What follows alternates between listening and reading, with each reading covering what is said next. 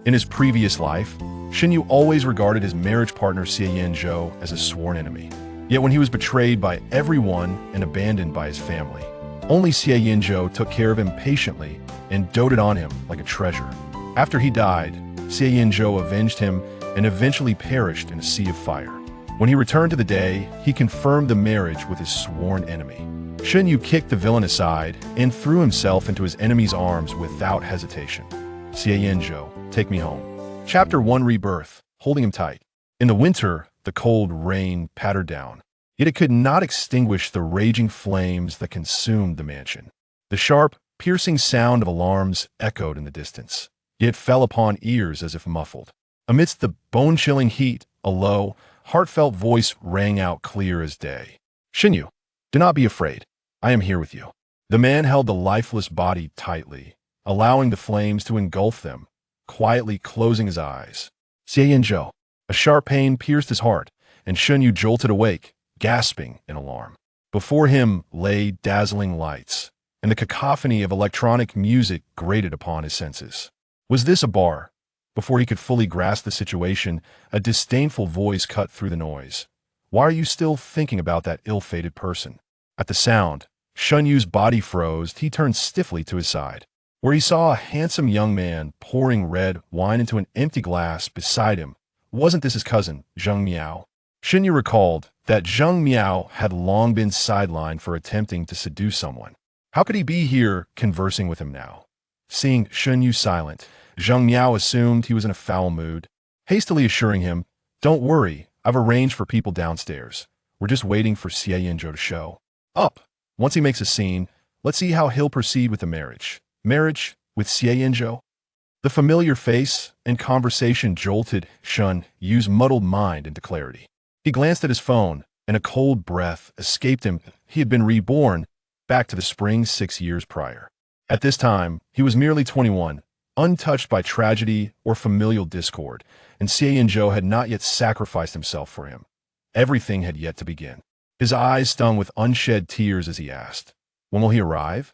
Zheng Miao, oblivious to his unease, checked his phone and replied, "Soon, soon. Come on, drink up." With that, he eagerly handed Shen Yu a glass of red wine. Snapping back to reality, Shen Yu took the glass and suddenly smiled. He had not forgotten this very drink. Recently, his family had arranged for him to marry Xie Yanzhou. They had always been fierce rivals, and Shen Yu had vehemently refused. Upon hearing this, his cousin Zheng Miao had confidently declared that Xie Yanzhou was merely trying to provoke him. In reality, he was entangled with a third-rate celebrity. As long as they captured the scandalous moment on camera, the marriage would be called off. At the time, Shen Yu, youthful and brimming with vigor, had gathered a group to catch them in the act. However, Zheng Miao had secretly spiked the drink. Once consumed, the celebrity hiding in the restroom would emerge disheveled, ready for stage photographs. Zheng Miao would then brandish the photos to leverage the situation with Xie Yanzhou, ensuring his own family's union with the Xie family remained intact. In his previous life, just as Xie Yanzhou entered, the celebrity had been about to touch his face. Xie Yanzhou had kicked the celebrity away, firmly grasped his wrist, and coldly demanded, "Is this how desperately you wish to avoid marrying me?" At that moment, Shen Yu had been on the verge of fainting, yet he stubbornly retorted before his rival, "What do you think?"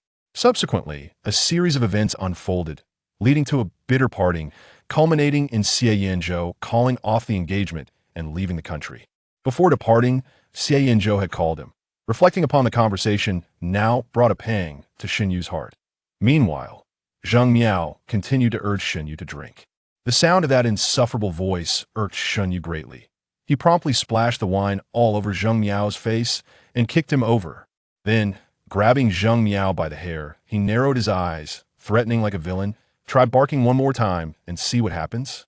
Caught off guard and bewildered, Zheng Miao widened his eyes in horror, unable to comprehend how the person who had just been conversing amicably had transformed. Shen Yu had no intention of explaining.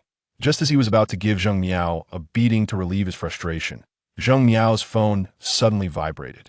A message from the bartender downstairs read, "That person has arrived." Shen Yu's movements faltered. In an instant, his heart began to race uncontrollably, and his eyes brimmed with unshed tears. Xie Yanzhou was coming. they would finally meet again. Shen Yu knocked Zheng Miao unconscious and went to the restroom to drag out the hiding celebrity. Then, he stood before the mirror, loosening his tie to reveal his delicate, pale collarbone that a few minutes later, the door swung open. A tall and elegant young man entered the room, flanked by bodyguards and several waitstaff, surveying the disheveled scene with a furrowed brow. He instinctively searched for a familiar figure. The next moment, he was suddenly collided into by a force that a familiar voice, tinged with grievance, echoed, "Xie Yanzhou, they bullied me." Xie Yanzhou looked down to find Shen Yu clinging to him unusually, glancing at the two unconscious figures on the floor, utterly perplexed by Shen Yu's antics. Not only Xie Yanzhou, but the bodyguards accompanying him were equally taken aback. They exchanged bewildered glances at the sight of Shen Yu clinging tightly to Xie Yanzhou's waist, as if they had witnessed a ghost. It was well known in their circles that Shen Yu and Xie Yanzhou were sworn enemies who would always clash upon meeting. Whenever they encountered each other, Xie Yanzhou would walk to the left, and Shen Yu would invariably choose the right, sneering contemptuously at those on the left. At auctions, whatever Shen Yu desired, Xie Yanzhou would snatch away, driving the price up until Shen Yu's face turned dark, only to send the item to the Shun family afterward, earning a fool in return. Once, Shen Yu had mentioned a pretty girl in their department, and the very next day, she had accepted funding from the Xie family to study abroad. Such events had occurred countless times over the years of their acquaintance. Yet, recently, these two had been arranged into a marriage due to family cooperation. Tonight, the bodyguards had accompanied Xie Yanzhou to select a suit when Xie Yanzhou unexpectedly received a call from Shen Yu, requesting a discussion at the bar. The bodyguards had immediately considered intervening. Wasn't this clearly a trap?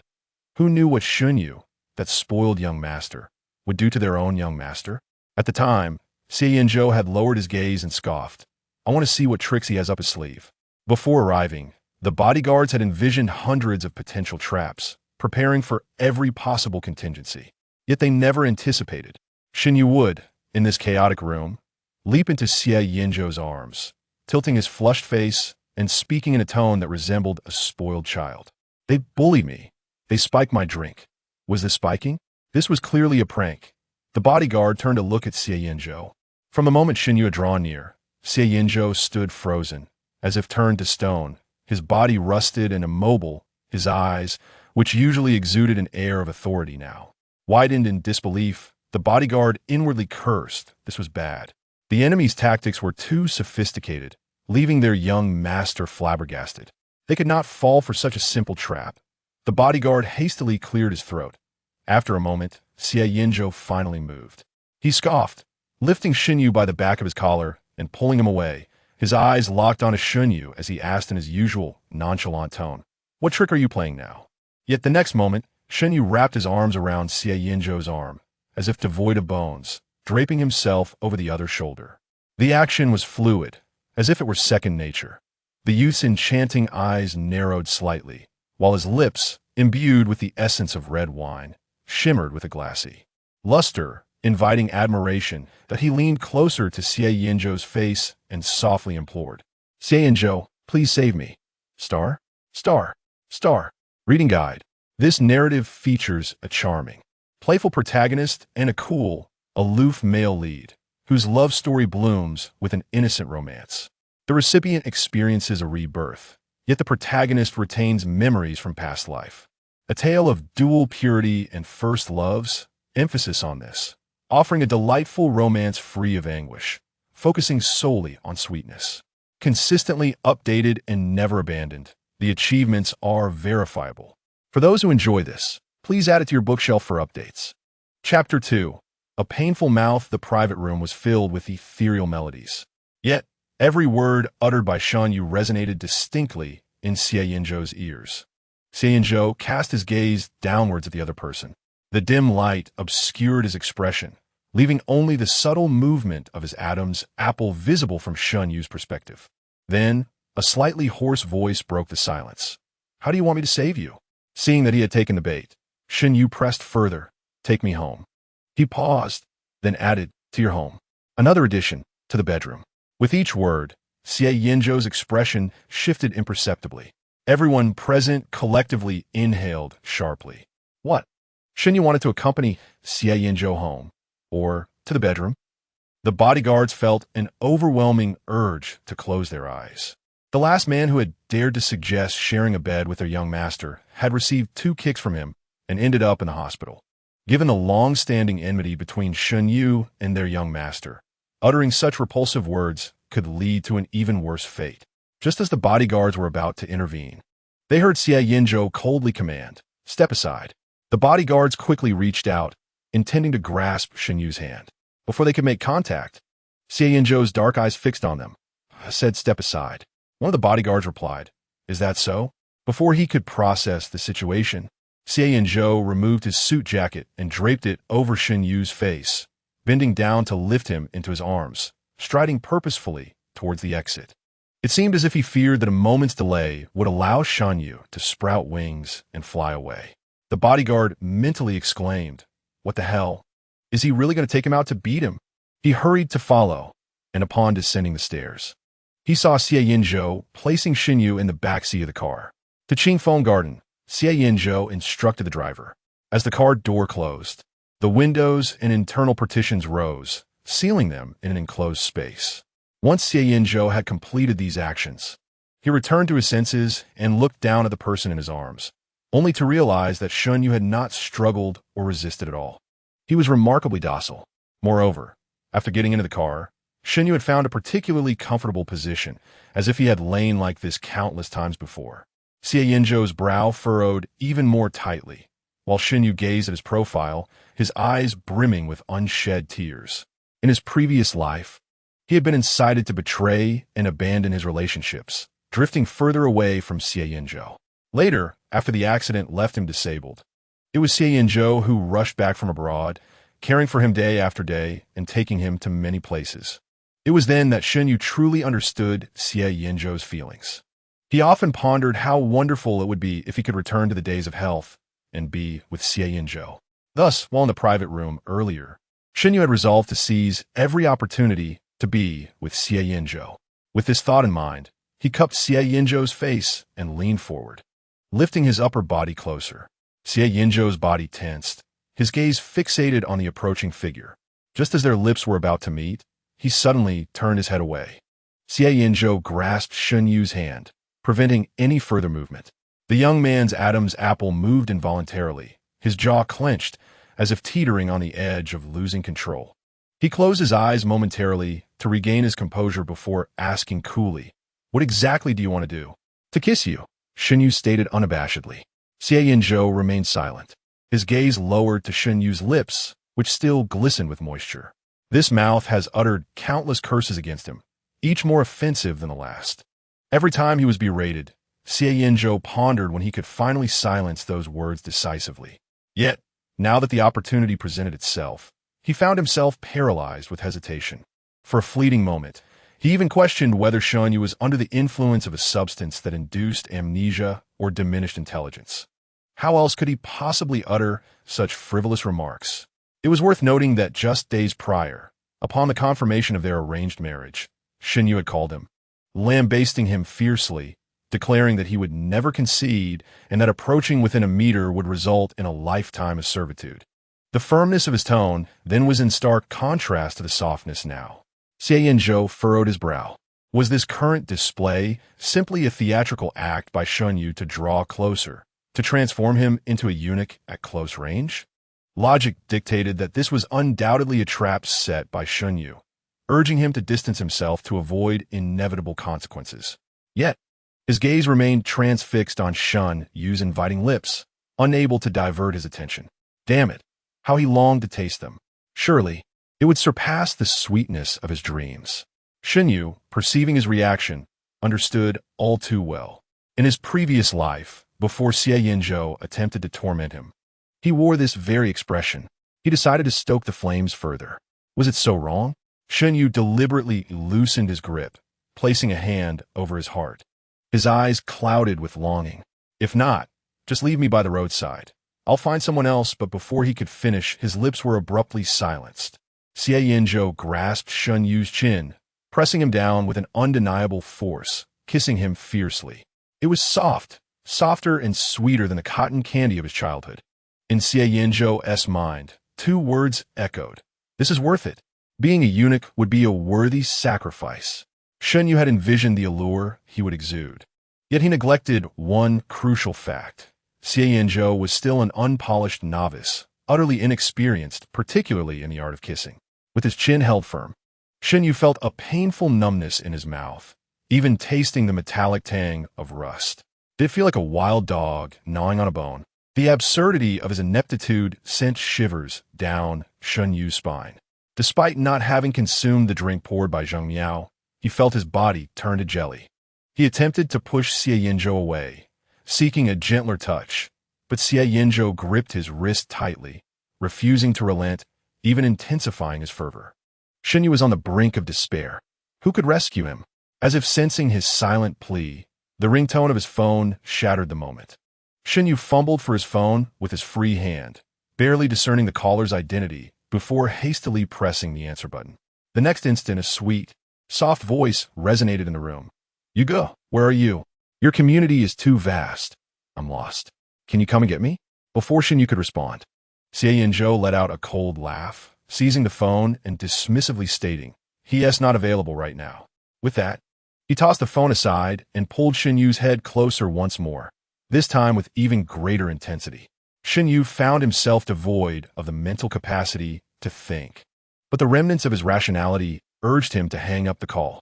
As he reached for the phone, Xie Yanzhou grasped his hand with an iron grip, refusing to let go. Xie Yanzhou gritted his teeth in anger. "What? Do you wish to pursue someone else?" Chapter 3. Would you hold me? Shen Yu lifted his eyelids to glance at the other party.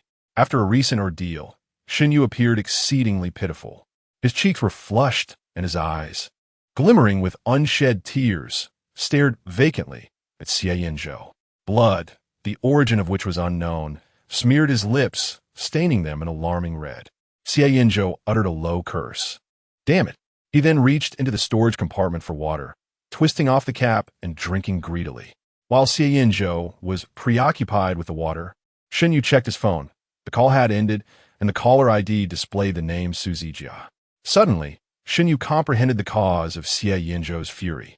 A few days prior, upon learning of the arranged marriage, Su Zijia had called and berated Xie Yanzhou, even resorting to threats. Xie Yanzhou had remained silent for a long time before coldly inquiring, "What is it that you like?" This question seemed to stem from genuine curiosity. However, Shen Yu misinterpreted Xie Yanzhou's tone as sarcastic and proceeded to describe an ideal partner entirely contrary to the current Xie Yanzhou, someone obedient, clingy, capable in both the kitchen and the parlor, who would call him brother and act coy. Xie Yanzhou had merely chuckled coldly in response. "I am afraid I cannot be that person, so you shall have to bear with it." In truth, after their romance blossomed, Xie Yanzhou managed to embody many of those traits, albeit his culinary skills remained mediocre. He would call Shen Yu brother, act endearingly, and be exceedingly compliant. Nevertheless, among their acquaintances, one individual fit the description remarkably well: Su Zijia. He was the boyfriend of one of their classmates, speaking in an overly sweet manner. In their previous life, Su Zijia often feigned a delicate persona before them. It was only after a tragic incident that Shen Yu discovered Su Zijia's treachery in sabotaging his union with Xie Yanzhou. He was the mastermind behind it all. As these thoughts crossed Shen Yu's mind, a wave of disgust surged within him. At that moment, his phone vibrated again, another call from Su Zijia. Xie Yanzhou shot a glance at Shen Yu, intently observing his movements, while subtly raising his arm, prepared to restrain Shen Yu once more and continue their previous interaction. Unexpectedly, Shen Yu hung up and blocked Su Zijia in one swift motion. Xie Yanzhou was momentarily taken aback, then quickly averted his gaze, feigning indifference. Shen Yu tossed his phone aside and poked Xie Yanzhou's cheek. "What are you doing?" Xie Yanzhou did not turn back, his tone harsher than during any argument they had ever had, indicating his considerable anger. Yet, having spent 2 years in a relationship with Xie Yanzhou, Shen Yu knew how to appease him. He wrapped his arms around Xie Yanzhou's neck, articulating his name slowly. "Xie Yanzhou, is there something you need?" Xie Yanzhou still refused to meet Shen Yu's gaze, a cold smirk playing at the corner of his lips. Shen Yu remarked, "It seems that the 21-year-old Xie Yanzhou is far more difficult to soothe than the 27-year-old version." With that, Shen Yu leaned in closer, pecking at Xie Yanzhou's lips like a little woodpecker. After a few gentle pecks, Xie Yanzhou's brow unfurrowed, and the corners of his mouth lifted slightly before he forced them back down, his eyes fixed intently on Shen Yu, seemingly gauging his intentions. I have no intention of finding anyone else. I am only seeking you. Shen Yu gazed into his eyes earnestly and said, Su Zijia called me because he went to the club dinner tonight with his boyfriend. Outside the car, the neon lights flickered, as if the youth's eyes were adorned with stars. To validate her statement, Shen Yu handed her phone to Xie Yanzhou, resting her face against his neck, feeling as pliable as a feather. If you don't believe me, take a look at the chat history yourself. Xie Yanzhou took the phone, but just as he was about to open it, Shen Yu suddenly grasped his wrist. A thought struck her. The conversation she had with Zheng Miao about how to catch Xie Yanzhou cheating was still on her phone. Xie Yanzhou had been ignoring her out of anger for days. How infuriating. After knocking out Zheng Miao, all she could think about was how to entice Xie Yanzhou, forgetting to delete the incriminating evidence. Noticing Shen Yu's hesitation, Xie Yanzhou raised an eyebrow. What's wrong? Feeling guilty? His gaze was casual, yet Shen Yu was aware he was scrutinizing her response. Taking a deep breath, she declared, No, I intend to prove it through action. Before she could finish her sentence, she cupped his face and leaned in closer. The soft sensation brushed against his lips, causing Xie Yanzhou's eyes to widen slightly, his body stiffening.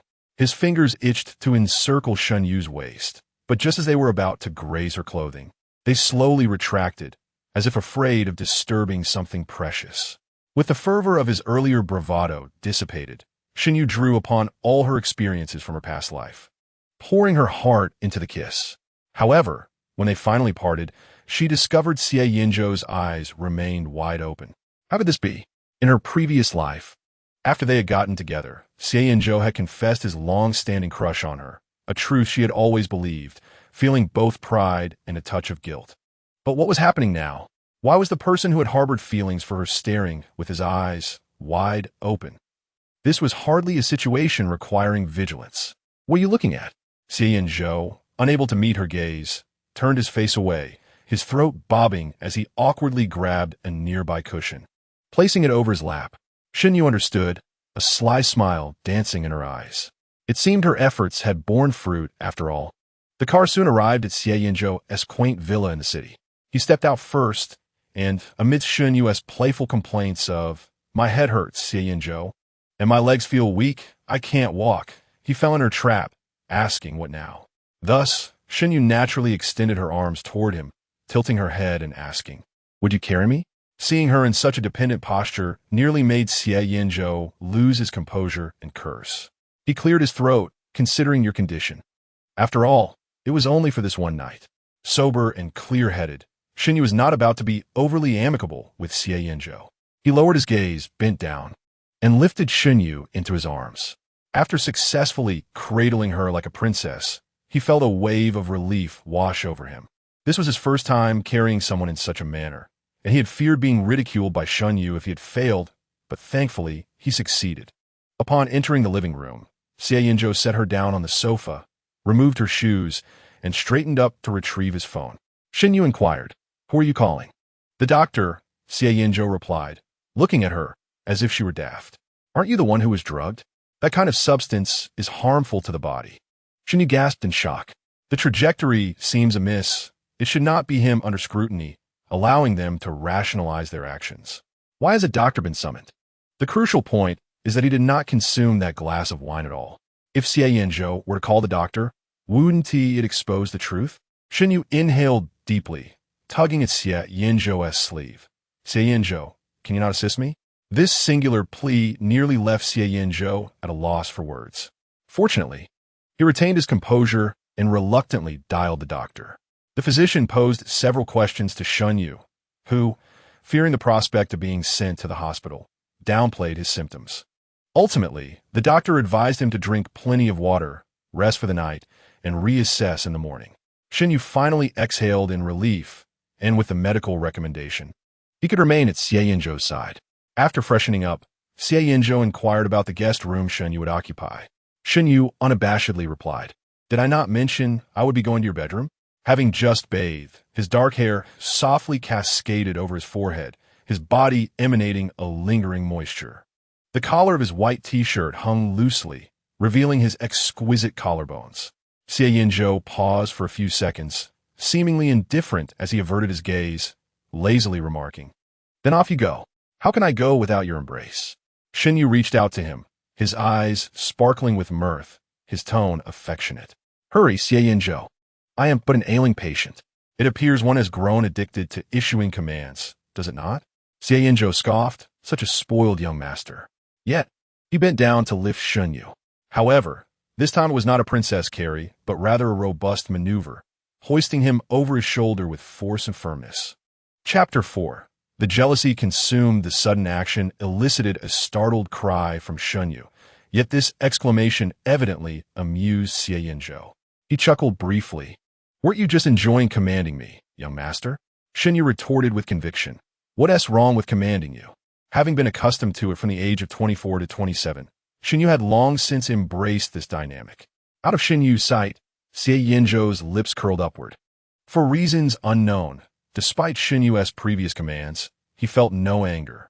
It was as if a playful kitten, gazing up with affection, evoked an irresistible desire to tease. Upon reaching the bedroom upstairs, Xie Yanzhou leaned down to place Shen Yu on the bed, stating, "The bed is yours. Are you satisfied?" "Not quite satisfied," Shen Yu replied, observing Xie Yanzhou's inclination to depart. In a moment of urgency, he grasped Xie Yanzhou's wrist. "What more do you desire?" Xie Yanzhou raised an eyebrow, quipping, "Shall I fetch a few obedient companions who are clingy and playful to keep you company?" Shen Yu protested, "No. Why do you still hold a grudge?" The jealousy was palpable. Shen Yu stifled a laugh, mustering a pitiful expression. "Xie Yanzhou, stay with me." Xie Yanzhou hesitated momentarily. Shen Yu then tugged him down. "Sleep beside me." For reasons unknown, the once vigorous Xie Yanzhou seemed devoid of strength, collapsing onto the bed with Shen Yu's pull. It was only when Shen Yu drew near that Xie Yanzhou appeared to regain his senses, his body stiffening as he awkwardly protested, "How can one sleep like this?" Shen Yu turned off the light, burrowing into Xie Yanzhou's embrace, wrapping his arms tightly around his waist. "This is how we shall sleep." Darkness enveloped them. With eyes closed, Shen Yu heard the thunderous beating of his heart, deafening in its intensity. Yet, whether it belonged to Xie Yanzhou or himself remained a mystery. That night, Shen Yu slept soundly. Upon awakening the next day, it was already past 9. Groggily, he opened his eyes, only to find Xie Yanzhou's presence absent. He slowly sat up, slipped into Xie Yanzhou's slippers, and called out as he descended the stairs, "Xie Yanzhou, stop haunting me and come eat." Xie Yanzhou was placing take-out porridge on the coffee table. Unsure of what the young master preferred, he had bought a variety.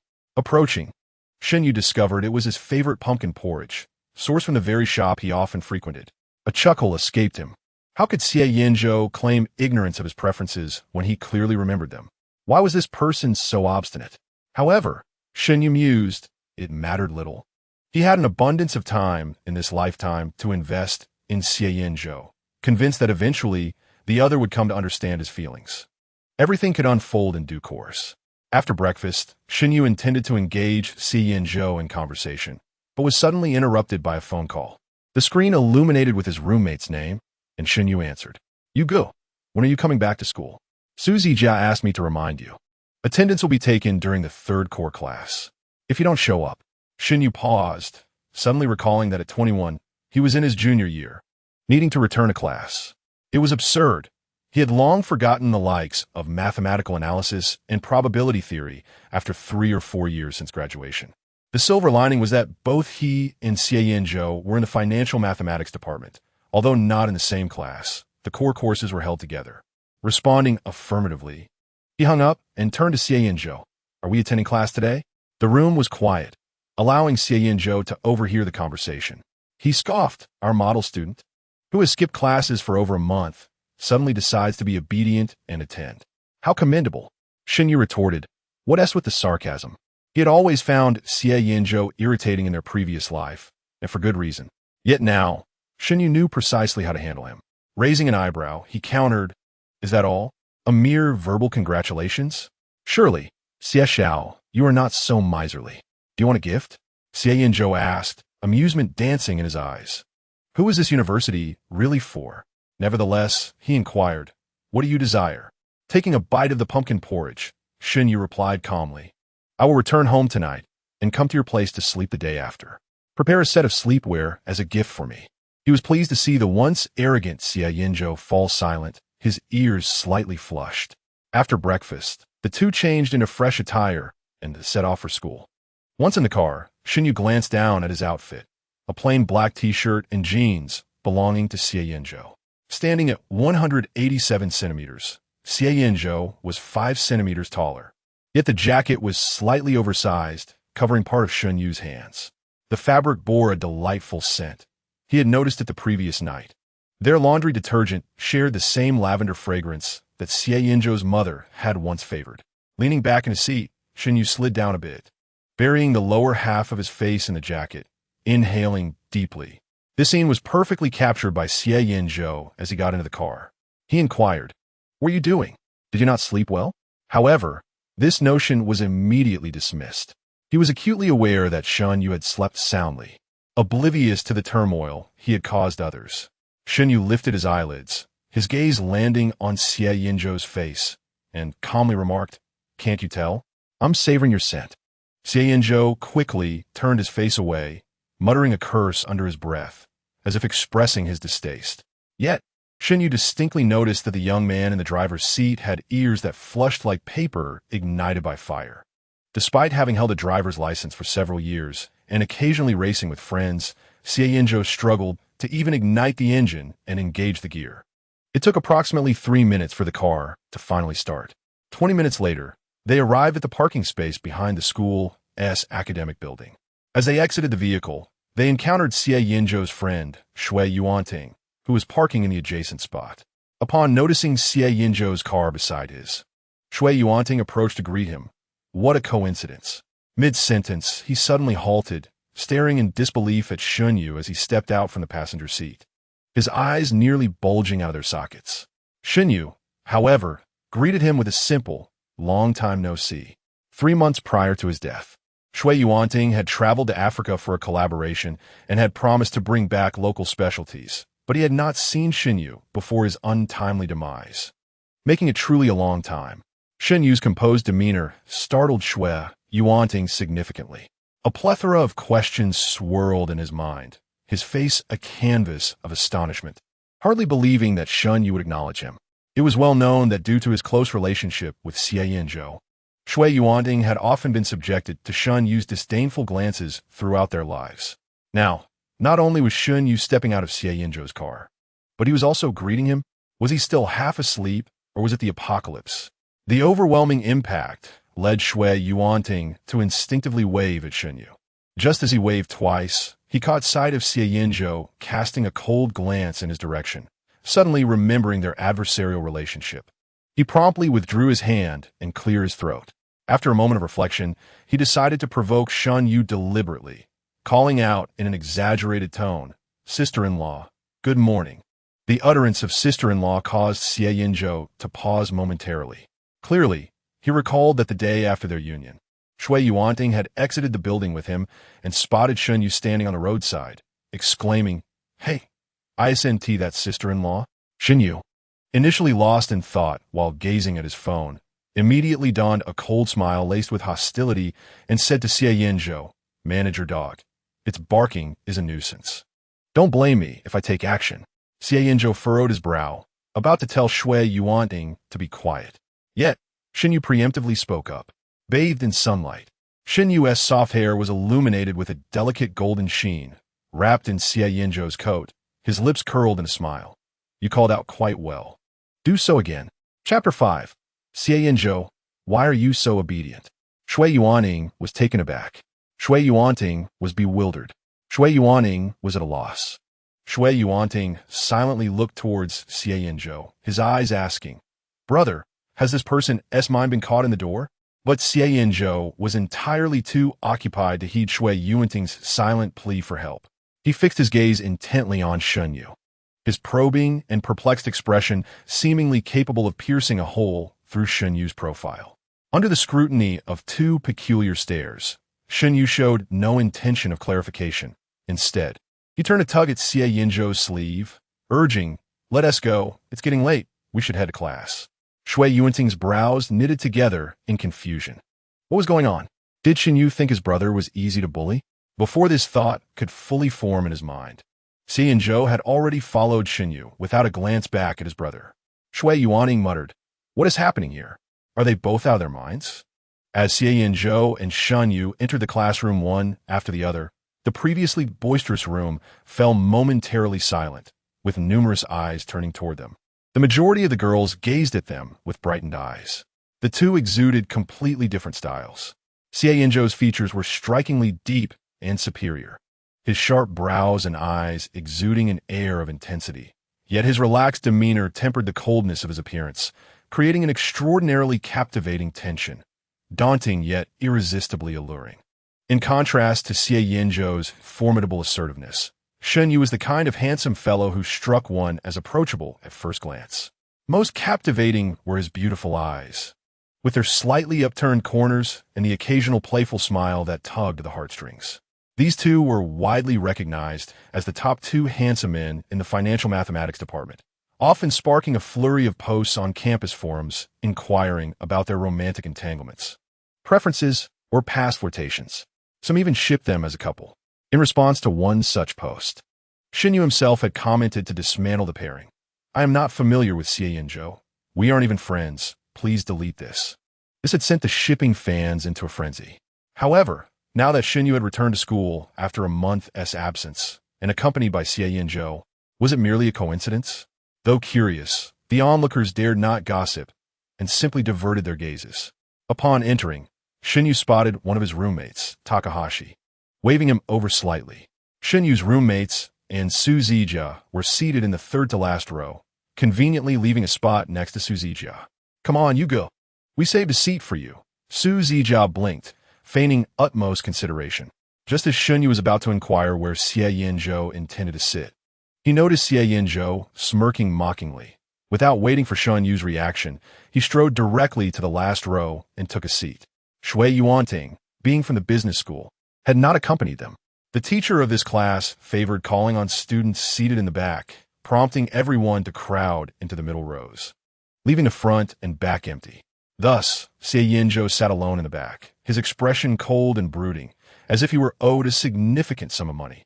Shen Yu thought to himself, at times, Xie Yanzhou is adorably immature, ignoring the astonished gazes of his roommates and others. He made his way to the last row and playfully kicked Xie Yanzhou's foot, saying, "Move over a bit." As Shen Yu approached, Xie Yanzhou's fingers stiffened slightly. When he truly stood before her, her gaze involuntarily flickered with surprise, quickly retracting her outstretched leg and sitting up straight, resembling a well-behaved child. Shen Yu couldn't help but compliment, so obedient. Xie Yanzhou let out a humph, turning his face away, yet his mood visibly improved. At this moment, not only Shen Yu's roommates, but also others were astonished. They were already in their third year, and for the past 2.5 years. The two had been at odds. They rarely spoke, and when they did, it was often to bicker. Regarding their seating arrangements in class, it was even more pronounced. Never sitting together, they often positioned themselves diagonally apart. If Xie Yanzhou sat at the back right, Shen Yu would undoubtedly occupy the front left, and vice versa. Was this a thawing of past grievances? Shen Yu's 3 roommates were equally puzzled. What were these two up to? Had they reconciled? No way. Just last week when Yu returned to the dorm, they had asked if he was going to see the music club's performance, to which he replied he wouldn't because it smelled like a dog. When asked who the dog was, he said it was Xie Yanzhou. Indeed, at that time, he had been questioned about why he still found Xie Yanzhou bothersome, especially since they were nearing graduation, and he simply stated that he was naturally irked by Xie Yanzhou. What was going on? Gao Xiao's phone buzzed, and upon glancing at it, he said, "Yu just messaged me, saying he will sit with Xie Yanzhou from now on." His expression then shifted to one of discomfort. Su Zijia pressed, "What else?" Gao Xiao awkwardly replied, "He said for you to stay far away. Seeing you bothers him." Su Zijia froze in disbelief. Seizing Gao Xiao's phone, he checked the message and found Shen Yu's words to be exactly as reported. The color drained from Su Zijia's face, and his eyes reddened as he plaintively asked, What did I do wrong? Why does he dislike me so much? I don't understand. Although Su Zijia had a boyfriend, he often clung to other male classmates, which was rather inappropriate. Yet they were all classmates, making it awkward to address openly. Turning around, Su Zijia noticed Shen Yu tugging at Xie Yanzhou's sleeve, conversing with him. Xie Yanzhou raised an eyebrow, appearing somewhat impatient, yet his entire body was inclined towards Shen Yu, indicating a clear fondness for her. How had this come to be? Su Zijia was bewildered. Shen Yu should have been at odds with Xie Yanzhou, especially since he personally delivered medicine to Zheng Miao last night. Shen Yu had always been quite forgiving towards the Zheng family, so it seemed unlikely he would harbor doubts. Particularly since neither Zheng Miao nor Xie Yanzhou could be contacted last night, Su Zijia assumed the situation had escalated. Who would have thought that not only had they not severed their engagement, but their relationship had also grown closer? The way they exchanged glances conveyed an unassailable bond. What filled Su Zijia with greater dread was the realization that Shen Yu was wearing an outfit he believed he had seen Xie Yanzhou in before. Gritting his teeth, Su Zijia sent a message to Zheng Miao. Having been away from university life for several years, Shen Yu felt a twinge of anxiety. When they arrived at the bar yesterday, she had not overthought things, simply intending to catch a glimpse of infidelity before returning to dine with her classmates and then head home. Thus, she had not brought any books with her. Now, she had no choice but to rely on Xie Yanzhou's books. Xie Yanzhou, too, required no texts, as he directly handed his own over to Shen Yu. Shen Yu opened the book and, as anticipated, found it completely blank, devoid of any notes, an entirely new tome. This sight stirred memories of his early university days, particularly a moment when he had observed Xie Yanzhou scribbling something in his book. Shen Yu was puzzled, for to his knowledge, Xie Yanzhou never took notes during lectures. Was it some sort of secret? Seizing a moment of solitude, the young master, Shen, approached for a closer look, only to discover a cartoon rabbit's head drawn in pale blue ink. Shen Yu was momentarily rendered speechless. He pondered the childishness of Xie Yanzhou's mind. However, reflecting upon it in light of his past life, a knowing smile graced Shen Yu's lips. For in the course of their ensuing romance, he realized that Xie Yanzhou consistently used rabbits as a metaphor for himself, even adorning his chat notes with a rabbit emoji. The academically gifted Xie Yanzhou may not have taken notes, but he would draw the likeness of the one he cherished in the margins of his textbooks. Flipping through this particular book, Shen Yu indeed found a cartoon rabbit on the 7th page. He pointed at the drawing and queried Xie Yanzhou, "Hey, what is this?" Xie Yanzhou followed Shen Yu's gaze, his muscles tensing instantly. Clearing his throat, he replied with newfound confidence, "A rabbit. Haven't you seen one before?" "I have," Shen Yu chuckled. "And you drew it quite adorably." "Indeed," thought Xie Yanzhou, realizing this was the second time Shen Yu had complimented him in such a gentle tone, the first being nearly a decade prior. Chapter 6. Remember to think of me after class. Shen Yu settled into a quietude.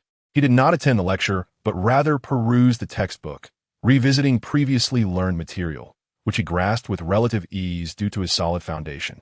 As Shen Yu immersed himself in his studies, Xie Yanzhou observed him in silence, scrutinizing his expressions. Since the previous night, Xie Yanzhou had sensed something amiss with Shen Yu. To recount last night, when he received Shen Yu's call inviting him to the bar, Xie Yanzhou surmised that Shen Yu might be intent on mischief. Nevertheless, he went, curious to uncover Shen Yu's intentions. However, the subsequent events surpassed Xie Yanzhou's expectations. Contrary to his usual sarcastic demeanor, Shen Yu spoke to him in an unprecedentedly tender tone, claiming that Zheng Miao had bullied him. Yet, it was evident to all that Zheng Miao had been rendered unconscious. Unavoidably, the one who had struck him was the seemingly aggrieved Shen Yu. After bringing Shen Yu home, Xie Yanzhou anticipated that Shen Yu would, as before, create a ruckus in his house to provoke him. However, Shen Yu was unexpectedly docile, cuddling against him on the bed. Xie Yanzhou remained awake throughout the night, speculating that once Shen Yu sobered up, he would revert to their usual banter. Yet, not only did Shen Yu accompany him to school, but he also allowed Shui Yuanting to call him sister-in-law and even praised the cuteness of his rabbit drawing. Xie Yanzhou was bewildered by Shen Yu's inexplicable behavior. Nonetheless, he found his current state rather agreeable. In a moment when Shen Yu was unaware, Xie Yanzhou couldn't help but curl the corners of his lips upward. The compulsory classes in the morning stretched over 2 consecutive periods, and by the time the bell rang, it was already noon, marking lunchtime. Observing him seated beside Xie Yanzhou, a few of his roommates assumed he wouldn't be joining them and sent him a message to indicate they were leaving. Shen Yu, disinclined to jostle in the cafeteria, inquired if Xie Yanzhou was interested in dining at a certain restaurant. Xie Yanzhou nodded in agreement. Upon their arrival at the restaurant, Shen Yu received a phone call from his father, Shen Qian. On the other end, the middle-aged man spoke sternly. I heard from your cousin that you didn't return home last night, and even went to a bar to drown your sorrows. How old are you, Shen Yu? Shen Yu remained silent. Shen Qian continued, exasperated. Your mother and I were also a marriage of convenience, yet she still bore you. Moreover, you don't even need to bear children, and Xie Yanzhou was chosen for you by your grandfather. Even if he isn't charming, his character can't be that poor. Do you think your grandfather would wish you ill? Hearing this long-lost paternal reprimand, Shen Yu felt a sudden sting in his nose. Shen Yu's mother and Shen Qian had maintained a respectful distance for over a decade, a union of mutual regard. When he was 10, his mother passed away unexpectedly, and Shen Qian, engrossed in company affairs, left Shen Yu in the care of his grandfather, seldom returning home to engage with him, only inquiring about his meals and finances. Shen Yu had always believed that Shen Qian was indifferent to him, and upon discovering Shen Qian's romantic involvement with a scandal-plagued actress, he felt even more resentful towards his father, arguing with him under the influence of the Zheng family. However, during a car accident in his previous life, Shen Qian instinctively shielded him, ensuring his survival. It was only after Shen Qian spent several months in the intensive care unit that Shen Yu realized he missed his father's nagging. He thought that, in this lifetime, he would never find Shen Qian bothersome. Shen Yu, are you hearing me? Not receiving a response, Shen Qian raised his voice. Shen Yu snapped back to reality. I understand. Dad, you are right. I agree. Surprised by his usually rebellious son speaking in such a calm tone, Shen Qian's voice faltered. After a few seconds, he cleared his throat, his tone hesitant. Have you been bullied at school? Shen Yu retorted. Who would dare to bully me? Shen Qian replied. That's a valid point. The lack of communication and common interests plunged the father and son into silence. It was Shen Yu who broke the quiet. By the way, I'll be home for dinner tonight. After hanging up, Shen Qian stared at his phone screen, his brow furrowed.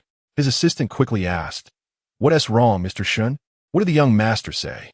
Supporting his head with one hand in silence for a moment, Shen Qian queried, Xiao Li, is that psychiatrist you met last time available recently? Please arrange an appointment. Assistant Li was taken aback. Is the young master unwell? No. I suspect I might be hearing things. Shen Qian sighed. My son actually called me Dad. After lunch, Shen Yu received a message from Zheng Miao. He glanced at the text, raising an eyebrow slightly. Zheng Miao had sent a flurry of messages filled with confusion and grievances, reflecting dissatisfaction in every line. Noticing that he had no classes in the afternoon, Shen Yu decided to address Zheng Miao's concerns. He sent a message suggesting they meet at home, then turned to the young man beside him. Xie Yanzhou had already taken the initiative to settle the bill and approached him, asking, What are you looking at? I'm admiring your good looks, Shen Yu replied, winking at his fiancée. Fiancé, strikingly handsome, Xie Yanzhou momentarily froze, nearly losing control of his composure as a smile threatened to soar to his lips. It was perplexing what had come over Shen Yu today, as this was the second time he had lavished compliments upon him.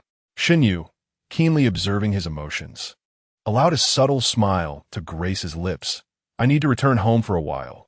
Would you be so kind as to drive me? Is there no chauffeur at your residence? Xie Yanzhou inquired, yet he began to walk towards the parking area. Shen Yu followed closely, his footsteps light and a smile illuminating his face. I shall not ride in your car without offering compensation. Xie Yanzhou scoffed. Do you take me for a ride-sharing driver? What I offer you is far from what a mere driver would receive. As they reached the parking lot, Xie Yanzhou settled into the driver's seat. Once Shen Yu had taken his place beside him, he finally turned to face him. What do you intend to? Before he could complete his thought, Shen Yu abruptly seized his collar, pulling him closer. In the next instant, his cheek was graced by a soft touch. Xie Yanzhou's eyes widened in astonishment. After a brief pause, Shen Yu released his grip and leaned in closer, whispering in his ear, "How does this compensation sound?" Xie Yanzhou's recollection of how he delivered Shen Yu home became somewhat hazy. By the time reason returned, his vehicle was already parked at Shen Yu's doorstep. Shen Yu exited the car as if nothing had transpired. The sound of the door closing elicited a twinge of irritation in Xie Yanzhou. Had he merely kissed the person and then left? Glaring at Shen Yu's retreating figure, he let out a cold snort, his heart feeling heavy and uncomfortable. Before he could delve deeper into his thoughts, Shen Yu suddenly turned around, sprinting back to the car. Approaching the front of the vehicle, he tapped gently on the glass. "Ah, he remembers to come back," Xie Yanzhou muttered under his breath as he rolled down the window. Shen Yu leaned in closer, resting his hands on the window ledge. Tilting his head to gaze at him, "Xie Yanzhou, what is it?" Xie Yanzhou averted his gaze. "I wanted to have a chat." Shen Yu chuckled. "You treated me to dinner today. Tomorrow, I shall return the favor." "Such politeness you exhibit," Xie Yanzhou remarked, a hint of approval in his tone. "When did I ever teach you such manners?" Upon hearing this, Shen Yu smiled mischievously, resembling a little cat that had strayed. "Guess." Xie Yanzhou raised an eyebrow, implying he would not hazard a guess. Shen Yu, undeterred, patted the top of his head. "I'm heading home now. Do remember to think of me." "Who would think of you, you heartless little creature? Even if you don't wish to, you should remember to buy me some pajamas." His tone was remarkably self-assured. Yet, Xie Yanzhou found nothing amiss in his statement, instinctively responding with an affirmative sound. With a wave, Shen Yu entered his home. After he turned away, Xie Yanzhou lifted his gaze, quietly observing his silhouette, as he had countless times before. Shen Yu's figure had provided Xie Yanzhou with the most vivid of images. Only after Shen Yu had disappeared inside did Xie Yanzhou start the car, driving back. His phone vibrated a few times.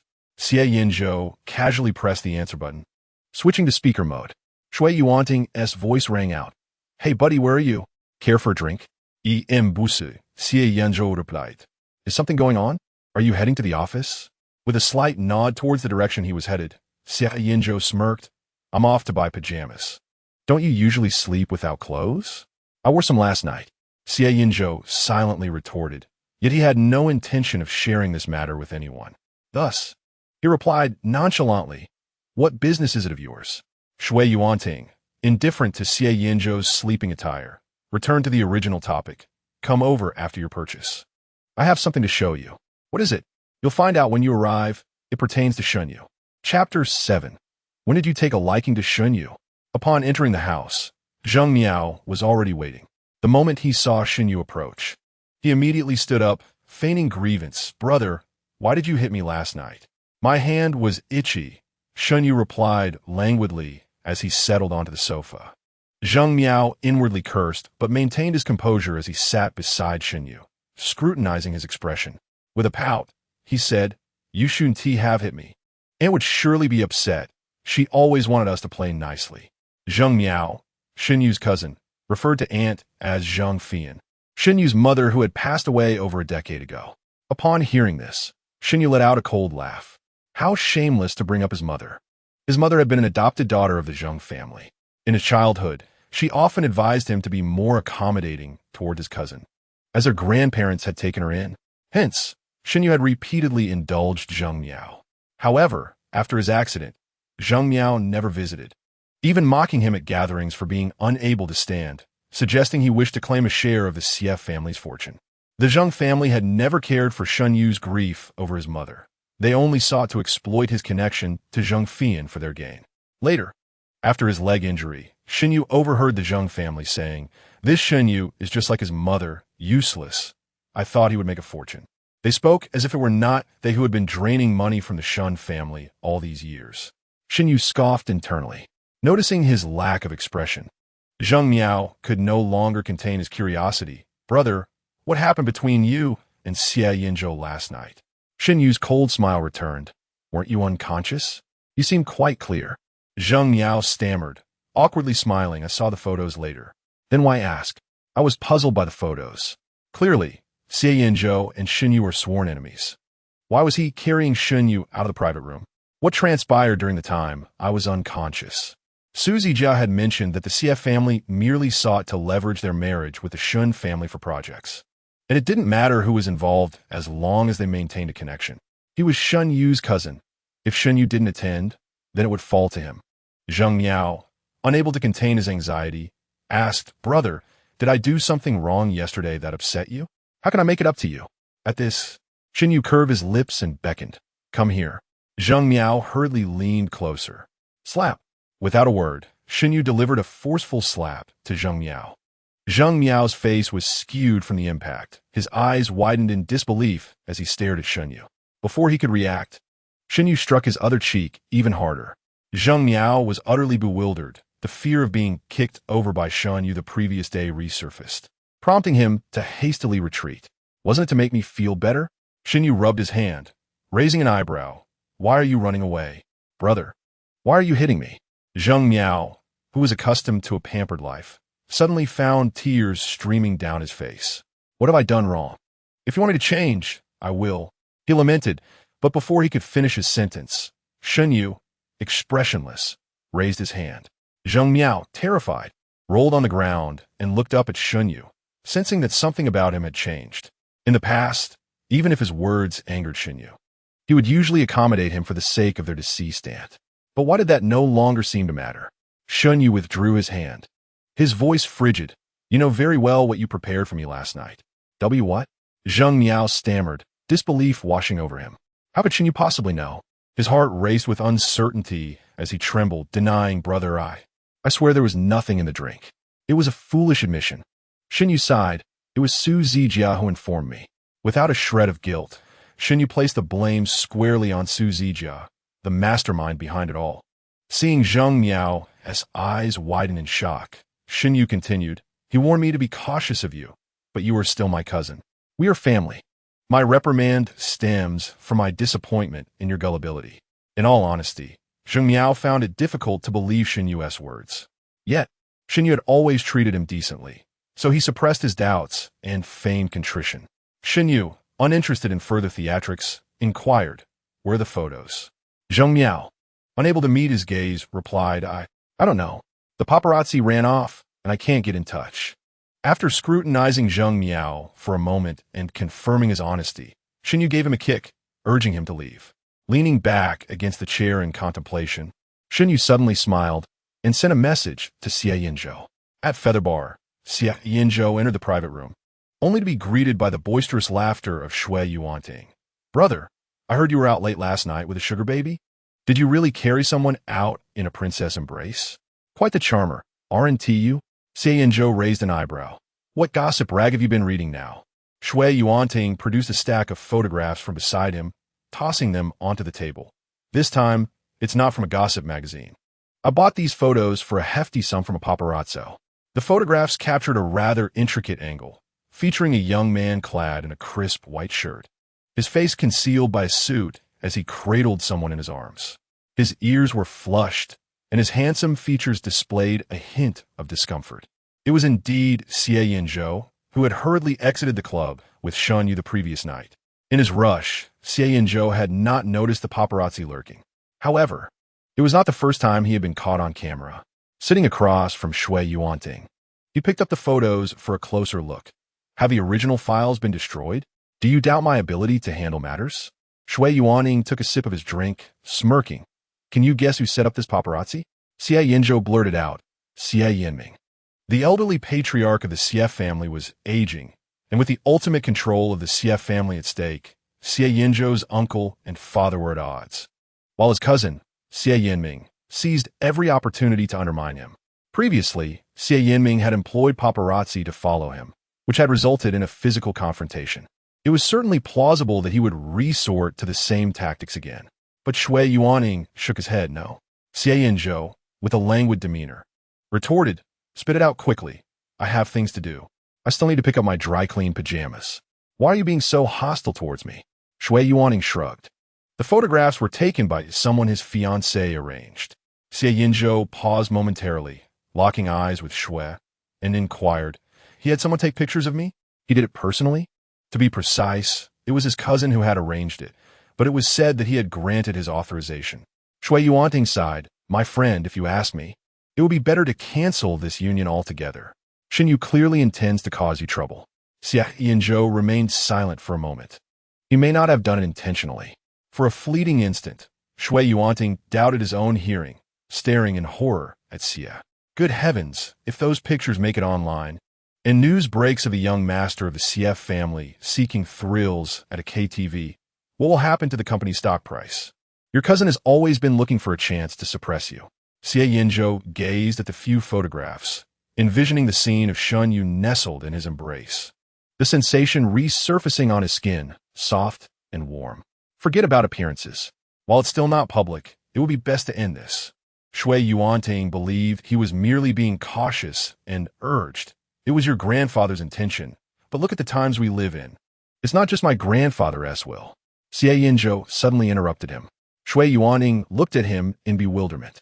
Under the vibrant and elusive light, the young man lowered his gaze to the crimson liquid in his glass, his tone calm. Marrying Shen Yu is my decision. It was he who wished to marry Shen Yu. Therefore, regardless of whether Shen Yu's feelings were genuine or ulterior, he had no choice but to accept. It took Xie Yanzhou nearly 5 minutes to fully comprehend Xie Yanzhou's words. He stared in disbelief. Are you saying you have feelings for Shen Yu? You like him?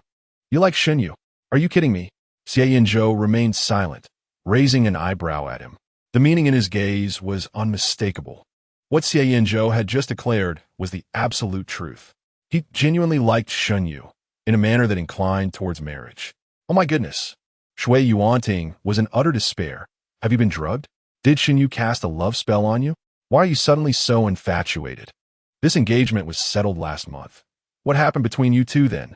Xie Yanzhou did not respond, only chuckled playfully. Xie Yanzhou suddenly sensed something amiss and pointed an accusatory finger at him, demanding, "You need to come clean. When did you develop feelings for Shen Yu?" Once a secret is revealed, it often becomes easier to bear.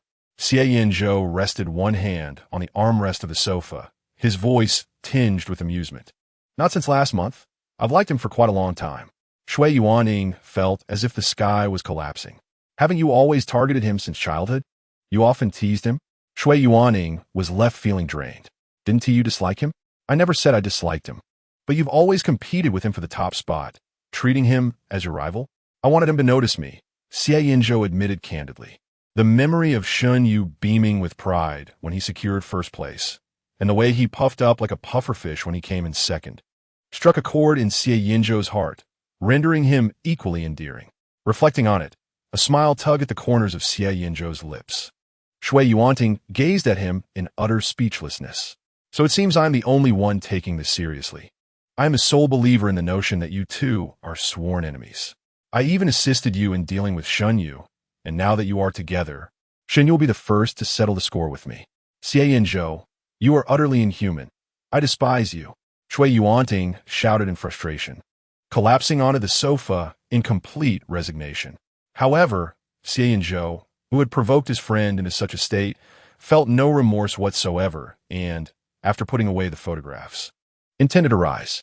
He still needed to purchase sleepwear for Shen Yu. Just as he reached the door, his phone chimed. Lowering his gaze, he saw a message from Shen Yu. Call me when you have time. I have something important to discuss. Chapter 8. What are we to each other? In that fleeting moment of reading Shen Yu's message, Xie Yanzhou's first thought was, has Shen Yu removed him from the blacklist? Although they had known each other for a long time, they had never exchanged contact information. Shen Yu had always regarded him as a sworn rival, harboring a dislike so profound that it seemed impossible she would wish to communicate with him.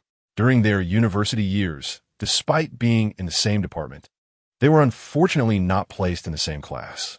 On one occasion, during an event, many had added Shen Yu, and amidst the chaos, Xie Yanzhou had also taken the opportunity to scan her QR code. That day, Shen Yu had posted a photo on her social media, taken by other classmates during the event.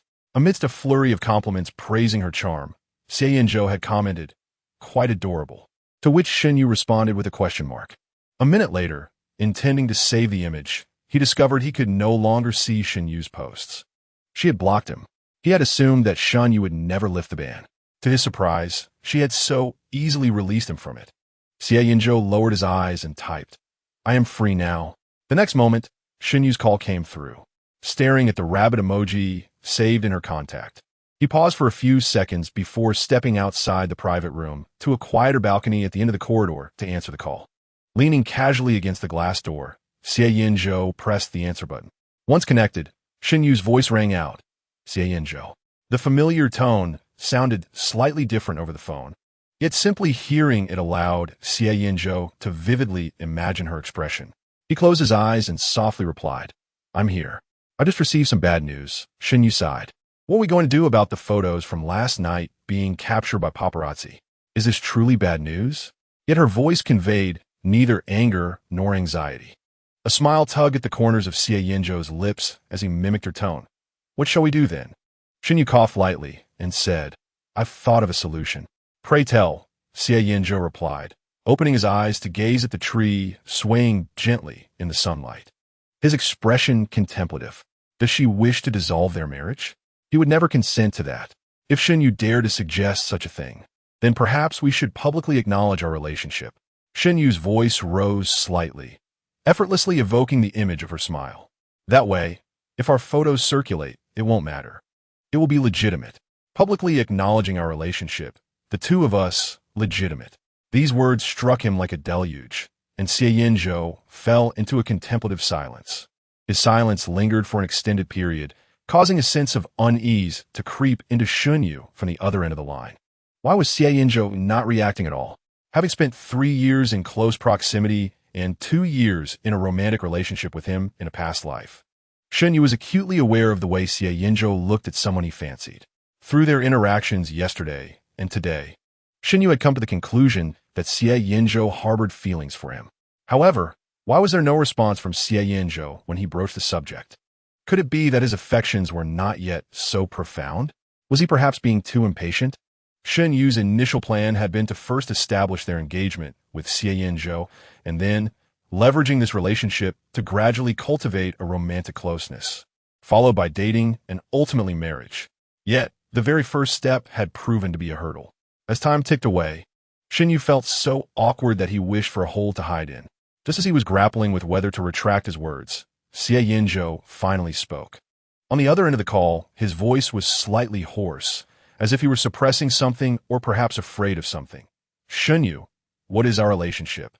It was akin to facing an unexpected question from a teacher, causing Shen Yu to sit up straight. He opened his mouth, several words dancing on his tongue, and ultimately settled on a rather formal response. We are engaged. He dared not express anything too intimate, fearing it might scare the other away. On the other end, Xie Yanzhou paused for a moment before saying, Remember what you said today. Ignoring the confusion on the other side, he continued in his usual nonchalant tone. I have something to attend to. I'll hang up now. After ending the call, Xie Yanzhou raised his gaze and scanned his surroundings before turning to head back. Upon turning, he noticed Xie Yanzhou standing outside the glass door of the balcony, staring at him with an expression of disbelief. Xie Yanzhou entered the room, raising an eyebrow. What is the matter? Me fine. But you seem to be brimming with matters, Xie Yanzhou replied, his face contorted in distaste. What is with that utterly nauseating smile?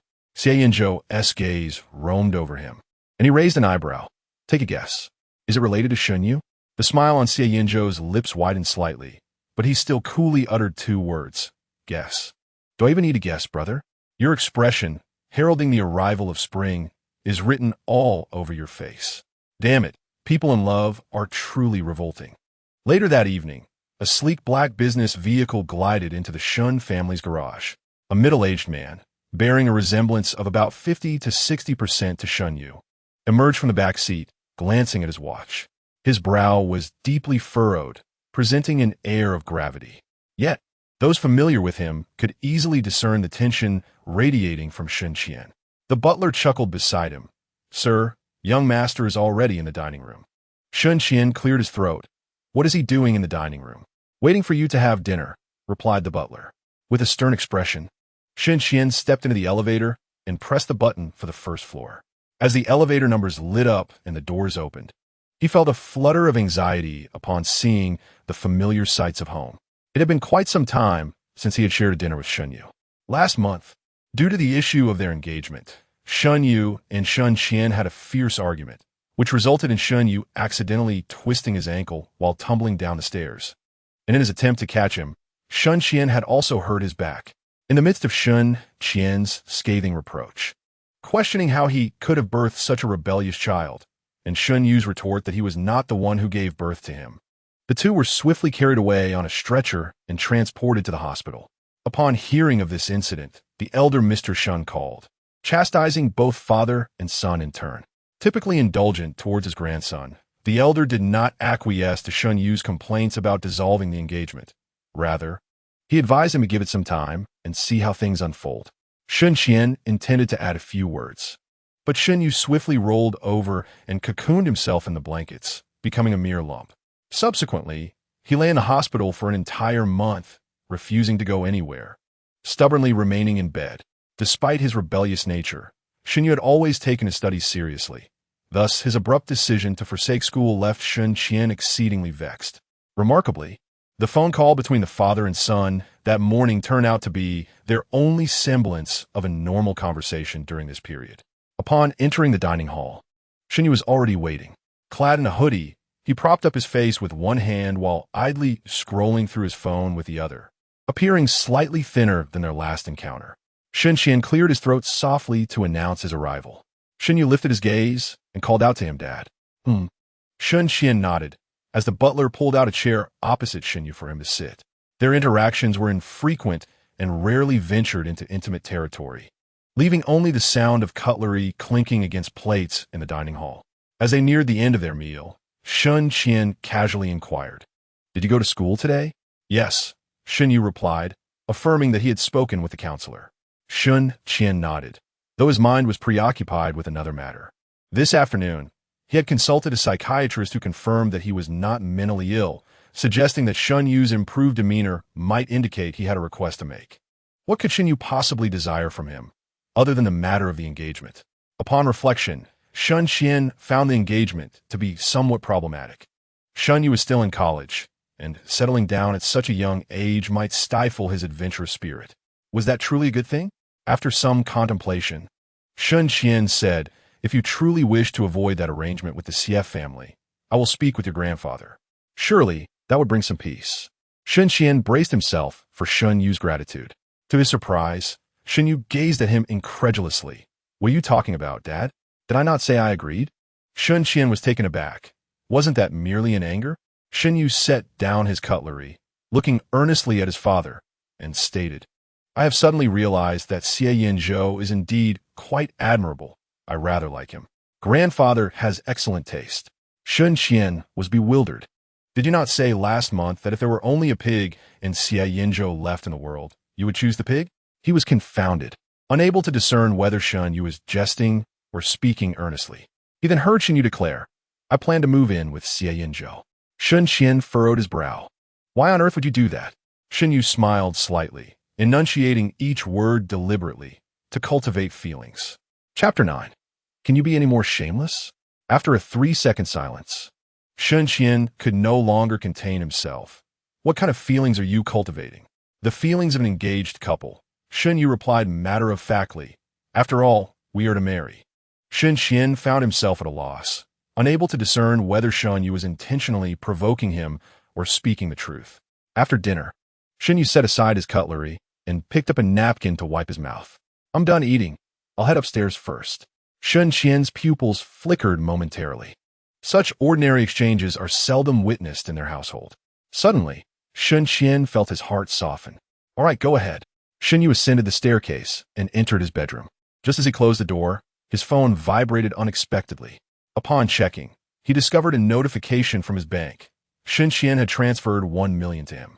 Shen Qian had also sent a text message. "If you're in debt outside, you need to tell me." Shen Yu chuckled inexplicably and replied, "I'm neither gambling nor in debt. Is it that you're unaccustomed to me not arguing with you? Should I come down and quarrel with you now?" Shen Qian replied, "I merely asked you a question. Look at you. Spend the money, and when it's gone, come ask me for more." Seeing the familiar tone of Shen Qian's messages, Shen Yu smiled, tossed his phone aside, and went to wash up. After a refreshing shower, Shen Yu emerged from the bathroom clad in a loose-fitting nightgown. He surveyed the room, his gaze landing on the inviting softness of his bed.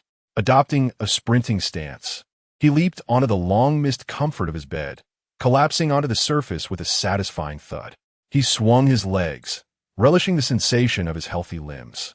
Rolling around under the covers for a few moments, Shen Yu reached for his phone and messaged Xie Yanzhou. Xie Yanzhou. A moment later, the typing indicator appeared, followed by a simple response. What? This fellow, pretending to be aloof.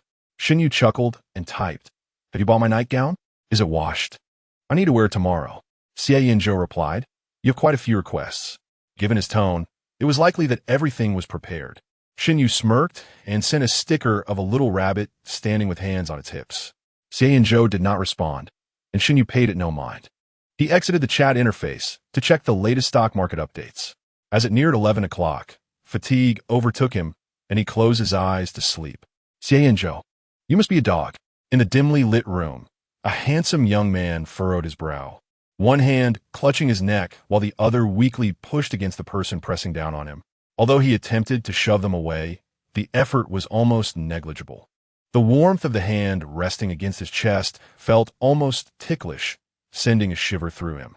Little ancestor, a Haven tea moved at all. Xie Yanzhou raised an eyebrow, his fingertip gliding gently along the curve of the other's cheek. You should express yourself now. Don't get angry with me later, all right? You mind your own business. Came the mildly irritated but soft response. If I don't mind you, then who will? Xie Yanzhou teased, guiding the other's hand to his waist, his voice whispering near their ear. First, let us address this, and then we'll take care of other matters. Can you be any more shameless? I can. Would you like to see? Xie Yanzhou chuckled lowly, effortlessly shifting roles. This is a paid service, but since you're a first-time guest, you can enjoy a complimentary experience. With his long fingers, he delicately began to unbutton the other's clothing. The skin, as fair and beautiful as jade, gradually came into view. Then, a soft voice flowed out, Xie Yanzhou. Xie Yanzhou opened his eyes to a blinding brightness. Daylight had arrived. Glancing at his watch, he noted it was 7:30. Leaning against the headboard, he reflected on the dream he just had, casting a glance downwards as he pinched the bridge of his nose.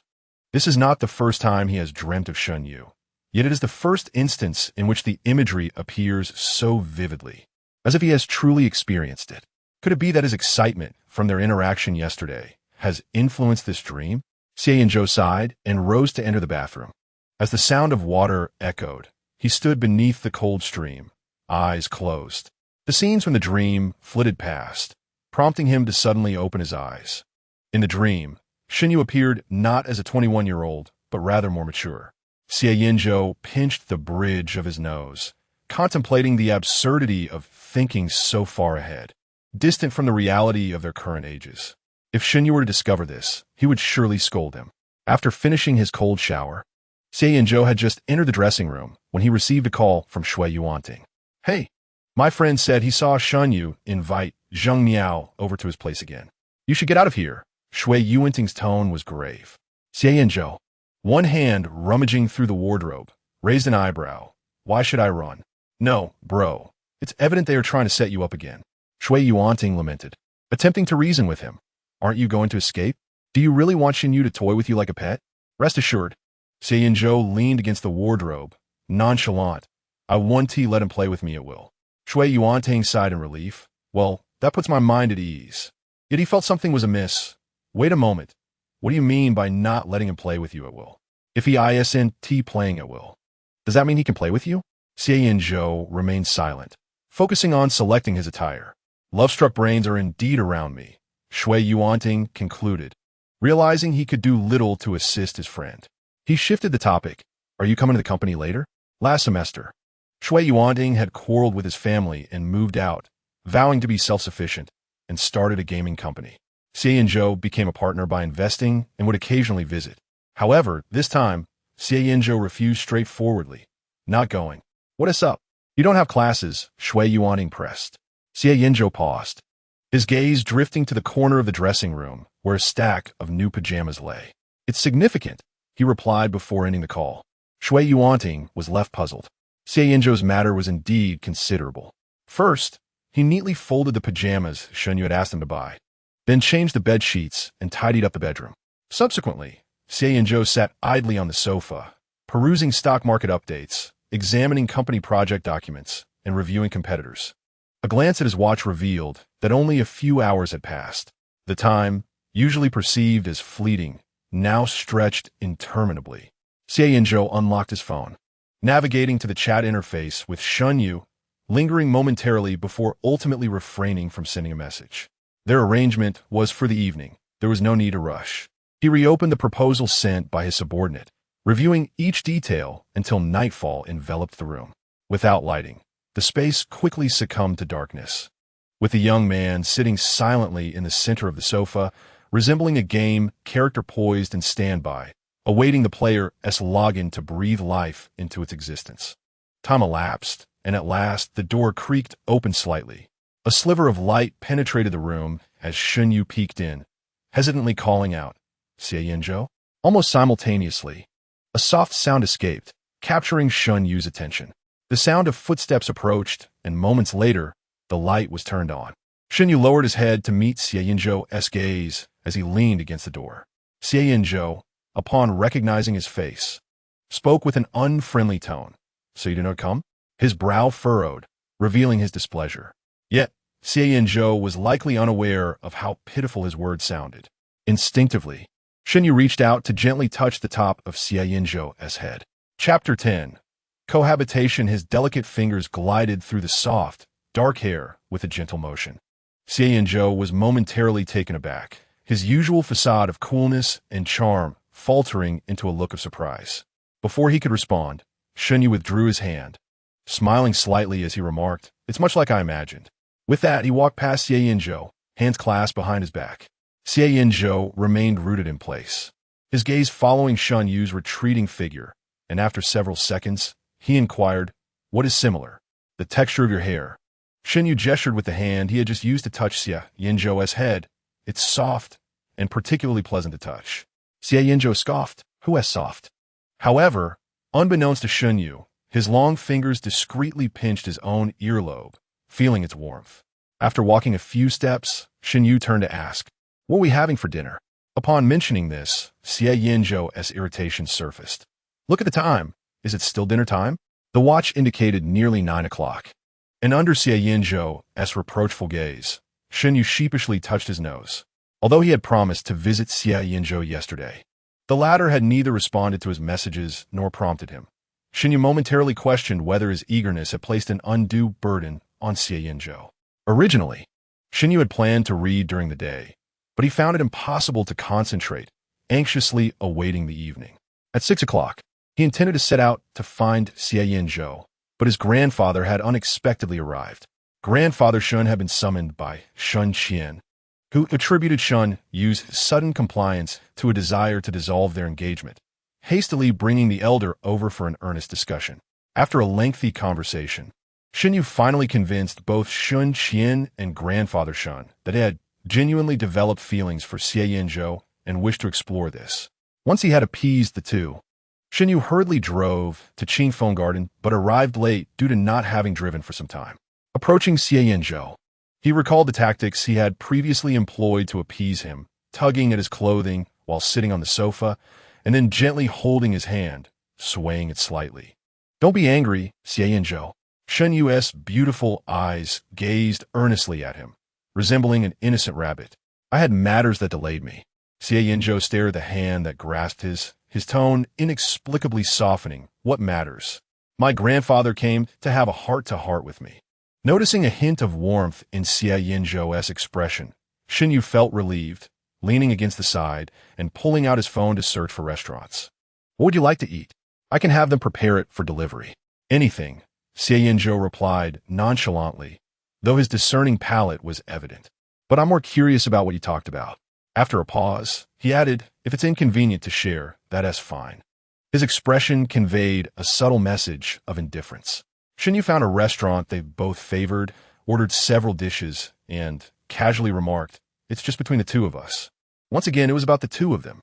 These 3 words softened Xie Yanzhou's heart to some extent, yet their content tightened his breath. With an effort to sound indifferent, Xie Yanzhou inquired, "What matter do we have?" He feigned nonchalance. Shen Yu curled his lips into a smile, turned around, and looked up at Xie Yanzhou with utmost seriousness, saying, My grandfather mentioned that our current relationship will inevitably lead us to be together in the future. He suggested that I move in with you. What are your thoughts on this? Of course, this was mere nonsense. Old Master Shen had always emphasized the importance of getting to know each other better, never imposing any obligations. Yet, Shen Yu genuinely wished to live with Xie Yanzhou. After all, he was destined to be her husband. What was wrong with cohabiting? Xie Yanzhou closed his eyes momentarily. He found himself at a loss for the expression to face Shen Yu. The idea of living together had crossed his mind more than once. However, cohabitation was not merely a matter of proximity. Even couples often quarreled and broke up due to differing lifestyles. They had hardly experienced an authentic romantic relationship, let alone a meaningful cohabitation. If they rashly moved in together, Shen Yu might end up disliking him again, just as before. Moreover, Xie Yanzhou was a normal man. Sharing a bed with Shen Yu could lead to unpredictable outcomes. He did not wish to lose the precious closeness they had achieved. He felt his throat involuntarily constrict. Rationality warned Xie Yanzhou that refusal would be the best way to prolong their current state. Yet, looking into Shen Yu's eyes, he found himself unable to utter any words of denial. Avoiding Shen Yu's gaze, Xie Yanzhou lowered his eyes and said, "It's up to you." Shen Yu beamed at him. "Then I shall move in tomorrow?" At this, Xie Yanzhou's brow twitched sharply. He scrutinized Shen Yu's face, attempting to discern any trace of disdain or jest in his crescent moon smile. Yet, Shen Yu's smile was entirely sincere. Last night, although the bed was soft and warm at home, Shen Yu felt an overwhelming emptiness, as if something vital was missing. Without a warm embrace to slip into or accessible abs to touch, he struggled to find peace and sleep. Thus, Shen Yu was fully prepared to cohabit with Xie Yanzhou. Noticing Xie Yanzhou's silence, Shen Yu felt a twinge of disappointment, but he understood. Perhaps at 21, Xie Yanzhou's affection for him was not as profound as it would be at 24. However, that was of little consequence. Shen Yu was determined to bridge the gap with his own feelings. Now, he possessed the ability to walk towards the one he adored at any moment. "Why are you so nervous?" Shen Yu chuckled, deciding to relax a bit. It wasn't as if they were sharing a bed. Earlier, while persuading himself to remain composed, Xie Yanzhou's demeanor noticeably softened. "So where will you sleep?" "In the guest room," Shen Yu replied. "Did you not ask me which guest room I would occupy last time? I shall take the one on the 3rd floor." This quaint villa boasted 3 stories, with a master bedroom on the 2nd floor and 2 guest rooms on the 3rd. When Shen Yu had accompanied Xie Yanzhou previously, he had stayed in the master bedroom, but now he expressed his desire to reside on the 3rd floor. Shen Yu felt he was making a significant concession. In order to live with Xie Yanzhou, he was even willing to forego the nightly comfort of touching his abs. If Xie Yanzhou continues to disagree, he cannot blame others for being unkind. Fortunately, this time, Xie Yanzhou readily nodded in agreement. All right. The objective was achieved. Yet Shen Yu felt a strange displeasure. Just a moment ago, he had feigned reluctance about cohabiting, but now, learning he could avoid sharing a floor, he appeared delighted. Around 10 o'clock, they finally sat down for dinner. After arranging the plethora of dishes delivered to the dining room, Xie Yanzhou noticed that several of the dishes Shen Yu ordered were his favorites, which Shen Yu typically avoided. Xie Yanzhou glanced at the young man opposite him, who had just taken a sip of cola, his lips glistening with moisture. Without needing to touch, Xie Yanzhou could already imagine how sweet it must be. He closed his eyes momentarily, relieved they were not sharing a room. Otherwise, it would be difficult to maintain composure. After dinner, the hour grew late. Xie Yanzhou tidied the table and, together with Shen Yu, ascended to the guest room on the 3rd floor. This time, Shen Yu was remarkably well behaved, not uttering a single word that could disrupt Xie Yanzhou's heartbeat. Once Xie Yanzhou finished arranging the sheets for Shen Yu, he moved towards the door, only to be called back by Shen Yu. "Xie Yanzhou, what?" he inquired, turning around. Shen Yu, without any hesitation, extended his hand. "Where is my pajamas?" "They're downstairs," replied Xie Yanzhou as he headed down. He quickly retrieved the pajamas he had bought for Shen Yu from his bedroom and ascended again. Upon opening the door, however, he found no sign of Shen Yu. Furrowing his brow, Xie Yanzhou suddenly heard a clatter from the bathroom, followed by Shen Yu's pained exclamation. With little time to ponder, he swiftly pushed open the bathroom door. Yet, upon seeing the scene before him, Xie Yanzhou felt as if he had been pressed to pause, frozen in place. Shen Yu was kneeling on the floor, clad only in a t-shirt, his long, fair legs bent, knees flushed with a healthy pink. With a mere glance at Xie Yanzhou, he quickly turned his face away. Yet, even that fleeting glance lingered vividly in Xie Yanzhou's mind, and his voice trembled slightly. "Did you hurt yourself?" "Yes. I was trying to get into the bathtub, but the floor was too slippery," Shen Yu replied, his head bowed. Xie Yanzhou swallowed hard. "Can you stand?" "I cannot," Shen Yu murmured, biting his lip, his eyelashes fluttering. "Xie Yanzhou, my leg is numb. You need to carry me." Chapter 11. What does it matter to be scheming as the corridor's motion sensor lights dimmed? Xie Yanzhou's profile was obscured in the shadows, rendering him indistinct. Noticing his lack of movement, Shen Yu's heart began to race. In their past life, despite spending 3 years together and being in a relationship for 2, their physical and emotional interactions had primarily been initiated by Xie Yanzhou due to Shen Yu's disability, which had left him depressed and in need of companionship to emerge from the shadows. Now, given a second chance, Shen Yu resolved to avoid any actions that could harm him. Without the external pressures of a broken leg or financial ruin to motivate Xie Yanzhou, Shen Yu realized he must take initiative. His intentions were simple: to entice Xie Yanzhou and gauge his reaction.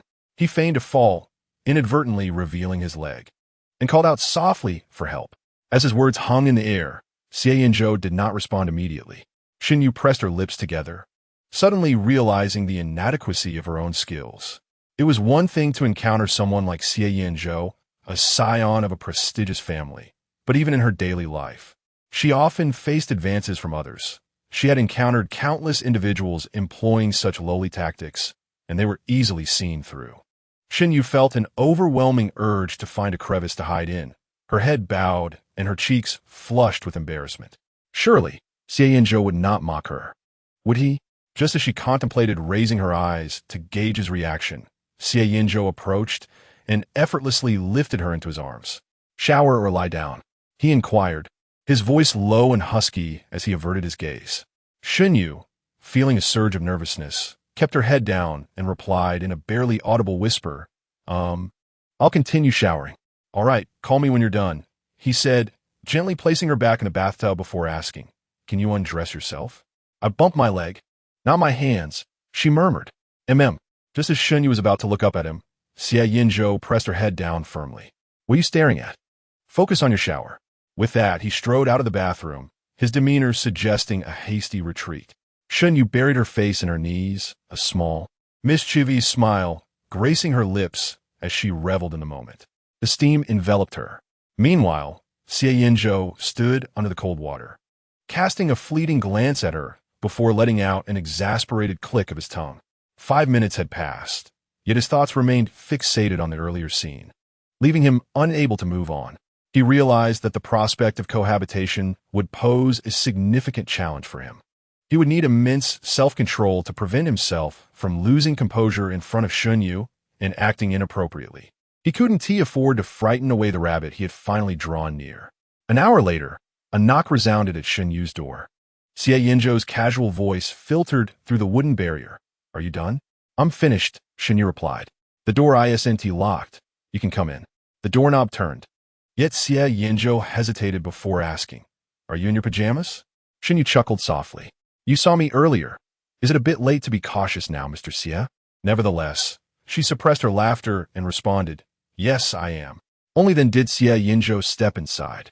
In the room, Shen Yu donned the cream-colored pajamas he had purchased for her, seated on the sofa with her legs drawn up. The pajama pants were quite loose, and she had rolled one leg up casually, revealing her fair skin and the bruise from earlier. Xie Yanzhou furrowed his brow, asking, "Have you applied any medicine?" "No." Shen Yu pouted, a hint of displeasure in her tone. "I don't even know where the first aid kit is, and you just left me." Xie Yanzhou replied, "I didn't leave on purpose." A normal man would have reacted differently upon seeing such a sight, but he found it difficult to explain this to Shen Yu. "Something came up earlier," he stated solemnly. "What kind of matter?" Shen Yu pressed, but Xie Yanzhou evaded the question, retrieving a first aid kit from a nearby cabinet. He examined the instructions on a tube of ointment for a moment before kneeling in front of Shen Yu. The tall young man suddenly lowered himself to her level and before she could react, he grasped her ankle. "Don't move. Let me take a look." Xie Yanzhou grasped the other's calf, resting his leg upon his own, attentively observing the faintly bruised knee. His demeanor, earnest to a fault, resembled that of a scientist engrossed in an intricate experiment. Such an intense focus made Shen Yu feel somewhat bashful. "It's not that serious. Wasn't he? It just said that the leg was merely sore."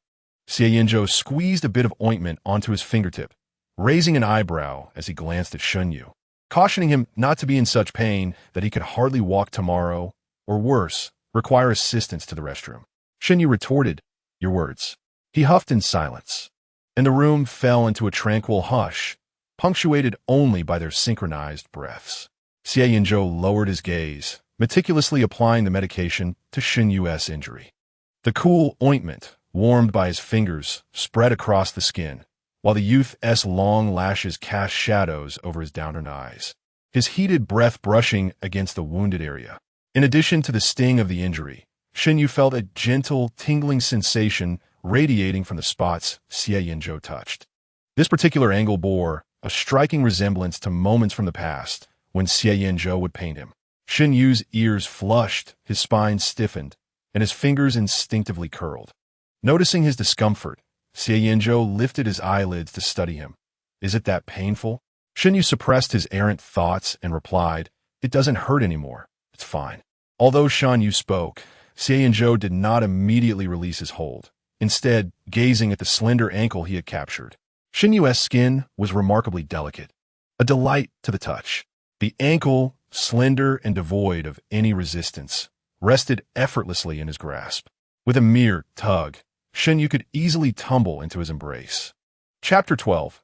Sleepwalking into his arms, Xie Yanzhou's gaze darkened momentarily before he relinquished his hold and began tidying up the table. Placing the medical kit below the coffee table, he stood and spoke with an unruffled tone. "It's getting late. Let us rest." He turned to leave when Shen Yu's voice unexpectedly broke the silence. "Oh, by the way." Shen Yu's tone turned serious.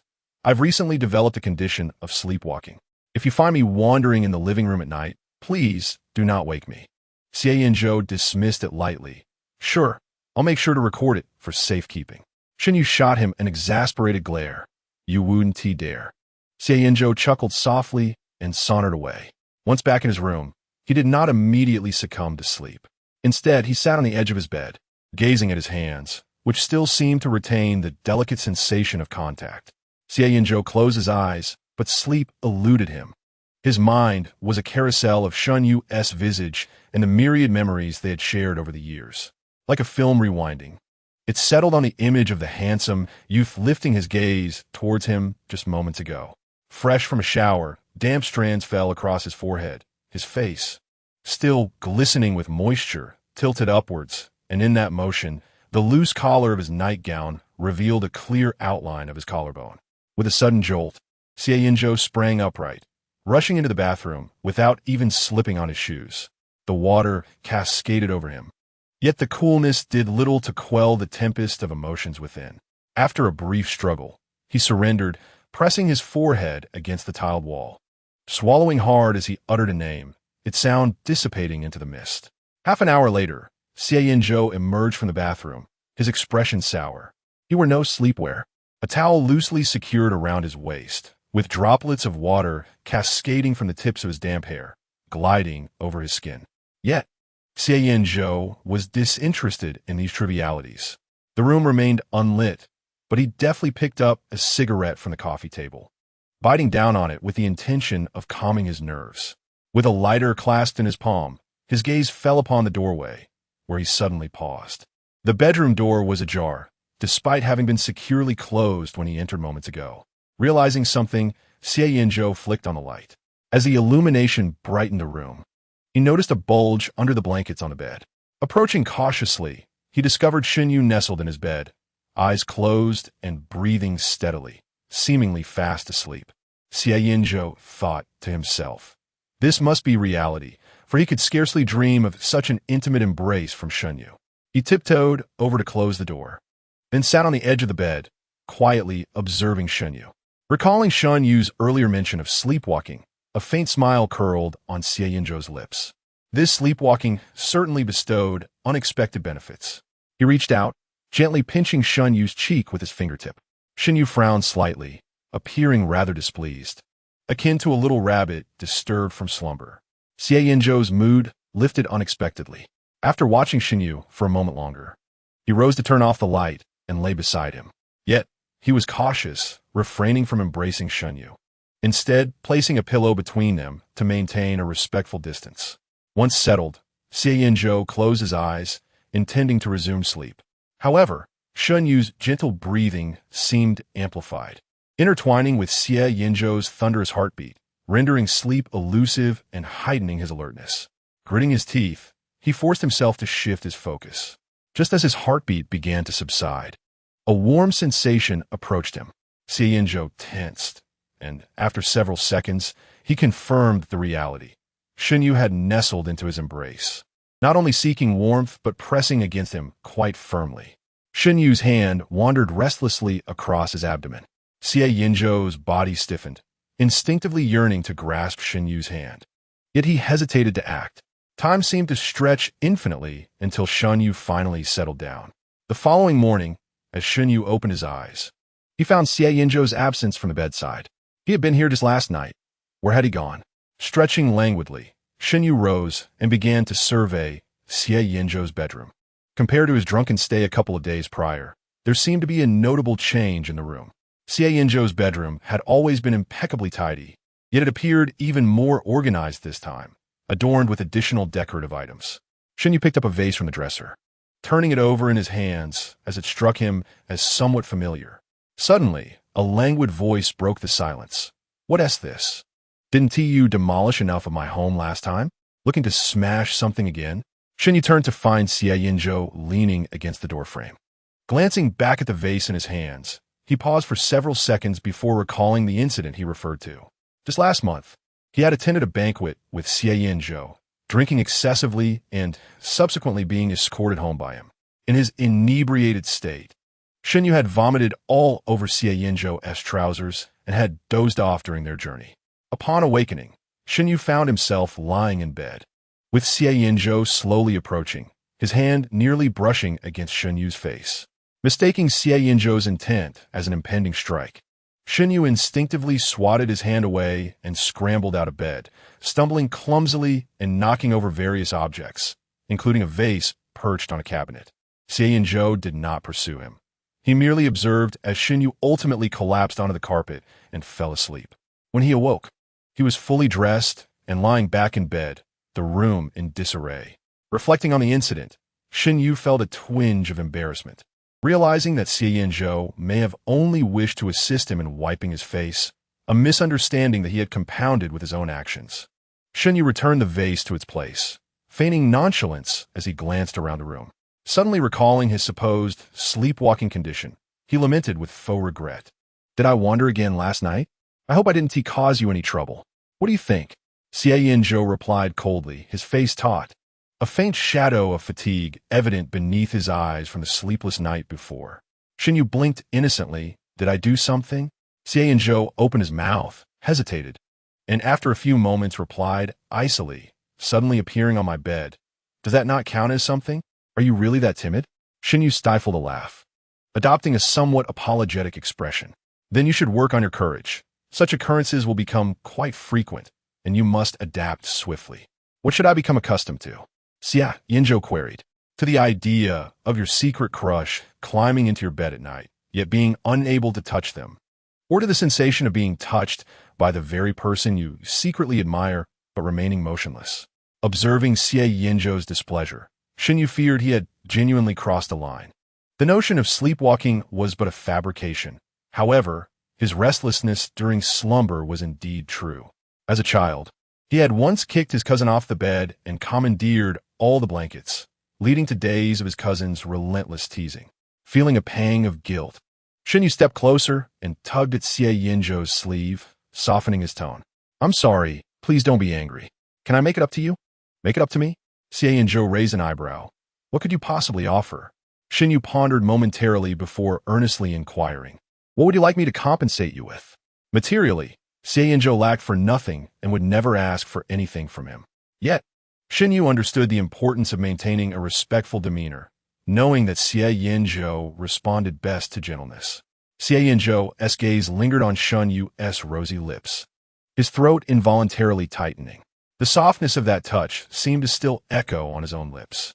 Chapter 13. Is he really Shen Yu? Xie Yanzhou's gaze remained fixed on Shen Yu's face for an unusually prolonged moment, long enough for Shen Yu to suspect he was concocting a series of mischievous schemes. However, Xie Yanzhou ultimately averted his gaze, leisurely stating, "Let us leave it as it is for now. I'll let you know when I think of something next time." After breakfast, Xie Yanzhou instructed Shen Yu to sit on the sofa and rolled up his pant legs. With a hint of a smile, Shen Yu remained still, feigning confusion as he questioned, "What's the matter?"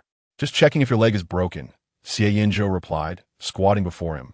Before Xie Yanzhou could reach for his leg, Shen Yu had already draped his leg over Xie Yanzhou's own, his demeanor utterly casual. Xie Yanzhou scoffed lightly, rolling up Shen Yu's pant leg. "You certainly know how to take charge. What's the matter? Are you unwilling?" Shen Yu raised an eyebrow, and as she attempted to retract her leg, she declared, "Then I shall do it myself." Before she could withdraw her leg, Xie Yanzhou had already grasped her ankle. "All right, don't move." He retrieved ointment and a cotton swab from the side, his fingers gliding over her delicate skin. With a teasing tone, he remarked, applying the medication, "Young master." Shen Yu initially intended to tease Xie Yanzhou, but the sensation of his touch rendered her speechless. The word she had planned to utter engulfed by a wave of tingling warmth. She bit her lip, quietly observing as Xie Yanzhou tended to her injury. In truth, she hadn't fallen too hard the previous night, yet her skin was rather thin, and the faint bruising against her fair complexion appeared quite alarming. Xie Yanzhou had long been aware that Shen Yu's skin was prone to marking. In the past, when she had fought with others and fallen to the ground, her knuckles would scrape, the redness evoking a pang of sympathy. His movements became more gentle. After applying the ointment, he even softly blew on the bruised area. This instinctive care brought a slight sting to Shen Yu's nose, reminiscent of her mother's tenderness when she was injured as a child. Once he finished, Xie Yanzhou adjusted the cuffs of her pants and effortlessly lifted her, asking, "What shall we have for dinner?" "Why not inquire about my lunch first?" Shen Yu, reflecting on her late mother, felt her mood recover more slowly, her gaze cast downward. "You have an elective course during the 4th period this morning. Aren't you eating in the cafeteria?" Xie Yanzhou lightly tapped her furrowed brow, as if wishing to smooth away the crease. Xie Yanzhou had completed his elective courses in his first 2 years, yet Shen Yu had longed to take a wilderness survival course. Previously, it conflicted with her required classes, but she had finally enrolled this semester. However, Shen Yu tilted her head, puzzled. "How do you know about my classes? Have you checked my schedule?" After her attempt to tease him while he applied the ointment had failed, she now sought to provoke him again. Yet, Xie Yanzhou displayed no signs of embarrassment. He merely raised an eyebrow, his tone, as usual, "Is it not permissible to pay attention to you?" Shen Yu was taken aback by his straightforward response. As he returned her query, not seeing any sign of shyness from him, she experienced a slight sense of defeat. Yet her lips curled upward at his acknowledgement of his concern for her. With a huff, she declared, "I'm going to change." After saying this, she ascended the stairs with a noticeably lighter step. Xie Yanzhou did not follow. He stood rooted in place, watching Shen Yu's retreating figure, suddenly reminded of the time when they first met. Back then, Shen Yu had been quite different. She had worn a sullen expression, unresponsive to anyone who attempted to engage her, spending her time either reading or staring blankly at her desk. Xie Yanzhou had once overheard someone mention that she had become this way since her mother's passing. Her mother, it turned out, was the adopted daughter of the Zheng family, strikingly beautiful yet tragically fated. Had you heard of such a tale? It was said that Shen Yu bore a striking resemblance to her mother. The gossip among the elite had spread like wildfire, with others mimicking their tales. Initially, they would avoid discussing such matters in Shen Yu's presence, but gradually, they became unrestrained in their gossip. Until one day, a conversation arose about gifts for Mother's Day. A group of individuals were critiquing the troubles caused by their mothers when one remarked, "Ah, Shen Yu, I envy you for not having such burdens." Their faces bore an undercurrent of concealed delight, as if inflicting pain upon others could somehow illuminate their own happiness. Yet, in the next heartbeat, the speaker's laughter faded. Shen Yu seized the collar of that individual and delivered a punch directly to his face. Under the astonished gaze of the onlookers, Shen Yu pinned him down, raining blow after blow, fierce and relentless, like a ferocious little beast. Once the assault concluded, Shen Yu nonchalantly stood up and exited. The crowd was left in shock, yet none dared intervene. After all, who could predict whether he might strike again? The Shen family was not one to provoke lightly. Xie Yanzhou had maintained an indifferent attitude towards the others. However, inexplicably, he followed Shen Yu. He found Shen Yu in the restroom, repeatedly washing his hands with soap, as if attempting to cleanse away some invisible filth, his fair skin reddening under the scrubbing. Upon seeing Xie Yanzhou in the mirror, Shen Yu's expression darkened with suspicion, clearly conveying a sentiment of, "Do you wish to be struck as well?" Xie Yanzhou raised an eyebrow. "Aren't you quite adept at fighting? Why the silence before?" "Mind your own business," Shen Yu retorted, rolling his eyes. This was the first time Xie Yanzhou had witnessed such vibrant emotions on Shen Yu's face, a stark contrast to his usual demeanor. An impulse to engage him in conversation arose, wishing to see more expressions play across that visage. Once Shen Yu had cleaned his hands, Xie Yanzhou tossed him a handkerchief. Taking it, Shen Yu diligently dried his hands, head lowered. After a moment, he declared, "I've been practicing Taekwondo." Xie Yanzhou paused for a few seconds, unable to suppress a smirk. It appeared that his earlier restraint stemmed from a fear of inadequacy. Quite clever indeed. After finishing with the handkerchief, Shen Yu tucked it away, stating, "I'll return it once it's clean." Lifting his gaze, Xie Yanzhou noticed the redness around Shen Yu's eyes, reminiscent of a small rabbit. In a moment of whimsical impulse, Xie Yanzhou pinched Shen Yu's cheek, teasing, "You resemble a little housewife." Their usual rivalry over rankings had been palpable, and upon hearing this, Shen Yu's expression darkened instantaneously. "Are you insane?" He tossed the handkerchief aside, forcefully pushing Xie Yanzhou away, storming off in a huff, his stride resembling that of an irate rabbit. Thus, an unspoken rivalry was born. "What are you daydreaming about?" Shen Yu's voice suddenly pierced through Xie Yanzhou's reverie. Shen Yu had changed into casual attire, and Xie Yanzhou realized that the jacket he wore was his own, notably the same style as what he currently donned, with his hands in his pockets. Shen Yu's slightly oversized jacket enveloped him, and his expression was a far cry from the disdain of days prior. It radiated a natural intimacy. A ludicrous thought crossed Xie Yanzhou's mind. Could this truly be Shen Yu? Chapter 14. Care try? Just as this notion surfaced, Shen Yu shot him an annoyed glare. "What are you staring at? Am I not allowed to wear your clothes?" The tone, the expression, there was no doubt it was indeed Shen Yu. Xie Yanzhou, hands still in his pockets, raised an eyebrow. "Am I really that stingy? Fine, you win." Shen Yu playfully tugged at Xie Yanzhou's chin, much like one would tease a small puppy, effortlessly and naturally. With a bold gesture, he declared, "Take me to class, will you?" After speaking, he snatched the car keys from the table and headed outside. It was only after Shen Yu had taken several steps that Xie Yanzhou, feeling the warmth of his own hand against his chin, realized what had transpired and followed him. As Xie Yanzhou trailed behind Shen Yu, his gaze fell upon the coat adorning Shen Yu's figure, which suddenly reminded him of Xie Yanzhou, who would flaunt his rather unattractive couple's outfits during his relationships. In the past, Xie Yanzhou had scoffed at such displays. Now, however, he found himself empathizing with those sentiments.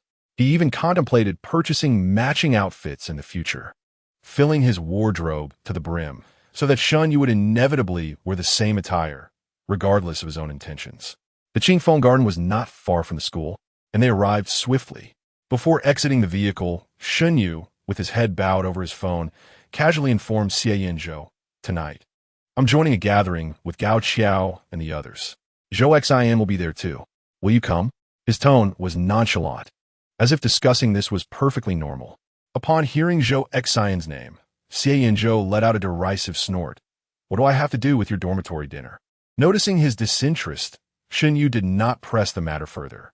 In truth, he was not particularly keen on Xie Yanzhou meeting Zhou Xian either. Shen Yu did not reside on campus regularly, only staying occasionally for lunch breaks or events, yet he had formed quite a good rapport with his dormmates. Zhu Xin, from the opposite dormitory, sometimes dropped by and also shared a pleasant relationship with Shen Yu. However, for reasons unknown, Xie Yanzhou harbored a notable disdain for Zhou Xian. In a past life, during a dinner after they had started dating, Zhou Xian had returned from abroad and wished to dine with Shen Yu. Xie Yanzhou had insisted on accompanying them, displaying a rather caustic demeanor throughout the meal. Although Xie Yanzhou often exhibited jealousy in conversations with others, his feelings toward Zhou Xian were not merely jealousy, they were overt hostility. Shen Yu glanced at Xie Yanzhou's expression, and, as expected, he appeared sullen, as if burdened by a significant debt.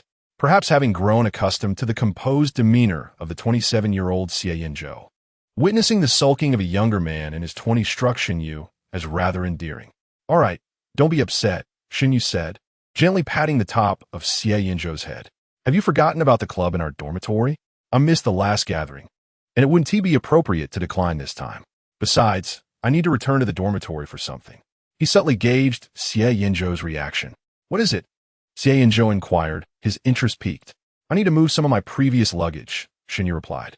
"Since Qingfeng Garden is nearby, I can rest there during lunch breaks instead of cramming into the dormitory with them. I will be heading to the company to assist my father, so I likely won't be joining them for meals much longer. This should be our last gathering with such a large group." After Shen Yu spoke, Xie Yanzhou's expression visibly softened. "Do as you wish," he replied, his tone lighter, though his demeanor remained unchanged. Shen Yu unfastened his seatbelt and turned back to look at Xie Yanzhou. "Shall we try something?" "Try what?" Xie Yanzhou raised an eyebrow in curiosity. Shen Yu pointed to his own lips. Alfadvalkish. Alfadvalkish. Xie Yanzhou's gaze instinctively followed Shen Yu's finger to his glistening lips, and he tightened his grip on the steering wheel. After a few moments of silence, without any response from him, Shen Yu huffed, "Forget it, then." Upon concluding his words, he swiftly exited the vehicle, shutting the door with fluidity. Xie Yanzhou, who had not yet found the opportunity to speak, certainly did not overlook the mischievous smile adorning Shen Yu's face as he disembarked.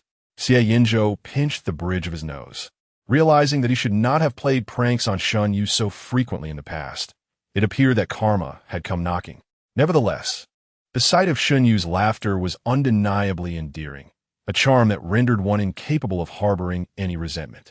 The corners of Xie Yanzhou's lips lifted slightly.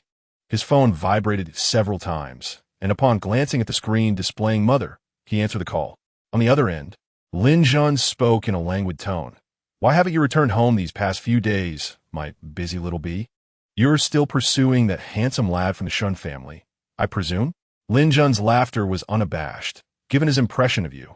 "Don't expect to win him over in a year, perhaps not even in 10. I think I shall head to England soon to select a fine residence for you, as you'll be residing there permanently after this marriage fails." Xie Yanzhou replied with a nonchalant tone. "So little faith in your son. Be honest with yourself. Do you truly believe you can make him like you within a year?"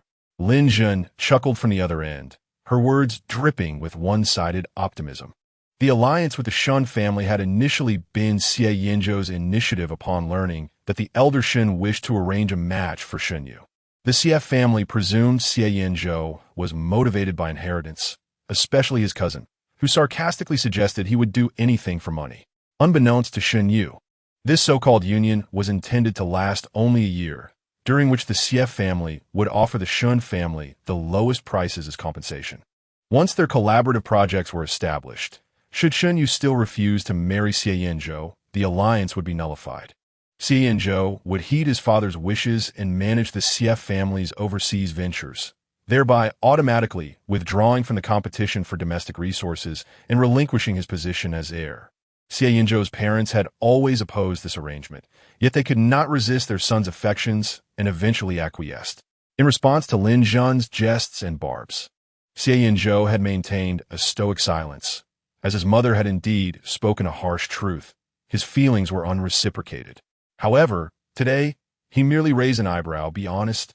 "My conscience says to await good news," Lin Zhan replied, "as long as you're happy." After a few seconds, Lin Zhan added, "Yesterday, I found some online tutorials on how to pursue someone. I'll send them to you.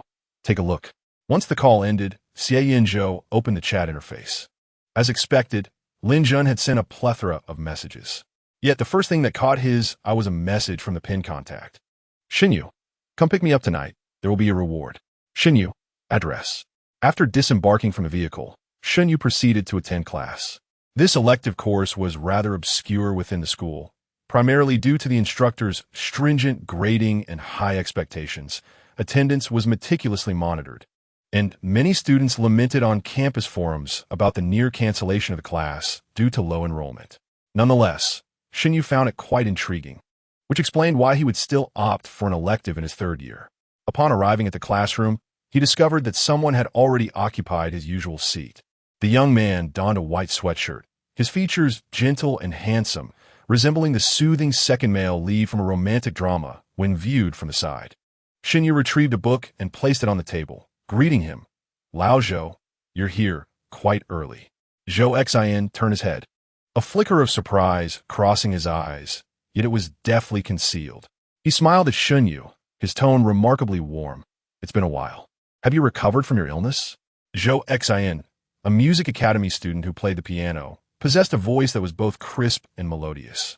Shen Yu paused for a moment, recalling that he had used illness as an excuse for his leave, and this was their first encounter since returning to school.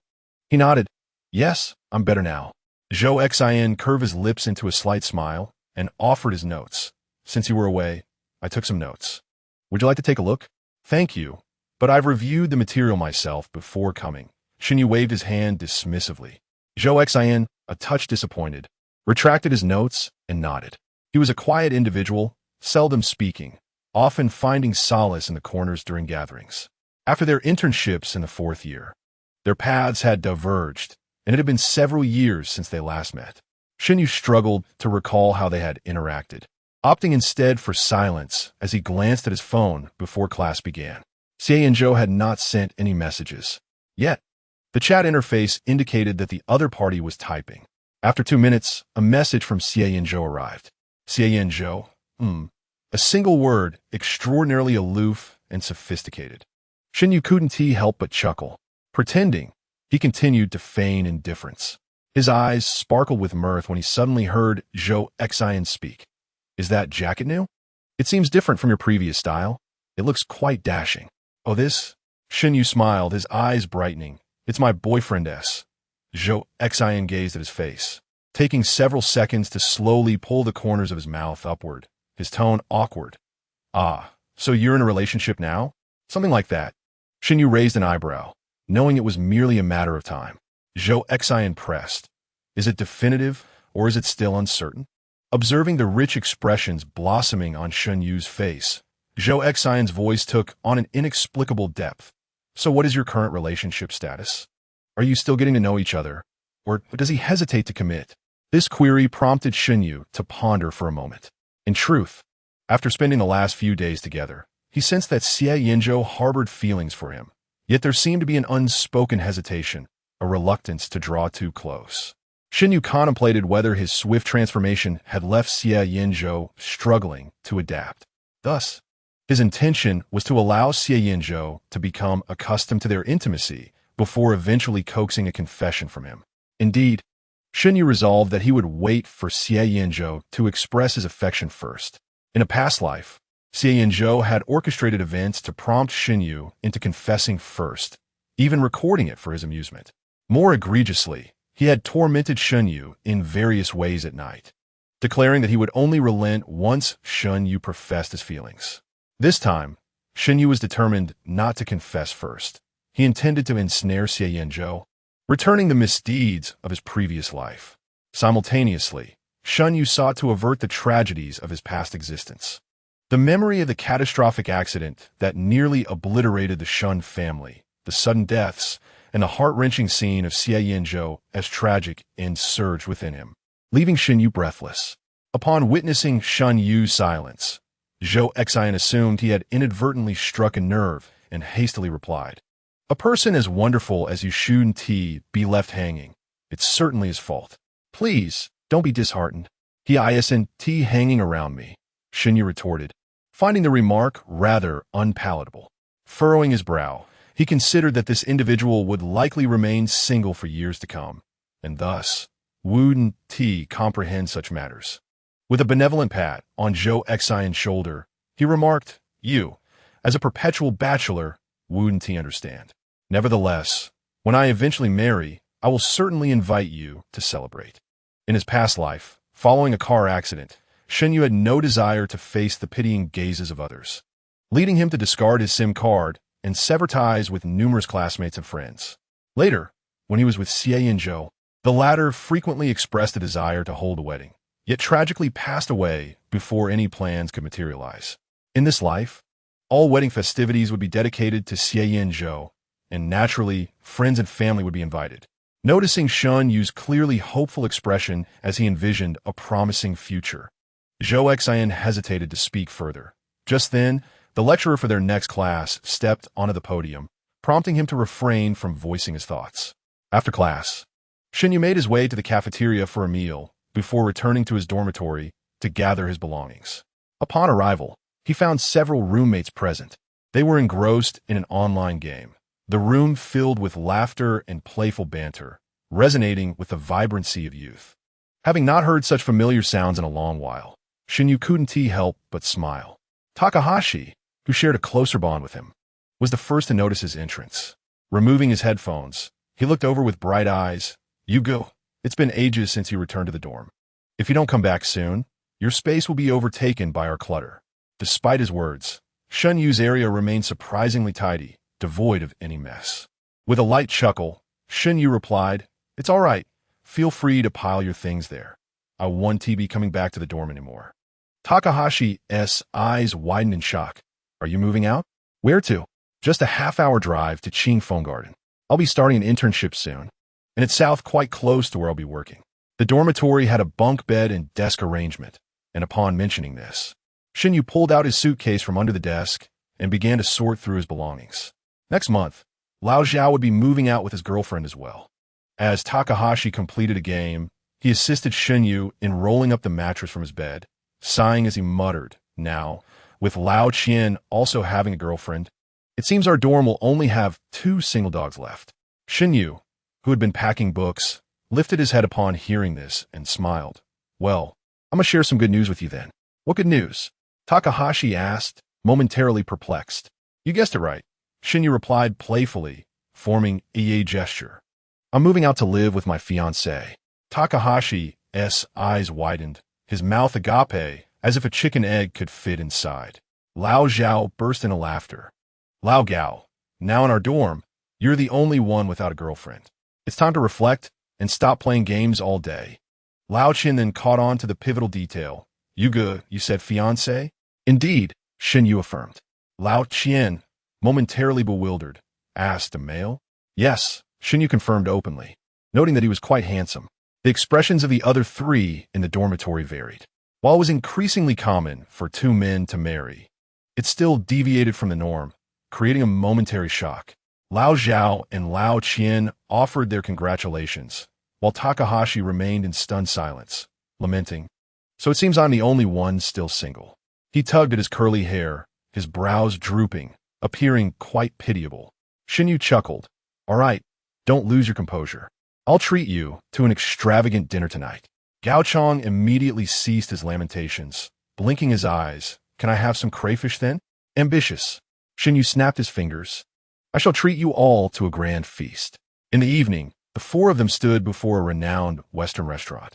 Lao Zhao craned his neck to admire the opulent interior, swallowing hard. "Yuga, how about we just go for crayfish instead?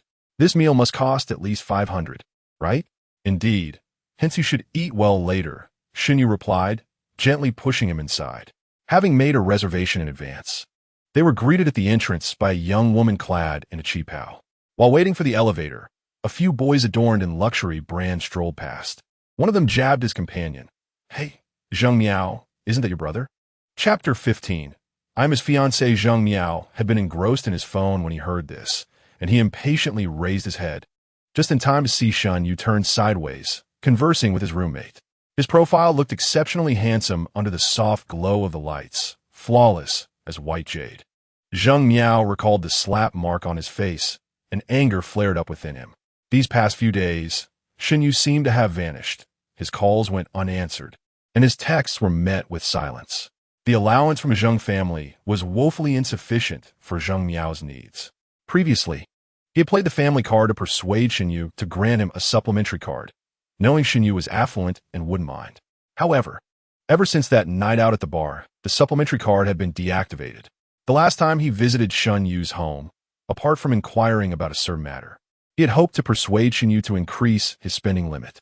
Little did he know that not only was he rebuffed, but he was also sent away without receiving any funds.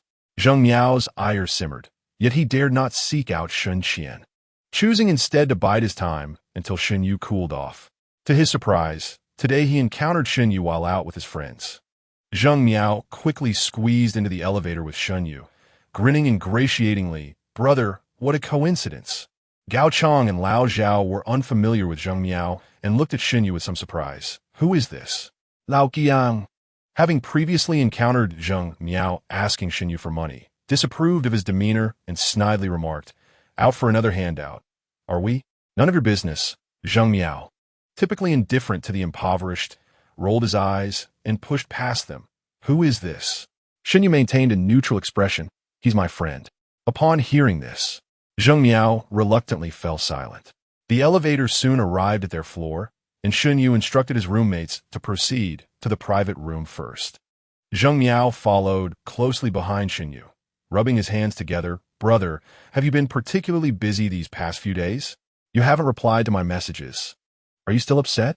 "I've already dealt with Su Zijia." Shen Yu shot him a glance. "Is that so?" Seizing the opportunity that Shen Yu acknowledged him, Zheng Miao quickly added, "That wretched person is quite stubborn, but I've already taught him a lesson." "Brother, take a look, calm down." He handed over his phone, opening a video. In the video, one of Zheng Miao's underlings grabbed Su Zijia by the hair and delivered several slaps. Marks immediately appeared on Su Zijia's fair complexion, his disheveled appearance oddly evoking sympathy. Zheng Miao, even more incensed, berated him as a shameless vixen. Shen Yu averted his gaze before finishing the video.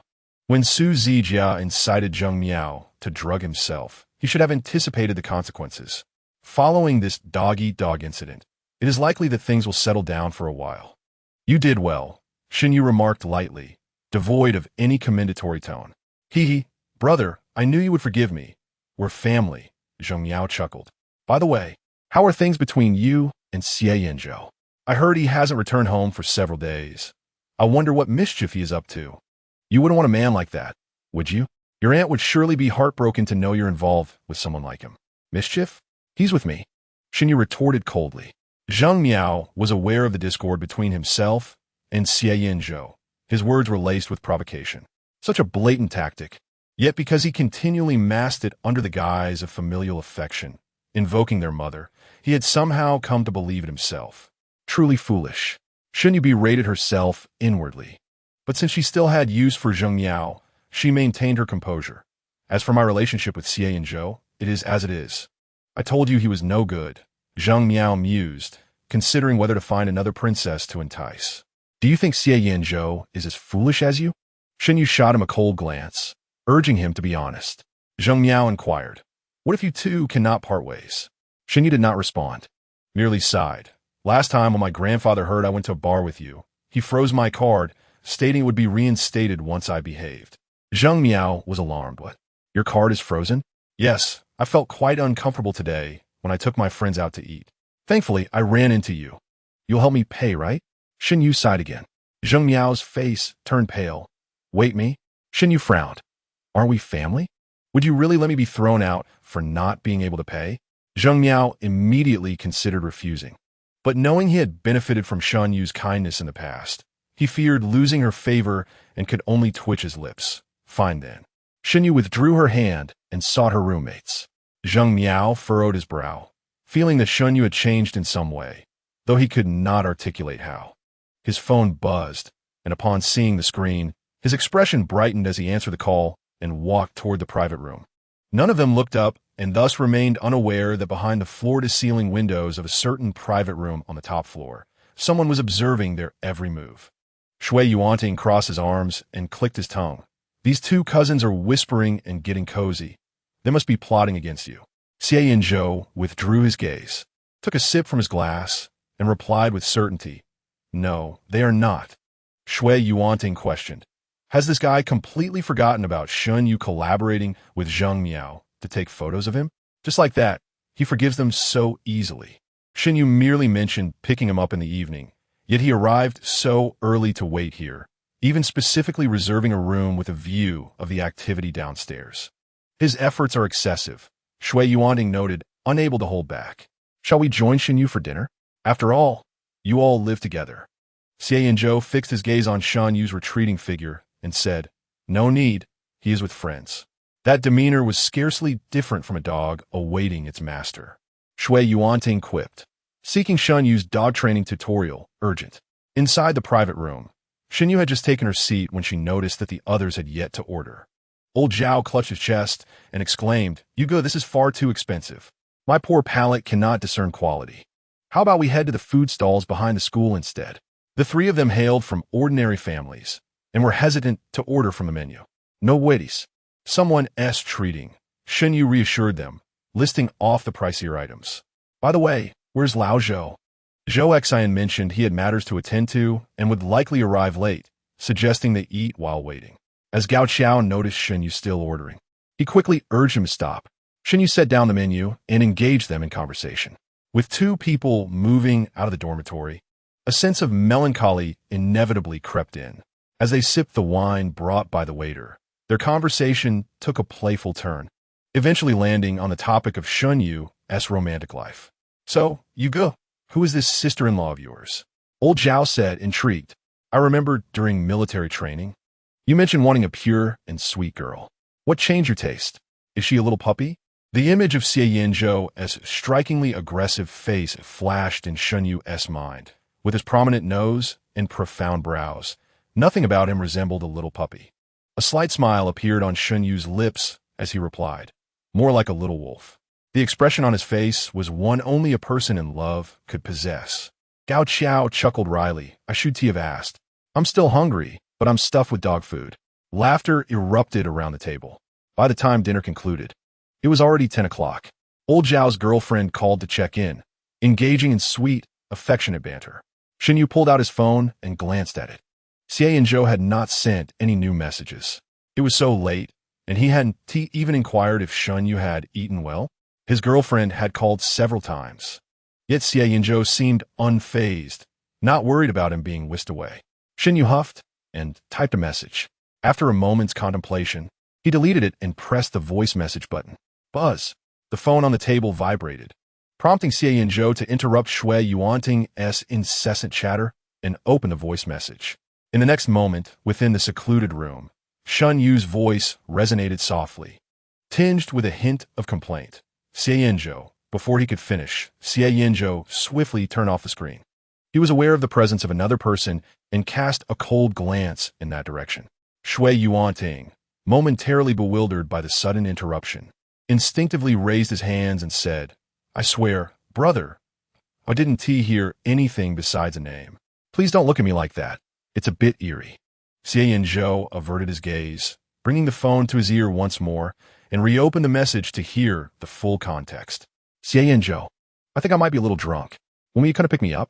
The last few words were spoken softly, reminiscent of sweet, fluffy cotton candy. Unable to resist, Xie Yanzhou replayed the message, listening again and again. Meanwhile, Xie Yanzhou observed in astonishment as his friend shifted from a serious demeanor regarding their project discussion to a gentle smile. He was taken aback, wondering just how many voice messages Shen Yu had sent and how long he had been listening. It was unexpected that Shen Yu, who seemed to disdain their company, could be so clingy. Little did Xie Yanzhou know that his brother was someone who had listened to a single voice message dozens of times, mistakenly assuming it was Shen Yu who was overly affectionate. Xie Yanzhou was contemplating the imminent joy of attending a wedding banquet when Xie Yanzhou suddenly rose and made his way outside. "Where are you going?" Xie Yanzhou called out. "I haven't finished speaking. As for the new game, you can handle it as you see fit." With that, Xie Yanzhou departed, leaving Xie Yanzhou to ponder. He approached the floor-to-ceiling window, directing his gaze toward the direction of the private room occupied by Shen Yu. Indeed, moments later, the impeccably dressed Xie Yanzhou arrived at the door of the room. He raised his hand to knock, but hesitated abruptly. Frowning, Xie Yanzhou wondered what was amiss. Had Xie Yanzhou finally recognized that his actions resembled those of an infatuated admirer and decided to stand firm for once? In his line of sight, Xie Yanzhou adjusted his tie and jacket before finally knocking on the door. Xie Yanzhou could hardly bear to watch. At the moment Xie Yanzhou knocked, the inebriated Gao Chong was being propped up by two other roommates, while Shen Yu instructed a waiter to send the bill to Zheng Miao. The waiter opened the door, allowing Xie Yanzhou to enter the private room. The two sober roommates were startled to see him, unsure of his presence there. Was he there to confront Shen Yu? Turning around, they noticed Shen Yu had slumped over the table. Oddly enough, Shen Yu usually had a robust tolerance for alcohol. Why had he succumbed after just one drink today? The two exchanged wary glances at Xie Yanzhou, then cast concerned looks at Shen Yu. However, upon entering, Xie Yanzhou's attention solely fell on Shen Yu, whose cheeks were flushed. Noticing someone had entered, Shen Yu squinted his glistening eyes slightly, his lips parting as if trying to discern the identity of his visitor. Xie Yanzhou approached him, unable to resist pinching his face, inquiring, "How much did you drink?" Shen Yu, seemingly oblivious, softly called out his name. Xie Yanzhou blinked slowly, his thick eyelashes fluttering like delicate fans, stirring a gentle sensation within him. The warmth radiating from the hand that had caressed Shen Yu's soft cheek was overwhelming, prompting Xie Yanzhou to withdraw his hand stiffly. Shen Yu huffed in discontent, swaying as he attempted to stand, only to lean heavily against Xie Yanzhou for support. Raising an eyebrow, Xie Yanzhou guided him toward the door. But a righteous shout rang out from behind them. "Stop! Where are you taking our Yugo?" Gao Chong, though intoxicated, hadn't he forgotten the tension between Shen Yu and Xie Yanzhou, his tone aggressive. "What do you intend to do? Didn't he tell you?" Xie Yanzhou shot him a cold glance, asserting his claim with a measured tone. "I am his fiancé." At this revelation, the room fell into an eerie silence. Gao Chong's mouth gaped open, eyes nearly bulging as he stared incredulously at Shen Yu. You with him?" Xie Yanzhou, casting his gaze downward at the person in his embrace, clarified in a low voice. "Let me clarify, fiancé." Initially determined to feign drunkenness, Shen Yu, now supported by two individuals, could only nod in affirmation. "Indeed, my fiancé is Xie Yanzhou." With this official confirmation, Xie Yanzhou, satisfied, half embraced, half supported Shen Yu as they departed. Once they left, a profound silence enveloped the room for at least a minute. Gao Chong, retching slightly, inquired, "Is it true? You is with Xie Yanzhou?" Didn't he dislike Xie Yanzhou? Old Zhao pondered for a moment before responding. Perhaps it's a matter of shared interests? Old Qian fell silent for a moment before changing the subject. "If we leave, should we inform Yu Ji's relative?" He mentioned that his relative would cover the expenses. "No need," Yu Gaoqiao interjected, waving his hand dismissively. "That scoundrel's money is all Yu Ji's." Upon finishing his sentence, he rushed to the restroom to vomit. In the adjacent private room, Zheng Miao was enjoying a drink with a beautiful woman when the waiter presented the bill. Zheng Miao's eyes nearly bulged out upon seeing the total. 200,000. Do we really spend that much? There are nearly 10 of us, and we only racked up 30,000. What on earth did Shen Yu consume to reach over 200,000? You're joking, right? How could we possibly overcharge in such a large establishment? The waiter smiled and replied, "Mr. Shen ordered 2 bottles of red wine, and the prices are all listed." Zheng Miao's complexion soured, feeling as though he might faint on the spot. He had initially intended to ask Shen Yu for money, but ended up being the one taken advantage of, which certainly fueled his frustration. Someone nearby leaned in for a look and exclaimed, "Wow, it's no wonder the Shen family can spend so extravagantly on a meal." "Miyu, why is your brother making you foot the bill? Don't we usually put on his tab?" Zheng Miao's teeth nearly ground together in irritation. "Huh, my brother has been a bit tight on cash lately. Understandable, but it should turn around soon, right? I heard that the projects between the Xie and Shen families are quite lucrative." The individual gestured. "Miao, go. You mentioned going to work for the Xie family. When will that be?" Zheng Miao, upon hearing this, laughed easily. "In a few days, my brother listens to me the most. It's just a matter of saying the word. Once I'm in the company, I'll be working side by side with Xie Yanzhou. He doesn't even regard Shen Yu highly. Why would I fear missing out on advancement?" Unbeknownst to Zheng Miao, The very person he aimed to associate with was currently being pinned in the backseat of a car by Shen Yu, unable to control himself. Chapter 16. Who will cry remains uncertain as night fell. A discreet black sedan traversed the city. Neon lights filtered through the windows, casting reflections on the profiles of the two occupants in the back seat. This luxury vehicle, often praised for its spacious rear, felt unusually cramped at that moment. Shen Yu straddled Xie Yanzhou's lap, clutching his tie and tilting her face upward, playfully asking, "Why won't you let me kiss you?" Xie Yanzhou felt the tie tighten, the slight constriction around his neck failing to alleviate his current emotional turmoil. Throughout their journey from the private room to the car, Shen Yu had only mumbled a few incoherent phrases, claiming her head was spinning and that she had drunk too much, but she had mostly remained composed.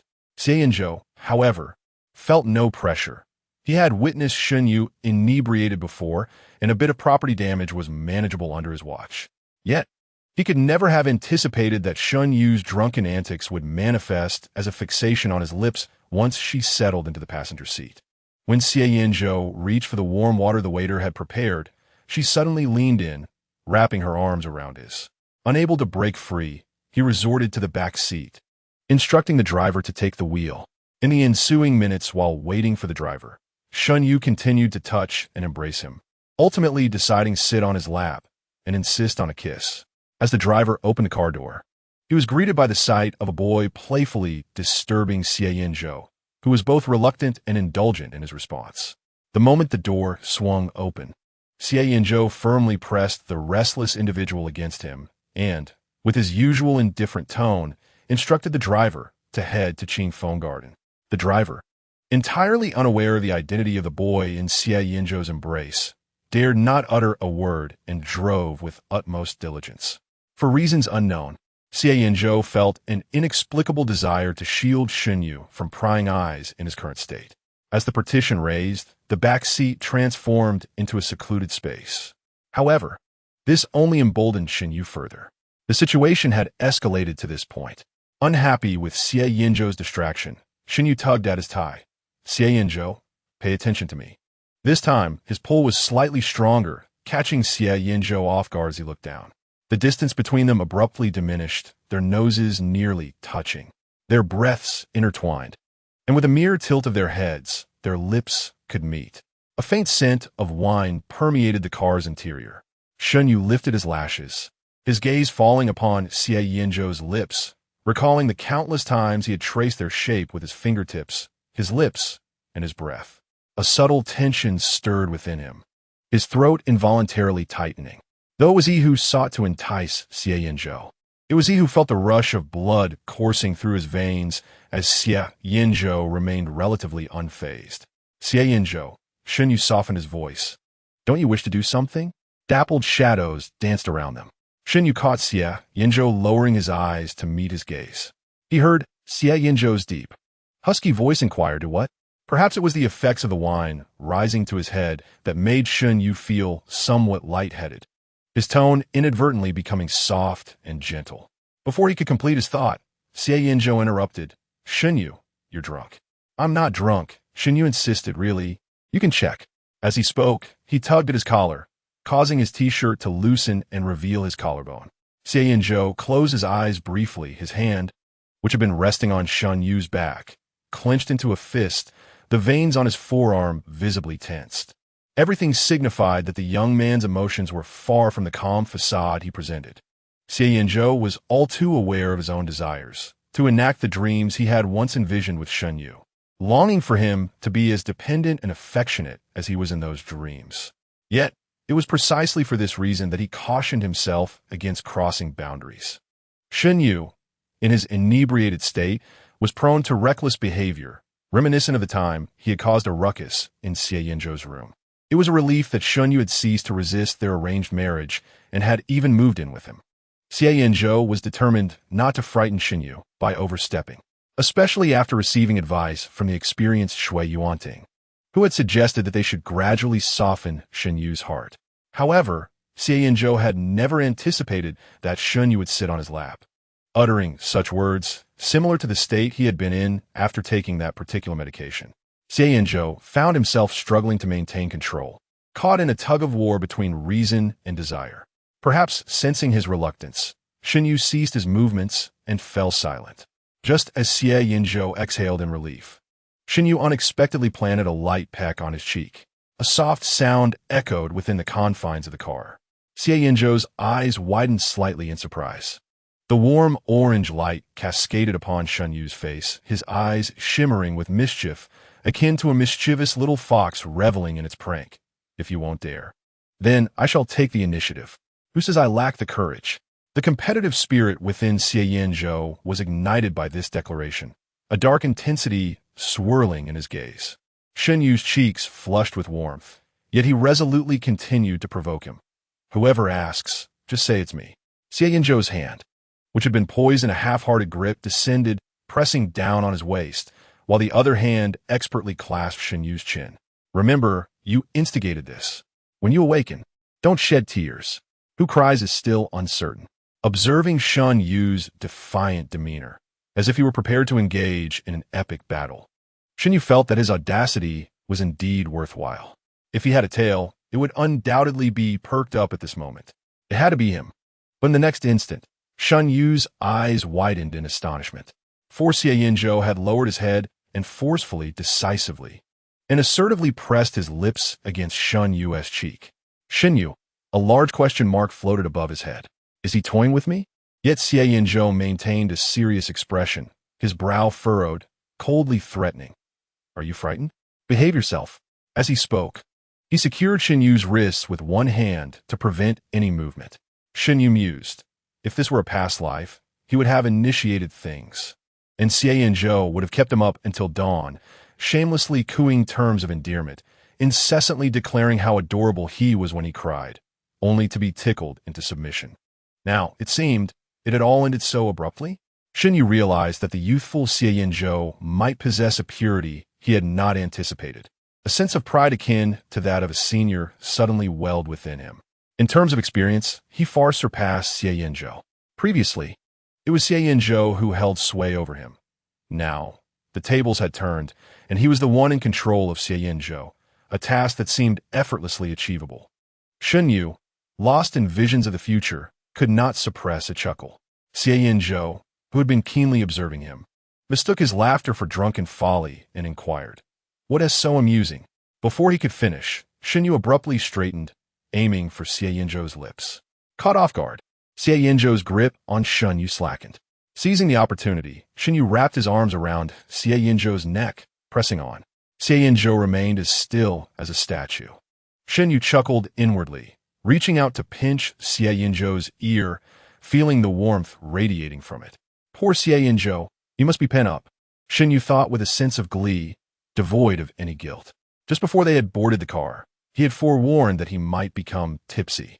Thus, whatever transpired was not his fault. It was all the alcohol's doing. Time seemed to stretch indefinitely until Xie Yanzhou finally stirred. He grasped Shen Yu's waist, leaning forward, and firmly captured him in his embrace, retaliating fiercely. The inherent competitive nature of a man forbade Xie Yanzhou from retreating at this moment. The teachings and admonitions of the strategist Shui Yuanting were cast aside. All he desired now was to dominate the rhythm of Shen Yu's breath. The air thickened with rising heat, until suddenly, the car came to an abrupt halt. The driver quietly interjected, young master, we have arrived. I shall take my leave now." With that, he hastily exited. The driver fled with remarkable speed, as if pursued by some unseen entity, his footsteps resounding loudly in the silence. Amidst the hurried footsteps, anxiety and chaos receded like a tide, and Xie Yanzhou's reason gradually returned. He glanced down at the person in his arms. Shen Yu still clutched his collar, his breath unsteady. A mist of tears shimmered in the eyes of the handsome youth, and his lips, which often bore a sharpness directed at Xie Yanzhou, were now flushed and glistening, as if he had been victimized to the point of losing his ability to articulate. Observing Shen Yu in such a state nearly compelled Xie Yanzhou to act impulsively. Yet he restrained himself with great effort. He withdrew his collar from Shen Yu's grasp and helped him out of the car. Noticing Shen Yu's dazed expression, he couldn't help but smooth his hair, inquiring what is wrong. Are you unable to continue?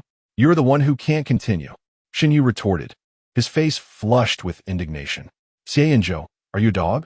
Shen Yu was truly exasperated. Initially, he had believed that with his experience, he could easily outmaneuver Xie Yanzhou and put on a show. Yet, the previously timid Xie Yanzhou had suddenly turned fierce and passionate, leaving him with a mouth that felt numb and painful, akin to being nibbled by a dog. The more he pondered, the angrier he became, and he kicked Xie Yanzhou's calf, insisting, "Put me down." His puffed-up demeanor was irresistibly adorable, causing Xie Yanzhou to chuckle, his chest gently vibrating with laughter. That vibrant energy was infectious, prompting an inexplicable desire to smile in Shen Yu as well. However, recalling that Xie Yanzhou was the source of his current plight, he stifled his laughter and retorted stiffly, "Why are you laughing?" "Because you're adorable." Xie Yanzhou had also come to a realization. Given that Shen Yu was intoxicated, whatever he said would likely be forgotten by the next day. Hence, he decided to speak freely, expressing his true thoughts. Shen Yu, who had intended to engage in a verbal sparring match, was momentarily taken aback, his cheeks flushing uncontrollably. Without needing to look, he knew his face must be crimson. It was all Xie Yanzhou's fault for suddenly uttering such flirtatious remarks. In a fit of anger, Shen Yu bumped his head against Xie Yanzhou's shoulder, which only elicited more laughter from the latter.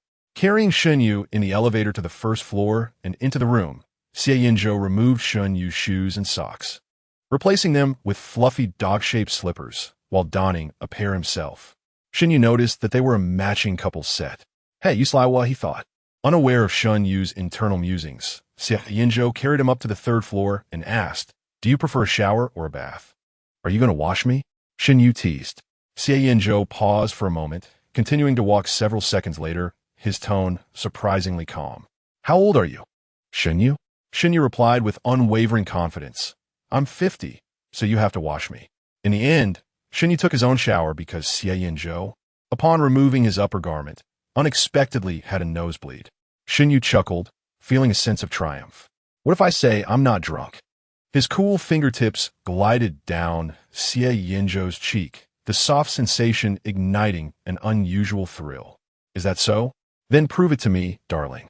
Xie Yanzhou lowered his gaze to the thoroughly intoxicated person seated upon his lap, smiling tenderly. "Do you know how to do it? I've taught you so many times." "Who would know?" The handsome young man let out a soft hum, his already rosy cheeks becoming even more flushed, yet he feigned ignorance of his own shyness. With a slurred tongue, he awkwardly commanded, "You don't move." "All right." Under the dim, warm light, fabric fell to the floor. The young man reached out to grasp his companion's tie, but suddenly hesitated. His expression, influenced by alcohol, grew somewhat dazed. A low chuckle escaped from Xie Yanzhou's throat as he reached out to caress the young man's face, a teasing smile gracing his lips. "Why did you stop? Have you forgotten?"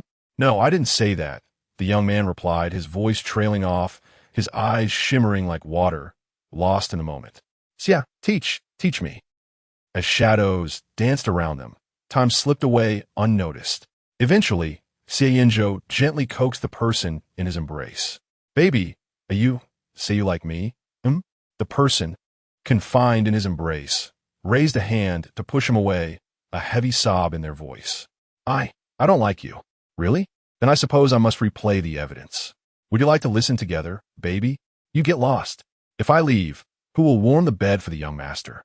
I already knew I shouldn't have said anything." "Then let me say it," Xie Yanzhou teased. "Why are you touching me?" "Don't. Be good." Suddenly, the shrill sound of an alarm clock pierced the air, and Xie Yanzhou opened his eyes. He tossed aside the covers and, after a brief moment of silence, pinched the bridge of his nose. He had grown somewhat accustomed to this. In recent days, he had frequently dreamt of Shen Yu, likely due to Shen Yu's drunken antics the previous night. Thinking of Shen Yu, Xie Yanzhou turned to glance at the young man lying beside him. Shen Yu was sound asleep, his lips slightly curled, as if lost in a delightful dream. Watching him, Xie Yanzhou couldn't help but smile as well. He reached out to pinch Shen Yu's cheek before getting up to take a shower. After his shower, Xie Yanzhou changed into fresh clothes, tossing the garments they had worn the night before into the washing machine, and then ordered breakfast. Once all was done, He returned to the bedroom. Upon seeing Shen Yu's state, Xie Yanzhou couldn't help but chuckle softly. Just moments before he had tucked him in, and now Shen Yu had kicked off the covers, his legs entangled in a restless dance. The night before, Shen Yu had confidently declared, "Don't worry. I'll learn some ways online to keep from kicking off the covers at night." It wouldn't happen this time. It was evident that one could not trust the words of a drunkard. Shen Yu not only kicked off the covers, but had also nudged him several times throughout the night. Reflecting on this, Xie Yanzhou recalled the dream from last night. In the dream, Shen Yu seemed to have a much better temperament, not once kicking him. However, he suddenly felt puzzled. Why was it that in recent dreams, Shen Yu had hardly moved? Was it that he desired to take control so much that the Shen Yu in his dreams appeared passive? Suddenly, Shen Yu frowned and called out to him, "Xie Yanzhou." Chapter 17. The annoying Xie Yanzhou. Xie Yanzhou snapped back to reality, responding softly, "What is it?" Shen Yu remained silent, seemingly still asleep. He too was unaware of what he was dreaming. His lips slightly curved, his cheeks flushed. Xie Yanzhou gently rubbed Shen Yu's brow, smoothing out the creases. Shen Yu relaxed, turning over to continue his slumber. Xie Yanzhou gazed at the back of the head before him, a subtle smile gracing his lips. Just then his phone rang. Glancing at the screen, he rose and stepped outside, gently closing the door behind him. After a moment, the figure lying in bed stirred, reaching out only to find emptiness where abdominal muscles should have been. Shen Yu furrowed his brow, struggling to open his eyes. For a few seconds, he was disoriented, but gradually awareness returned. Thankfully, he was alone. Shen Yu sighed in relief, lifting the covers for a glance. Though everything appeared normal, the memory of the dream he had just experienced caused warmth to rise in his cheeks. In the dream, he had been intoxicated, insisting to Xie Yanzhou that he was sober, resulting in a sleepless night as he forced himself to sober up. The next morning, he had struggled to rise, only to be met with Xie Yanzhou's teasing. The sound of that low, melodious laughter echoed in his ears, prompting Shen Yu to angrily punch his pillow. That infuriating Xie Yanzhou. After unleashing his frustration on the cushion, Shen Yu was about to rise and head to the bathroom when he suddenly heard footsteps outside. Startled, he instinctively bundled the blanket around his legs. Just as he finished, the door was gently pushed open. Meeting Shen Yu's gaze, Xie Yanzhou appeared surprised. "Awake?" he inquired. Shen Yu nodded. Xie Yanzhou acknowledged him and turned to leave. Shen Yu felt reluctant for Xie Yanzhou to discover his unusual state. Yet he wondered why he was hurrying away. Annoyed, Shen Yu thought that detestable Xie Yanzhou, who had seen him drunk and acting foolishly the previous day, showed no concern whatsoever.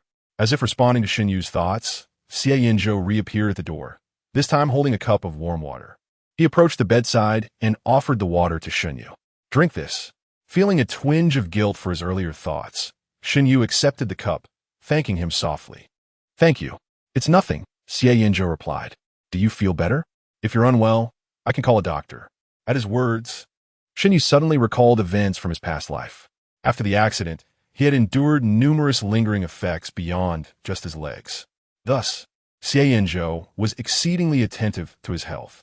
Even a simple cough would prompt Xie Yanzhou to anxiously call their family doctor for a checkup. Shen Yu had once complained, "Please don't bother the doctor so often. It's not that serious." "All right, you're right," Xie Yanzhou had responded, pulling him into an embrace. "No need for a doctor. I'll learn how to treat ailments and help you at home." As he spoke, his hands grew restless. "Let us start by understanding anatomy. Don't move, just cooperate with me." A snap of his fingers brought Shen Yu back to reality. "What were you thinking? Your face is so flushed." Xie Yanzhou raised an eyebrow. "Nothing." Despite knowing that Xie Yanzhou could not possibly grasp his thoughts, Shen Yu felt inexplicably nervous, his voice rising involuntarily. Xie Yanzhou's brow furrowed, and he reached out to touch Shen Yu's forehead. Not feeling well, he leaned closer, his sharp features magnified before Shen Yu's eyes, causing him to instinctively curl his fingers around the blanket, attempting to conceal his embarrassment. Xie Yanzhou's gaze followed Shen Yu's movements downward, and, after a few seconds, a low chuckle escaped his lips. Shen Yu noticed Xie Yanzhou's gaze fixated on her. Her face flushed crimson with anger as she glared at him. "What are you laughing at? Who gave you the right to laugh?" How domineering he was. Xie Yanzhou's eyes glided over Shen Yu's cheek, a teasing glint in his expression, as if to say, "What is there to be shy about between men?" Last night, he had insisted on sharing a bed with Xie Yanzhou, who had firmly declined. Shen Yu had retorted, "We're both men. Why be shy?" Upon hearing this, Xie Yanzhou had coldly lifted the blanket. To her surprise, he seemed to hold a grudge. Returning her words today, Shen Yu inhaled deeply, biting her lip. "Fine." With that, she feigned an intention to lift the blanket. She anticipated that Xie Yanzhou would blush and stop her. However, to her astonishment, even as she pulled back a corner of the blanket, Xie Yanzhou merely looked at her leisurely. Shen Yu realized her miscalculation. His composure was far superior. Silently, she replaced the blanket and asked dryly, "What's for breakfast?" The abrupt shift in topic left a hint of embarrassment and shyness lingering on her face. Sensing that further teasing might provoke an outburst from her, Xie Yanzhou lazily rose. "I just ordered takeout. I'll go set the table." He turned to leave, casually shutting the door behind him. Shen Yu sighed in relief and hurried into the bathroom, the sound of running water soon filling the air. The takeout had already been set, and Xie Yanzhou sat in the dining room, scrolling through messages while waiting for Shen Yu to come downstairs. Moments later, she arrived in the dining room. Having changed into a white sweatshirt after her family had sent her luggage over the previous night. She had worn his jacket today. Xie Yanzhou put down his phone and picked up his chopsticks, while Shen Yu settled across from him. The dinner from last night had been mediocre, and with her mind preoccupied, she hadn't eaten much. Now, having just showered, she was genuinely hungry. Taking a bite of the meat bun, her eyes brightened. Before she could even swallow, she asked, "Is this from Li Jibaozi?" Xie Yanzhou stirred his porridge with a neutral expression and replied with a simple Shen Yu was somewhat surprised. After the relocation of the first high school, I thought their breakfast stall was gone. I didn't expect they were still operating. The owner's son returned from out of town to take over this year, Xie Yanzhou mentioned casually. "Next time, I'll take you there." "Sound great," Shen Yu replied easily, taking another bite of the bun, readily agreeing to Xie Yanzhou's proposition. His expression softened slightly. With no classes today, Shen Yu planned to visit the company. Since her freshman year, she had been interning there whenever she had free time, engaging with the business. After a heated argument with Shun Qian last month, she had stubbornly refrained from going. Now that she was back, it was necessary for her to visit, especially since the Zheng family had been causing chaos in the company that required her attention. Initially, she intended to drive herself, but upon hearing that Xie Yanzhou was also going in that direction, he offered her a ride. Shen Yu feigned confusion, asking, "Isn't Tianheng located in the west of the city?" Old-fashioned, Grandpa Xie had kept the Tianning group in the old town, while Shen Qian had relocated Qianyang's headquarters to the newly built park a decade ago. One was in the west, the other in the south. How could they be on the same route? It was clear that he merely wanted to accompany her to work while concocting an excuse. Xie Yanzhou paused before replying. "My company with Shui Yuanting is in the park." Speaking of Shui Yuanting's company, Shen Yu had a vague recollection.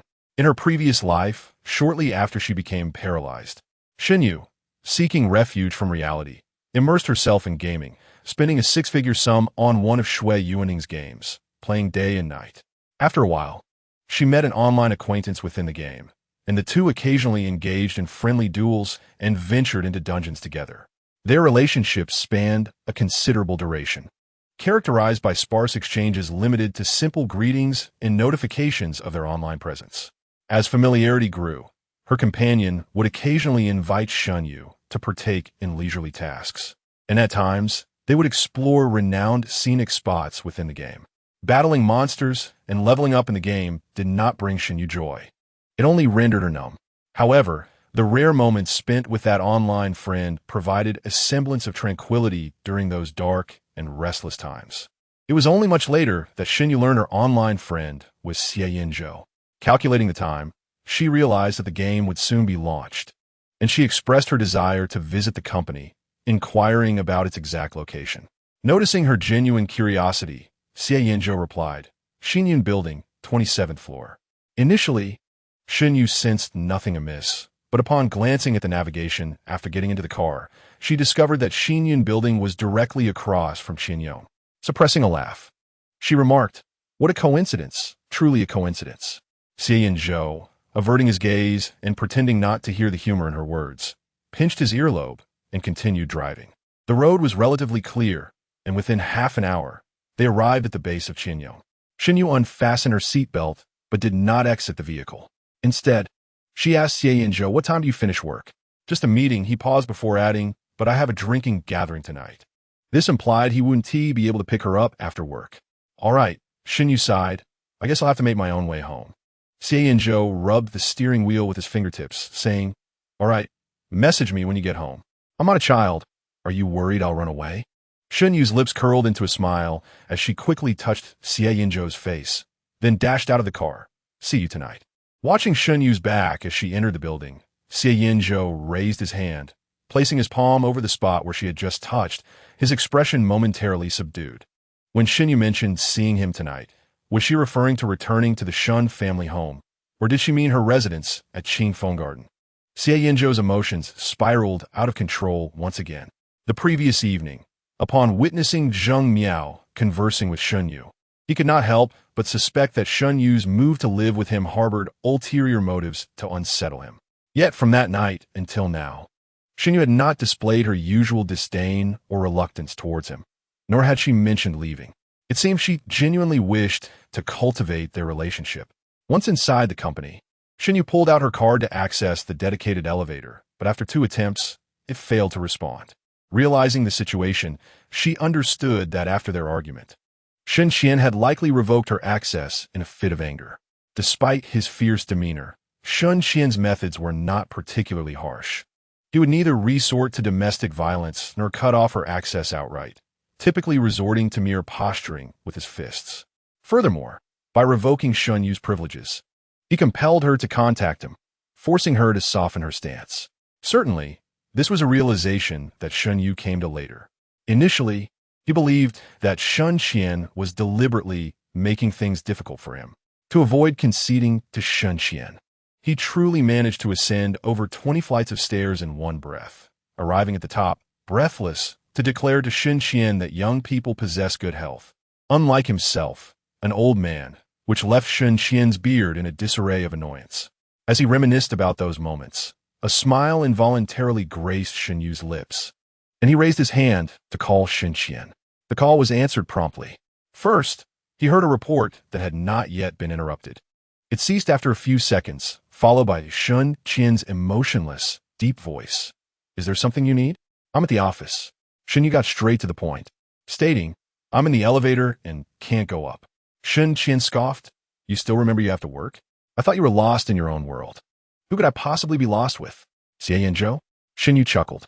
"Mr. Shen, who was it a few days ago that said Xie Yanzhou had good character and that my grandfather wouldn't harm me? My enjoyment with him is under your direction." Shen Qian, unable to counter Shen Yu, cleared his throat to change the subject. "Stay put. I will have Shaoli come to fetch you." "All right, thank you, Dad." After Shen Yu hung up, the screen darkened, and the meeting room fell into silence, all eyes fixed on Shen Qian, who remained expressionless as he gazed at his phone. Assistant Li, standing by, quietly inquired, "Mr. Shen, which executive has arrived? Should I go to receive them?" "Not an executive, but my son," Shen Qian replied, putting away his phone with a calm demeanor. "He.S. in the service elevator.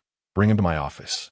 As Shen Qian's assistant, Li understood the tension in their relationship and promptly nodded before heading downstairs.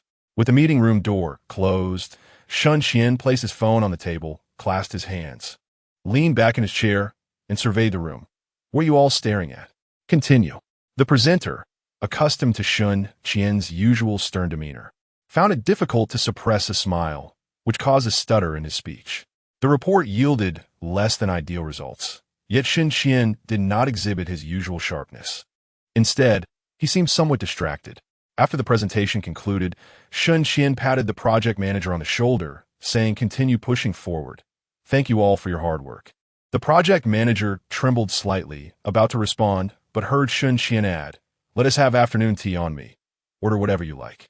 With that, he left, fiddling with the prayer beads in his hand. The team was astonished, questioning the manager. "What is happening? Mr. Shen wouldn't be dismissing us, would he? What nonsense!" The manager waved his hand. "It's probably because young Master Shen has arrived." They often have disputes, so a reconciliation is worth celebrating. Young Master Shen is back. Someone exclaimed. Does that mean the project in collaboration with Tianheng will not be assigned to him?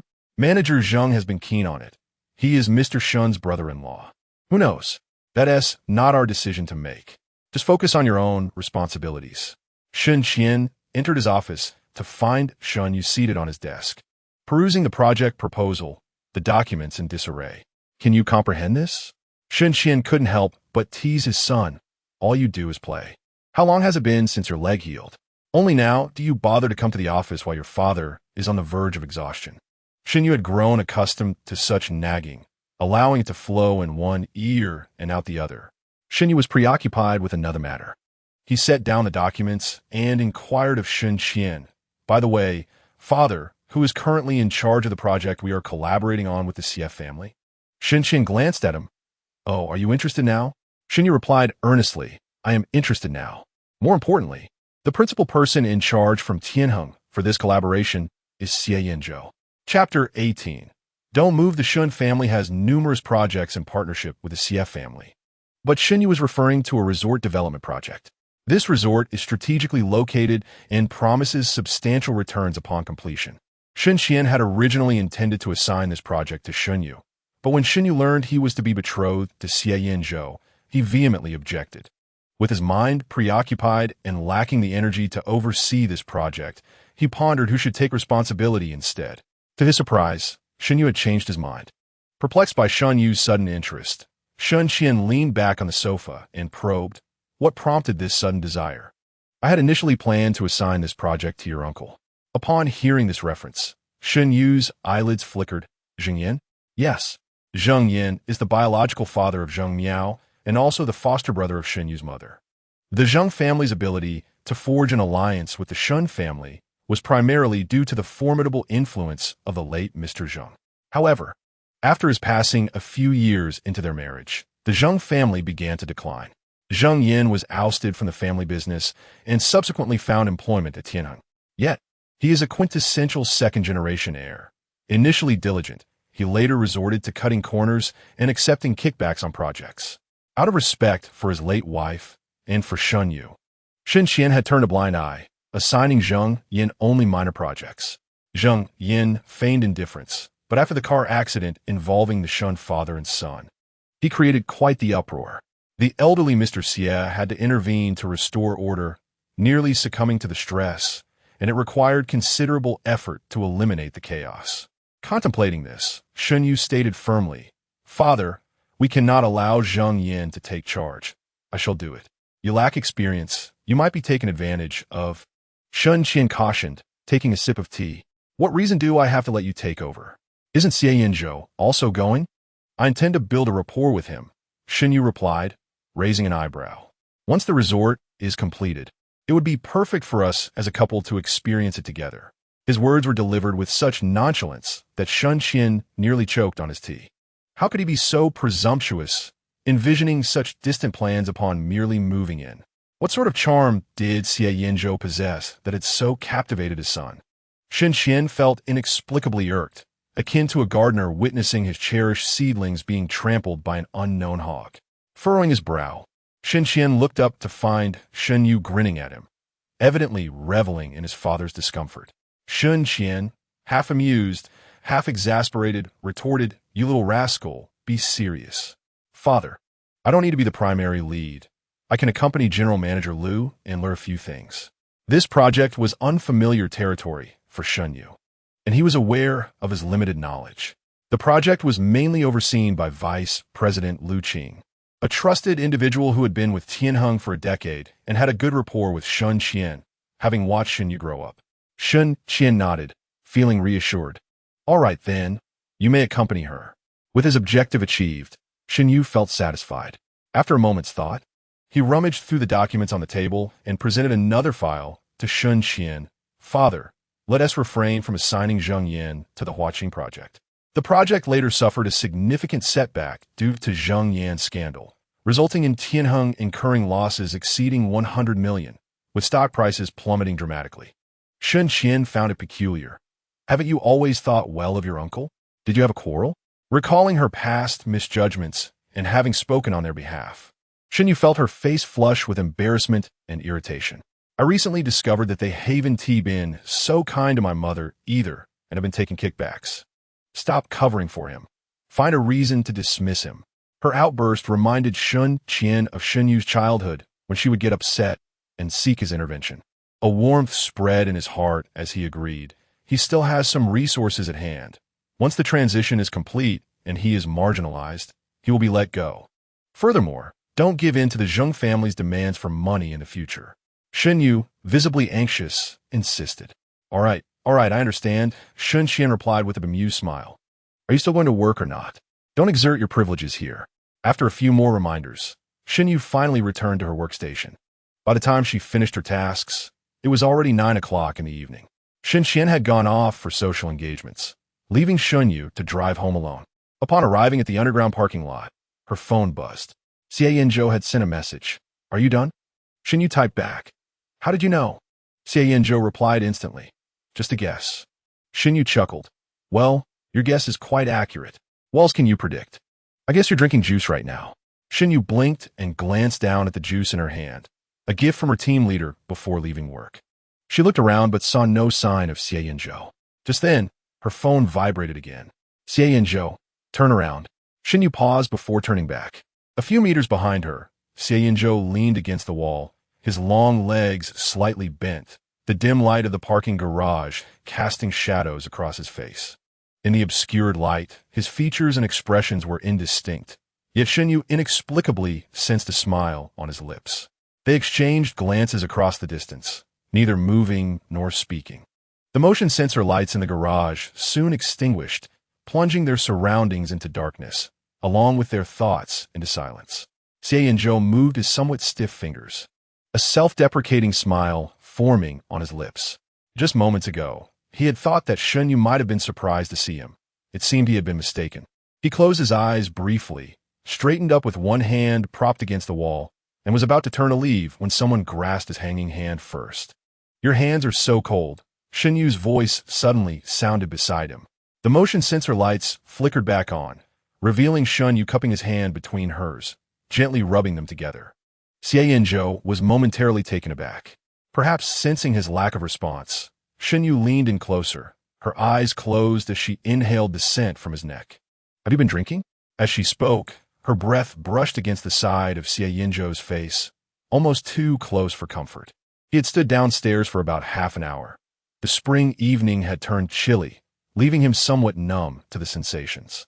Yet, the moment Shen Yu approached, every sensation came alive. He caught a whiff of her distinct freshness, tinged with a subtle sweetness. Although they used the same shower gel, the fragrance that enveloped Shen Yu was always remarkably captivating.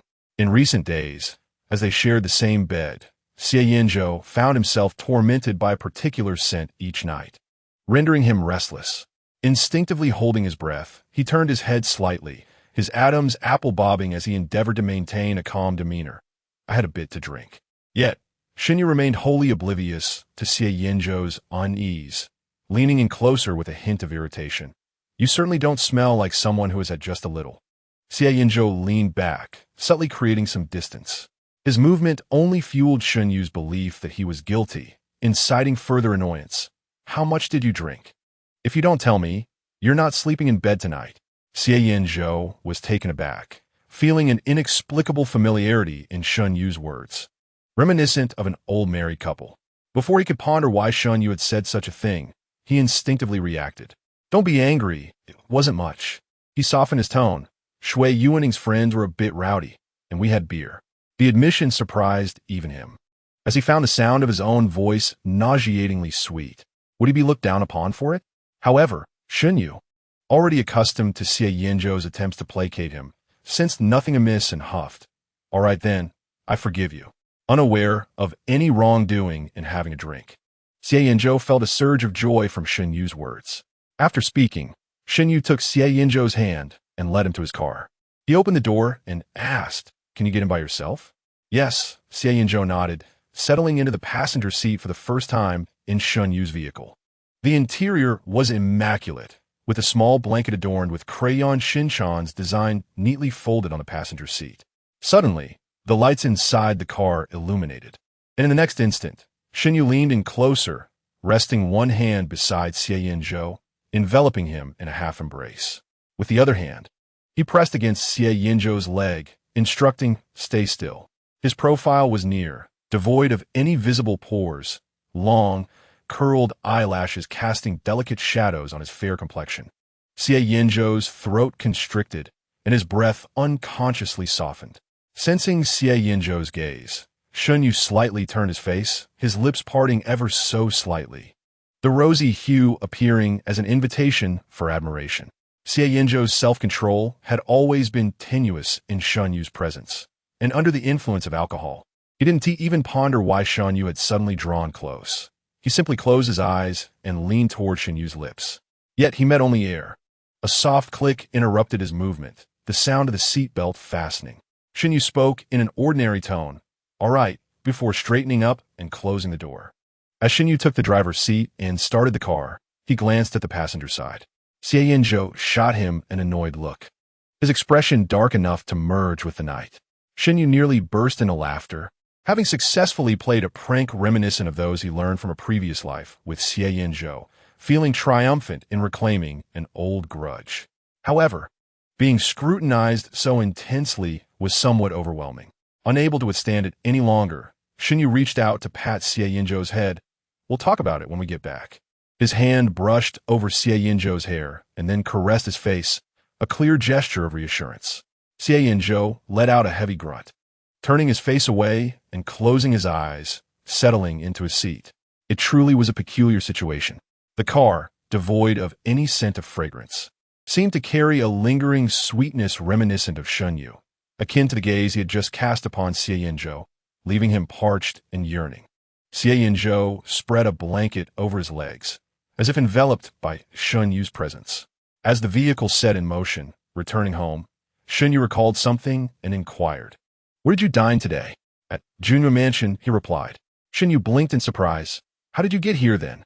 "It takes at least half an hour to drive from Junyu Mansion, and given that you have been drinking, it's clear you couldn't drive." "Did the driver come and pick you up? Did he come all the way here to wait for you?" He had clearly mentioned he would be late, yet he still arrived. The thought of being cared for brought a smile to Shen Yu's lips. Xie Yanzhou remained silent for several minutes. Turning to glance at him, Shen Yu discovered that Xie Yanzhou had his eyes closed, seemingly asleep. Was he really asleep? At a red light, the car halted at an intersection. Shen Yu, with a playful pinch, squeezed Xie Yanzhou's ear, causing his muscles to tense. Shen Yu smirked, maintaining a serious facade. "You've truly had too much to drink. Your ears are burning." Upon hearing this, Xie Yanzhou's ears appeared to redden even further. Upon arriving at Qingfeng Garden, Shen Yu parked the car and unbuckled his seatbelt. Yet instead of opening the driver's door, he delicately maneuvered past the gear shift and cup holder to slip into the passenger seat. The spacious SUV was a tight fit for two adult males. Shen Yu parted his knees, kneeling atop Xie Yanzhou's lap, resting his chin on his shoulder. One hand steadying himself on the seat while the other began to roam restlessly. When the soft touch grazed his waist for the third time, Xie Yanzhou could no longer contain himself and seized Shen Yu's wrist. The young man squinted his elongated eyes, locking onto Shen Yu in the dim light, his voice husky. "Shen Yu, what are you doing?" "Nothing at all," Shen Yu replied, his fingers twitching slightly as he pressed down. Click! The seatbelt retracted. Even without seeing, Shen Yu could sense Xie Yanzhou's foul expression, the mischief in his eyes blossoming unabashedly in the shadows. In a feigned nonchalance, Shen Yu remarked, "Noticing you were too drunk to move, I was just helping you with your seatbelt." Before he could finish his sentence, his lips were silenced by Xie Yanzhou's kiss. Having been teased by the same tactic twice, the youthful Xie Yanzhou could not resist retaliating. However, he was not overly intoxicated. The effects of the alcohol had not clouded his senses to the point of losing control, and he soon released Shen Yu. As their lips parted, Xie Yanzhou's voice was low and husky. "Is that so? I thought you were hoping for this." The car was suddenly enveloped in silence. After several seconds without hearing Shen Yu's response, Xie Yanzhou turned on the interior light. Lowering his gaze, he met Shen Yu's eyes, which were glistening with unshed tears, causing his heart to clench. He had feared he had gone too far, scaring him. Yet, as the one being teased, Xie Yanzhou could not lower his pride, stating bluntly, "I can move now." It seemed he had merely wished to prove this point. Shen Yu pressed his lips together, lowering his head, his eyelashes fluttering. This sight stirred an inexplicable sense of panic within Xie Yanzhou. "What is wrong?" he asked, attempting to maintain composure, though his gaze remained fixed on Shen Yu. Shen Yu's voice was barely a whisper. "Xie Yanzhou, do you not have anything to say to me?"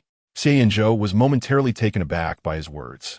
Just as he was about to speak, Shen Yu pressed a finger against his lips, frowning slightly in a mix of embarrassment and annoyance. "After everything you've done to me, you still have something to say?" Though he could not fathom why Shen Yu posed such a question, Xie Yanzhou nodded in agreement. A subtle smile tugged at the corners of Shen Yu's mouth, only to be quickly suppressed. "Just wait a moment." Shen Yu fumbled around the cup holder, but did not find his phone, suddenly recalling it was nestled in the storage compartment beside the driver's seat. Attempting to retrieve it, his posture lacked grace.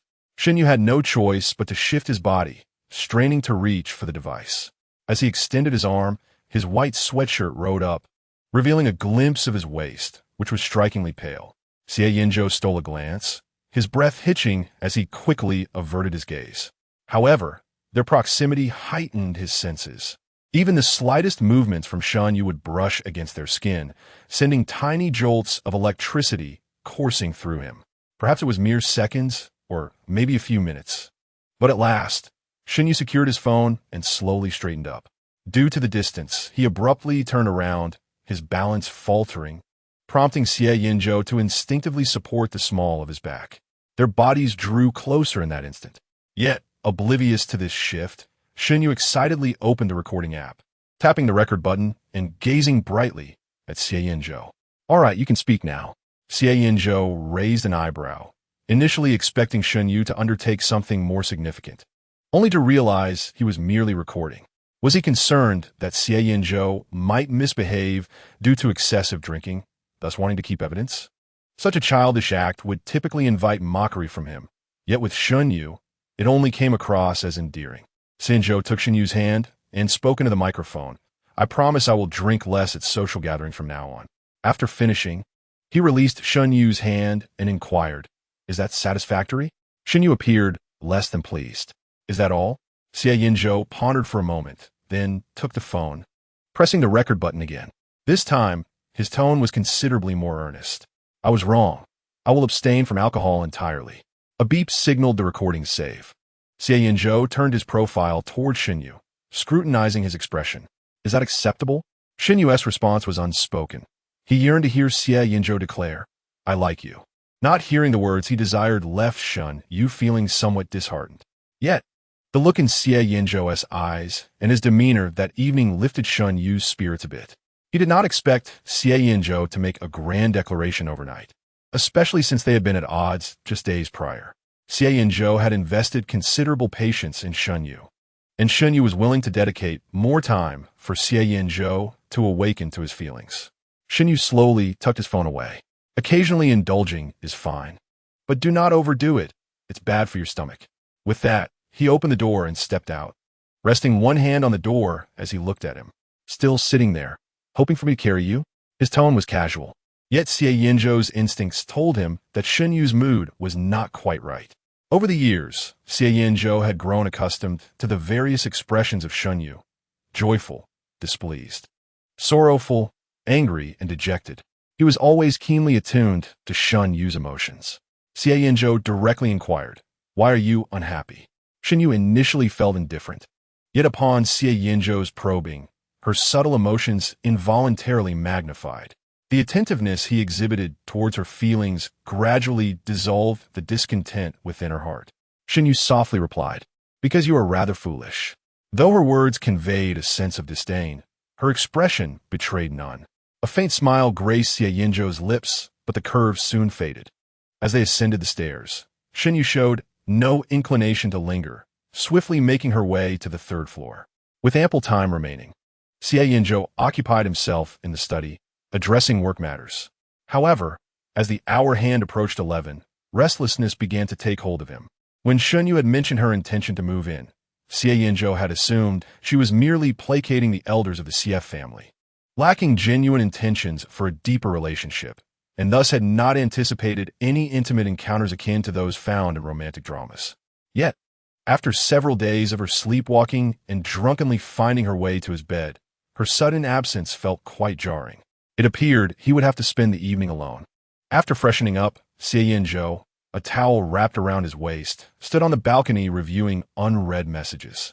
During the earlier gathering, Xie Yanzhou had sent over a new project proposal, seeking to persuade Xie Yanzhou to increase funding. After perusing it briefly, he dialed Xie Yanzhou. The call was answered promptly. Amidst a backdrop of pulsating electronic music, Xie Yanzhou's perplexed voice inquired, "Is that it? You left in such a hurry, downing your punishment drink. I thought you'd be here till the early hours." With a sigh, he added, "You're not quite cutting it, Xie Xiao." "Enough," Xie Yanzhou retorted, disregarding his friend's banter. As he reclined on the sofa, his tone languid, discussing the project sent earlier. "Seriously, you're talking about work at this hour?" Xie Yanzhou complained. "A beautiful girl just invited me for round 3. Xie Yanzhou simply responded with 2 words, "Investment." Xie Yanzhou changed his tone, chuckling. "To be honest, I've become immune to being approached by lovely ladies every day. Work is the only thing I find comforting. Where shall we begin? You, as the financier, are in charge." The cacophony on his end diminished, suggesting he had moved from the private room to the balcony or corridor. After a brief discussion, they established a general direction for the project. Xie Yanzhou lazily remarked, "By the way, why do you sound so bitter? Did you have a quarrel with Shen Yu?" Xie Yanzhou replied, "Not exactly. I merely upset her." "I knew it," Xie Yanzhou exclaimed, sensing trouble in his tone. "If you're angry, don't take it out on me. What is the reason?" A suspicious silence enveloped the conversation for several seconds. "Next time, don't invite me to drink," Xie Yanzhou suddenly stated. "She doesn't like it when I drink." Xie Yanzhou responded with incredulity. "Huh?" His tone, seemingly distressed yet boastful, rendered Xie Yanzhou speechless. Truly amazed. "Why don't you just tattoo Shen Yu's name on your face?" After ending the call, Xie Yanzhou lay alone on his bed. The silence enveloped him, and as he closed his eyes, sleep eluded him completely. The soft blanket still retained the faint fragrance of Shen Yu, and Xie Yanzhou suddenly found himself reminiscing about the restless night spent tormented by Shen Yu's scent. Time slipped away unnoticed until Xie Yanzhou finally began to feel sleepy. However, in the liminal space between dreams and wakefulness, he sensed the mattress beside him dip slightly, as if someone had nestled beneath the covers. A gentle touch grazed his arm, prompting Xie Yanzhou to abruptly turn his head and open his eyes, only to find Shen Yu climbing onto his bed. Shen Yu was momentarily startled, nearly leaping in surprise at Xie Yanzhou's sudden movement.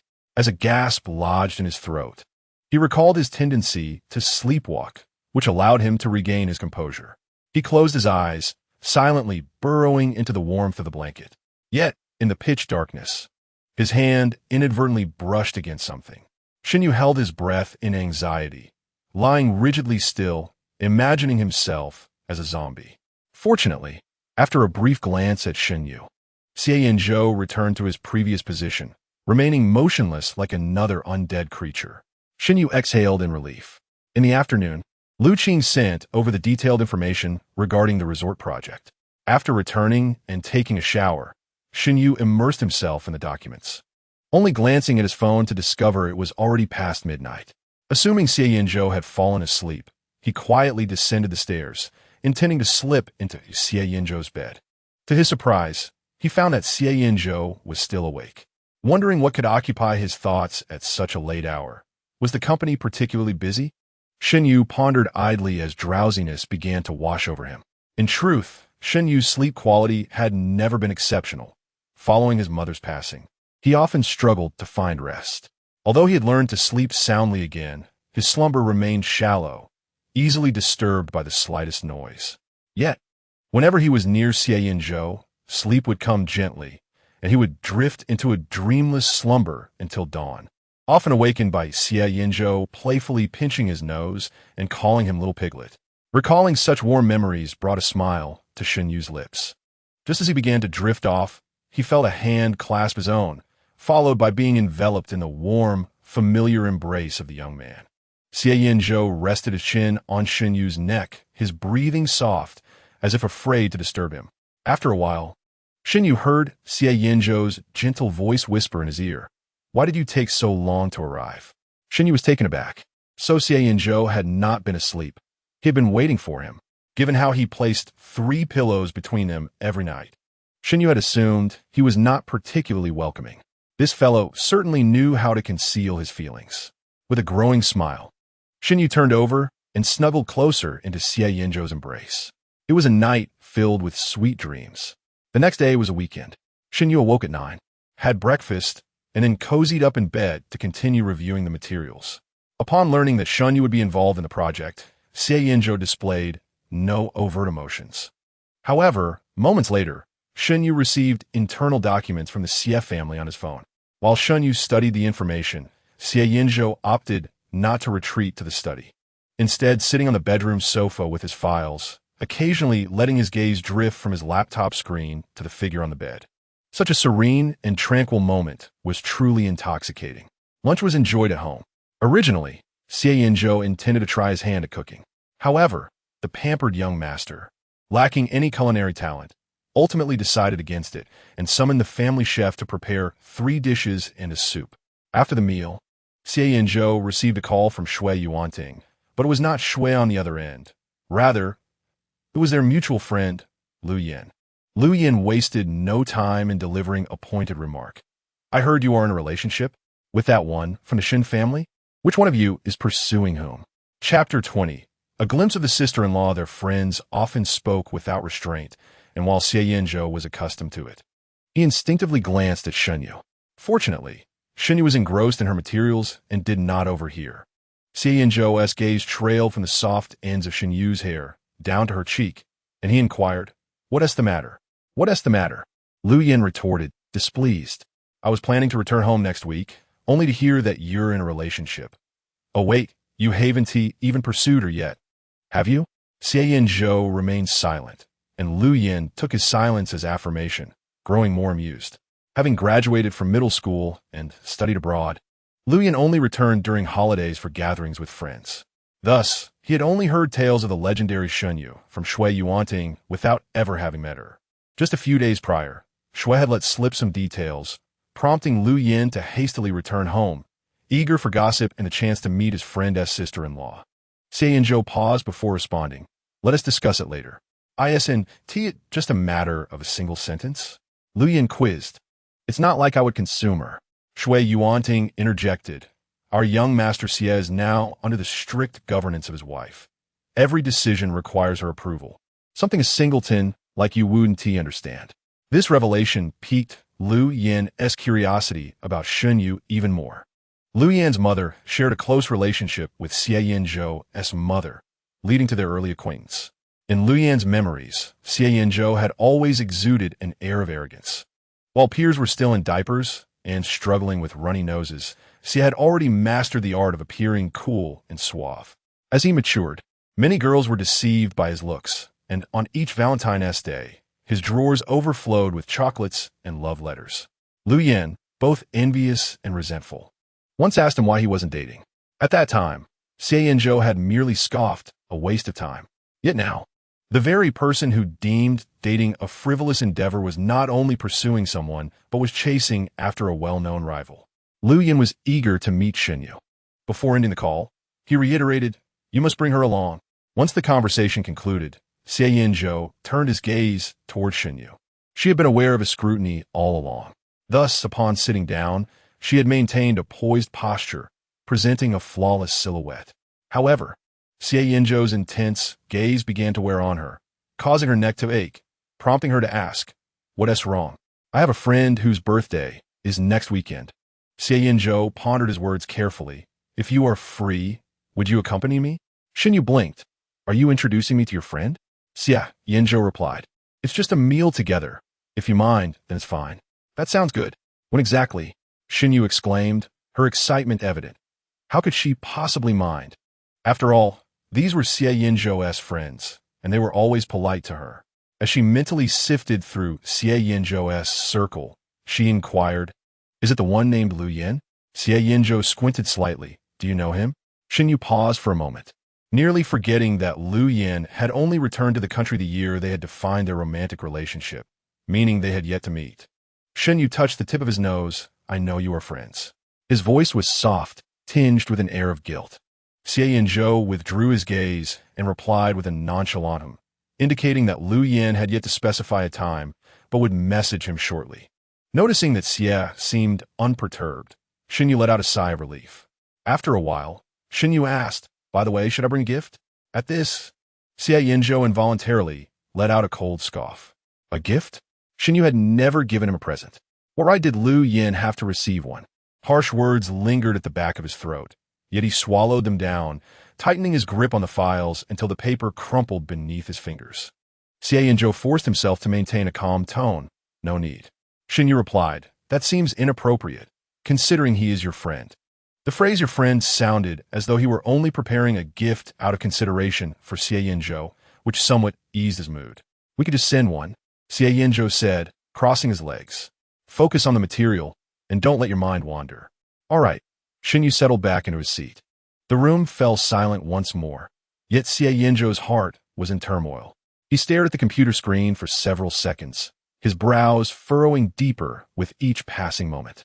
When had Shen Yu learned about Lu Yan? Through whom? How long had he known? Why had he seemed so happy upon hearing about Lu Yan's birthday party? The more he pondered, the more agitated he became. He couldn't absorb a single word. His mind was consumed with the thought of when he would confront Lu Yan face to face. Xie Yanzhou believed that Shen Yu was not the type to proactively seek out acquaintances. Surely someone had mentioned something to him. It wasn't Shen Yu's fault anyway. As the essence of spring grew stronger, Lu Yan's birthday approached. Just after Shen Yu had tried on a formal outfit in Xie Yanzhou's dressing room, he received a call from the office, notifying him of an impromptu meeting that left him little time to spare. He went directly to the office, still clad in his formal attire. He had intended for Xie Yanzhou to go ahead, but Xie insisted on waiting for him downstairs. After the meeting, Shen Qian called out to Shen Yu, "Are you going to celebrate that young lad's birthday at the Lu family?" Shen Yu nodded, having mentioned it to Shen Qian a couple of days prior. Shen Qian continued, "Have you prepared a gift?" "No." Shen Yu shook his head. "Xie Yanzhou and I are sending one together." Shen Qian frowned. "You're not married yet. What does it look like to send just one?" Luckily, knowing Shen Yu's unreliability, he had prepared a gift in advance. Shen Qian retrieved a neatly wrapped present from his office and handed it to Shen Yu. "Take this and enjoy yourself." In his youth, Shen Yu had faced ridicule from peers after losing his mother and following a fight that earned him a fierce reputation. He had distanced himself from the wealthy offspring, resulting in a scarcity of friends his age. Understanding that Shen Yu was headed to the Lu family, Shen Qian felt both relief at his son making new friends and concern over potential gossip, prompting him to prepare a gift early on. Acknowledging his father's good intentions, Shen Yu accepted the gift and made his way downstairs. In the garage, Xie Yanzhou was standing by the car, engaged in a phone call. Upon noticing Shen Yu approaching, he took a few steps toward him, raising an eyebrow at the sight of the item in Shen Yu's hands. "Is that for me?" Chapter 21. Jealousy. Yet quickly pacified, Shen Yu cast a glance at the gift bag in his hands, fell silent for a moment, and spoke the truth. "No, it's a gift for Lu Yan." Xie Yanzhou. The atmosphere was as still as the grave. After a few seconds, Xie Yanzhou tugged at the corners of his lips. "Oh." In that instant, Shen Yu felt as though he had glimpsed Xie Yanzhou's drooping tail. Xie Yanzhou turned to enter the car, slamming the door with considerable force, as if venting his frustration. Shen Yu got in from the other side and immediately observed Xie Yanzhou sitting with his legs crossed, exuding an aura that clearly signaled keep your distance. Placing the gift beside him, Shen Yu settled next to Xie Yanzhou, tilting his head to scrutinize his expression. Xie Yanzhou wore a frosty demeanor, remaining silent and not even glancing at Shen Yu. He appeared particularly aloof and dignified. However, to Shen Yu, Xie Yanzhou's face seemed to openly cry out for consolation. In recent days, Shen Yu had been preoccupied with project deadlines and remedial classes, while Xie Yanzhou was absorbed in company affairs. Aside from lying together in bed at night, they had little opportunity for intimacy. Shen Yu reached out to poke Xie Yanzhou's cheek and asked, "Are you upset? What reason do I have to be angry?" Xie Yanzhou scoffed. "Which of your eyes saw me angry?" "Both of them." Shen Yu pointed at his own eyes. Xie Yanzhou shot him a glance. Well, your eyesight is quite good. Shen Yu couldn't help but chuckle. Xie Yanzhou. In a swift motion, Shen Yu perched himself on Xie Yanzhou's lap, wrapping his arms around his neck and leaning in to brush his lips against his "Don't be mad." Xie Yanzhou slightly turned his face, evading the kiss. It appeared he was genuinely a bit displeased, needing a longer time to be coaxed. Despite his irritation, Xie Yanzhou rolled down the car window with one hand, shielding the interior from prying eyes.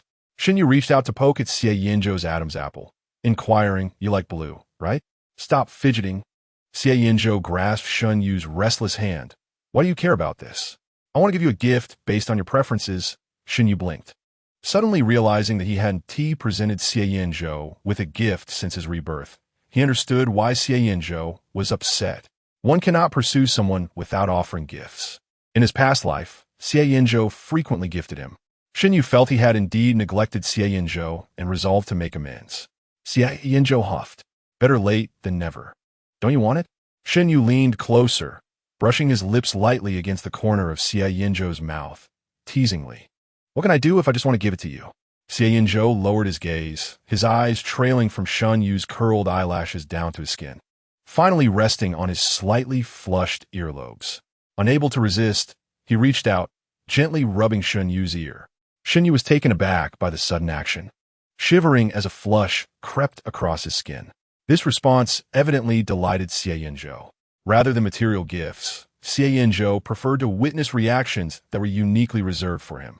The youth's earlier chill began to thaw. Seeing his mood lift, Shen Yu straightened, covering his ears, and clarified, "That gift wasn't bought by me. It was prepared by my father. He was worried I'd be talked about for not bringing a gift." Upon hearing this, Xie Yanzhou's previously gloomy mood instantly returned to normal. The young man leaned against the back of his chair, gently pulling down Shen Yu's hand that covered her ears.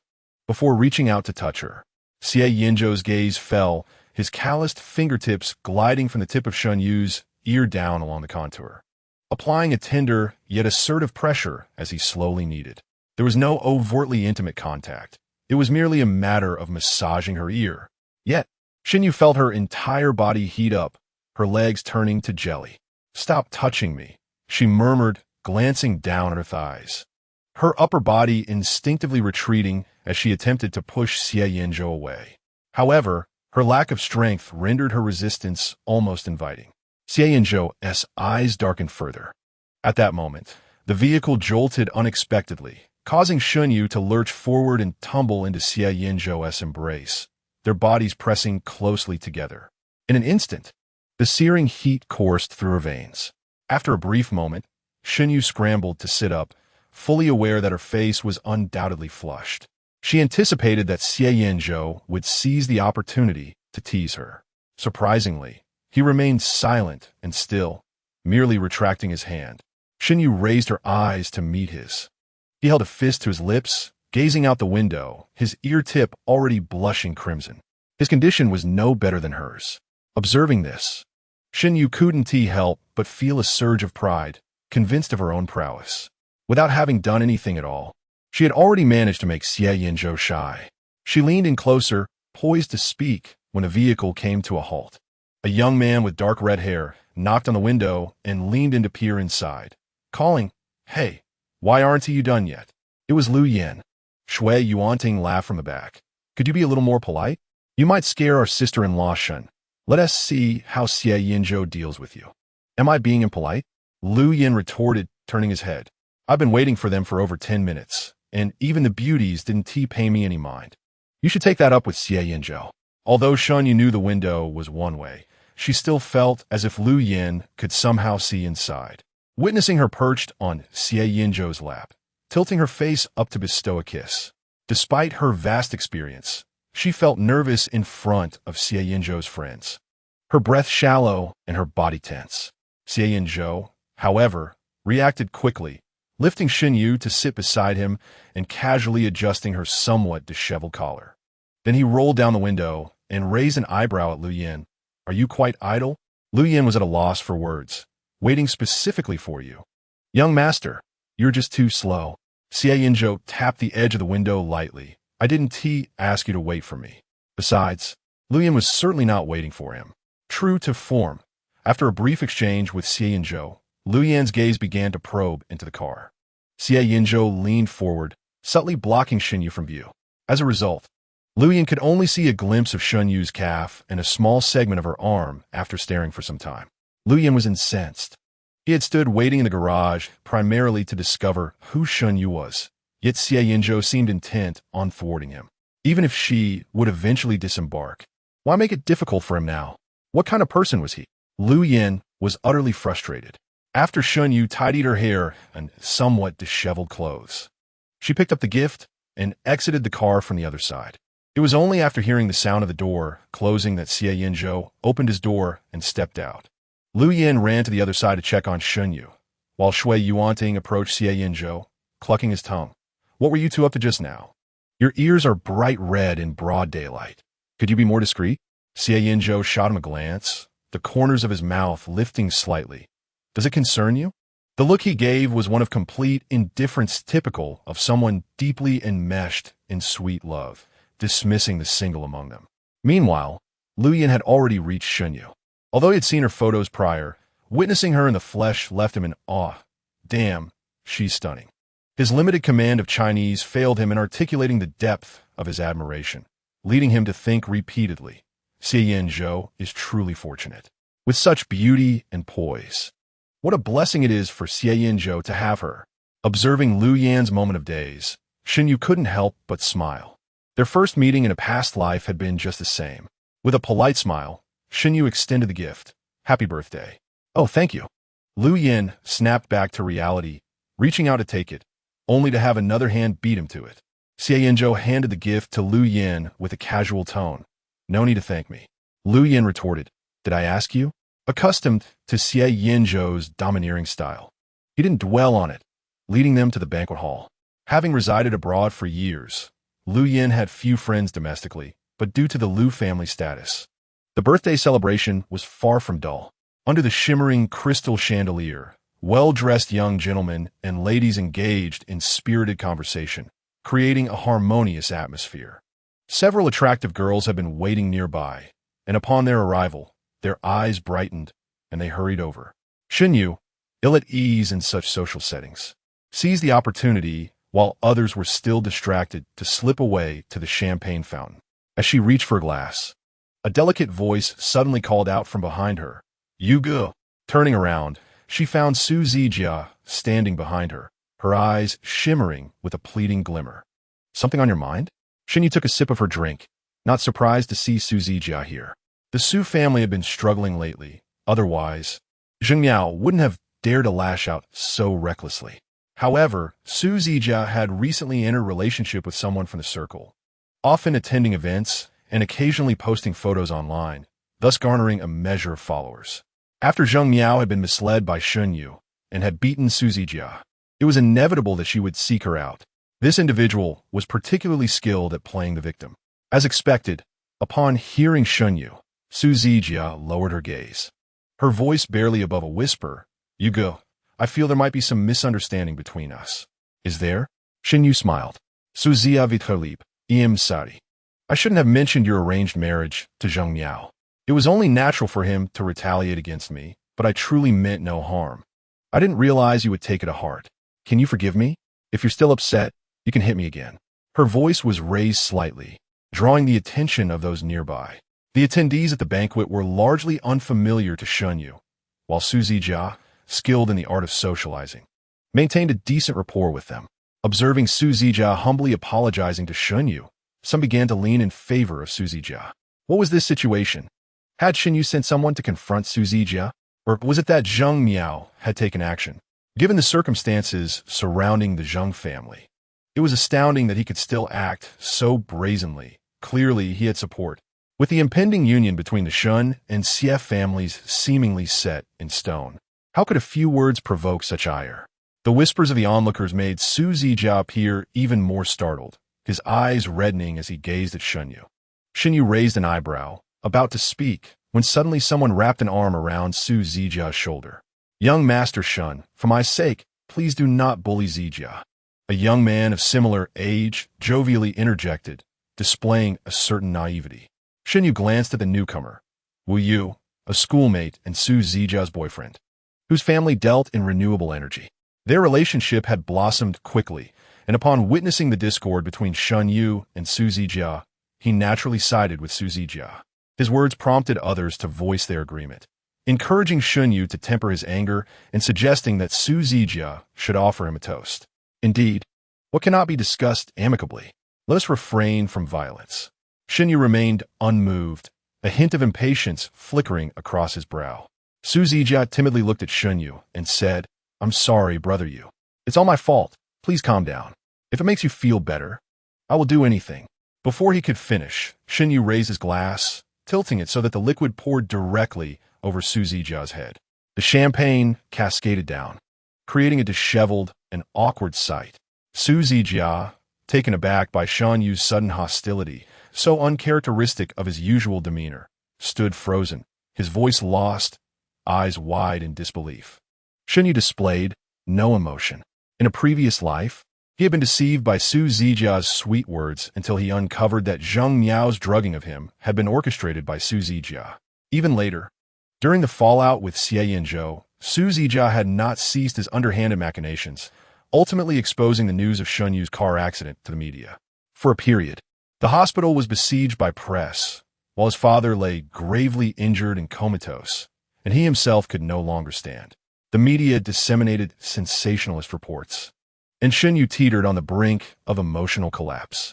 Had it not been for Xie Yanzhou's unwavering companionship through the digital realm, he might have succumbed to despair. Recently occupied with projects, Shen Yu had overlooked such a minor character. He had assumed that the beating Zheng Miao had administered would keep Su Zijia subdued for a while. Yet it seemed someone had a poor memory, eagerly courting trouble. What are you doing? Wu Yu exclaimed, incensed at Shen Yu's actions. Rather than displaying outrage, Shen Yu maintained a calm demeanor, responding, What? Is one glass insufficient? Do you wish for more? Wu Yu bristled. Is it customary to insult someone in such a manner? What exactly do you mean by this? Hadn't he just suggested that he wanted Shen Yu to calm down? Shen Yu replied, I had no intention of causing a scene in such a festive setting, but since you insist, I shall oblige. Wu Yu was about to say something, but Su Zijia's gaze shifted to the figure behind Shen Yu. Su Zijia pursed his lips and softly uttered, Xie Shao. With just 2 words, his eyelashes fluttered down. On the verge of tears, Shen Yu cursed under his breath, frustrated with himself for being quicker with his hands and his brain, having forgotten that Xie Yanzhou was behind him. Just days ago, he had feigned being the victim before Xie Yanzhou, and now he found himself in the role of the aggressor. Like everyone else, Xie Yanzhou was unaware of the circumstances and witnessing the scene. He might be led astray in his perceptions. Shen Yu cared little for how others viewed the situation, but he did not wish for Xie Yanzhou to misunderstand him. He turned around to see the distinguished young man approaching with measured steps. Shen Yu softened his tone and called out, Xie Yanzhou. Xie Yanzhou sauntered over with one hand in his pocket, standing beside Shen Yu with a smirk that danced between amusement and mockery. What is this? Has the young master's temper flared up again? Shall I fetch you a drink? The moment those words left his lips, silence enveloped the surroundings. Shen Yu looked up in surprise. All eyes were on the strikingly handsome young man. In a collective gaze, Xie Yanzhou picked up a glass of champagne from the table and offered it to Shen Yu, asking, How about this one? Chapter 23.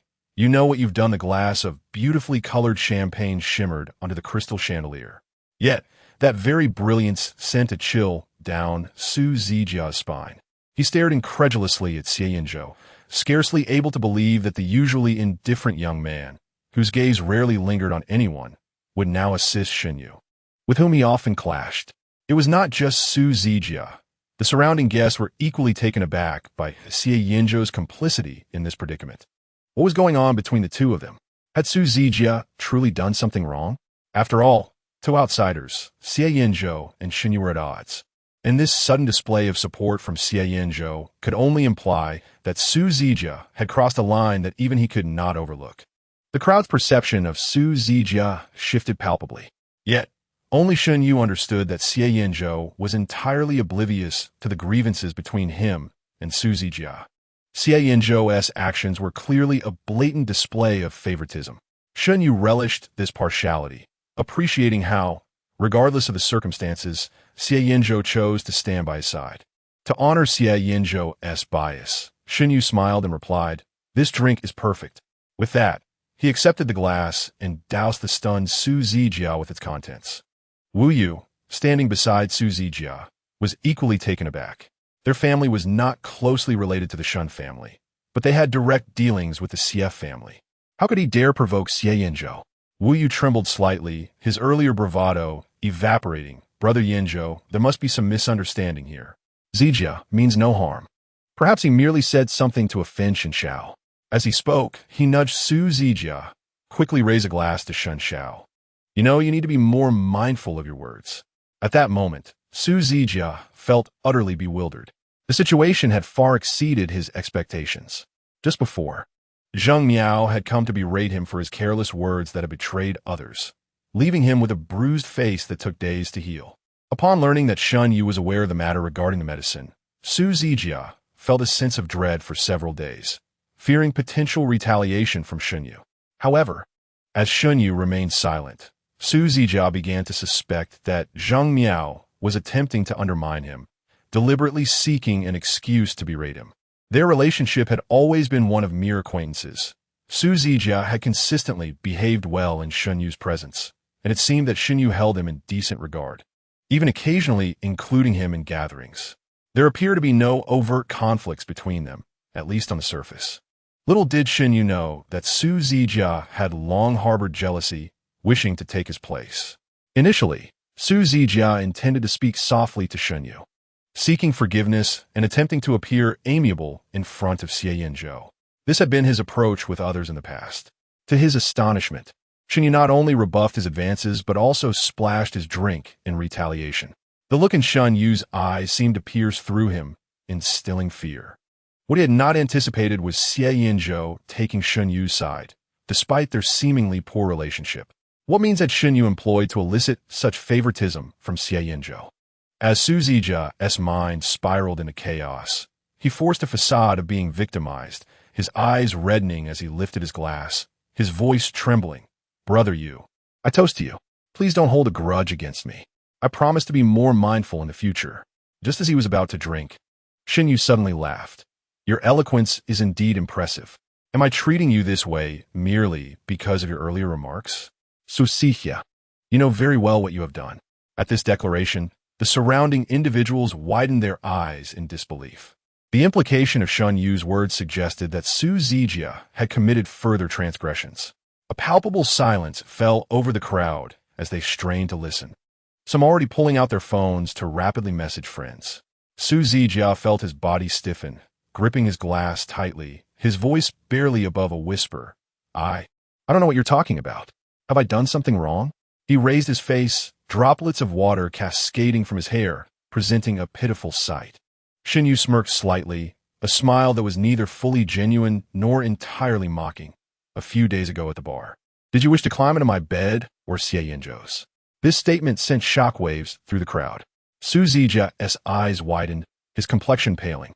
Wu Yu, upon hearing this, furrowed his brow deeply and pushed Su Zijia aside, demanding, "Is what he said true?" "No, I didn't tea." Su Zijia retreated in a panic, overwhelmed by shock. How could Shen Yu possibly know? He and T even confided in Zheng Miao. Really? On the 24th, Shen Yu continued, at MB Bar. "It's all traceable.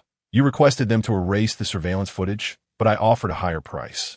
Wu Yu's expression darkened as he snapped. Is he telling the truth or not? Didn't T you say you were at the hair salon? Su Zijia turned even paler. "No, I went to the bar not to seduce anyone." "Oh." Shen Yu appeared genuinely puzzled. "Then what were you doing? Sneaking around alone and having someone take pictures?" The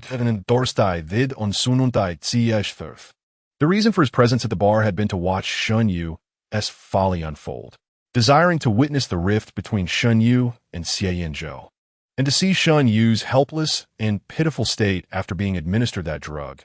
Su Zijia, fully armed and clad in a manner that concealed him well, hid in the adjacent room, eager for the spectacle.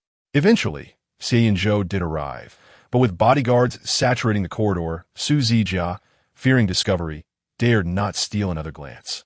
When he eventually emerged, the scene had already been tidied, and Zheng Miao's phone was unreachable. Su Zijia hesitated to inquire further, never anticipating that Shen Yu would delve into the matter.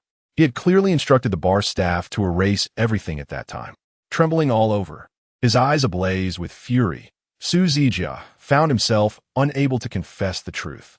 Seduction might be a moral quandary, but drugging someone constituted a criminal act, an offense that would lead to legal repercussions. A chill ran down his spine. Shen Yu, fully aware, feigned ambiguity, knowing well that Wu Yu had reservations about such matters, intending to publicly humiliate him. Yet now, even with his teeth shattered, Su Zijia could only swallow his blood in silence. Gritting his teeth, he said to Shen Yu, "I'm sorry, Yuga. I intended to seek you out for fun." Before he could finish, a resounding slap struck his face. No man could endure being cuckolded. Wu Yu glared at Su Zijia, his eyes ablaze with wrath. "Wretch." Su Zijia bowed his head, too intimidated to retort. He could not provoke the Shen family, nor could he the Wu family. All he could do was grit his teeth and implore, "I'm sorry, Yuga. I beg for your forgiveness. I will be honest from now on."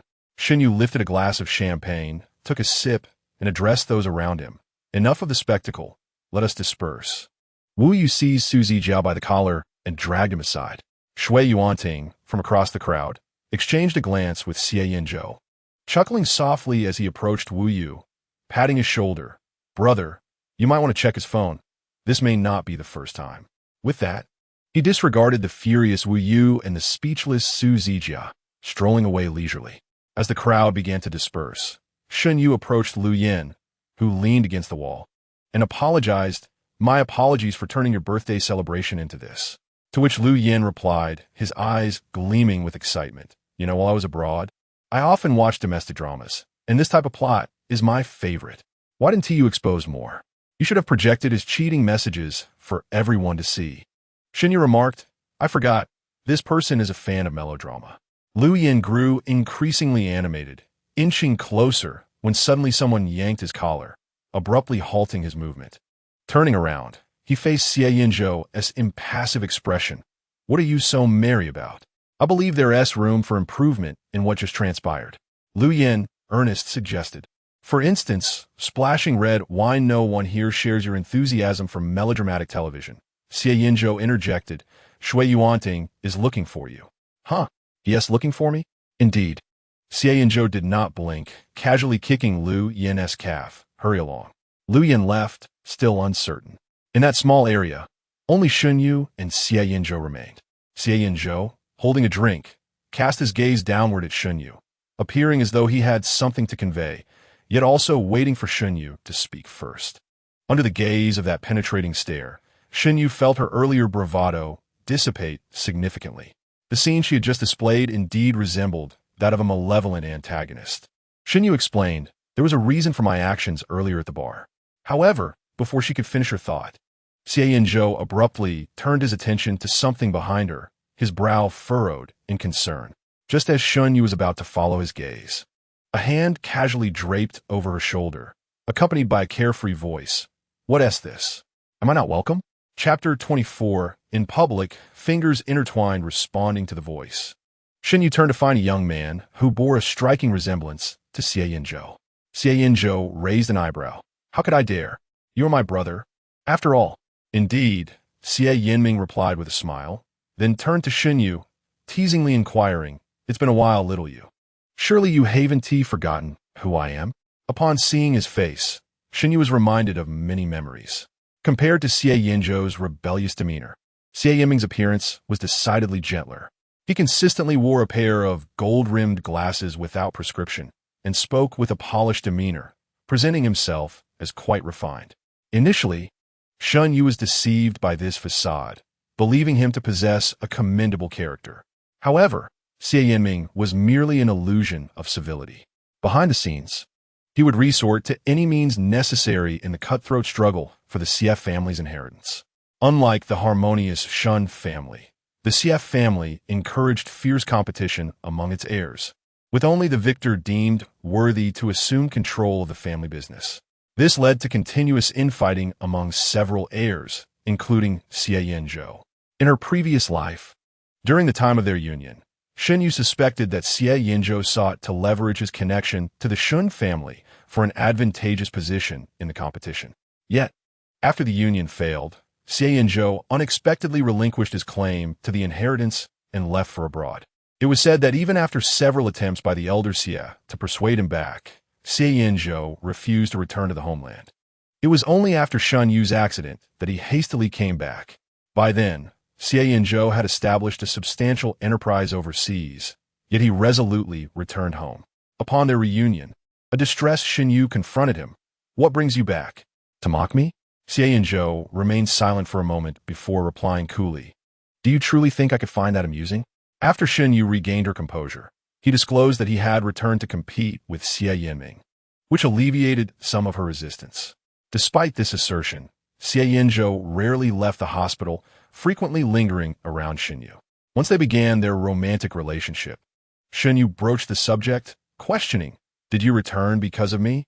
To which the unabashed Xie Yanzhou responded, "Darling, I would much prefer you to reward me with tangible actions, perhaps tonight in the bathroom." Ahem. Returning to the subject at hand.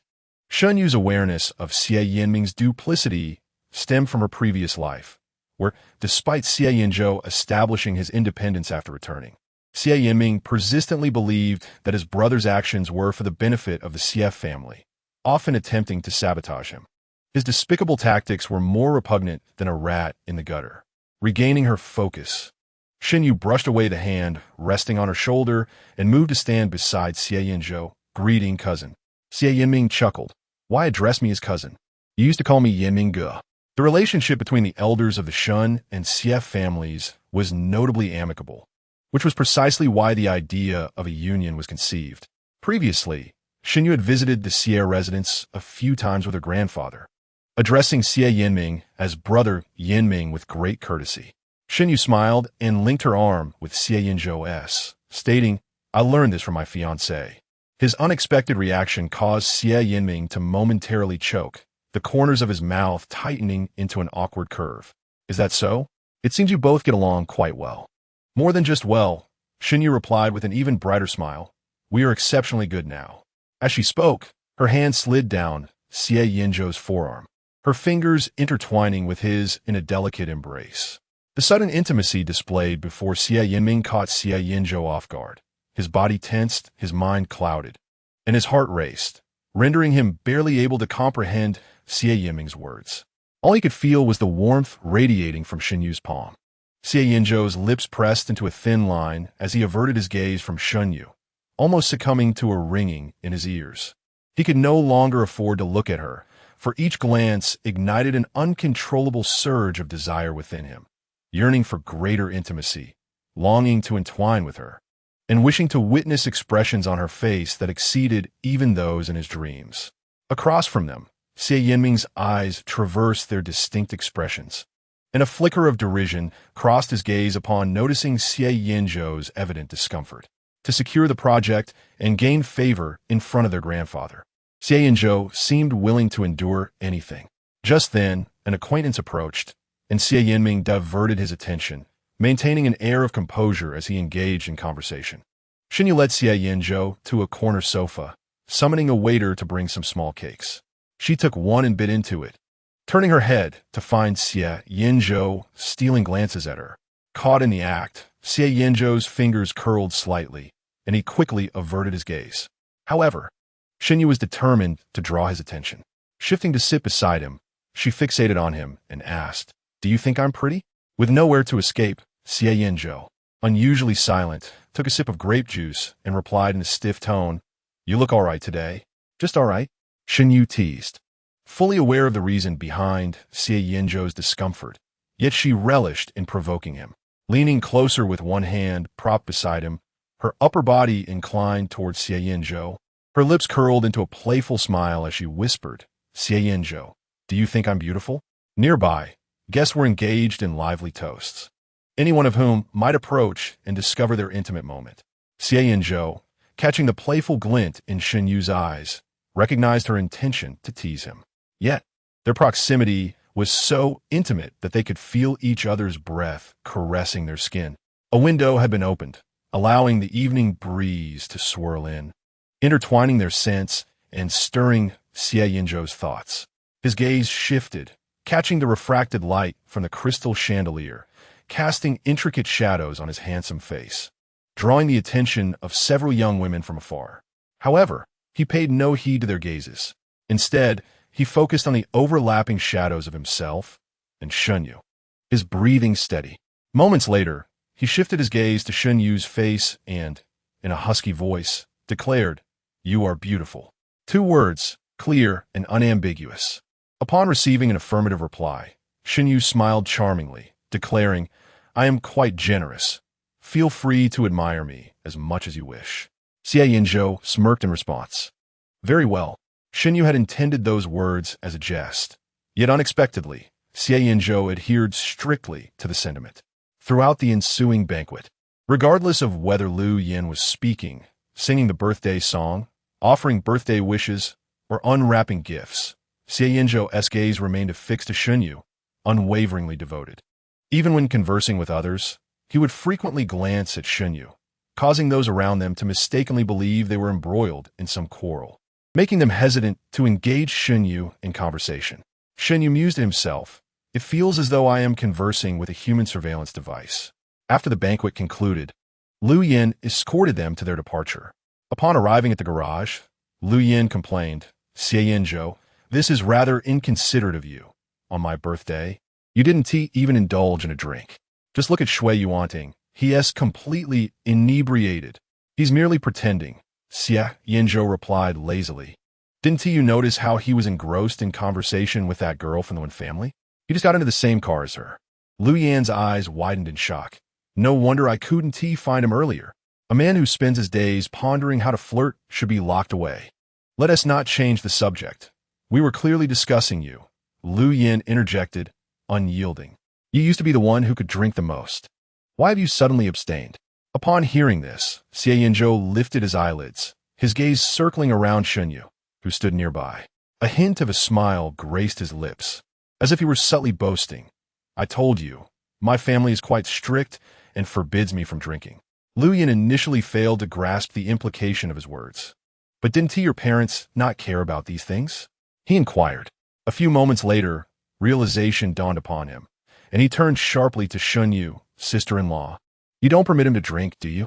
Suddenly addressed, Shen Yu glanced at Xie Yanzhou, who was looking down at him with a slight smile, seemingly eager for Shen Yu to acknowledge his influence in front of Lu Yin, to let everyone know how he had been reined in by Shen Yu. Shen Yu shot Xie Yanzhou a glare and cleared his throat. "Drinking is detrimental to one's health. You should also refrain in the future." "Very well. Thank you, sister-in-law." Lu Yin casually acknowledged, the term of endearment spilling forth naturally. As they spoke, they had reached the car. Shen Yu took a couple of sips, of course unable to drive, and settled into the passenger seat, while Xie Yanzhou slid into the driver's seat. After closing the door, Shen Yu rolled down the window, intending to greet Lu Yin, who stood at the roadside, when suddenly a shadow loomed over him. Xie Yanzhou leaned against the side of Shen Yu, his breath brushing against Shen Yu's lips. He tilted his head slightly, his lips grazing Shen Yu's. An electric sensation coursed through him, and memories of past intimacies flooded back, prompting Shen Yu to instinctively close his eyes. He tilted his face slightly upwards, his lashes fluttering.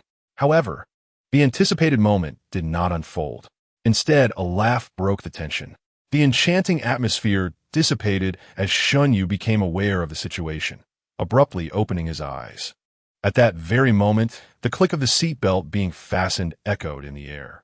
Xie Yanzhou leisurely returned to his seat, fastening his seatbelt with a light, teasing tone. "Do be mindful of traffic safety. Shen Yu, is this a form of retaliation for the last time he teased me under the pretense of fastening my seatbelt? How can this person hold a grudge so fiercely?" Shen Yu scoffed. With such a remarkable memory, why not recall the subsequent events as well? After fastening the seatbelt that day, they even shared a kiss.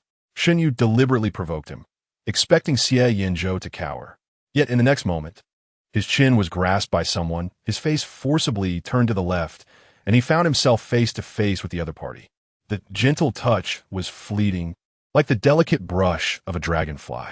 Shen Yu was momentarily stunned. Outside the car, Lu Yin was equally taken aback. What was happening? Were they not still pursuing each other? Had they just kissed? Had he been away from the country for a few years and now failed to keep up with the trends? After a brief daze, the car had already driven away. As he regained his composure, Lu Yin urgently called Xie Yanzhou, disregarding the complaints from a girl on the other end, and quickly recounted the events. His frustration was palpable, his nose nearly crinkling in anger. I watched them act so intimately in front of me. I can't even imagine what would happen if I weren't there. Xie Yanzhou is simply a beast. Is there really such a thing as dog abuse? After hearing this, Xie Yanzhou chuckled lazily, his lowered voice particularly alluring. Just now. You were part of their play. Now, do you wish to be part of the play between me and my girlfriend as well? Lu Yin retorted incredulously. How long has it been since you started dating? You're far too casual, and even with a girl nearby. Must you speak to me in that bubbly tone? How disgusting. It's because you're not dedicated. Xie Yanzhou unleashed his sarcastic prowess. 2 years of online dating. No voice calls, no video chats, no in-person meetings. I don't even know if the other party is male or female. This is pure love. Do you understand anything about it? Lu Yin felt as if he had been stepped on. Jumping up to interrupt him. My mother finally let me return home, and I will definitely meet Xiao Qiao in person. I'll make you all envious. Xie Yanzhou dismissively replied, Yes, yes, a moment of passion is worth 1,000 pieces of gold. I'll hang up now. Lu Yin angrily exclaimed, Can you all just perish already if you're in a relationship? After hanging up, Lu Yin reflected on the intimate scene he had just witnessed between Xie Yanzhou and Shen Yu, feeling a twinge of jealousy. He opened WeChat and pondered for a moment before sending a message. Xiao Qiao, I'm back in the country. When are you free for us to meet? Ding. His phone chimed. Shen Yu picked up his phone and noticed a friend request. Although he and T engaged much in conversation at tonight's banquet, he rarely attended such gatherings, so it was no surprise that many people approached him to chat and add him as a friend. As he prepared to take over the company's business, it was inevitable that he would interact with peers in the industry. So Shen Yu didn't refuse as he had before and allowed them to scan his friend code. It seemed that more people were continuously forwarding his friend requests to others, as his phone had been incessantly buzzing since the car began to move. Shen Yu was not particularly averse to adding friends, but what made him most uncomfortable was that every time his phone chimed, Xie Yanzhou would glance over at him. He said nothing, yet his silence was more burdensome than words. As the car came to a halt at the traffic light, a message from a newly added girl popped up, and Shen Yu opened it. The sweet and melodious voice resonated within the vehicle. Hello, Shen Yu. I've heard so much about you, and I'm thrilled to finally connect. Next week, Lin Yusin is hosting a party at Feather Bar. Will you be joining us? Shen Yu, not waiting for the message to finish, turned to observe Xie Yanzhou's expression. His long fingers, resting on the steering wheel, tightened, and his brows knitted together.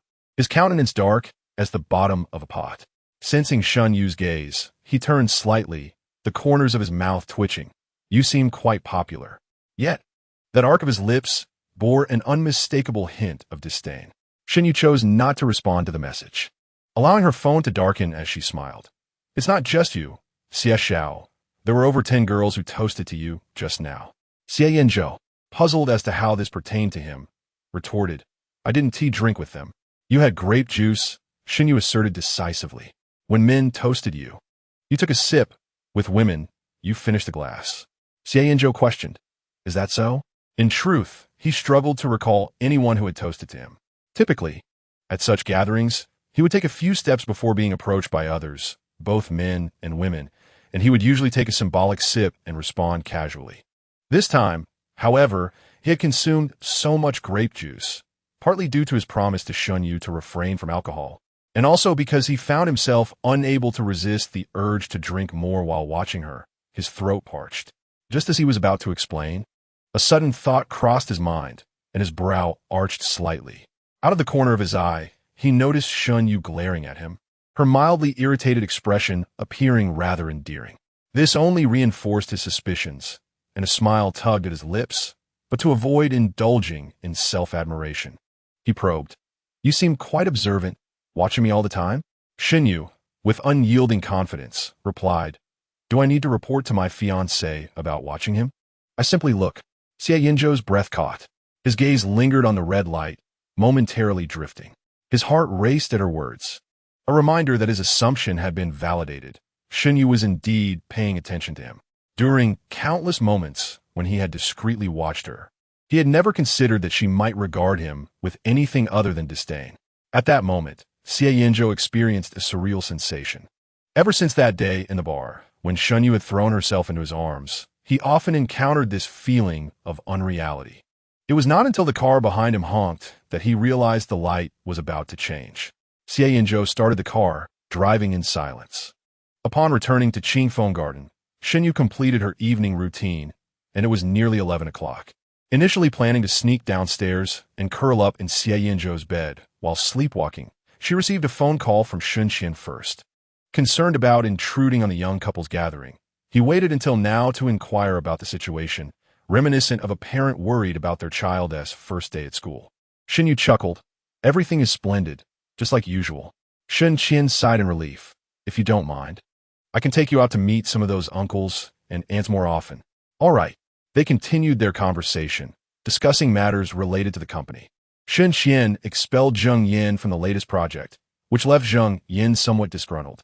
However, Sun Qian is not one to be trifled with. His years in the business world have not been in vain, and with just a few words, he managed to placate the situation. In the morning, Zheng Miao called Sun Qian, expressing a desire to participate in the collaboration between the Shun and Xie families. Shen Yu frowned, thinking it was quite an optimistic notion. "Rest assured, my son," Sun Qian replied with a smile, "I made it clear that this matter is led by the Xie family, and it is not within my purview to manage. I sent him on his way." Shen Yu curved his lips in gratitude. "Thank you, Dad." The expression of thanks made Sun Qian feel a bit embarrassed. There is no need for thanks. It was merely a matter of a few words. Shen Yu felt a warmth in his heart. The conversation had concluded, yet Sun Qian did not hang up, seemingly with something more to inquire. After a moment's hesitation, he asked, "By the way, son, is Xie Yanzhou beside you now?" "No," Shen Yu replied. "What is it?" Sun Qian appeared to breathe a sigh of relief. "You're not sharing a room, are you?" Shen Yu fell silent for 2 seconds, casting a guilty glance at the guest room. Since moving in, he had been sleepwalking into Xie Yanzhou's arms almost every night, leaving the space as pristine as it had been upon his arrival.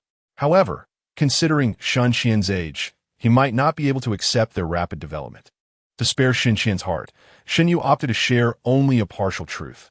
"My room is on the 3rd floor in the guest area. And Xie Yanzhou is in a master bedroom on the 2nd floor." Upon hearing this, Sun Qian breathed a heavy sigh of relief.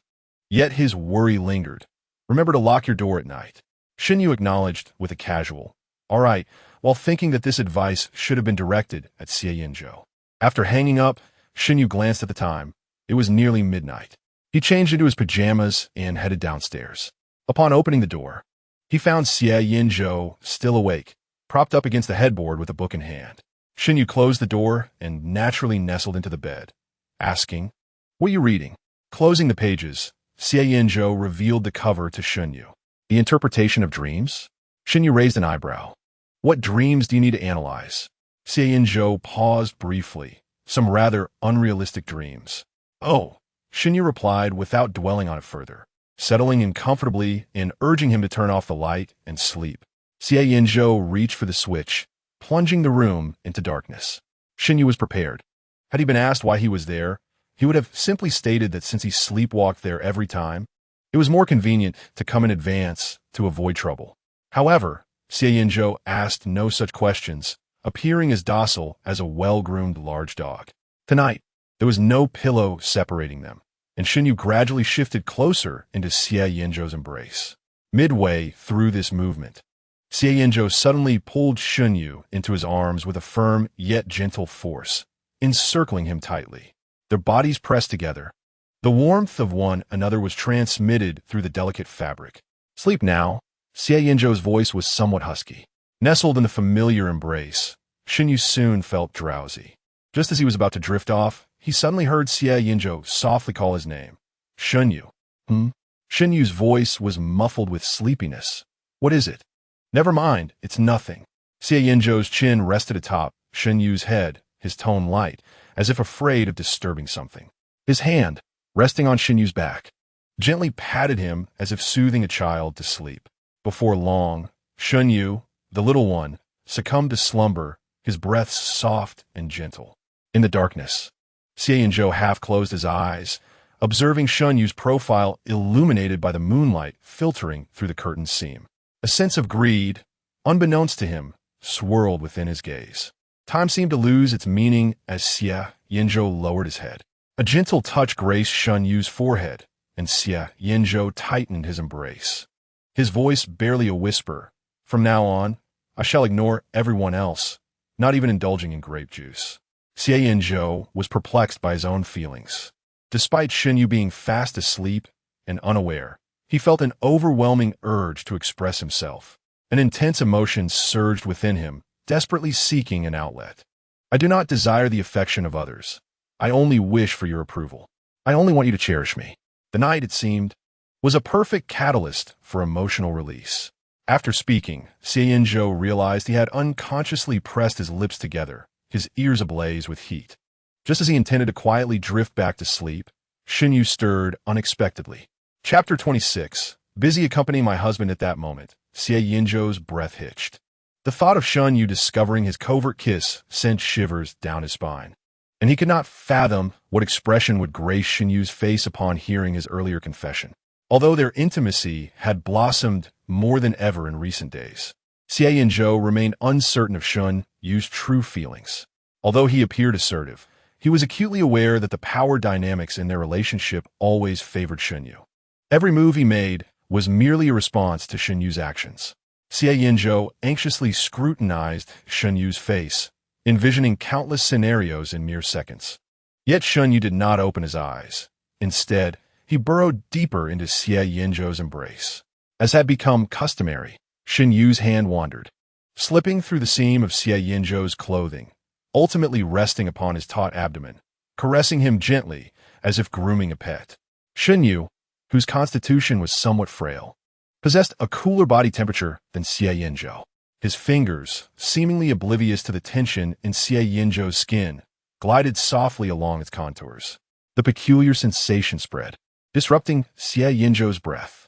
Just as that restless hand threatened to explore further, Xie Yanzhou swiftly seized Shen Yu's wrist, only to have Shen Yu deftly intertwine their fingers. The places that had been touched felt as if aflame, and Xie Yanzhou's heartbeat seemed to resonate with a life of its own. He forcibly closed his eyes, urging himself to sleep. In his dreams, fragments of memories converged. A hospital, twilight, a rooftop. He and Shen Yu sat side by side, uncertain of who had first moved their fingers, yet they were firmly clasped together, 10 fingers entwined.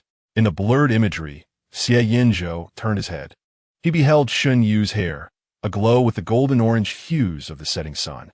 Yet, what captivated his gaze more was the flush of crimson that suffused Shen Yu's face and ears. The pale, slender youth, pursing his lips, bore a blush born from Xie Yanzhou's presence. Neither moved first until their fingers grew cold. The scene was gradually overtaken by blinding white, revealing Shen Yu's expression dimming, his mouth parting as he withdrew his hand, leaving Xie Yanzhou unaware of the words spoken. As the warmth of that touch receded, Xie Yanzhou instinctively reached out, grasping only emptiness. Xie Yanzhou abruptly opened his eyes, the blinding white light streaming through the curtain seam striking his face, causing a sharp pain in his eyes and a throbbing ache in his head. He stared blankly at the beam of light, a profound sense of loss and pain swelling within his chest, as if mourning for someone. A gentle nudge on his shoulder snapped him back to reality. Turning his head, he beheld the sleeping profile of Shen Yu. Even in slumber, Shen Yu exuded a vibrant vitality, his eyelashes delicately curled and his cheeks adorned with a naturally rosy hue, a stark contrast to his frail and pale visage in the dream. Dreams diverge from reality. Xie Yanzhou closed his eyes once more. He had long surpassed the age of confusing dreams with reality. Yet, he remained unable to quell the intense, almost palpable heartache. Was it too stifling? After gazing at Shen Yu's tranquil face for a while, his heart began to settle. After freshening up, Xie Yanzhou sent a message to Xie Yanzhou. Xie Yanzhou, could you send me the contact information for that psychologist you mentioned last time? Xie Yanzhou, question mark. Xie Yanzhou, what's wrong, buddy? Has your wife driven you to madness? Is she abusing or manipulating you? Share it with the brothers for a laugh. Accompanied by 3 mocking emojis. Xie Yanzhou, disinterested in his antics, responded succinctly, just a dream. Xie Yanzhou, you've reached the age where such dreams are common. It's understandable. Xie Yanzhou, in this situation, a doctor isn't necessary. Just exercise some moderation. Xie Yanzhou, moments later, Xie Yanzhou sent the psychologist details. After adding him as a friend and scheduling an appointment, Xie Yanzhou intended to head downstairs for breakfast. However, catching a glimpse of Shen Yu's peacefully sleeping figure, he found himself irresistibly drawn to the bedside. He extended a finger and gently touched Shen Yu's cheek. The sensation was soft, akin to cream. Shen Yu furrowed his brow, his fingertips twitching as if to shoo away the intruder of his dreams. Xie Yanzhou smiled, propping himself up beside Shen Yu, and leaned down to lightly brush his lips against Shen Yu's hair. Good morning, he whispered.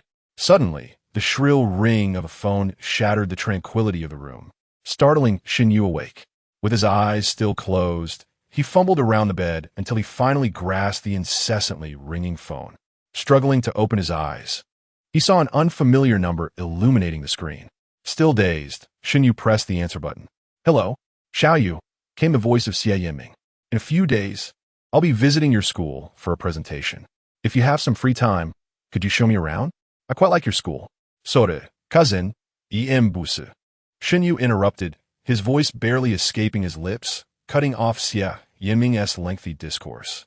What is keeping you busy? Is there anything I can assist you with? Having already been annoyed by the disruption of his potential lie-in, he felt even more vexed by this bothersome call. Shen Yu's irritation bubbled to the surface, his languid tone tinged with impatience.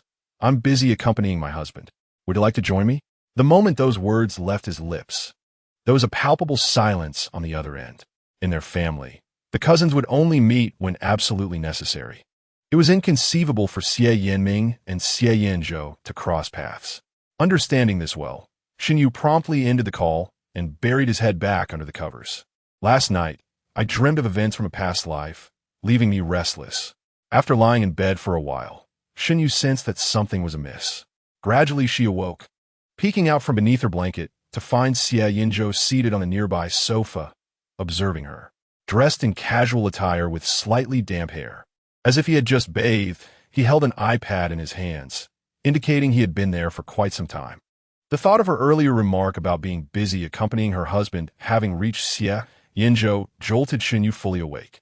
Her toes curled against the floor as if constructing a castle beneath the covers. Clearing her throat, she stammered an explanation.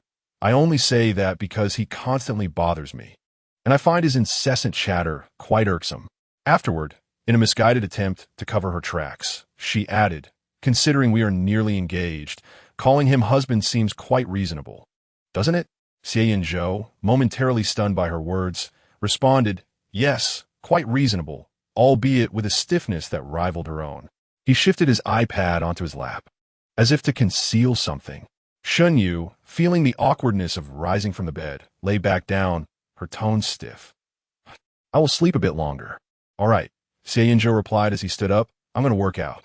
With that, he hurriedly exited, his retreating figure resembling one fleeing in haste. Shen Yu, of course, could not find sleep again. Snuggling back into her blankets, she reached for her phone, realizing it was already past 9. Throughout the night, she had received several friend requests on WeChat, which she accepted one by one based on their notes. She then replied to some unread messages. Shen Qian had sent a message earlier that morning around 6. Are you awake? After 20 minutes, he followed up with a voice message. Shen Yu, are you a pig? What time is it? I'm already at work. At 7:30, he messaged again. Are you awake? If so, call me back, but don't let Xiao Xie hear. What could be so urgent that it required a phone call rather than a simple message? And why must it be kept from Xie Yanzhou? Puzzled, Shen Yu dialed Shen Qian's number. Chapter 27. Directly read warm on the other end. Shen Qian answered promptly. Awake? Shen Yu responded with a soft inquiring. What's the matter, Dad? I just woke up. You previously mentioned that you liked Xie Yanzhou. You weren't joking, were you? Shen Qian questioned, not intending to provoke her. Of course not, Shen Yu replied. Why don't you believe me? I believe you. I believe you, Shen Qian conceded. Then I will decline the proposal from the Xie family. Shen Yu asked, what do you mean? Shen Qian replied, a few days ago, the Xie family found a long-lost daughter, who would be considered Xie Yanzhou's sister by blood. Since you've had friction with Xie Yanzhou in the past, I thought perhaps it would be beneficial for you to meet that girl. Shen Yu, bemused, commented, so this old man is up early, pondering such matters. With a mix of laughter and exasperation, she continued, Dad, Xie Yanzhou and I are flourishing. We might just be getting married soon. Please don't overthink it. A moment of silence lingered on the other end before Shen Qian sighed. All right, I'm not an old fossil. If you're happy, that's what matters. Let us discuss the resort project. The two engage in conversation about the resort project, and, just before hanging up, Shen Qian added, since this is your first romance, you might not understand everything. I bought you a few things, and they'll be delivered shortly. Shen Yu inquired, what is it? Shen Qian stammered. How would I know? I asked Xiao Li to buy it. Stop making a fuss. Just receive it when it arrives. With that, Shen Qian hung up the phone as if fleeing from a fire. His phone chimed, and Shen Yu sent a question mark via WeChat. Shen Qian hurriedly blocked Shen Yu to avoid any potential scolding later. Turning to his assistant, he asked, where are they now? They'll be arriving shortly, assistantly replied. Rest assured, Mr. Shen, everything is discreetly packaged. That's good. Young couples in love often make mistakes. Safety must be prioritized. Shen Qian sigid, reflecting. Raising a child is no easy task. Meanwhile, after hanging up, Shen Yu felt drowsy once again. He nestled at the head of his bed and called Xie Yanzhou. The latter answered promptly, teasingly inquiring, Young master, do you not wish to take those few steps? I'm tired and wish to sleep a bit longer, Shen Yu murmured, his voice becoming somewhat indistinct. Xie Yanzhou, I have a delivery coming. Remember to receive it for me. After hanging up, he burrowed back into his blankets. Downstairs. As Xie Yanzhou set his phone down, the doorbell rang. At the entrance lay a sealed cardboard box delivered by the courier. Assuming it to be clothing or something similar that Shen Yu had ordered, he took it upstairs to the cloakroom, intending to place it in the wardrobe. However, upon opening the tape, the contents rendered Xie Yanzhou speechless. Neatly arranged inside were boxes of rubber tees in a myriad of colors and styles. Xie Yanzhou stood frozen for nearly 5 minutes before picking up one of the boxes to glance inside. Upon seeing it, his face flushed crimson. It was indeed his size. How did Shen Yu know his size? Why did he buy these items? And why so many? Was this a suggestion or a warning? Sitting beside the cardboard box, Xie Yanzhou's mind raced with thoughts. The ever-composed young master Xie, who remained unfazed in both academia and work, found himself hesitating and bewildered in Shen Yu's presence time and again. 10 minutes later, he placed the box into the cabinet, retreated to the bathroom, and took a second cold shower that day. After bathing, he casually wrapped a towel around his waist and exited the bathroom. Just as he opened the door, he collided with Shen Yu, who was stepping out of the bedroom. Though it was not their first encounter in such a state, the memory of the earlier delivery made Xie Yanzhou's blood rush, causing his demeanor to become somewhat awkward. Awake? Xie Yanzhou asked. Shen Yu replied, his gaze sliding down from Xie Yanzhou's face, fixating intently on his abdominal muscles. Little lecher, Xie Yanzhou thought, recalling the unintentional transgression from the previous night. Despite his inward scoff, his body instinctively tensed, accentuating his abs. However, Shen Yu did not make an advance. Instead, he averted his gaze the next moment. It's nearly 11. Let us just have lunch. Shen Yu rubbed his eyes, asking, what would you like to eat? Xie Yanzhou lowered his gaze, his voice subdued. Whatever. With that, he strode into the bedroom, shutting the door behind him, effectively cutting off Shen Yu's line of sight. Shen Yu blinked in confusion. What was going on? Had he become flustered from just a few glances? He had exerted considerable effort to refrain from touching earlier. The thought of Xie Yanzhou's abs left Shen Yu with a hint of regret. Whenever he indulges in alcohol, drowsiness overtakes him, and he scarcely had the chance to touch his abdominal muscles last night. This evening, he must devise a plan to reclaim that lost opportunity. At noon, a chef from the Xie family arrived to prepare a meal. In less than half an hour, he had completed 3 dishes and a soup, all of which were cherished home-style dishes favored by Shen Yu. As the two sat at the table, just as they were about to pick up their chopsticks, Shen Yu suddenly inquired, "By the way, what about the items my father sent?" Xie Yanzhou paused momentarily, his gaze snapping up to meet hers. His expression was stern, and his voice emerged as if squeezed from his throat. "Wasn't it purchased by you?" Shen Yu was unaware of the nature of the items, but the ferocity of Xie Yanzhou's expression prompted him, after years of familiarity, to instinctively amend his response. "Well, I suppose it could be considered as something I bought?" Upon hearing these words, Shen Yu noticed a significant softening of Xie Yanzhou's demeanor, akin to a large dog being soothed. Yet in the next moment, the large dog furrowed his brow again, his vigilance returning as he questioned, "Then why did it come from Uncle Shen?" Shen Yu followed his lead, explaining, I asked my father to help me purchase it." Xie Yanzhou pressed his lips together, a flush creeping to his ears. After a brief silence, he stated, "In the future, do not seek assistance from others for such matters." Lifting his eyelids, he earnestly added, "Not even your father. No one should be involved." Shen Yu nodded in understanding. After dinner, Shen Yu asked, "Where did you put the items?" Xie Yanzhou's motion of collecting the dishes froze again. Shen Yu inquired, "What's wrong?" Xie Yanzhou's Adam's apple bobbed, his gaze burning intensely as he asked, "Do you need them right now?" The query struck Shen Yu as peculiar. A certain intuition warned him against acquiescing, suggesting it would be wiser to confirm the situation later that evening. Shen Yu shook his head. "Never mind. We could discuss it tonight. I have compulsory classes this afternoon." For reasons unknown, Xie Yanzhou seemed to exhale in relief. After tossing the dishes into the dishwasher, Shen Yu ascended the stairs to change his attire. Xie Yanzhou lingered by the door, idly toying with a silver lighter, flicking it open and shut, producing a rhythmic clicking sound. His eyelids hung low, giving the impression of indifference. Yet his mind was occupied with the expression Shen Yu wore when they had collided upon his exit from the bathroom. Had he truly grown weary of physical contact? If so, what did his earlier remark about using it later mean? Xie Yanzhou's throat constricted as he contemplated this, and his eyelids fluttered suddenly. Could it be that he was being granted an opportunity to prove himself? Chapter 28. He had him pampered into submission when Shen Yu descended the stairs. Xie Yanzhou had changed into a different outfit. He donned a loose-fitting casual shirt made from lightweight fabric, with 3 buttons undone, revealing his pale skin and a silver necklace. His sleeves were rolled up, showcasing the smooth contours of his forearms, which pulsated with vitality, exuding an unabashed aura of masculinity. His entire appearance practically screamed flamboyance. Noticing Shen Yu as he descended, Xie Yanzhou raised an eyebrow, his dark eyes fixated on Shen Yu, his thin lips curving into a smile that was both teasing and enigmatic, reminiscent of a peacock seeking admiration. However, Shen Yu remained engrossed in his phone, his gaze briefly flitting over Xie Yanzhou before dropping back down to respond to a message. "Are we leaving now?" His attention lingered on Xie Yanzhou for merely a few seconds, akin to how he had disregarded his abdominal muscles earlier that morning.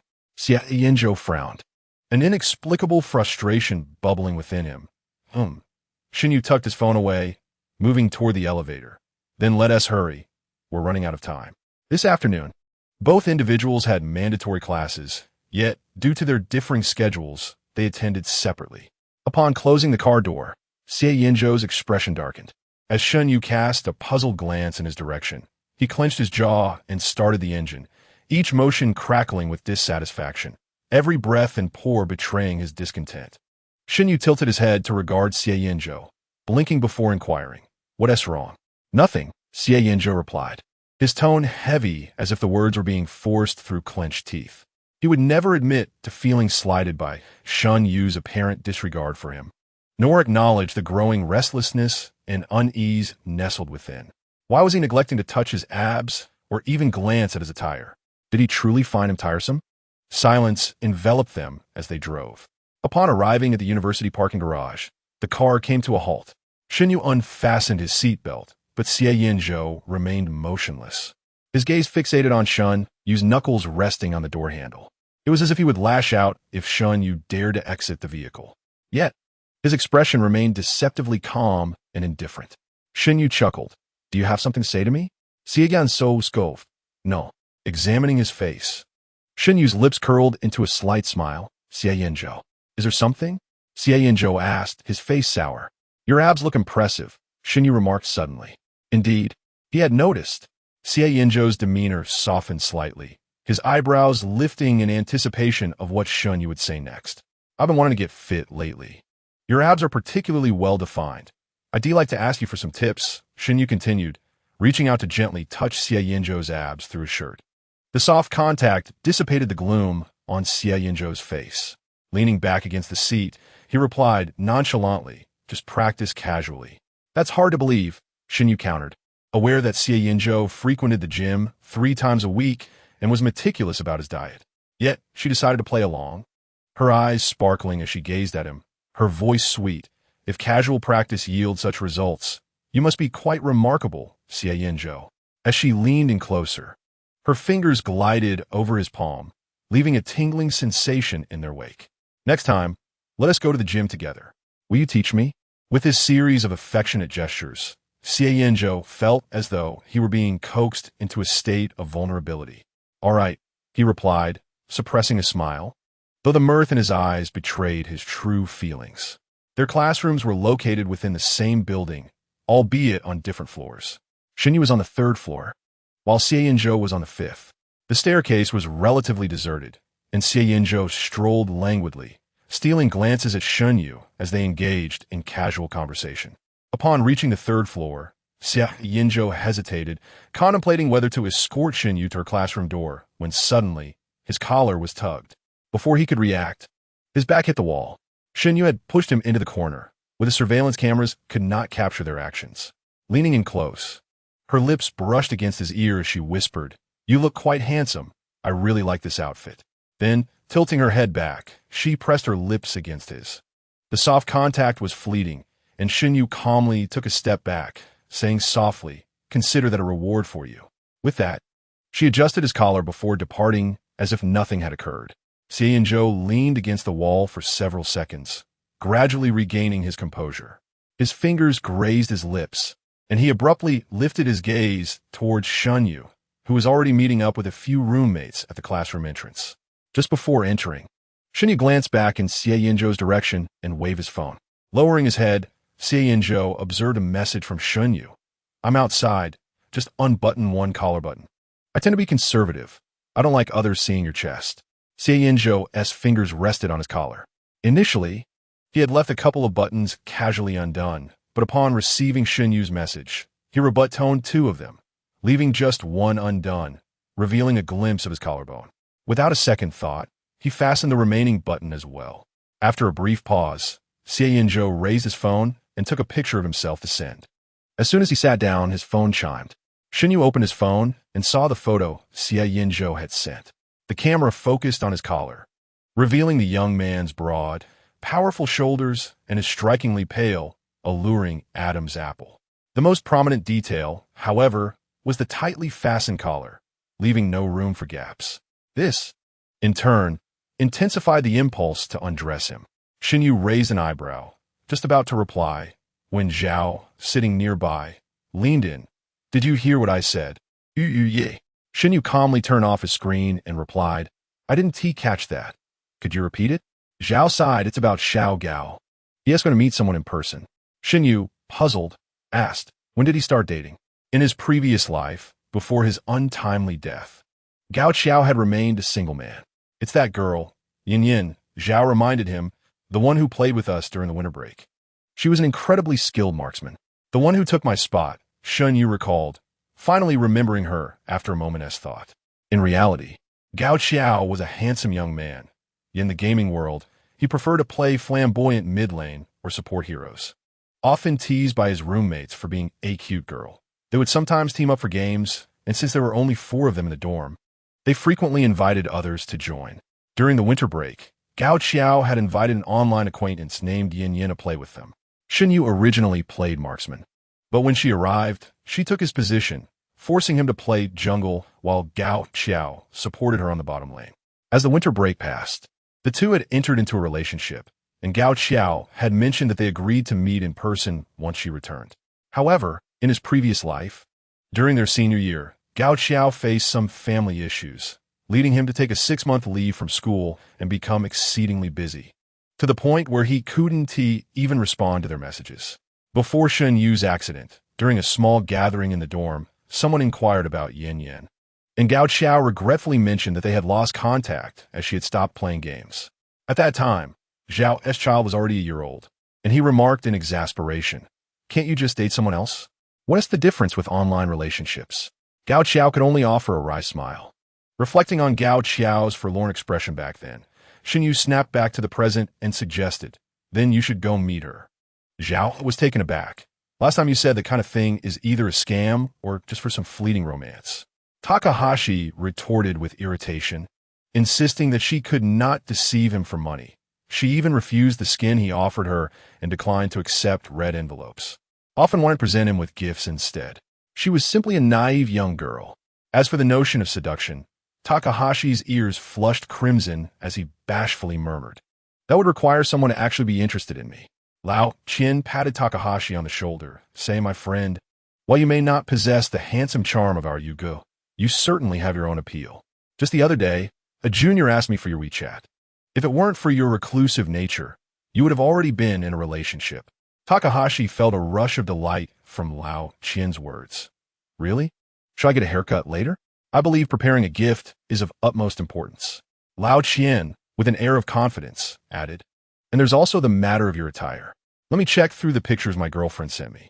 As the two engaged in their discussion, Lao Zhao quietly remarked to Shen Yu, "But you go that Yan doesn't voice chat or video. Who knows if she is a girl or a boy in disguise? What if she turns out to be a middle-aged man?" Shen Yu was amused by his speculation. You can advise him, but he never listened. We can just go along with it. Although he was uncertain why Yan had returned to the country prematurely, Shen Yu felt it would still be beneficial for Takahashi to meet her. Disappointment was certainly preferable to regret. Shen Yu pondered, just as he did not wish to miss out on Xie Yanzhou. Thinking of Xie Yanzhou, Shen Yu leaned down amidst Lao Zhao's incessant chatter, retrieving his phone, contemplating a reply. To his surprise, he discovered a new message from Xie Yanzhou. It seemed a picture had been sent, and upon receiving no response, Xie Yanzhou, feeling somewhat embarrassed, followed up with another message. X. No ulterior motive. Just wanted to show you. 2 minutes later, X. Don't overthink it. A minute after that, X. I've arrived at the classroom. Merely reading these lines, Shen Yu could envision Xie Yanzhou glancing at his phone every few seconds, feeling both embarrassed and flustered, yet attempting to feign indifference. How charmingly endearing. Shen Yu smiled, slowly typing a response. I saw it. The other party's status immediately shifted to typing. Yet, it took several minutes before he received a simple MM. Shen Yu then typed, What if I overthink it? Xie Yanzhou fell silent, the status still indicating typing. After a while, he replied, What are you thinking? Share it with me. Shen Yu responded, Thinking of you. Thinking of so much of you. As this message was sent, the class bell rang, and Xie Yanzhou did not reply again. Shen Yu chuckled and exited the chat interface. After a moment's reflection, he reopened Xie Yanzhou's contact to amend the note. By the time class concluded, it was already past 3 o'clock. Lao Zhao and Lao Qian rushed off to accompany their girlfriends as soon as class ended. Shen Yu had intended to seek out Xie Yanzhou upstairs, but was intercepted by Takahashi.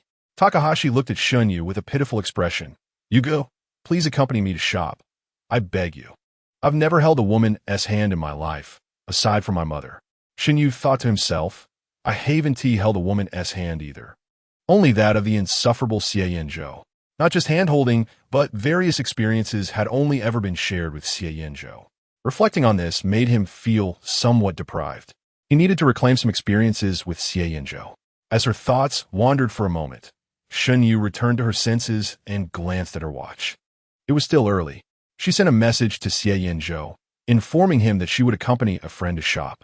Xie Yanzhou replied promptly. Coincidentally, he had some matters to attend to as well. After agreeing to meet around 6 at the shopping mall, Shen Yu and Gao Qiao headed to the largest mall in the city center to select gifts. Being a weekday, the mall was relatively uncrowded. Upon entering, Gao Xiao first bought 2 cups of milk tea for Shen Yu, then anxiously checked his bank card balance, asking Brother Yu, "How much do you think is appropriate? Is 10,000 enough?" Gao Xiao came from a decent background and played games well. Sometimes he would upload videos online, amassing over 100,000 followers, making him a somewhat renowned content creator. Shen Yu glanced at the message sent by Lao Zhao and read it aloud. "For a first meeting, there's no need to buy an overly expensive gift. Girls can feel burdened. I suggest a bracelet around 1,000, along with flowers and a reservation at a trendy restaurant." As they conversed, they passed by a luxury goods store. Gao Xiao casually glanced in, but suddenly found his gaze fixed on a particular item. He strode into the store, pointing at a bracelet displayed on the counter, addressing the sales clerk. Just as he opened his mouth, another voice chimed in. "How much for this? Wrap it up." Gao Xiao turned toward the source of the voice, meeting the gaze of a young man dressed in all black, with striking red hair and several sparkling earrings adorning his ears. The clerk awkwardly chuckled. Gentlemen, we only have 1 piece of this item in stock." "Hey, is there a rule about who comes first?" the red-haired youth retorted, casting a disgruntled glance at Gao Xiao. However, his tone softened as he turned his attention back. "Sister-in-law? What a coincidence." "Lu Yan?" Shen Yu finally recognized him and waved in greeting. "What are you doing here?" "I'm buying something for my girlfriend," Lu Yan replied, offering an apologetic smile that showcased his bright white teeth, appearing utterly innocent, in stark contrast to the fierce demeanor he had displayed toward Gao Xiao. "Xie Yanzhou is over at the store next door. He'll join us shortly."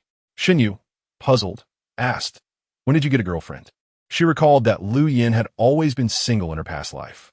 According to Xie Yanzhou, he had been deceived in an online romance and had subsequently locked his heart away. Yet here he was, in a relationship. Lu Yan's smile brightened even further. "Soon enough, I'll treat you to a wedding banquet." Noticing the proximity between Shen Yu and Gao Xiao, he asked, "Is this your friend?" "This is my roommate, Gao Xiao." Shen Yu had lagged a few steps behind and had not heard their prior conversation. She introduced them. "Gao Xiao, this is my fiancé's friend, Lu Yan." The two exchanged pleasantries, yet their eyes held an unspoken rivalry, both drawn to the same bracelet. Just as Shen Yu intended to inquire about Gao Xiao's interest, her gaze crossed the glass wall, spotting Xie Yanzhou standing at the counter in the adjacent store, seemingly selecting something. Observing his silhouette, a smile involuntarily crept onto Shen Yu's lips.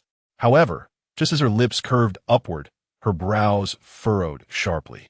Opposite Xie Yanzhou stood a handsome young man, smiling as he approached. That fawning yet shy smile was all too familiar to Shen Yu. It was the signature expression of someone attempting to seduce another's partner.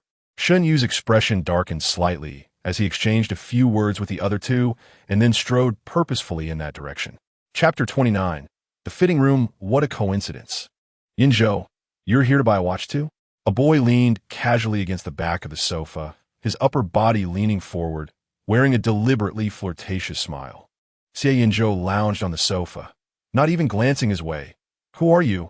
The boy, taken aback by the response, glanced at the staff member approaching with a watch in hand. The staff member squatted down, presenting the watch to Xie Yanzhou with an expression of calm indifference, clearly accustomed to such encounters after years of working in a luxury store. "Mr. Xie, would you like to try it on?" the staff asked patiently. Xie Yanzhou responded with a nonchalant hum, removing the watch from his wrist and trying on the one offered by the staff. The black-gray dial contrasted sharply against his pale wrist, accentuating its elegance. He looked down at it, revealing no signs of satisfaction, merely glancing at the staff. "What about the other model?" The staff member hesitated for a moment, recalling that this gentleman had mentioned wanting a couple's set upon entering. "The women's model is being fetched by my colleague. Please hold on." "Are you buying it for your girlfriend?" The boy, who had been sidelined, finally found an opportunity to speak. "When did you start liking girls, Yanzhou? Is she from the circle? I knew that Shen Yu was to your type." Upon hearing this, Xie Yanzhou finally directed a glance at him, exuding an intimidating chill. "Shut up." "What?" The boy was momentarily taken aback. "Am I supposed to report to you about purchasing something for my fiancé?"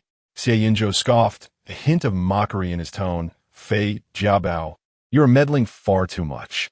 Fei Jiabao's eyes widened as he asked in a feigned sweet voice, "You remember me? Then why did you act like you didn't recognize me just now?"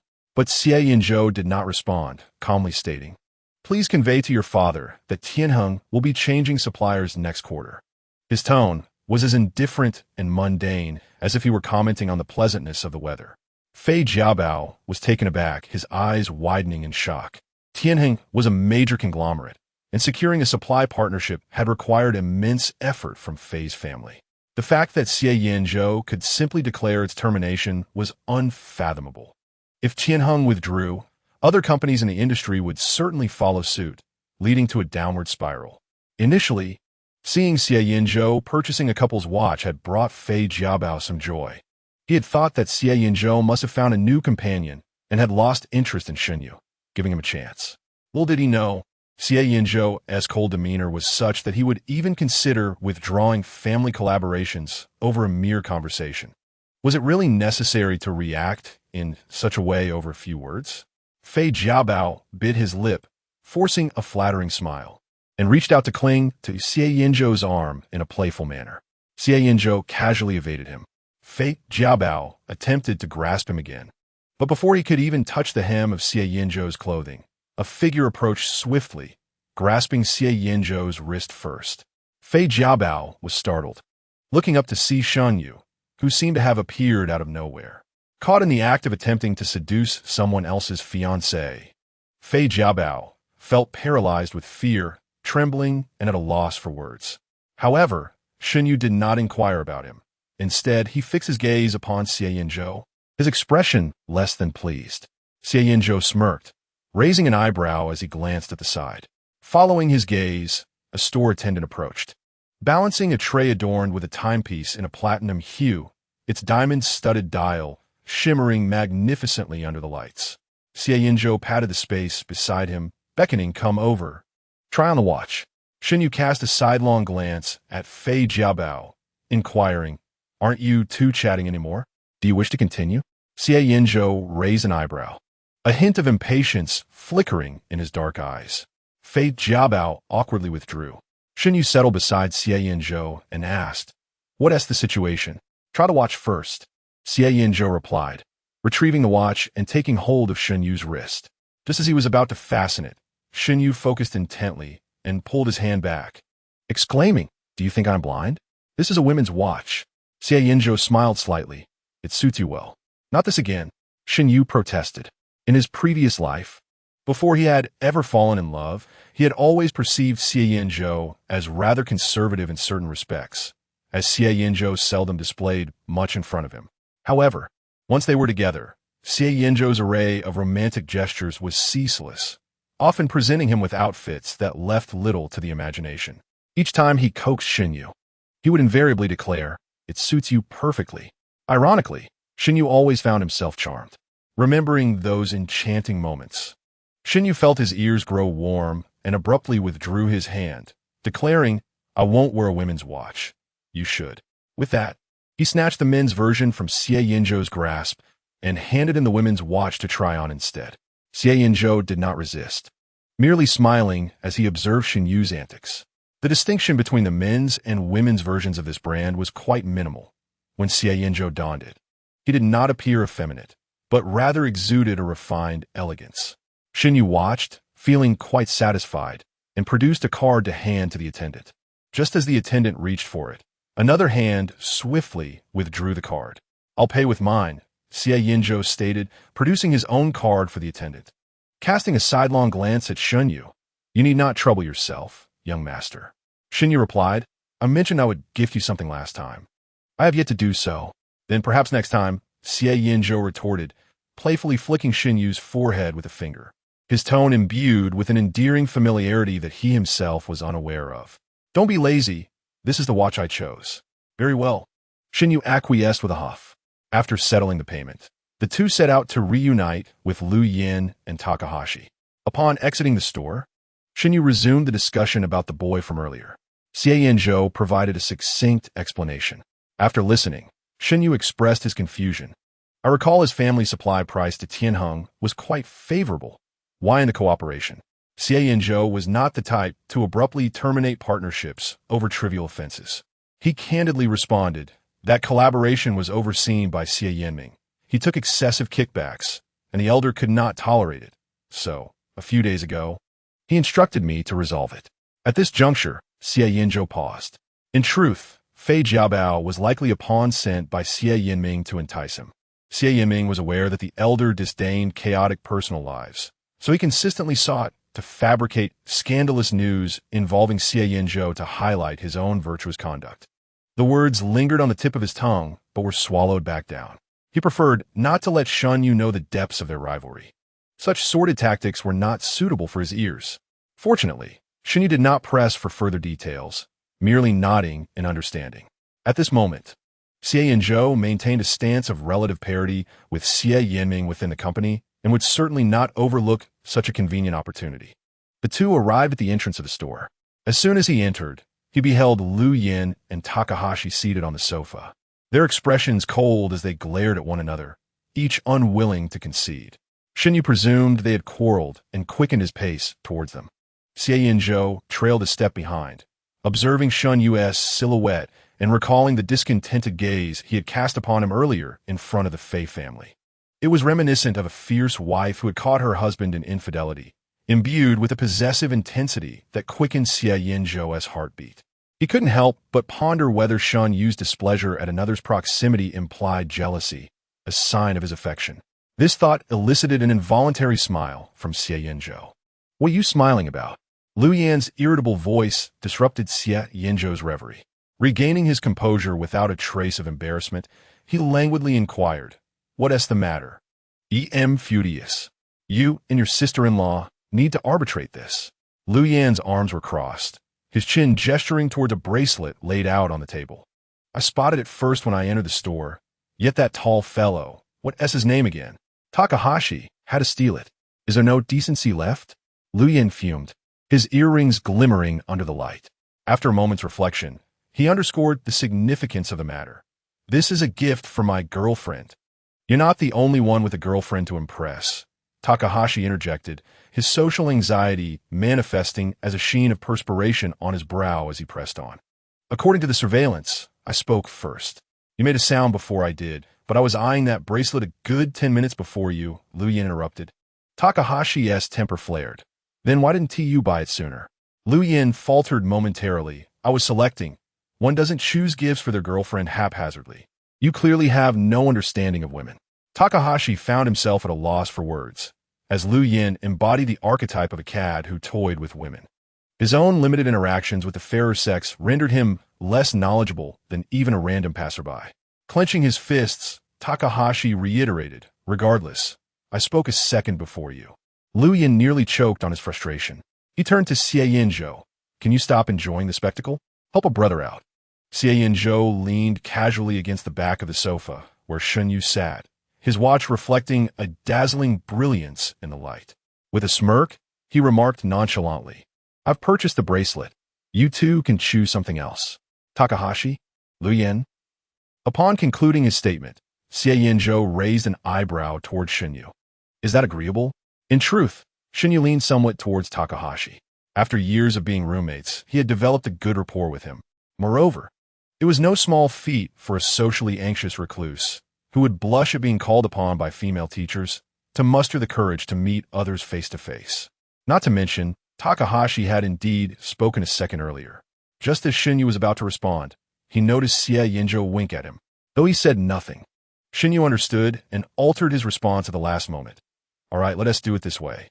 While ultimately no one ended up with the bracelet, it was certainly preferable to having it snatched away by others. Both Takahashi and Lu Yan reluctantly acquiesced. After purchasing the bracelet, Xie Yanzhou rose and gestured within the shop, declaring, "This row, this one, and this one. None of these, please wrap up the rest for me." His demeanor exuded the unmistakable air of a wealthy heir. Gao Qiao recognized that he was deliberately flaunting his financial prowess before her, finding his behavior both juvenile and amusing. She took Shen Yu to another store in search of gifts. However, after perusing several shops, Gao Qiao found nothing more appealing and, with dwindling enthusiasm, opted to purchase clothing suitable for their meetup. She selected 2 outfits and, feeling that Shen Yu had shown great loyalty by accompanying her, insisted that the shop assistant prepare a set for him to try on as well.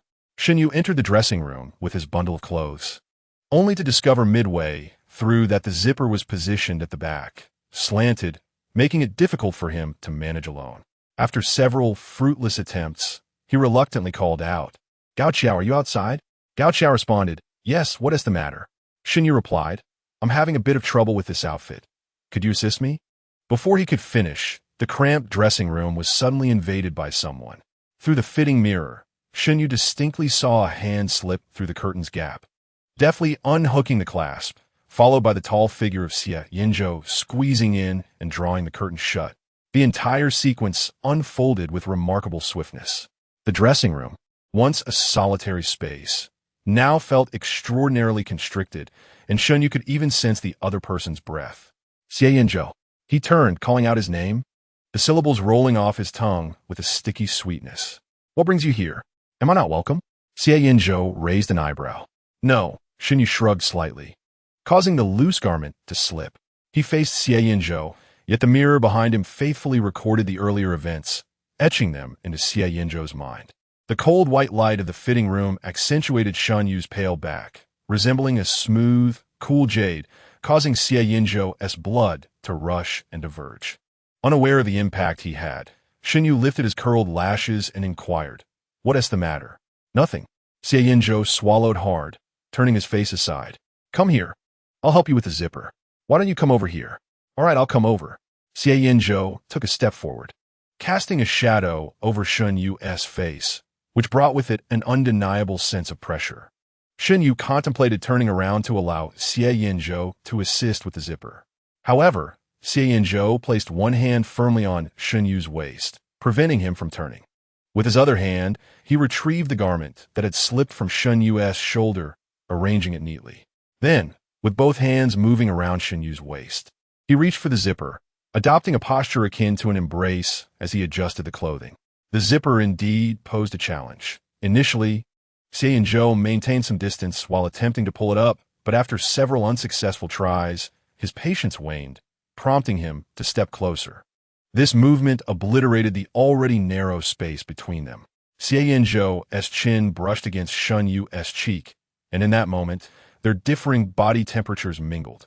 Shen Yu caught a whiff of Xie Yanzhou's subtle fragrance, causing his breath to quicken, only to be tempered by a forced calmness. The proximity allowed Shen Yu to feel Xie Yanzhou's breath against the back of his ear, rendering it unbearably warm.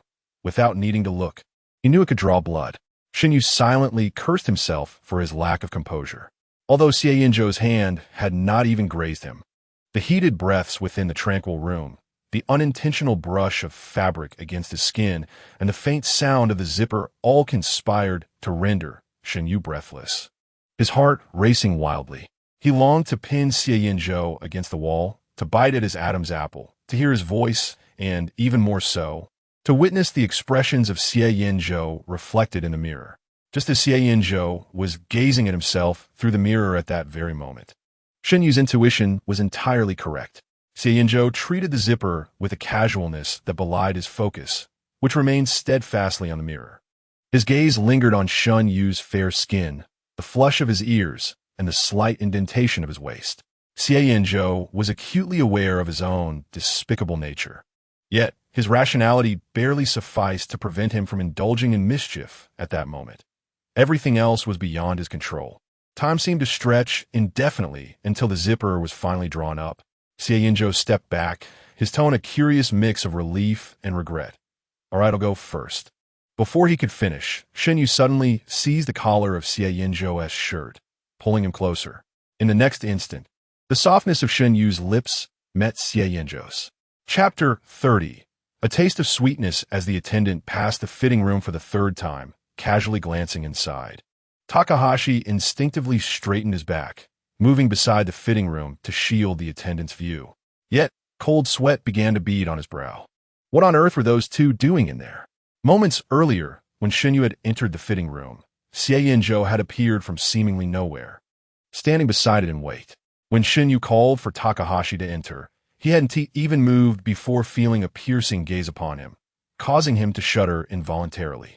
In that fleeting moment of surprise, Xie Yanzhou slipped into the fitting room. Initially, Takahashi thought Xie Yanzhou had merely gone in to lend a hand. But as minutes dragged on with no sign of him emerging, he began to grow anxious. He even heard the sound of something colliding and a low, sultry groan.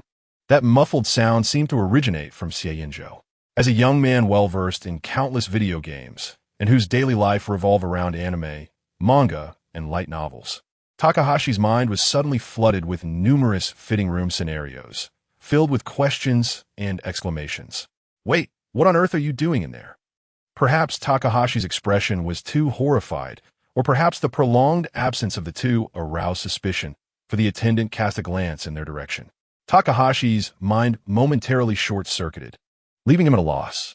As Shen Yu's loyal friend, the only course of action available to him was to provide cover. He leaned against the wall beside the fitting room, his thoughts racing.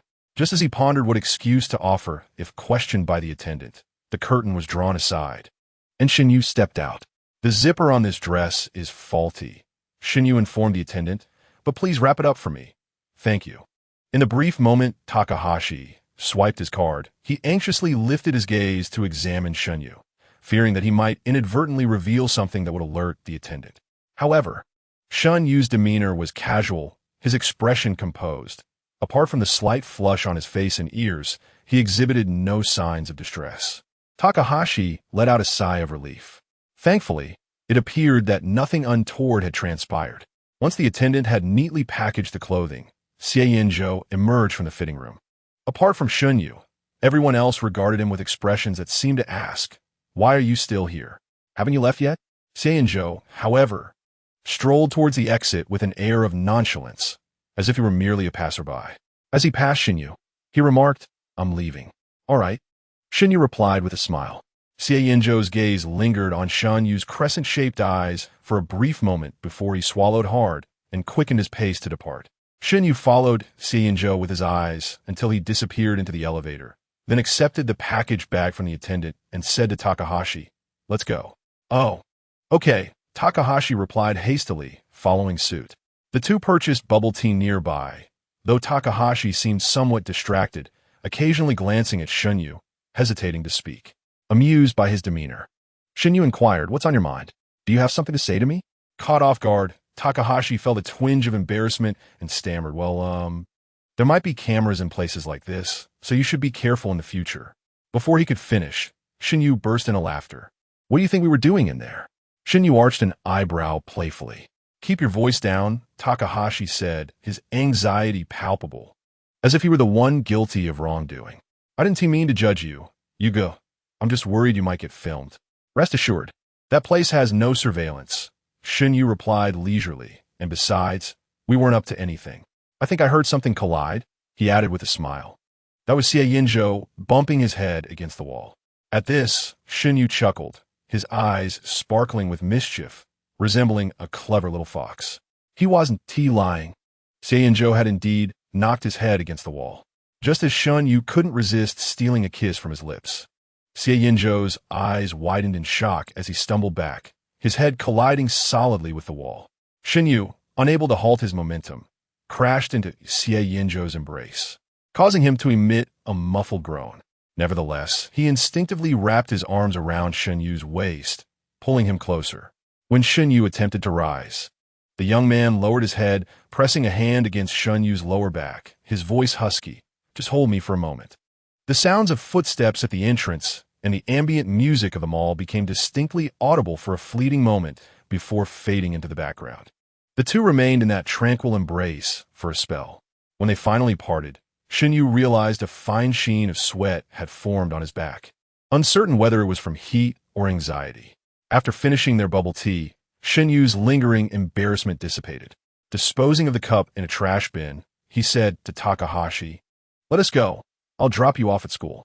Takahashi, who couldn't drive, initially planned to take a taxi, but accepted Shen Yu's offer to drive him instead. Upon arriving at the underground parking lot, they easily located Shen Yu's car. However, as they approached, they noticed someone leaning against the wall beside it.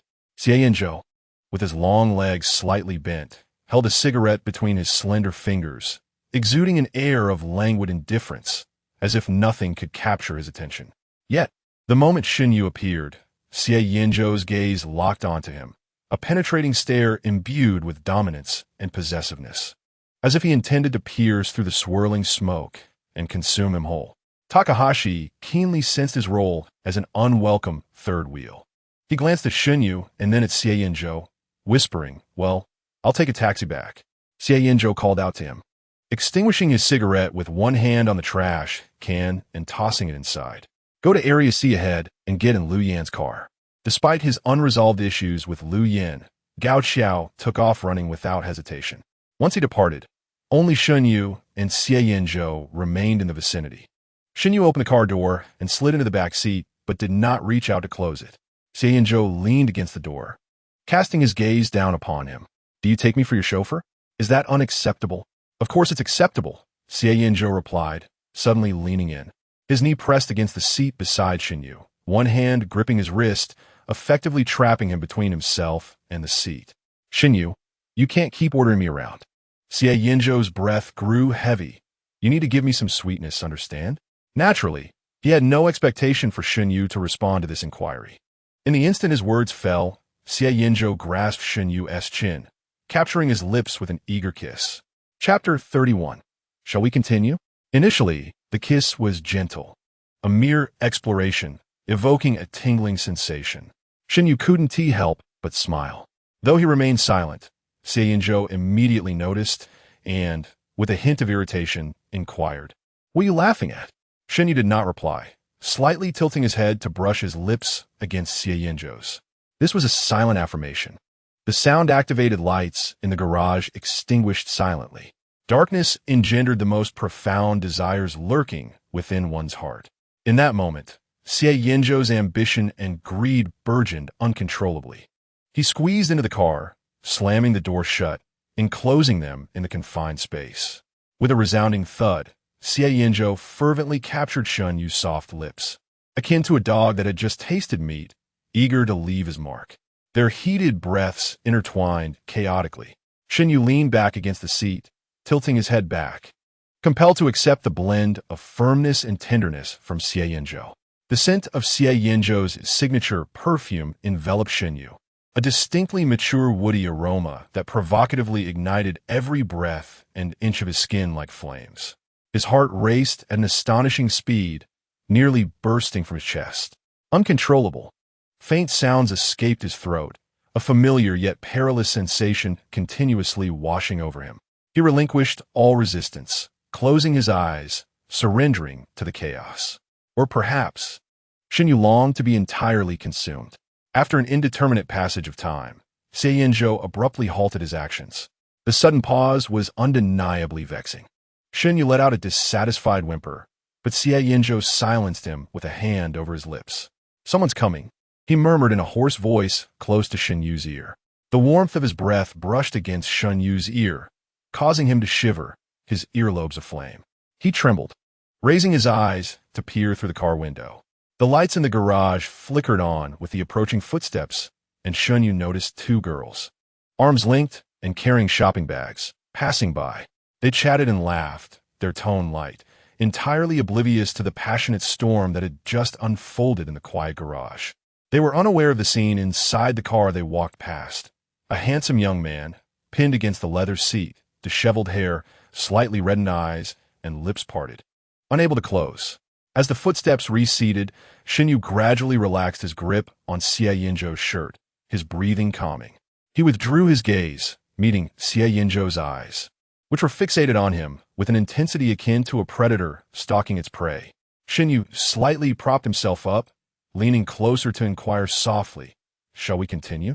Xie Yanzhou glanced outside, a cryptic smile gracing his lips. "Are you certain? Didn't we just leave?" Shen Yu's momentary confusion was interrupted as he caught sight of the two girls returning, circling around as if searching for a vehicle. Their puzzled voices reached Shen Yu's ears. "Where's the car? Wasn't it just parked here? I felt it was around this area too. Where could it have gone?" "You must be mistaken." "No, I'm not." "Who owns this car? It looks stunning." One girl's voice suddenly drew near, her eyes sparkling as she admired Xie Yanzhou's car, exclaiming to her companion, "I saw this car at the auto show last time. It costs over 5 million. I test drove it, and it was exhilarating. When will we have the money to buy one? Shen Yu felt his body tense as he observed her approach, despite knowing that the interior remained concealed from view. A sense of anxiety and fear enveloped him. He widened his eyes, holding his breath, fixated on her. Yet, this state of tension lasted only a few seconds before Xie Yanzhou grasped Shen Yu's chin, turning his face back towards him. His elongated eyes narrowed slightly, exuding an overwhelming sense of pressure. In a husky voice, Xie Yanzhou whispered, "Do you find it beautiful?" Shen Yu felt helpless. He didn't even know that girl. Why should he feel jealous? He tilted his face upward, his lips brushing against Xie Yanzhou's ear as he replied softly, "Not as good-looking as you." His words were light and gentle, like a feather gliding through the air. Xie Yanzhou's Adam's apple bobbed as he pinned Shen Yu against the back of the chair, his brows furrowing in a display of dominance. He tilted his head slightly, as if about to kiss him. Shen Yu's peripheral vision caught the girl, calling her companion over, and the two were now marveling at the car, lamenting the joys of wealth. Shen Yu felt goosebumps rise all over his body. Even though they couldn't see inside the vehicle, he had no desire to be the center of attention. He reached out to push Xie Yanzhou away, but his wrist was caught and pinned behind his back. Shen Yu attempted to struggle, yet fear of being discovered kept him from making a scene, leaving him to glare reproachfully at Xie Yanzhou. His beautiful eyes glistened with unshed tears, a mix of vulnerability and petulance. Xie Yanzhou, under that gaze, felt his resolve nearly shatter. A fleeting thought of guilt for teasing Shen Yu crossed his mind. However, the more he saw Shen Yu in that state, the stronger his urge to tease him became. Fortunately, reason prevailed, and Xie Yanzhou maintained his position, his gaze glued to Shen Yu. Emotions swirled within his dark eyes as he held his grip, tension building. Several minutes later, the two girls departed after admiring the car. Shen Yu seized the moment to wriggle free, and Xie Yanzhou, as if awakening from a dream, released him, just as his thoughts disentangled from the unspoken fantasies. He heard Shen Yu's mild complaint, "Xie Yanzhou, you're gripping me too tightly." He thrust his hand towards Xie Yanzhou's face, insisting, "See for yourself." Xie Yanzhou illuminated the back seat of the car, gently holding Shen Yu's wrist. Shen Yu's skin, already pale and delicate, bore faint red imprints from where Xie Yanzhou had grasped it. Any lewd thoughts that had briefly flickered in his mind dissipated in an instant as Xie Yanzhou tenderly caressed him, pressing his cheek against Shen Yu's hand, akin to a large dog seeking forgiveness from its owner after mischief. Shen Yu raised an eyebrow and playfully pinched Xie Yanzhou's cheek with a hint of force. Xie Yanzhou remained silent, allowing Shen Yu to tease him, his brow unruffled, his gaze fixed intently on Shen Yu's face, assessing his emotions. Those who knew Xie Yanzhou would undoubtedly be astonished at this scene.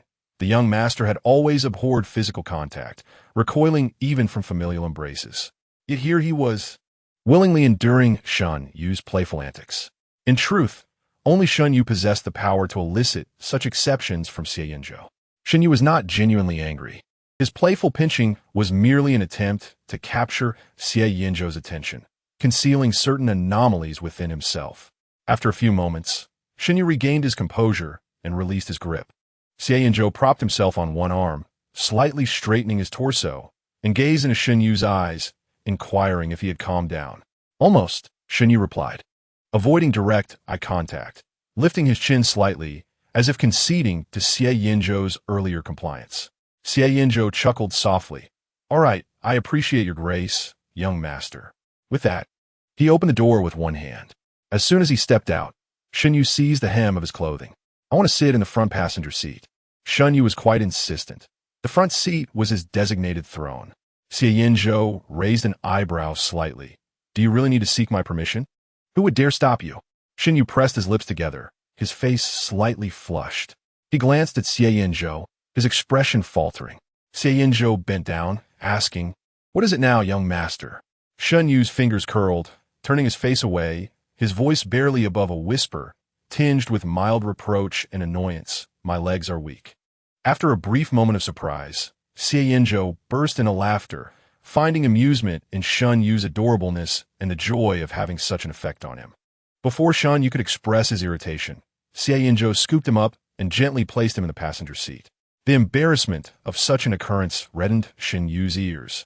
Yet he remained still, allowing Xie Yanzhou to hold him. His demeanor was excessively endearing. After securing Shen Yu's seatbelt, Xie Yanzhou could not resist the temptation to lightly brush his knuckles against Shen Yu's nose. With a lowered voice, he teased, "It's like this now. What will happen tonight?" Chapter 32. Could you please stop tempting me? When Xie Yanzhou teased, his eyebrows arched slightly, and his gaze held an almost celestial sparkle as he observed Shen Yu. Shen Yu, momentarily dazed, blinked slowly, his voice inadvertently softening as he playfully protested. "I won't get weak just from working." "Still working?" Xie Yanzhou chuckled, clearly amused. It seemed Shen Yu was quite looking forward to the evening, especially with the prospect of cosplay. "You better be," he remarked, his tone laced with skepticism. A person who could barely stand from weakness after a kiss would surely be utterly incapacitated if they engaged in more intimate activities that night. Might it resemble the scenes from a dream, where one rests upon their own legs, lashes clumped together by tears, pleading in a muffled manner? It seems there is a dream related to work as well. In an exceedingly spacious office, the decor is starkly monochrome, exuding a chilling emptiness, while Shen Yu's skin, tinged with a delicate blush, stands as the sole warmth in the room. He perches atop a jet-black desk, slender fingers clutching the crisp fabric of a young man's tailored shirt, while the other hand obediently covers his mouth. The remnants of the dream are not vividly clear, yet they are sufficient to set Xie Yanzhou's blood boiling with each recollection, particularly so as the dream's counterpart gazes up at him, querying, "Do you think I would commit misdeeds while at work?" Such an accusatory question, emerging from his lips, fails to invoke any resistance from Xie Yanzhou. Instead, it strikes him as endearing. Unable to resist, Xie Yanzhou lowers his head, pressing his lips gently against the other's cheek before retreating to the driver's seat. Once seated, Xie Yanzhou inquires, "What shall we eat? Are we still having dinner?" Shen Yu urges him to hurry, insisting they must not be late.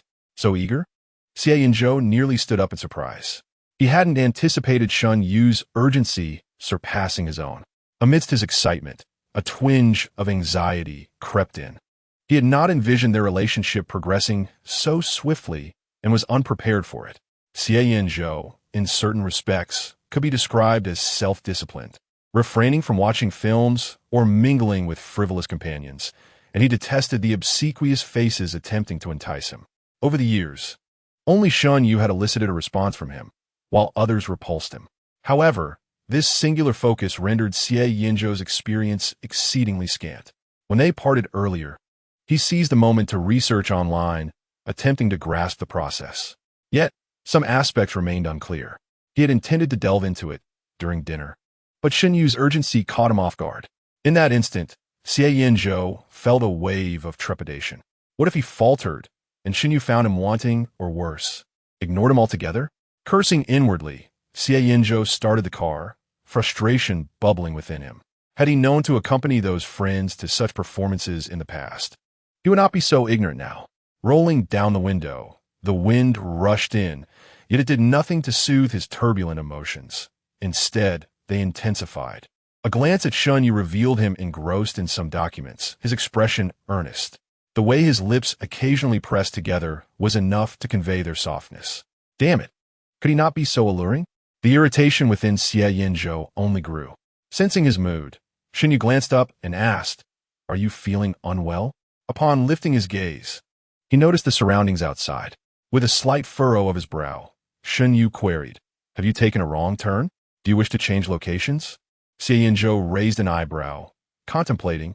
It was not out of the question. He had yet to visit places like couples' hotels, though he had heard from Shui Yuaning that they were quite enjoyable. The Adam's apple, restrained by the collar of his shirt, shifted slightly, and Xie Yanzhou felt a surge of warmth once more. Upon hearing this, Shen Yu shook her head and replied, "Let us not complicate matters. It was meant to be temporary. Going home? That sounds agreeable." Xie Yanzhou nodded in agreement, recognizing the significance of conducting such a solemn affair in the comfort of their abode. Since her previous life, when Shen Yu's legs had failed her, she had seldom ventured outside, rendering her unfamiliar with the roads, especially those from 6 years prior. Observing Xie Yanzhou's unwavering confidence, Shen Yu doubted her own memory and chose not to inquire further, instead focusing her attention on the information displayed on her phone. Xie Yanzhou's lips curled into a subtle smile, his emotions oscillating seamlessly between fervor and apprehension. As dusk descended, the sun cast a warm orange glow around them. A mezzo-soprano's voice floated from the speakers, serenading them with melodies of love, enveloping the moment in warmth and tenderness. A few moments later, a jarring ringtone shattered their tranquility. Xie Yanzhou glanced at the screen, his expression darkening. Xie Yanming? Among the Xie family, communication was reserved for matters of necessity. Frowning, Xie Yanzhou pressed the answer button and activated the speakerphone. However, the first voice he heard was that of Xie Yanzhou, his uncle. Yanzhou, where are you? Haven't you arrived at the office yet? Before Xie Yanzhou could respond, Xie Yanming's gentle voice chimed in. Yanzhou, if you're busy, it's perfectly fine if you don't come. We can manage here. Following this, Xie Yanzhou added, don't let your obsession with racing and that gaming company distract you. You're not a child anymore. Maintain some decorum. Xie Yanzhou's mockery was abruptly interrupted by a youthful female voice. Uncle, please stop. The fact that you didn't inform Yanzhou about the meeting in advance is your oversight. Besides, there are still 20 minutes until the meeting starts. The girl spoke truthfully. It was indeed a lapse on Xie Yanming's part. So, I'm calling to rectify the situation, Xie Yanming replied nonchalantly. If I hadn't urged you, would you have even made the call? The girl's voice was nearly exasperated. Thank goodness I came along. Otherwise, Yanzhou would surely have been left isolated. The term isolated elicited a reaction from everyone present. Who could possibly isolate Xie Yanzhou? All right, enough of that, Xie Yanming said. Yanzhou, when can you arrive? We have a dozen people here waiting for you, and Xiao Yu. It won't do for Xiao Yu to arrive before you do. That is something you needn't worry about, cousin, Shen Yu interjected suddenly. Xie Yanzhou and I are together. Xie Yanming paused, his tone peculiar. You two are together? Is there a problem with that? Xie Yanzhou retorted, a hint of derision in his voice. Am I required to report my relationship with my fiancée to you? How do you speak to me? Xie Yanzhou resumed his elder's demeanor, admonishing, you should exhibit more respect toward your brother. Xie Yanzhou scoffed quietly, choosing not to respond. After listening intently, he deduced the situation. It seemed there was an impromptu meeting, and Xie Yanming had informed everyone except him. The resort project had been entrusted solely to Xie Yanzhou by the elder Xie, and Xie Yanming, eager to usurp his position, was resorting to every tactic to undermine him, even bringing their father into the fray, something even elementary school children refrain from doing during squabbles. Xie Yanzhou replied coolly, I'm caught in traffic. I'll be there in 10 minutes. He hung up the phone with one hand. As the call ended, Xie Yanzhou's mood plummeted instantly. While turning the steering wheel to make a U-turn, his expression soured to the point of resembling a grimy pot bottom. Yet his ears burned with a crimson hue. The petty tactics employed by Xie Yanming were utterly insufficient before Xie Yanzhou. However, what irked Xie Yanzhou was the fact that Shen Yu had even questioned whether she had taken a wrong turn, while he himself had failed to notice, consumed instead with thoughts of how to engage in intimate activities with her later. It was utterly humiliating. Xie Yanzhou pressed the accelerator, skimming the speed limit, and reached the foot of Tianning Tower in under 10 minutes. Just as he pushed open the car door, he felt a tug on the hem of his clothing. Turning around, he found Shen Yu leaning in close, her exquisite face magnified before him. She tilted her head slightly, her eyes half closed, lashes fluttering as if she were inviting a kiss. Still mortified by his previous misunderstanding, Xie Yanzhou remained motionless, eyes wide open. After a brief moment of tension, Shen Yu, somewhat displeased, raised her hand and lightly patted the top of his head, her tone tinged with exasperation akin to that of a teacher scolding a wayward student. Can't you see that I want to kiss you? Close your eyes. Chapter 33. The first photograph obeying her command, Xie Yanzhou shut his eyes. As darkness enveloped his sight, his other senses sharpened. The unique, sweet fragrance emanating from Shen Yu enveloped him, her lips softly brushing against his in a sensation akin to being immersed in fluffy cotton candy, both sweet and tender.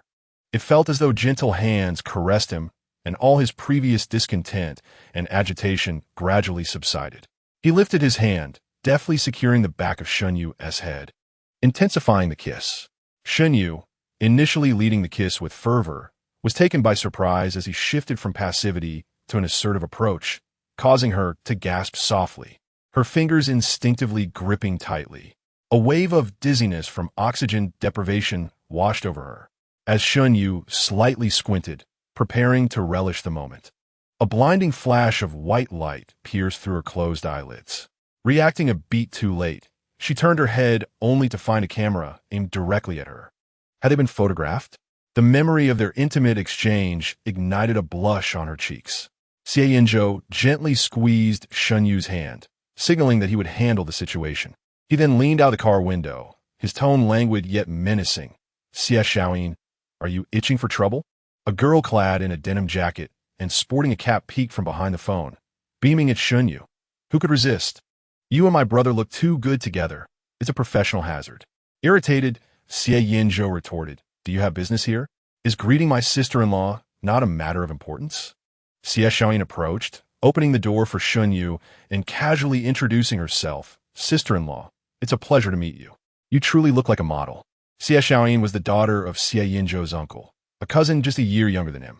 His uncle had passed away over a decade ago, and his aunt had remarried, leaving Xie Xiaoyin to be raised by the elder Xie, while the elder Xie had intended to involve his granddaughter in the family dynamics. Xie Xiaoyin, with a passion for photography, had left to study abroad before completing high school, and thus had never encountered Shen Yu in person. In their previous lives, Shen Yu had only occasionally spotted her in Xie Yanzhou's social media posts, showcasing various photographs.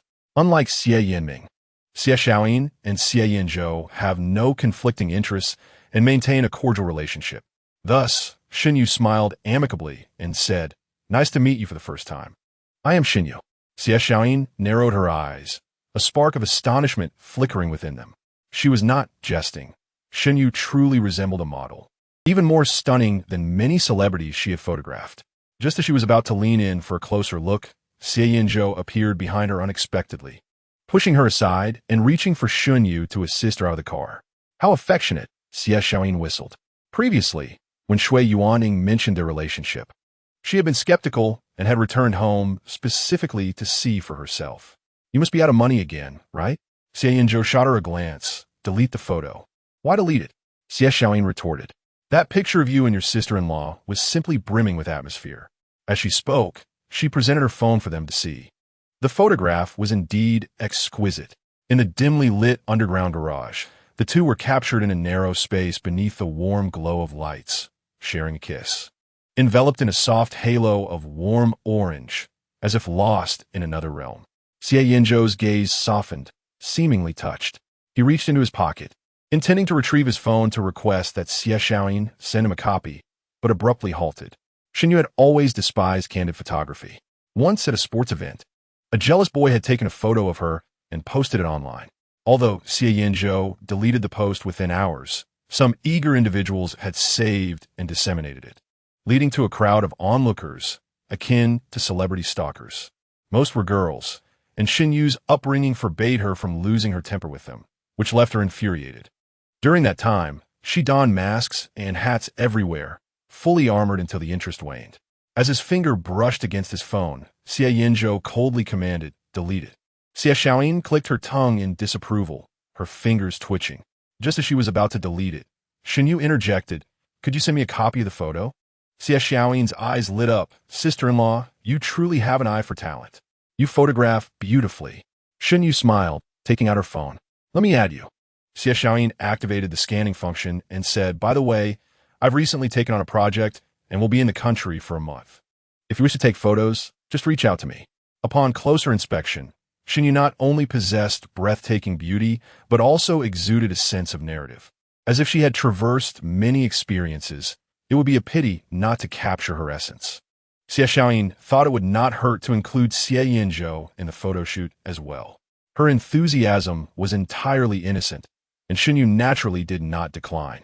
However, just as she was about to retrieve her phone, a slender hand pressed it back down.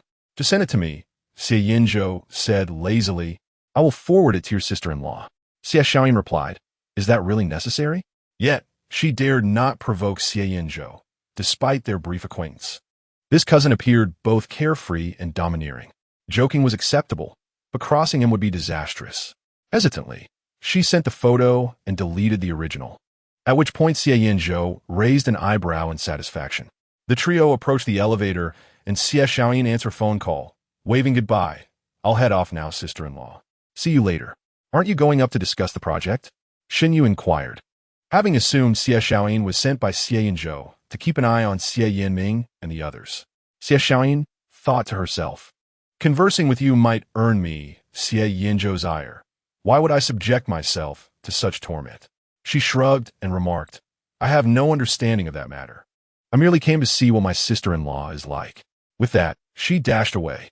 As Shen Yu and Xie Yanzhou entered the elevator, he could not resist glancing at the photo once more, saying to Xie Yanzhou, "Your sister takes such lovely pictures." A tinge of melancholy flickered across his brow.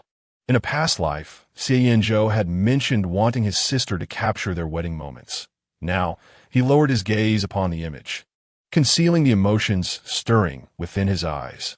Beside Shen Yu, Xie Yanzhou too examined the photograph. His gaze fell upon the intimate pose shared between Shen Yu and himself. A smile tugged at his lips. This was their first photograph in many years that did not convey rivalry. All past grievances seemed to have turned to ash, giving rise to an inseparable closeness, immortalized in this moment. If only this intimacy could persist eternally. Aware that cherishing the present was the wisest choice, Xie Yanzhou, like countless others in love, found himself dreaming of the future. Suddenly, Shen Yu raised his eyes to meet his, the steadfast smile in his gaze sparkling like the vast cosmos. Xie Yanzhou heard him say, "In the future, we will have more photographs together." Future.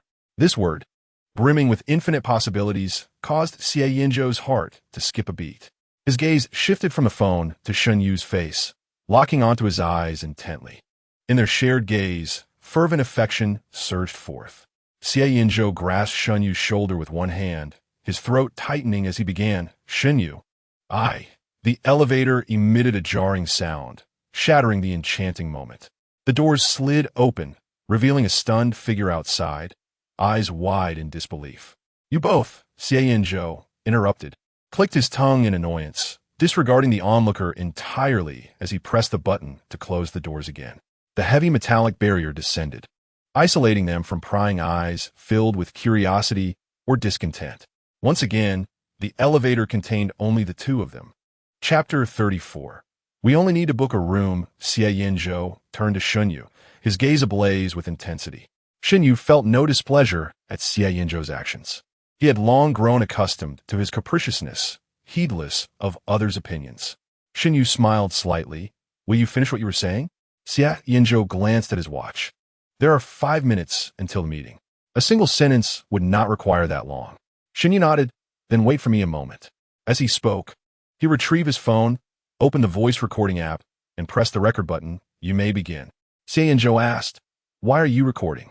Shen Yu blinked, delivering a straightforward response, "For keepsake. I intend to listen to it every day in the future." Both understood what Xie Yanzhou was about to express. Yet, he suddenly found himself at a loss for words. Gazing into Shen Yu's expectant eyes, the words he had impulsively wanted to voice moments ago hesitated at his throat. He began to reconsider whether professing his feelings in such a setting was too casual. Xie Yanzhou had never been in love nor confessed to anyone, but he had observed Xie Yanzhou, the seasoned charmer who made every confession a grand affair with roses and candlelit dinners, rendering it more romantic than any film. If one were to speak freely in an elevator, would that not render one even more frivolous than Xie Yanzhou, who changes partners as easily as changing clothes? Particularly when Shen Yu was so intent on recording the moment with his phone. Xie Yanzhou clicked his tongue in annoyance, ruffling his hair, and inquired of Shen Yu, "Could you possibly wait for a few days?" Shen Yu, momentarily perplexed, swiftly grasped Xie Yanzhou's intent. This fellow likely deemed the elevator beneath his standards and preferred to orchestrate a grander affair. In a previous life, after Shen Yu confessed his feelings, Xie Yanzhou had ushered him out of the bedroom to witness a magnificent fireworks display. Drones danced in the night sky, forming myriad shapes, while resplendent roses bloomed throughout the winter garden. Xie Yanzhou relished preparing surprises for himself. In this regard, the 21-year-old Xie Yanzhou and the 27-year-old version were likely identical. Shen Yu contemplated, believing that surprises are most exquisite when the other party remains unaware. That sounds delightful.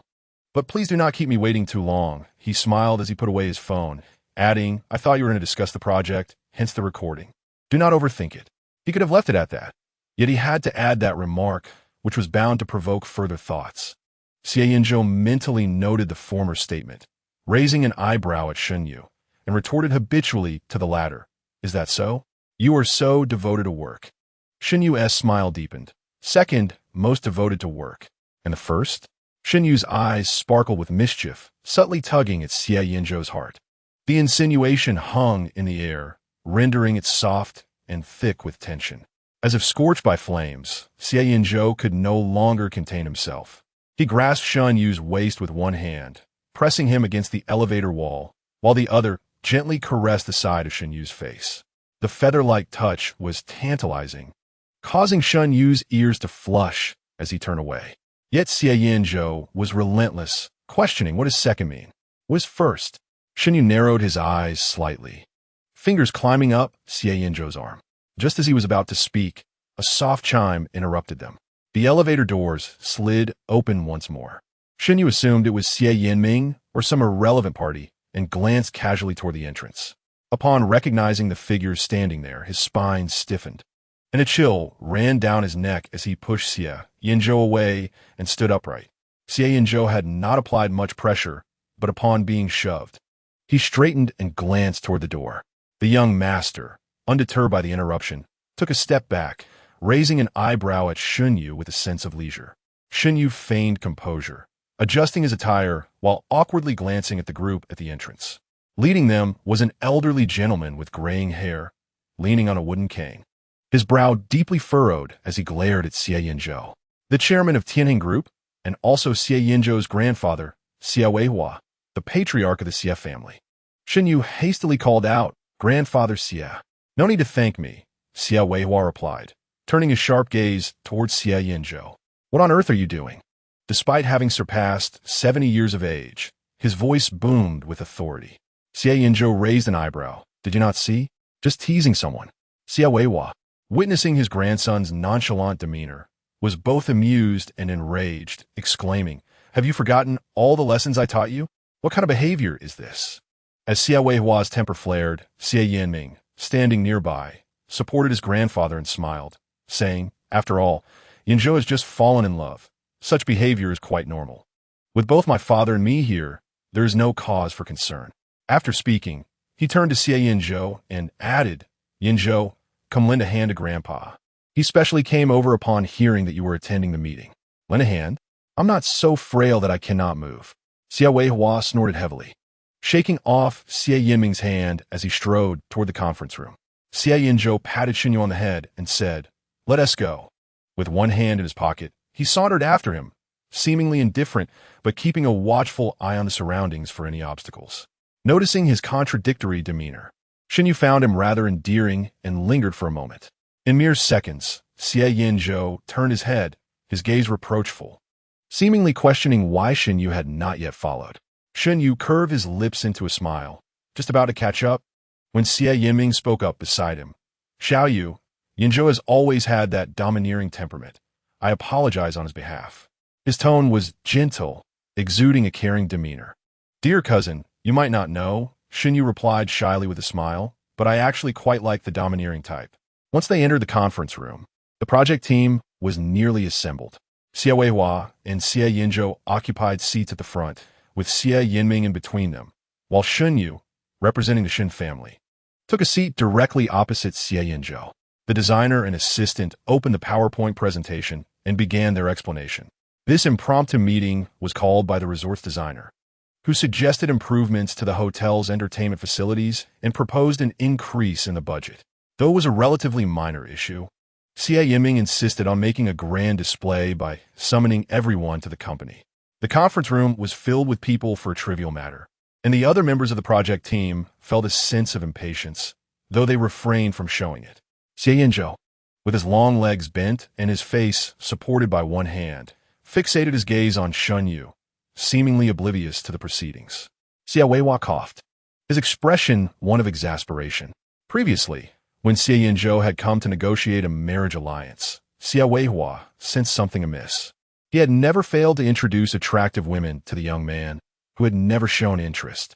Suddenly seeking to form an alliance with that young man from the Shen family, and issuing a military order that if Shen Yu refused to marry, he would go abroad, left Xie Yanzhou feeling utterly helpless.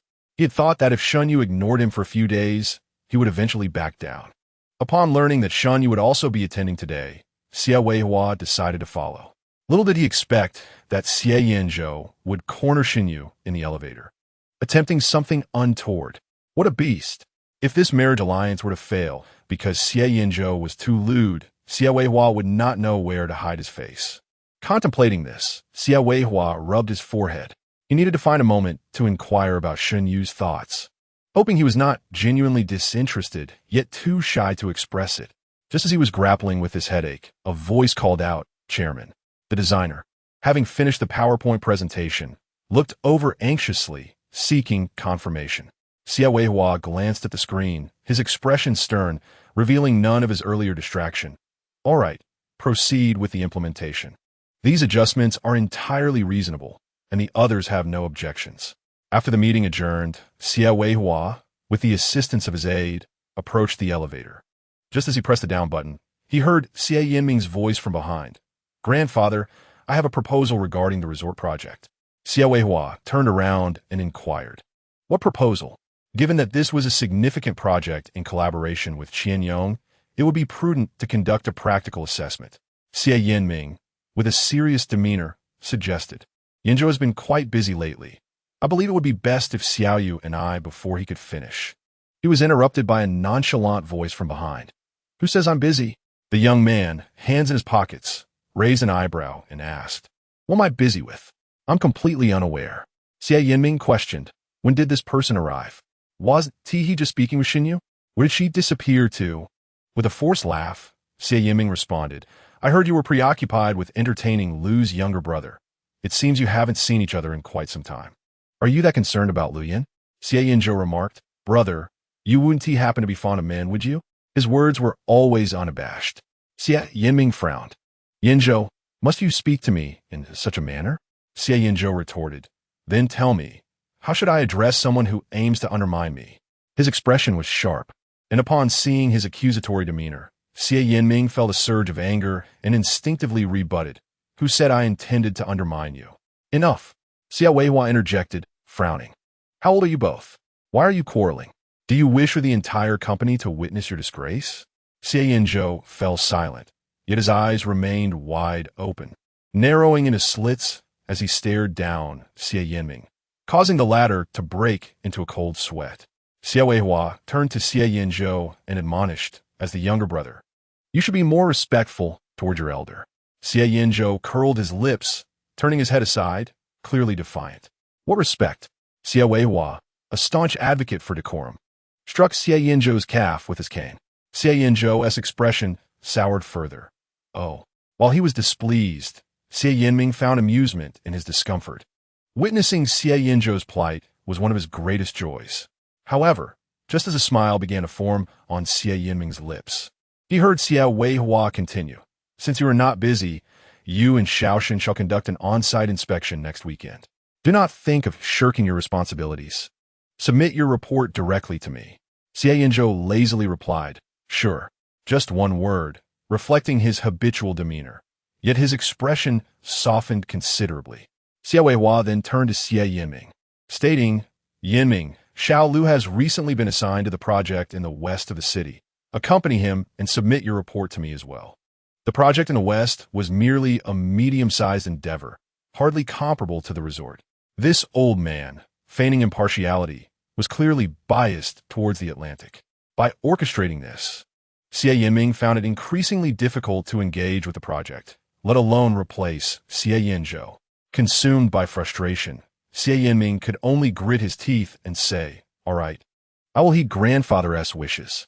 Xie Yanzhou regarded him for a few moments, patted his shoulder, and the group departed in the elevator. Shen Yu emerged from the restroom to find Xie Yanzhou standing alone by the elevator, one hand in his pocket, his expression indifferent. Lost in thought, his ears slightly flushed. Shen Yu approached, playfully pinching the nape of Xie Yanzhou's neck with her cool hand, and asked, "What are you contemplating?"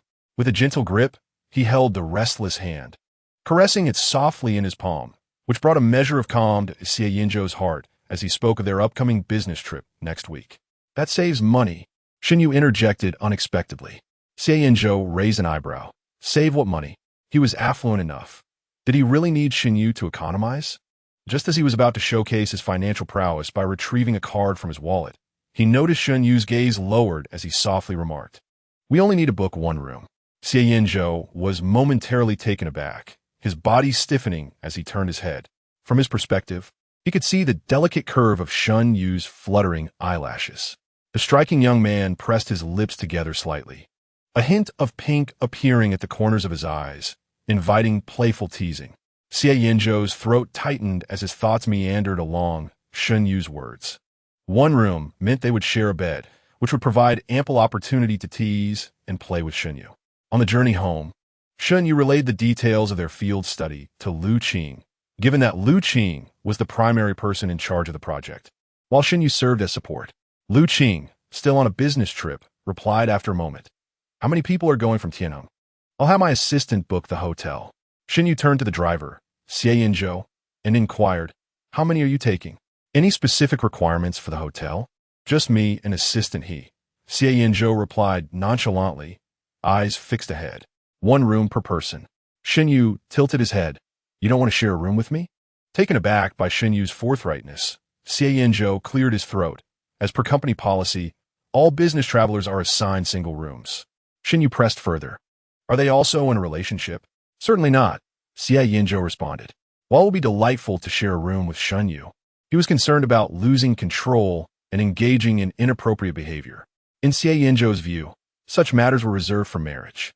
Although they were technically engaged, he had yet to confess his feelings. He felt that initiating such intimacy would be crossing a boundary. Furthermore, Lu Qing would be accompanying them.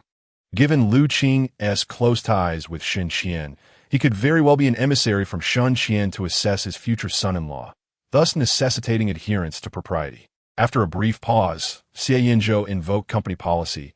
"It's better for reimbursement to keep separate. You needn't worry. Let assistant he handle it." Shen Yu did not respond to this. Sensing the atmosphere shift, Xie Yanzhou cast a glance at Shen Yu when they stopped at a red light. Shen Yu's expression remained unchanged as he replied coolly, "I wasn't aware you were financially constrained. Let us proceed as you suggest." With that, he offered a slow smile. Although he was smiling, Xie Yanzhou couldn't shake the feeling that Shen Yu was not particularly pleased. Upon returning to the villa, Shen Yu said nothing to Xie Yanzhou and ascended directly to the third floor. After freshening up, Xie Yanzhou lay in bed, waiting for Shen Yu to come to him in a dreamlike state. Yet, even as midnight approached, Shen Yu did not appear, suppressing a sense of disappointment in his chest. Xie Yanzhou closed his eyes, but sleep eluded him. The vast emptiness of the bed felt overwhelmingly stark. On the third floor, Shen Yu too was wide awake. He rummaged through his contacts, found a number, and dialed, a confident smile lingering at the corners of his lips. Chapter 35. The door left unlocked stopped touching. Xie Yanzhou cast his gaze downward at the individual perched upon his lap, a smirk playing upon his thin lips. "If you continue to touch me, you shall be held accountable. I shan't take responsibility. What can you do about it?" The person seated on his lap let out a playful hum, retaliating by groping him indiscriminately. Unsurprisingly, Xie Yanzhou's breath hitched. "I would be profoundly saddened," he murmured, his fingertip gliding along the curve of the other's waist. His voice husky. "Darling, how could you bear to make me sad? Stop feigning innocence." A slap landed upon his abdominal muscles, those exquisite eyes brimming with reproach. "Are you truly unaware of your actions?" No wonder he felt a prickling sensation earlier. It turned out Darling had been sneaking glances. Xie Yanzhou leaned forward, one hand grasping Shen Yu's leg, effectively trapping him within a tight space. "Do you truly care who I am?" "Who cares?" Shen Yu averted his gaze, displeased. "It has nothing to do with me." Xie Yanzhou observed him with a smile, inquiring, Then you're not interested in what the ring looks like? What ring? Before he could finish, their eyes met, and the remainder of his words lodged in his throat.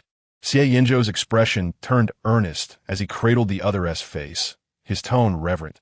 Darling, shall we get married? Shen Yu fell silent, lowering his eyes, the delicate skin of his neck and the area behind his ears flushing crimson. Yet, he could not utter an affirmative response.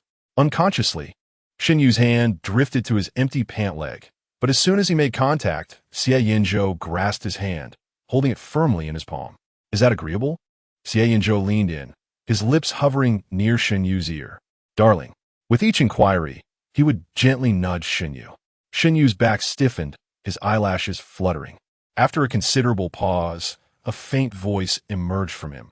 Is this how one proposes? So casually? Xie Yanzhou chuckled. Then shall I prepare a more grand affair in due time, my darling? I understand, but please be gentle. I'm being gentle. Or would you prefer to do it yourself? You beast. Indeed, the thick night air blurred their vision, enveloping them in an atmosphere of intimacy. Time slipped away, and eventually, the surroundings brightened once more. Shen Yu opened his eyes to behold a pristine white ceiling. He sat up, gazing out at the radiant light beyond the window, momentarily lost in thought. Once again, he dreamt of the past. They were meant to enter the sanctity of marriage, to forge a family, to spend their days together. Had it not been for that tragic accident that claimed his life, Xie Yanzhou would not have chosen to follow suit. A sharp pain surged through his chest. Shen Yu inhaled deeply, glancing at the time. It was 6:32. The absence of another beside him rendered his sleep restless. Shen Yu surveyed the empty bed with a sigh. This Xie Yanzhou, cannot he come upstairs if I do not descend? He had deliberately left the door unlocked the previous night. Today, he needed to meet with Lu Qing to discuss the on-site inspection. Shen Yu rose to wash up, consciously softening his movements. As he passed the second floor, he noticed the door to Xie Yanzhou's room slightly ajar, revealing a distinct gap. Through the crevice, Shen Yu glimpsed Xie Yanzhou lying neatly on the right side of the bed, leaving ample space for another. A smile crept onto his lips as he turned and descended the stairs. At 7 in the morning, Xie Yanzhou awoke punctually. Instinctively, he glanced to his side, finding the bed still vacant, devoid of an additional occupant. Xie Yanzhou, feeling somewhat agitated, ran his fingers through his hair. The quality of his sleep last night was abysmal. He had awakened several times, leaving him with a notably low mood. Nevertheless, breakfast still needed to be prepared. Today, Shen Yu was scheduled to attend a meeting at the company, and both Qianyong and Tian Heng began their workday at 9. Xie Yanzhou assumed Shen Yu would rise around 8, so after ordering breakfast, he settled in the dining area below to wait. However, by 10 past 8, Shen Yu had yet to make an appearance. Unable to contain his impatience, Xie Yanzhou ascended to the 3rd floor. The door to the guest room was firmly shut, devoid of even the slightest crack. Glancing at the time, he rapped his knuckles against the door. No response. Tentatively, he called out, Shen Yu? Still, there was silence. Pressing his hand against the door, he pushed it open. The morning light streamed through the glass window, causing the sheer white curtains to dance lightly in the breeze. Yet Shen Yu was conspicuously absent from the room. It appeared he had risen early and left. Xie Yanzhou, not lacking in common sense, quickly deduced that Shen Yu was deliberately avoiding him. A wave of indescribable bitterness surged within him. Was it because he had suggested they sleep in separate rooms during his business trip? That thought flitted through his mind for but a moment before being forcefully suppressed. How self-absorbed could he be? Why would Shen Yu be upset over such a matter? They had not yet reached that level of intimacy. Furthermore, Shen Yu had seemed perfectly cheerful last night, even smiling at times. Yet if it wasn't due to that, what could it possibly be? Xie Yanzhou found himself uncertain of Shen Yu's emotions. As anxiety began to spread, he felt a sudden urge to smoke. Perhaps the ambiguity of their relationship made one overly sensitive. Even the slightest tremor could set one's heart racing. He retrieved his phone and first dialed Xie Yanzhou. The call was promptly disconnected, followed by a text message. Enjoying a romantic bath with my girlfriend, please do not disturb. Xie Yanzhou thought to himself. He can reply so quickly while in a bath. What a reliable friend. With no hope from that unreliable companion, Xie Yanzhou resolved to act independently and texted Shen Yu. Where are you? Shen Yu replied almost instantly. At the company. Xie Yanzhou, straightforward as ever, asked, why didn't you ask me to drive you? Shen Yu replied, how could I impose on you? Xie Yanzhou nearly chuckled. He had been waiting for this moment. Shen Yu continued, the company doesn't reimburse for gas. Xie Yanzhou noted the somewhat stiff tone. Yet, this particular message inadvertently provided a clue, leading him to uncover the root of Shen Yu's displeasure from their earlier conversation. His mood lifted. Xie Yanzhou smirked and opened a banking app on his phone, taking a screenshot of his balance to send to Shen Yu. I have money now. No need for reimbursement. I'll cover it. Shen Yu promptly declined. Sorry. I have social engagement tonight. Xie Yanzhou was not perturbed. He raised an eyebrow and typed, where to? I'll drive you. While Shen Yu did not verbally agree, he sent an address in reply. The location was a well-regarded private kitchen, and Shen was likely planning to discuss a recent project in the southern part of the city over a meal with Shen Yu and relevant parties. Aware of Shen Yu's recent dedication to work, Xie Yanzhou had no qualms about playing the role of chauffeur. Xie Yanzhou replied, understood. The conversation concluded there, as Shen Yu did not message again. Xie Yanzhou found himself inexplicably engulfed by a subtle wave of emotions. Initially, he had presumed that upon seeing the balance screenshot and the mention of personal expenses, Shen Yu would naturally segue into discussing the hotel room they had talked about the previous night. He envisioned himself seamlessly selecting a luxurious king-sized room, thus resolving the matter. However, after waiting for a while, Shen Yu remained silent. Xie Yanzhou stared at his phone screen, his brow furrowing deeper. Was his assumption misguided? Did Shen Yu actually not wish to share accommodations with him? After contemplating for a few moments, he resolved to validate his hypothesis personally. He searched for hotels near the resort and sent a screenshot to Shen Yu, inquiring, which one do you prefer? Let us stay together. Just as this message was composed, he deleted it word by word. No, it sounded too much like the lewd, presumptuous behavior of an ignorant man attempting to take advantage of a naive girl. Is there one you fancy? I'll cover the expenses. Let us stay together. Yet again, he found this phrasing strange. It implied that he could not afford a hotel. He typed, deleted, and retyped, ultimately failing to send a single message. It was Shen Yu who responded first. I've already entrusted the hotel arrangements to assistant he last night. You may discuss it with him. Xie Yanzhou felt utterly defeated. As dusk descended, a group of inebriated individuals emerged from the private room, their steps unsteady. A tiger father does not beget a dog son. Your son has boundless prospects.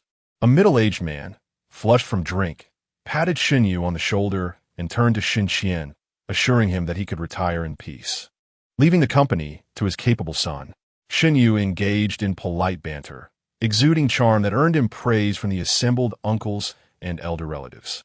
Shen Qian, observing, also bore a rosy visage, humbly remarking, we will discuss future matters in due time. The group shared laughter as they made their way to the parking lot. The Shen family's driver stood by the entrance, smiling as they approached. Someone suggested they continue the evening at a club, but Shen Qian, considering that the children should be in bed by now, resolved to send Shen Yu home first. Just as he turned, he noticed Shen Yu standing beside him, gazing past the crowd into the distance. Shen Qian followed his gaze. Through the dim light of night, a tall young man ambled towards them, one hand casually tucked into his pocket. Chapter 36. The luxurious couple's king-sized room. The parking lot was outdoors, the air crisp and refreshing. Soft ground lights illuminated the flower beds, casting a warm yellow glow that made the dust particles dance, creating a delightful atmosphere. With his mind clouded by alcohol, Shen Qian stared at the approaching figure for several seconds, still processing the sight when he suddenly overheard someone nearby exclaim, "Isn't that the one from the Xie family? I didn't know they were dining here today." Another older gentleman expressed his confusion. I hadn't heard about it. As he spoke, Xie Yanzhou drew closer. Upon recognizing his face, Shen Qian's brow furrowed in concern. What was Xie Yanzhou doing here? A glance at Shen Yu revealed him to be remarkably composed, as if he had anticipated Xie Yanzhou's arrival. Shen Qian felt an unexplainable surge of dissatisfaction, akin to witnessing a pig approaching to root around in his prize cabbage, while the cabbage appeared all too willing to be disturbed. although he recognized that this pig was indeed a fine specimen within a 10-mile radius. The ease with which it approached the cabbage left the diligent farmer feeling somewhat irked. As Xie Yanzhou drew near, he greeted the group in his usual nonchalant manner. His tone relaxed, yet his demeanor sufficiently amiable. These individuals were well aware of Xie Yanzhou's temperament, responding with cheerful smiles. Someone inquired, "How is young Master Xie here? Who is he dining with?" "I am not here to dine," Xie Yanzhou replied, glancing at Shen Yu, a slight smile gracing his lips. "I am here to fetch someone." As his words fell, several gazes turned toward Shen Yu. Shen Yu, undeterred, bid farewell to the elders and took Xie Yanzhou's hand, departing together. Watching their retreating figures, the group suddenly recalled the impending union between the Shen and Xie families. Previously considered a mere coincidence, Xie Yanzhou's personal arrival to escort Shen Yu suggested a deeper affection. One individual clapped Shen Qian on the shoulder, chuckling, "Old Shen, good fortune is near. Congratulations. Look at how well the two young ones are getting along. Just the other day, you were fretting about them falling out. Worry no more. Prepare for the wedding feast. Soon, you shall enjoy the blessings." Shen Qian merely smiled, the neon lights flickering around them. Xie Yanzhou stole a sidelong glance at Shen Yu, who had closed his eyes to rest as soon as they were in the vehicle. His expression serene, unchanged from usual. The thought of not having seen Shen Yu's sleeping visage the previous night, compounded by the impending days of separation, stirred Xie Yanzhou's previously quelled irritation. Damn it, had he known, he wouldn't have feigned innocence. So what if Lu Qing saw? A misunderstanding is just that, a misunderstanding. Eventually, they will be legitimate. Why fear it? Sensing Xie Yanzhou's discontent, Shen Yu opened his eyes and gently blinked. "What is the matter?" "Nothing," Xie Yanzhou replied, closing his mouth, yet feeling his words were too brusque. He sought a different topic. "How much did you drink?" "Not much," Shen Yu responded, "just a few glasses." "The hangover tea is in the fridge," Xie Yanzhou informed. "How considerate," Shen Yu smiled, opening the car's refrigerator, twisting the cap off the hangover tea, sipping while gazing at Xie Yanzhou.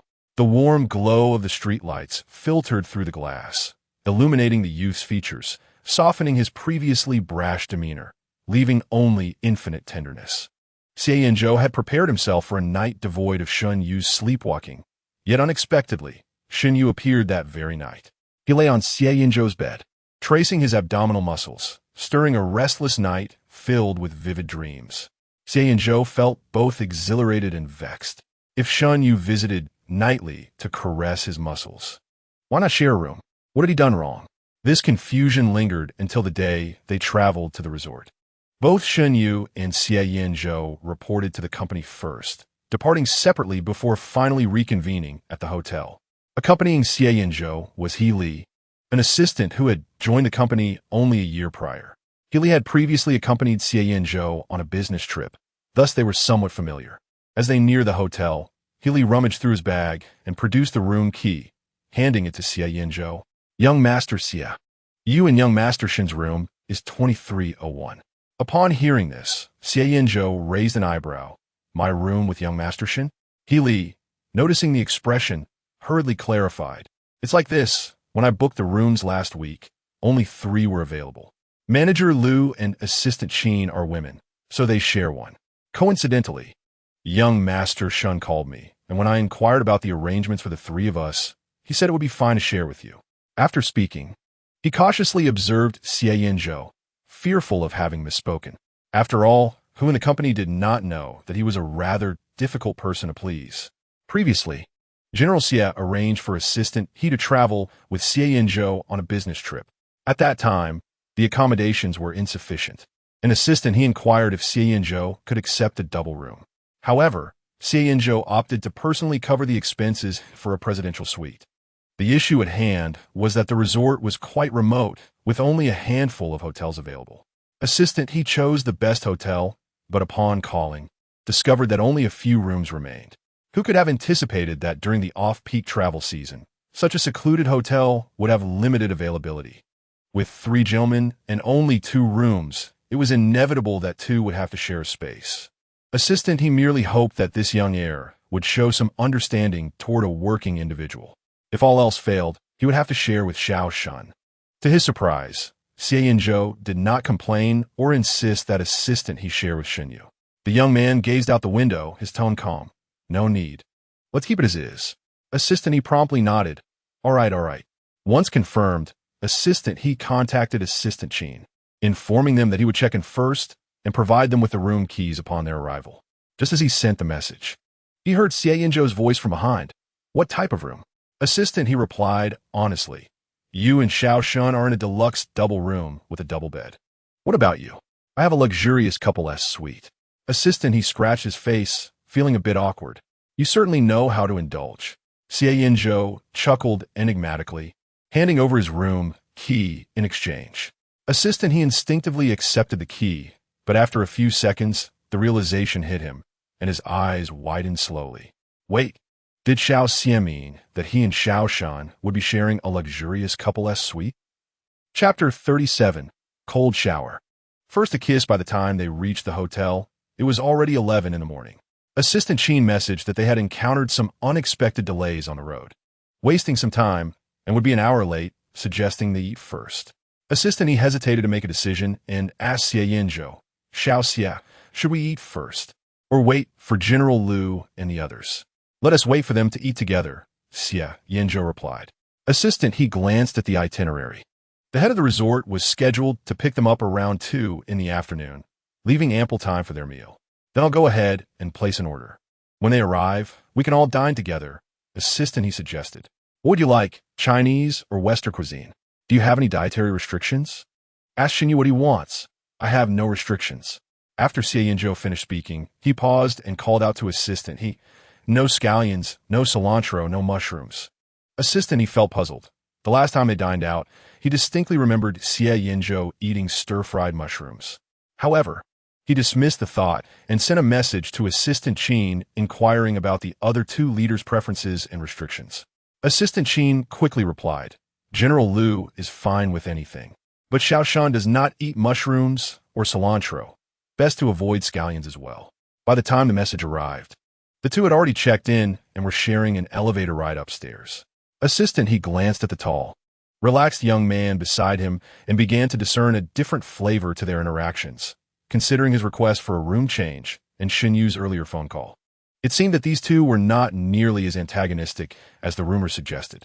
Even in the matter of choosing a residence, the interaction between the two, mediated by Assistant he, lacked any elements of disdain.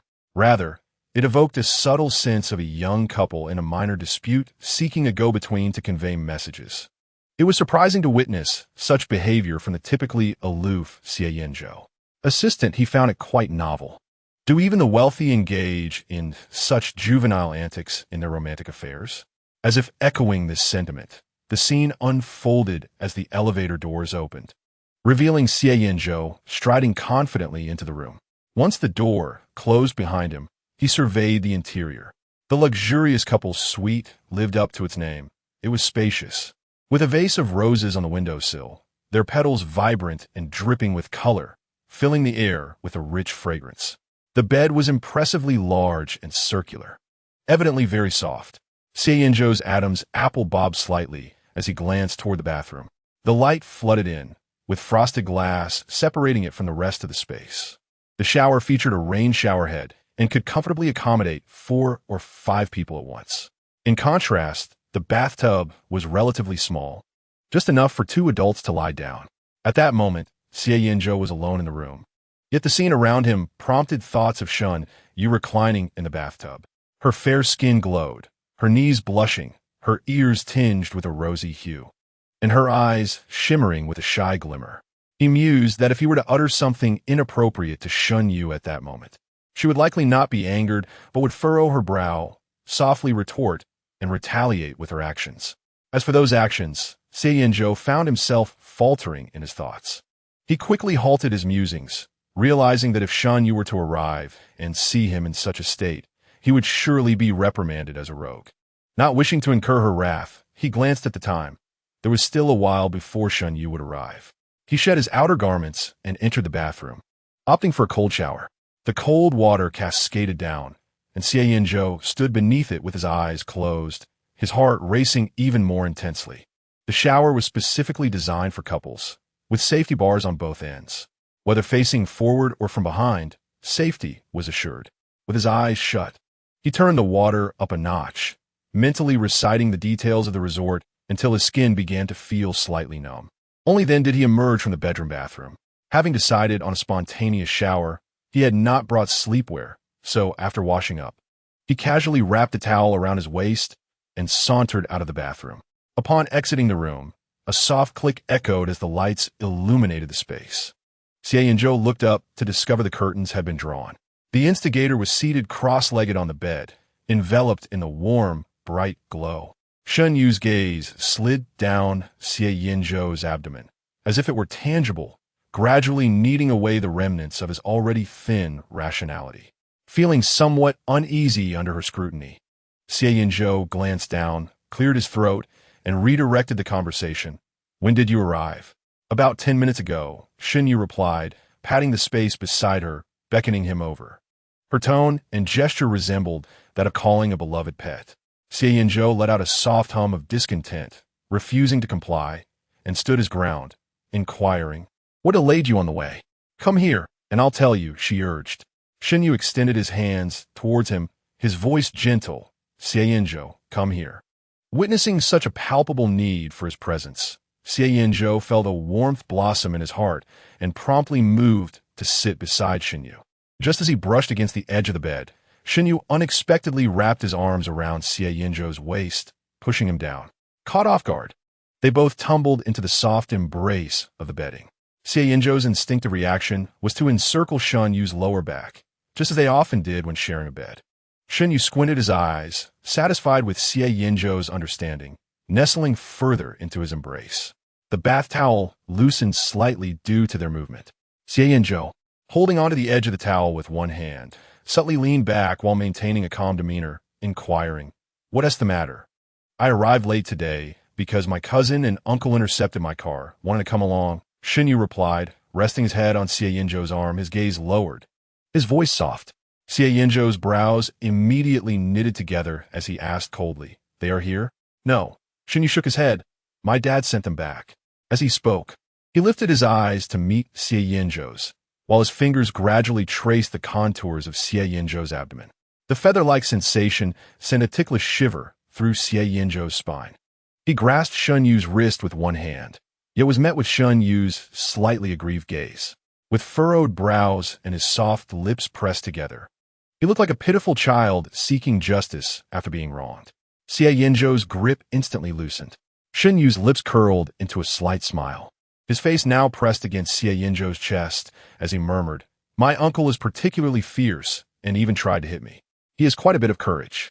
Xie Yanzhou scoffed coldly, his hand clenched into a fist, veins prominent. One could easily imagine the youth's burgeoning anger.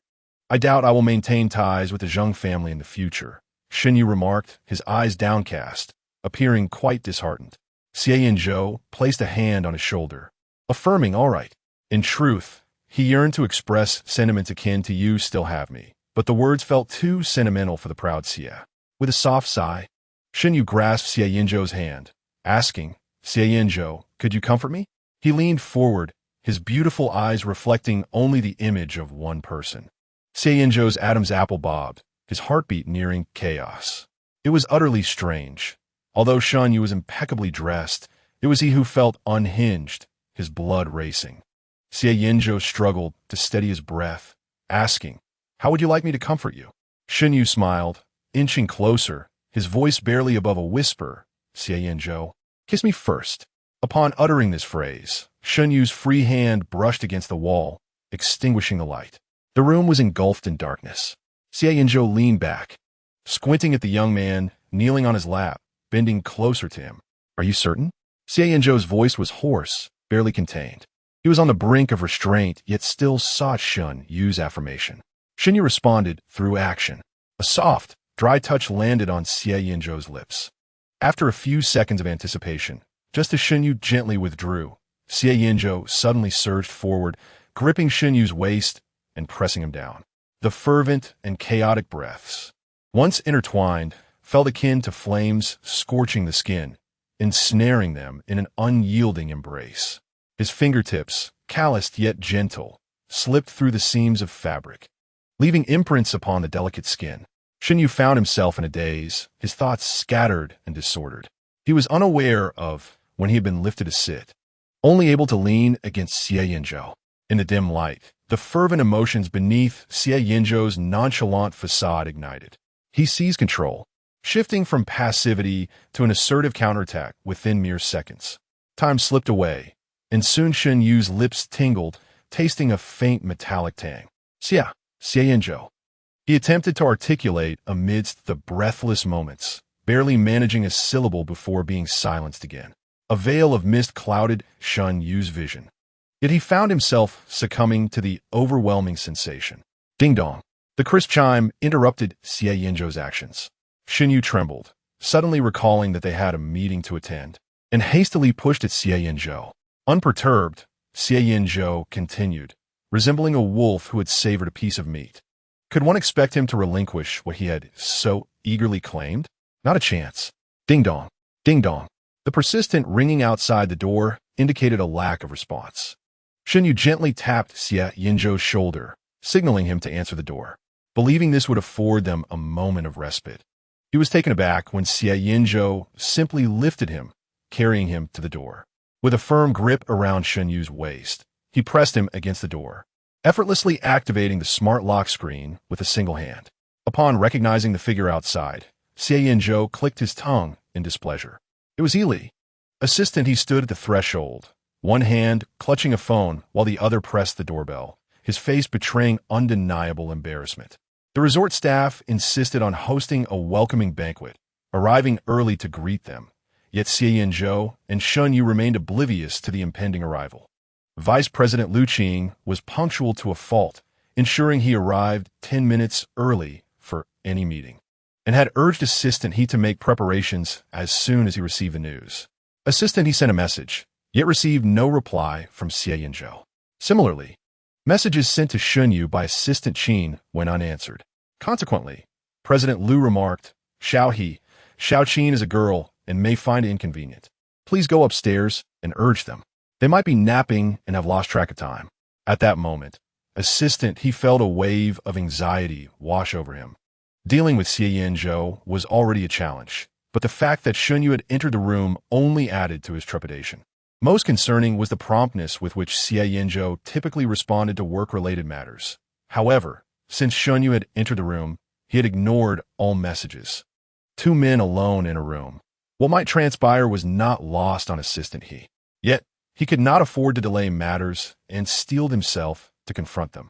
Prepared for reprimand, Assistant He was relieved when Xie Yanzhou merely uttered 5 minutes. Grateful, he quickly replied, then I shall wait for you downstairs. With light footsteps, he hurried away. Within the confines of the door, Xie Yanzhou took a step back, creating distance. Shen Yu leaned against the door, his gaze averted, momentarily unable to meet Xie Yanzhou's eyes. Gently pinching his scorching earlobe, Shen Yu inquired, Do you need to change your clothes? The moment the words left his lips, a slight weight settled upon his shoulder. Xie Yanzhou, with his straight nose pressed against the side of Shen Yu's neck, breathed with fervor, his voice husky as he murmured, Let me lean for a while. Shen Yu wrapped his arm around Xie Yanzhou's shoulder, nodding softly in agreement. They held each other in silence for a few moments until their warmth gradually dissipated. Xie Yanzhou rose to change into a suit. Although Shen Yu had seen it numerous times before, this time an inexplicable flush crept onto his face, prompting him to avert his gaze and feign nonchalance as he adjusted his own attire. As the elevator descended, both remained taciturn, adhering to an unspoken understanding. Upon reaching the underground garage, they found the others from the resort had also arrived, engaging in mutual pleasantries. Assistant Qin had driven a 7-seater van, and one by one, they filed into the vehicle. Shen Yu settled beside Lu Qing, who, after a few moments of scrutiny, suddenly remarked, Xiao Yu, your lips seem a bit swollen. Are you feeling unwell? Shen Yu stiffened, forcing a laugh as he replied, Perhaps, I think I may be a bit under the weather. As he spoke, he instinctively glanced at the rearview mirror, catching a glimpse of Xie Yanzhou's figure. Xie Yanzhou was also observing him, his long fingers lightly pressing against his lower lip, his brow slightly raised as if sharing a secret known only to the two of them. The atmosphere thickened with an unspoken tension, akin to spun sugar. Lu Qing's voice echoed in his ears. "I'll bring you some tea later. It will help." Shen Yu responded in kind, yet his mind lingered on Xie Yanzhou's unusual demeanor, his ears growing increasingly warm. Initially, he had merely intended to tease Xie Yanzhou, to caress his abs and share a fleeting kiss. After all, time was of the essence, and there was little opportunity for more. Shen Yu was well aware of the duration of Xie Yanzhou's availability. Fortunately, the unexpected incident had not disrupted their work. Throughout the afternoon, Shen Yu learned much under Lu Qing's guidance. However, it was Xie Yanzhou's earnest demeanor that captivated the most attention. During work, Xie Yanzhou cast aside his usual nonchalance, incisively identifying every issue. His natural aura of authority elicited nods of agreement from Lu Qing. Yet for reasons unknown, Shen Yu felt that Xie Yanzhou was deliberately maintaining his distance. Not only was there no physical contact, but even their occasional eye contact was swiftly avoided. That evening, they dined at a nearby vineyard, and by the time they returned to the hotel, it was nearly 10 o'clock. Both Shen Yu and Xie Yanzhou had consumed little alcohol, returning to their rooms with clarity. Yet, throughout the journey, they exchanged not a single word. Shen Yu said nothing, following Xie Yanzhou into the room with a calm demeanor. Once the door closed behind them, Shen Yu pivoted swiftly, pinning Xie Yanzhou against the wall. "Why are you ignoring me?" Shen Yu demanded. Xie Yanzhou turned his face away, his jaw taut, his eyes about to close when he heard Shen Yu call out his name. Xie Yanzhou. His long lashes fluttered. Xie Yanzhou lowered his gaze, locking eyes with Shen Yu for but a fleeting moment before looking away again.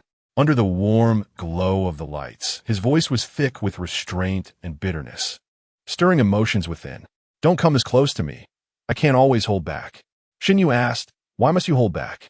He moved closer, extending his hand to grasp Xie Yanzhou's fingertips, infused with a hint of encouragement, and inquired, "Why? Do you truly not know?" Suddenly, Xie Yanzhou cradled Shen Yu's face. He asked, "Do you genuinely not know? Or are you merely pretending not to?" At that moment, Xie Yanzhou's eyes sparkled with a fervent and intricate emotion that Shen Yu had never witnessed before. Joy, restlessness, unease, and vigilance, all ultimately enveloped by a profound affection. Xie Yanzhou gazed into Shen Yu's eyes, each word resonating with conviction, as if he were staking everything. "I like you, Shen Yu. Be my partner." Shen Yu was momentarily taken aback. To be honest, he had envisioned scenarios of Xie Yanzhou confessing to him, but he never anticipated such directness, devoid of any preamble, as if it had been bottled up for an eternity and suddenly erupted. Shen Yu opened his mouth, poised to speak, but Xie Yanzhou acted first. The young man took Shen Yu's hand and pressed it against his heart, resting his forehead on Shen Yu's shoulder, eyes closed, like a subject awaiting the judgment of a sovereign. With a dry throat, Xie Yanzhou's voice emerged, hoarse and tinged with desperation. "If you're playing with my feelings, I'll accept it. Just give me a clear answer." Chapter 39. "I like you." Two light danced through their hair, weightless and ethereal. The room was so quiet that even the softest breath could be heard.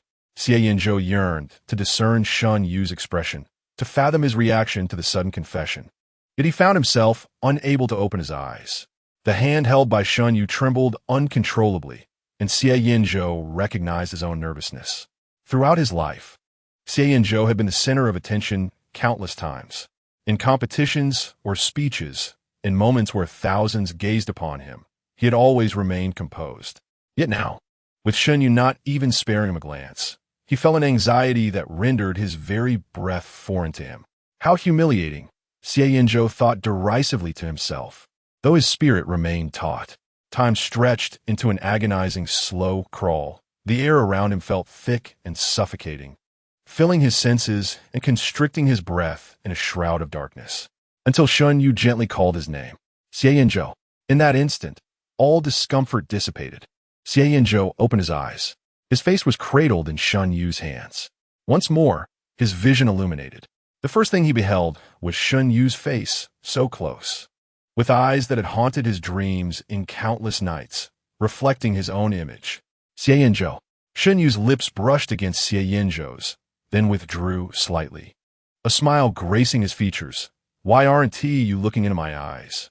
Look into my eyes and tell me you like me. Perhaps the light at that moment was too gentle, rendering Shen Yu almost unreal in his beauty, and Xie Yanzhou felt a slight sense of disorientation. Just as he was about to speak, he heard Shen Yu reply, "Okay." Xie Yanzhou was taken aback. The word felt abrupt. Yet he understood that Shen Yu was responding to his previous confession, "Be my partner." "Okay." Xie Yanzhou grasped Shen Yu's hand tightly, locking his gaze onto Shen Yu's eyes. "Are you serious? You don't want this?" Shen Yu suddenly raised an eyebrow and took a step back, dismissing the tension with a playful defiance. However, his unspoken words were swiftly silenced by Xie Yanzhou, who aggressively advanced, as if laying siege. If just moments ago, Xie Yanzhou had resembled a loyal subject awaiting judgment, he now appeared as a rebellious traitor. In this moment, the rogue pressed his lips firmly against Shen Yu's, intertwining their fingers in a fierce embrace. Time seemed to stretch indefinitely until Xie Yanzhou finally released him, gazing down at Shen Yu with eyes that sparkled like morning stars. "Do you like me? Is it true?" Xie Yanzhou questioned breathlessly, urgency lacing his words. "Is it the same kind of liking that I feel for you?" Shen Yu tilted his head, his lips brushing against Xie Yanzhou's cheek, whispering teasingly against his ear, "Guess." There was no need for guessing. Xie Yanzhou already knew the answer. He now possessed ample justification and confidence to continue their earlier encounter.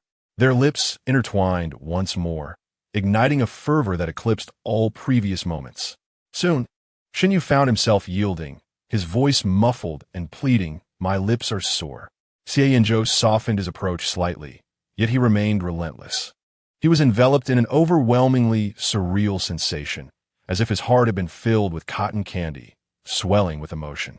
This dreamlike feeling compelled Xie Yanzhou to seek the truth repeatedly. In the pauses of their breaths, he cradled Shen Yu on his lap, intertwining one hand with his while the other rested possessively on Shen Yu's waist. He no longer questioned Shen Yu's feelings, but instead fervently professed, "I like you too. So very much. My affection grows with every passing second, an unending desire to remain together." Each declaration deepened the blush on Shen Yu's cheeks.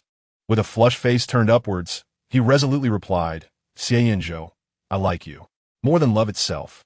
Their fingers remained entwined, transmitting love through their tender kisses. Outside, a gentle rain began to fall, though Shen Yu was only aware of it after a considerable time had passed. A glance at his watch revealed it was past midnight. They had been sitting in the entryway, lost in each other for so long. No wonder his lips felt so tender, feeling a tickle at his neck. Shen Yu lowered his gaze to find Xie Yanzhou's soft hair brushing against him. In a moment of distraction, Xie Yanzhou had shifted from pursuing his lips to placing gentle kisses on his neck. The sensation sent electric shivers through Shen Yu, prompting him to push Xie Yanzhou away. Caught off guard, Xie Yanzhou halted his advances. The young man looked up to see Shen Yu covering his neck with a disapproving expression. "Where do you think you're biting? We have a meeting tomorrow. What if someone sees?" Shen Yu spoke, a hint of bashfulness evident as he bit his lip, his long, dark eyelashes fluttering. The lack of oxygen rendered his voice slightly hoarse, devoid of any intimidation. His glistening eyes only added to his allure. Xie Yanzhou felt a rush of desire. Yearning to kiss him again, swallowing hard, he hoarsely replied, "Who would dare look?" Shen Yu retorted, "Is that the main issue? The real concern is the marks you'll leave." Before he could further protest, Xie Yanzhou moved closer once more, seemingly addicted to the contact. "Don't nibble on my neck," Shen Yu cautioned. Shen Yu pressed his palm against Xie Yanzhou's forehead, gently pushing him away as a brilliant excuse came to mind. Rumor had it that someone had perished from a kiss in this very spot. Xie Yanzhou raised an eyebrow. "I've seen the news, but I kissed your ear instead. Is that so?" Shen Yu retorted, flustered with indignation. "I can't even see it. Besides, just because it's the ear doesn't mean you can kiss it. Did I grant you permission?" "Very well." Xie Yanzhou's hand traced the contours of Shen Yu's face, gliding downward. "Now, may I be permitted to touch where?" His lips curled into a smile, his voice lowered, evoking endless imagination. His calloused fingertips lingered, his gaze roving as if he were a supreme predator surveying his territory. Is it here or here? He traversed past shoulders and waist, moving lower, the fabric of the suit jacket a mere barrier, yet feeling palpably real. Shen Yu's breath quickened, fingers clenching the pristine fabric of Xie Yanzhou's suit, wrinkling it in his grasp. Yet, Xie Yanzhou's movements gradually stilled, as if struck by a sudden thought, his demeanor stiffening. Shen Yu, perplexed, raised his eyes. What's wrong? Xie Yanzhou, suppressing a heavy breath, murmured, It's getting late. You must be tired. Rest now. Shen Yu was bewildered. What is going on? We were just getting to the good part, and you want to rest? Amidst Shen Yu's questioning gaze, Xie Yanzhou helped him to his feet, smoothing down his disheveled hair. Shen Yu glanced down at Xie Yanzhou, his confusion deepening. Aren't we continuing? Xie Yanzhou swallowed hard, maintaining a calm demeanor. Continuing what? We have work tomorrow. Feigning indifference, he persisted in his act despite the palpable tension. Shen Yu scoffed internally, catching sight of something that made his lips curve once more. Well, I'm off to take a shower.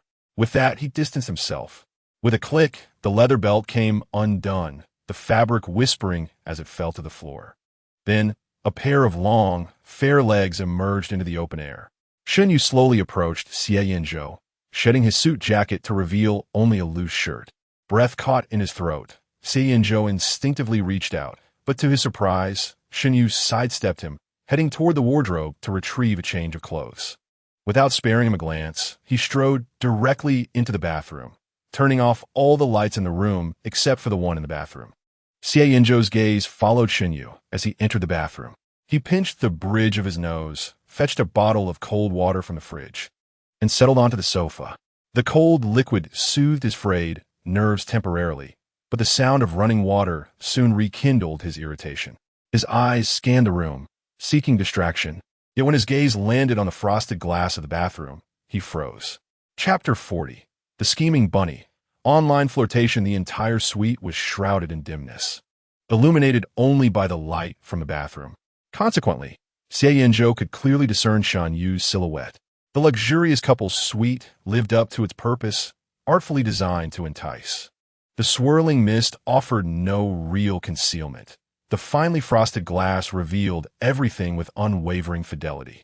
With a slender yet powerful waist and perfectly proportioned legs, her damp hair cascaded down, droplets forming at the tips before cascading down. Under the bright light, every subtle movement of Shen Yu was vividly apparent to Xie Yanzhou. In just a few minutes, he found himself overwhelmed. He loosened his tie with one hand and stood up, yearning to retrieve a cigarette from his suit pocket to alleviate the tension of the moment. However, his hand met only emptiness. It dawned on him that earlier in the afternoon, when the project lead had offered him a cigarette, Shen Yu had expressed her aversion to the smell of smoke. Her gaze fixed intently upon him until he discarded the cigarette to assistant he, at which point a satisfied smile graced her lips. At that moment, he felt a fleeting delight at receiving her unspoken praise. Yet now, an odd sensation washed over him, as if Shen Yu had anticipated their current predicament and had deliberately deprived him of the solace of a cigarette, compelling him to endure this torment. Lost in thought, the sound of water ceased. Xie Yanzhou glanced towards the bathroom, presuming it was over, only to discover Shen Yu dispensing shower gel, creating a lather. The foam danced at her fingertips, the delicate curve of her fingers captivating beyond words. As she bent over, he averted his gaze with a sudden intensity, grabbing a glass of water from the table and draining it in one go, shutting his eyes tightly. Yet, mere seconds later, he reopened them in exasperation. Damn it! He could hardly tolerate his own lascivious thoughts. He turned his back, opting for physical separation. However, as the water sounds eventually dissipated, realization struck him. Earlier that morning, while showering, it seemed Shen Yu had pulled the curtains closed. The lights in the room had only been switched on after he finished bathing. A flash of insight surged through him. She must have known the bathroom's state all along. Not only did she say nothing, but she had also watched him throughout his entire shower. Xie Yanzhou felt the heat rush to his face, nearly incinerating him. He clenched his jaw, veins throbbing at his temples. After about 10 more minutes, the soft patter of water finally ceased. The sound of Shen Yu's slippers echoed as she stepped out. The bathroom door creaked open slightly, and Shen Yu poked her head out, her hair still damp as she called for him. Xie Yanzhou, Xie Yanzhou. Initially, he held his breath, unwilling to respond, but upon noticing she had not dried her hair, he couldn't help but approach her, his tone stiff. Aren't you afraid of a headache without drying your hair? That's why I called you, Shen Yu replied, opening the door wider and extending the hairdryer towards him. Xie Yanzhou, please help me dry my hair. Upon seeing her state, he immediately turned away, the warmth returning to his ears. Wear your clothes. Your wet hair will soak them. Shen Yu feigned seriousness, but I'm wearing pants, aren't I? Xie Yanzhou realized then that Shen Yu seemed destined to torment him. Yet, having come this far, leaving would only draw further attention to their situation. He accepted the hairdryer, positioned himself behind her, and turned on the warm air to dry her hair. The bathroom gleamed with an intense brightness, illuminating Shen Yu's already fair skin to an almost blinding degree. Xie Yanzhou, with one hand casually tucked into his pocket, averted his gaze, deliberately choosing not to look at Shen Yu. He fumbled with the hairdryer above Shen Yu's head, akin to a headless fly in its erratic motion. Through the mirror, Shen Yu observed Xie Yanzhou, whose futile attempts at concealment were undeniably charming. A smile involuntarily curled at the corners of his lips. Recalling the last time Xie Yanzhou had unbuttoned his shirt, resulting in an embarrassing nosebleed, Shen Yu felt a pang of compassion and reached for a towel nearby, wrapping it securely around his shoulders to cover himself completely. Noticing Shen Yu's actions, Xie Yanzhou inquired, "What's wrong?" Shen Yu winked at him. "I'm afraid the water will splash on me." Xie Yanzhou raised an eyebrow, remaining silent. He paused his movements. The hairdryer ceased its motion, leaving a small area slightly warmed by the breeze. Shen Yu suggested, "Xie Yanzhou, could you help me style my hair? It dries faster that way." He gestured as he spoke, causing the towel to slip slightly. In a mirror, Xie Yanzhou's Adam's apple visibly bobbed. Then he extended his hand, delicately parting Shen Yu's hair with his long fingers. The soft strands slipped through his fingertips, a fleeting moment given the short length of Shen Yu's hair. Yet, Xie Yanzhou felt as if his heart was being gently stirred by a feather, softening within him. Even the most mundane interactions with Shen Yu, there was an extraordinary sense of nostalgia. He yearned for such moments to be abundant, filling their lives to the brim.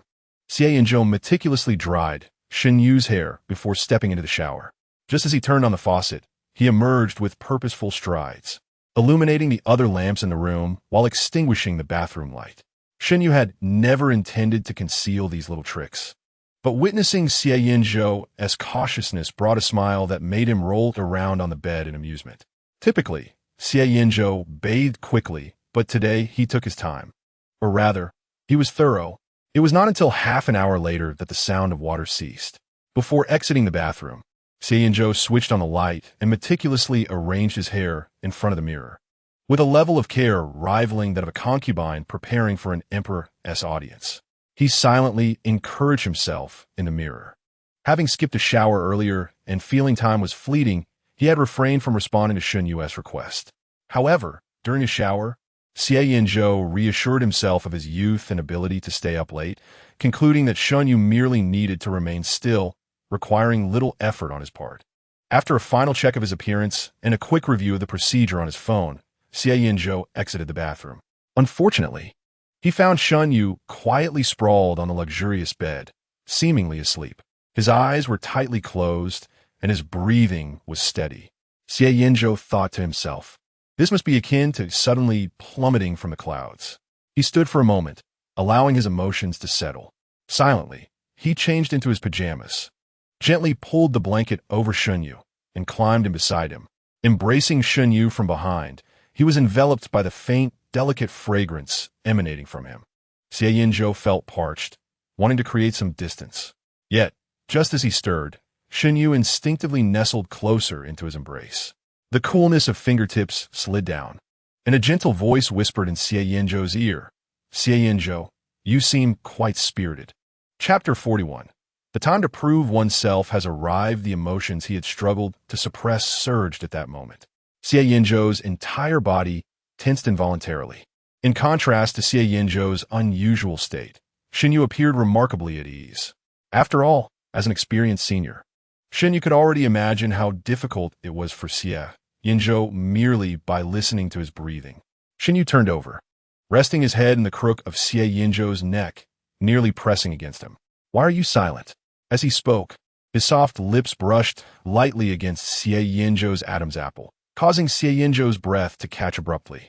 Shen Yu noticed the movement of Xie Yanzhou's throat and couldn't help but chuckle softly. Such proximity was overwhelming for Xie Yanzhou. Gritting his teeth, Xie Yanzhou hoarsely attempted to change the subject. "Are you awake?" "Yes." Shen Yu blinked innocently, his tone utterly genuine. He had indeed been on the verge of sleep. But sensing that Xie Yanzhou's words were unfinished, his mouth was swiftly covered. The young man, eager to silence Shen Yu, applied a bit too much pressure, resulting in a delicate sound that resembled a soft whimper, as if he had caused him pain. Xie Yanzhou hurriedly released his hand. Freed from restraint, Shen Yu immediately continued. "You can't bear to hear him say such things." Xie Yanzhou raised his hand once more, his long fingers delicately enveloping half of his face, revealing only a pair of beautiful eyes, shyly gazing back, with fluttering eyelashes resembling tiny brushes, teasing Xie Yanzhou's heart. Xie Yanzhou's heart raced as he lowered his gaze at Shen Yu, as if seeking confirmation, yet also issuing a warning. "Have you thought this through?" The response he received was the soft touch of Shen Yu's palm. Xie Yanzhou's eyes flickered. He was evidently caught in a fierce internal struggle. Reluctantly releasing his hand, while still trying to maintain his rationality, he cautioned Shen Yu, "If you want it, time is limited." The two words were uttered with particular ambiguity, as if they burned his tongue. His gaze wandered, not daring to meet Shen Yu's eyes. Upon hearing this, Shen Yu laughed. "What nonsense is this? Are you worried about that? How childish, Xie Yanzhou. You certainly have a fair amount of confidence in yourself." Shen Yu pressed his lips together, stifling his laughter, deliberately teasing him. Did it really require such lengthy contemplation for something that would take merely 5 minutes? No male creature could tolerate such inquiries, especially in front of a boyfriend who had only recently been pursued. Xie Yanzhou wished he could silence Shen Yu's mouth at that very moment. Instead of retorting, he simply bent down and burrowed under the covers. Shen Yu did not anticipate this sudden move, his eyes widening as he instinctively grasped Xie Yanzhou's hair. The slight pain compelled Xie Yanzhou to lift his head. The usually aloof and unapproachable young man now held a smile in his eyes, his brows arching in a proud and provocative manner. The night was still long. Ample time remained to verify a certain matter. 2 hours later, Shen Yu, utterly exhausted, succumbed to slumber within 10 minutes of lying in the bathtub. With Shen Yu's hand draped over the edge of the tub, Xie Yanzhou touched his own nose, relieved that he had not bled. Significant progress, Xie Yanzhou. As Shen Yu soaked in the pleasantly warm water, Xie Yanzhou approached the washstand and filled a cup with cold water to rinse his mouth. The water cascaded down the sink, and Xie Yanzhou gazed at his reflection in the mirror. The youthful sharpness of his features softened with a smile, creating an aura of triumph akin to the gentle breeze of spring. If he had a tail, it would be perked up in delight. After completing his grooming, he admired the disheveled scratches on his back in the mirror, his spirits soaring even higher. After a moment of self-admiration, Xie Yanzhou checked on Shen Yu once more. He was still asleep, evidently exhausted from earlier. With a gentle touch, Xie Yanzhou ran his fingers through Shen Yu's hair, his gaze tender. Just before being lifted from the bed, Shen Yu had mentioned wanting to soak for 20 minutes. Xie Yanzhou glanced at his watch. There were still 10 minutes remaining. As Shen Yu's body slid down slightly, Xie Yanzhou supported his waist to help him sit up steadily. The mere brush of his hand against Shen Yu's skin sent his heart racing. Cursing himself for his lack of composure, he stepped outside for a brief walk. He picked up his phone from the bedside table and perused the unread messages. The top message was from Lu Yin, casually inquiring about what girls in the country liked, and whether meeting in person required selecting an auspicious date. How could he possibly know what women desire? After responding with a simple question about Shui Go, Xie Yanzhou exited the chat and continued scrolling through the messages. After a brief exchange, he stepped onto the balcony to let the cool breeze calm his thoughts. Upon returning to the bathroom, he first submerged his hands in the warm water to ensure they were not cold before lifting Shen Yu from the tub. He carefully dried Shen Yu's skin, dressed him in sleepwear, and finally carried him to bed. Caring for someone was an unprecedented experience in Xie Yanzhou's over 20 years of life.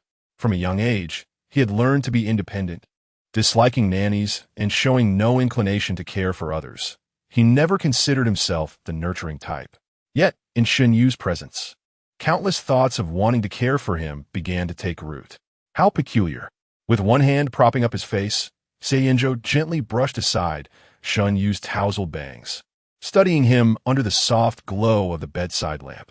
After a moment, unable to resist, he leaned down and kissed Shen Yu's soft cheek.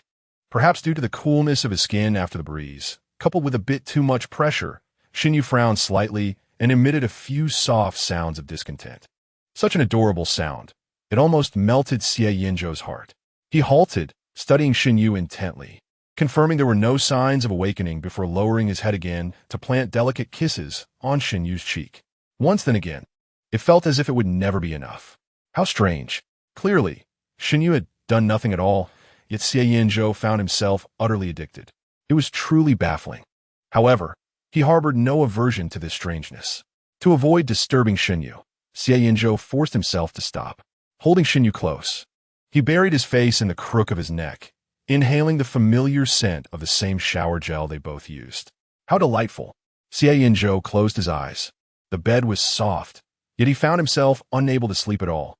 Reflecting on the events of this evening feels surreal, as if one were ensnared in a dream. In truth, when the words of affection slipped from his lips, Xie Yanzhou was even more taken aback than Shen Yu. The exhilaration of revealing a secret lasted but a fleeting moment, and when he regained his composure, a tide of regret surged forth. Their relationship had only just begun to thaw, and Shen Yu had only recently shown interest in him.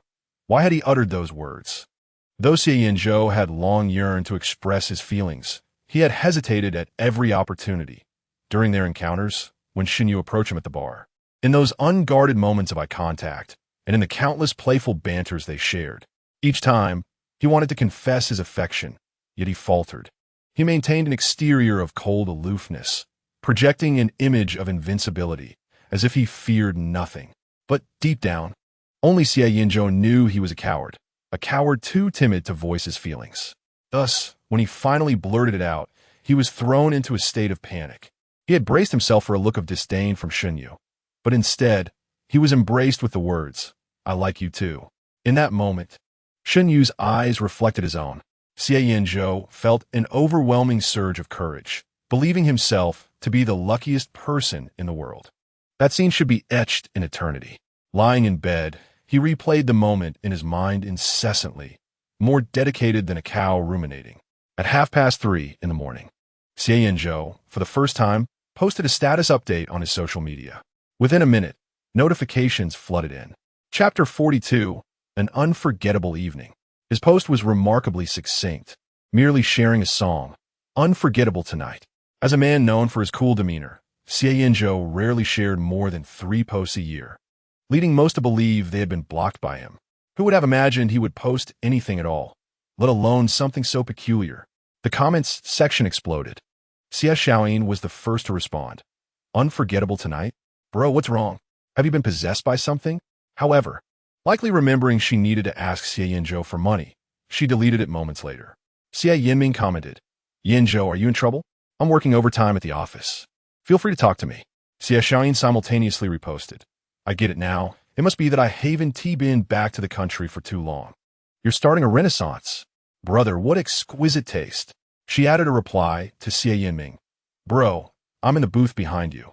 That girl in your arms is stunning. Mind if I join for a drink?" At 5 in the morning, Lu Yin commented, "Damn, my mom was right.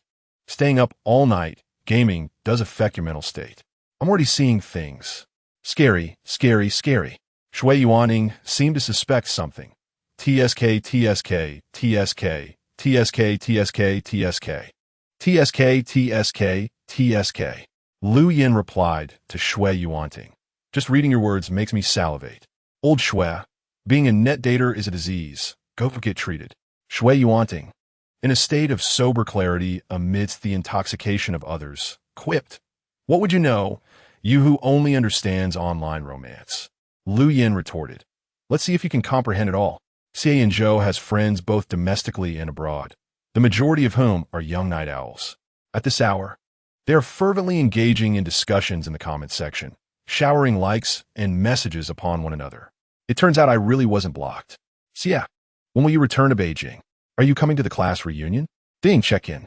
At 7 in the morning in the Xie family's old residence. Lin Jun has just awakened.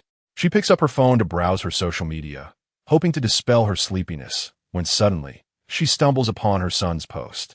She types a comment. No doubt, he is my son, with impeccable taste just like mine. Thumbs up. After a moment's thought, she adds, how's the situation with pursuing someone going? When will you bring him home for me to see? The child next door already has a partner, unlike you.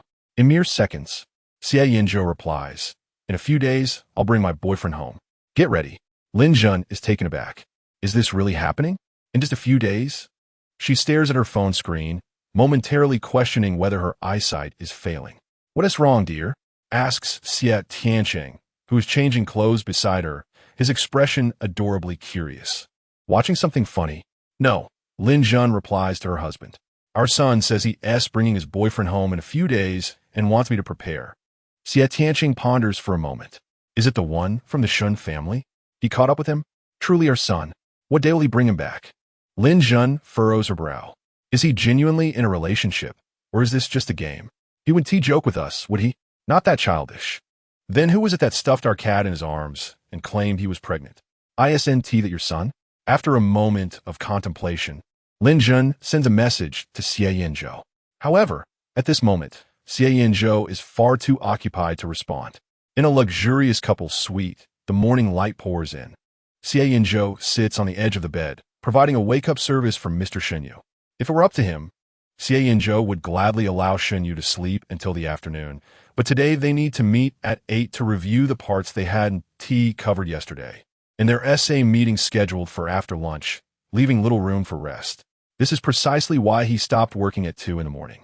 Knowing how dedicated Shen Yu is to important matters, Xie Yanzhou reluctantly decides to rouse him. Shen Yu, he softly calls, gently caressing Shen Yu's face. Shen Yu does not open his eyes. He sleeps soundly, a slight smile gracing his lips as if he is lost in a pleasant dream. How adorable! Like a little rabbit, Xie Yanzhou cradles Shen Yu's face, leaning in to plant a kiss, while maintaining a serious demeanor. Shen Yu, it's time to wake up. Unable to resist, he kisses him again and again. Shen Yu seems to sense this, his brows slightly furrowing, yet his eyes remain closed, revealing only the quivering of his eyelashes, a testament to his struggle to emerge from slumber. Don't sleep any longer, Xie Yanzhou whispers. If you do, I will kiss you awake, and I always keep my promises. The next moment, Shen Yu's eyelashes cease their quivering, quietly resting. Xie Yanzhou raises an eyebrow, observing Shen Yu intently, his fingertip gently tracing Shen Yu's face, as if searching for the perfect spot to kiss, yet he hesitates to make a move. 2 minutes later, Shen Yu, unable to contain himself any longer, opened his eyes and said unhappily, "Are you going to kiss me or not? If not, I'm going to sleep." Young Master Shen displayed a touch of morning grumpiness directed at Xie Yanzhou. However, Xie Yanzhou felt no offense. Rather, he found Shen Yu irresistibly charming. He cupped Shen Yu's face and leaned in, giving his lips a gentle peck. "Don't sleep, young master. Have you even looked at the time?" Shen Yu unabashedly shifted the blame onto Xie Yanzhou, asserting, "If we're late, it's undoubtedly your fault." He even invoked a theory from his school days. If one person takes a minute, 5 people take 5 minutes, and 50 people take 50 minutes. Xie Yanzhou, you are the culprit, the center of the entire project team. Indeed, it's all because I didn't kiss you that you can't get up, Xie Yanzhou replied, wrapping his arms around himself, his tone languid and playful. "So, how do you propose to compensate me?" Shen Yu listened intently. Xie Yanzhou smirked. "Tonight, I'll kiss you 100 times. What do you say?" Shen Yu retorted. "Is that really compensation? You should reward yourself instead. Is there anyone in the world more shameless than you?" With a huff, Shen Yu threw off the covers, intending to wash up. However, as soon as his legs touched the ground, they buckled beneath him, and he found himself falling. Chapter 43. Dress me. Shen Yu's heart raced, bracing for a fall. But his body instead landed in a warm, familiar embrace. Xie Yanzhou caught him effortlessly. A small smile curled at the corner of Shen Yu's lips. He had known Xie Yanzhou would not let him fall. The next moment, he heard Xie Yanzhou's languid voice above him. "Is this your way of throwing yourself at me? Do you really like me that much?" Shen Yu responded, "I'm just using your strength." He steadied himself, but did not release Xie Yanzhou's hand. Instead, he wrapped his arms around Xie Yanzhou's waist. "Yes, I truly like you." With his face nestled in the crook of Xie Yanzhou's neck, he let his fingers trail along the seams of Xie Yanzhou's shirt, playfully circling over his abdominal muscles, subtly inching downward. Meanwhile, he suggested, "Xie Yanzhou, why don't we skip the meeting? Let us continue what we didn't finish last night, right here this morning." His voice was soft, breath brushing against Xie Yanzhou's neck, sending electric shivers coursing through him, nearly overwhelming his senses. His thoughts involuntarily followed Shen Yu's words, continuing what they had left unfinished the night before. Just at the critical moment last night, they discovered the preparations in the room were inadequate, forcing them to resort to alternative methods. They had agreed to find a weekend after returning to resume their activities, but now Shen Yu suddenly proposed to continue. Xie Yanzhou's throat bobbed as he readily took the bait. "Let me order some takeout first." "What are you ordering?" Shen Yu inquired. Ordering. Before Xie Yanzhou could finish, Shen Yu withdrew his hand. "Are we skipping class now? Do you really like me that much?" Shen Yu wrapped his arms around Xie Yanzhou's neck and planted a gentle kiss on his cheek, saying, "I like you too." With that, he playfully leaped aside, darting into the bathroom with a mischievous laugh. "Help me iron my shirt. Assistant, he'll be calling for it soon." Xie Yanzhou thought to himself. It was all because he hadn't kissed Shen Yu in the morning that he had to deal with such antics. What an ungrateful little rascal. However, the little rascal just confessed his affection for me. The delightful joy of being liked clashed momentarily with the displeasure of being teased, yet the former ultimately prevailed. Xie Yanzhou touched his face, let out a nonchalant hum, and turned towards the wardrobe to retrieve Shen Yu's suit. After completing his grooming, Shen Yu emerged from the bathroom, only to find Xie Yanzhou sulking while ironing his shirt. Even in such mundane tasks, Xie Yanzhou was remarkably pleasing to the eye. The white shirt and tailored trousers accentuated his broad shoulders and long legs, while his sharp features softened under the gentle morning light. Resembling a devoted husband rather than the commanding figure, he was outside. Shen Yu leaned against the wall, lost in admiration, until Xie Yanzhou finished ironing and raised an eyebrow at him, asking, "What?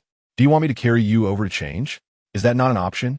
Shen Yu teasingly extended his hand, softening his tone. "Xie Yanzhou, carry me to change." If anyone else had uttered such words to Xie Yanzhou, he would likely respond with a condescending look and a cold retort. "Try saying that again." Yet when Shen Yu said it, Xie Yanzhou could only feel a surge of joy.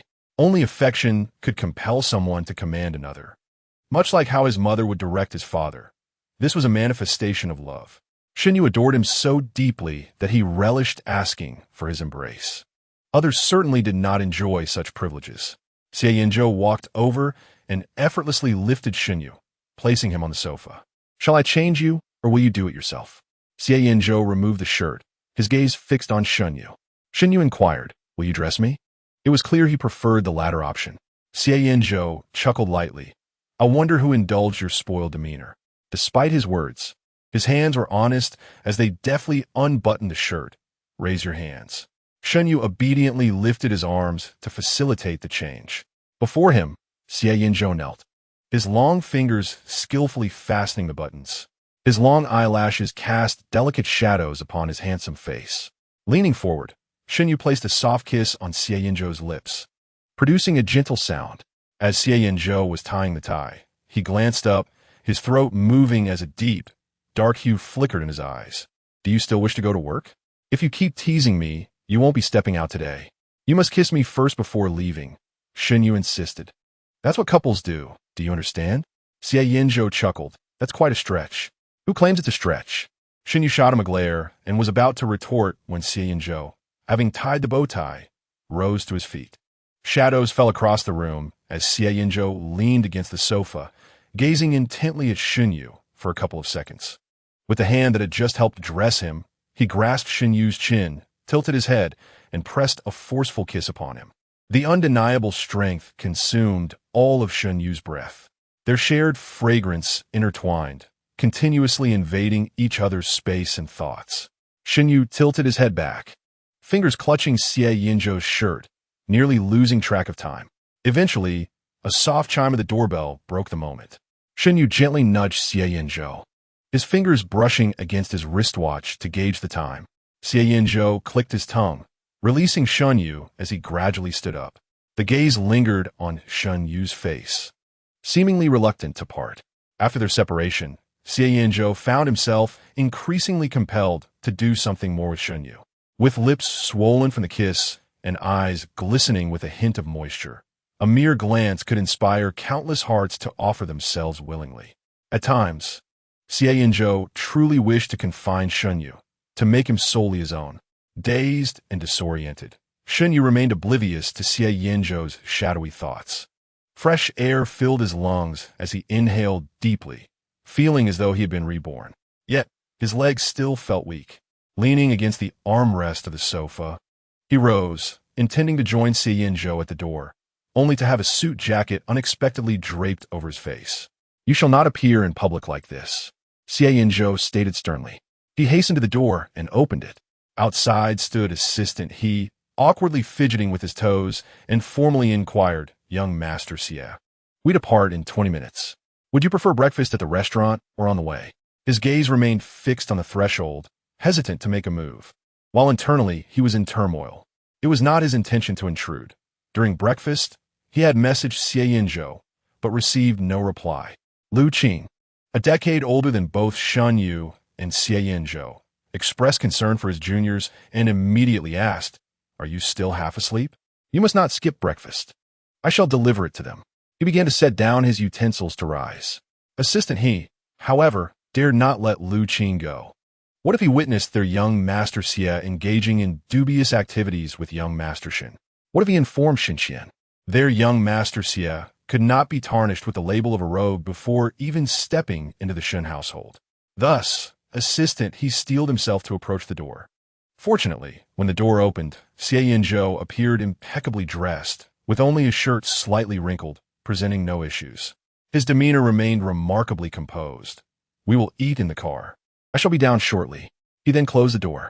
A few minutes later, Xie Yanzhou and Shen Yu emerged from their room, one after the other. Assistant He awaited them at the door and promptly followed. As they traversed the corridor and descended the elevator, Assistant He sensed an unusual tension between the two. The atmosphere had suddenly grown markedly intimate.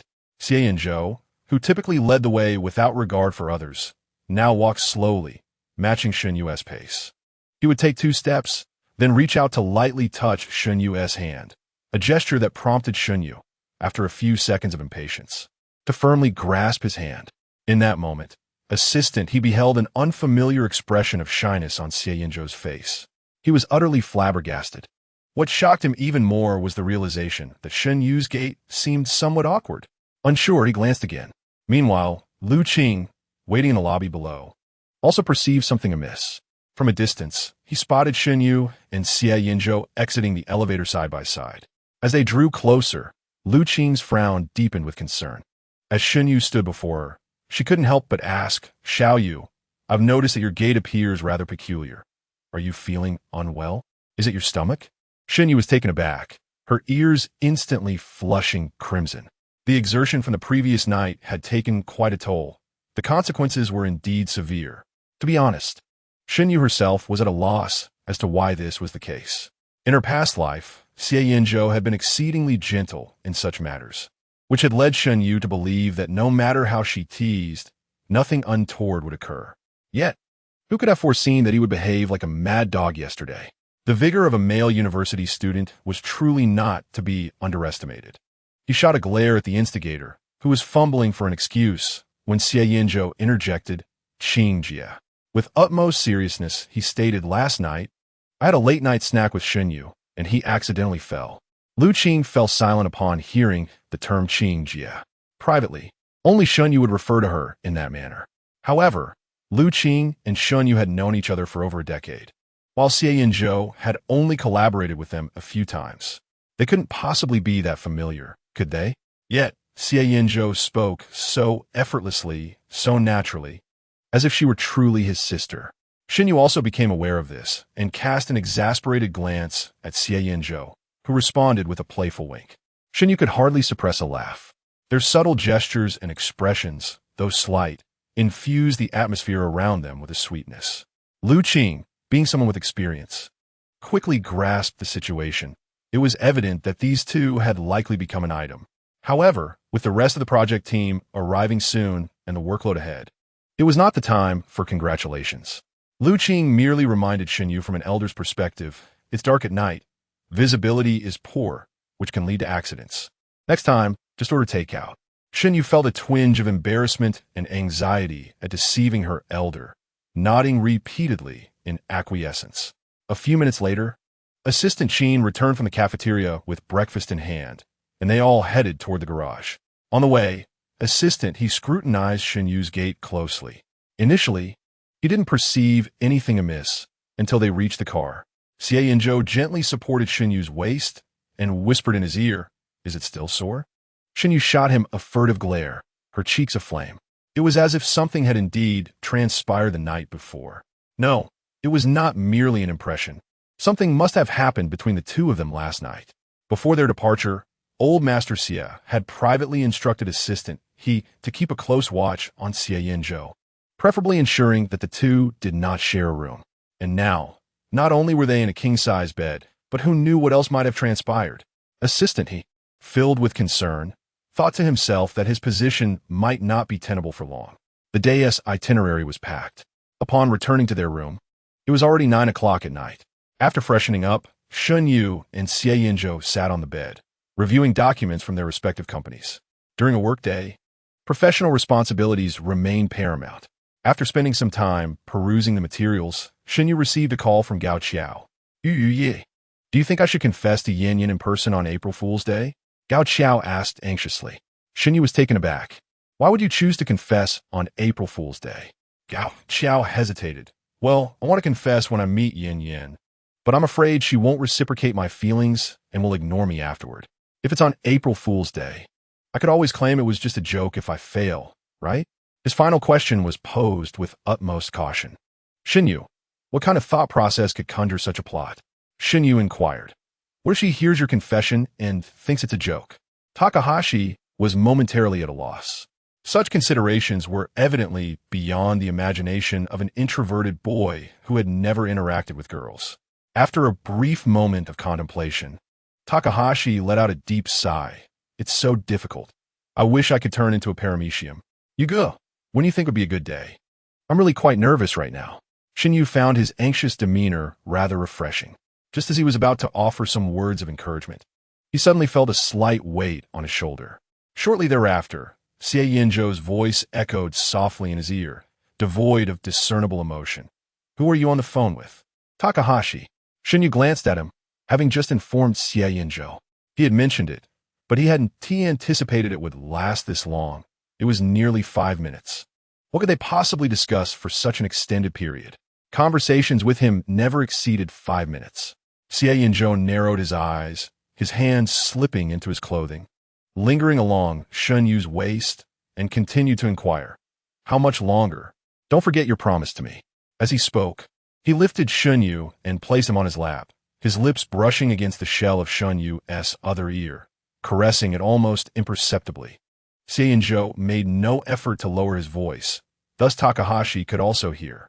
The ever-observant Takahashi quickly responded, "Brother Zhou, I was just asking you a few questions. It's all good now, I'll hang up. You two carry on." After saying this, he ended the call. The moment the conversation concluded, Xie Yanzhou eagerly snatched Shen Yu's phone and tossed it onto the bedside table. The young man, in high spirits, tightened his embrace around Shen Yu. A playful glint in his eyes, he said we could continue. Shen Yu, he hadn't even spoken yet, when Xie Yanzhou, like a hungry wolf, pounced upon him. The youth, who had seemed so innocent just yesterday, appeared to have matured overnight, effortlessly learning how to elicit expressions from the little rabbit that only he could behold.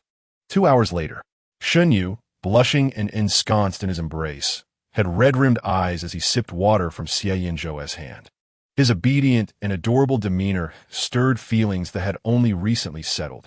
Once Shen Yu finished drinking, Xie Yanzhou set down the cup, leaned in, and gently kissed away the remnants of tears from Shen Yu's face, softly murmuring, "Don't cry. It makes me emotional too." How could he say such things so casually? Shen Yu raised his sore and aching hand, lightly tapping Xie Yanzhou's cheek, glaring at him in annoyance. "No more talking. Be quiet."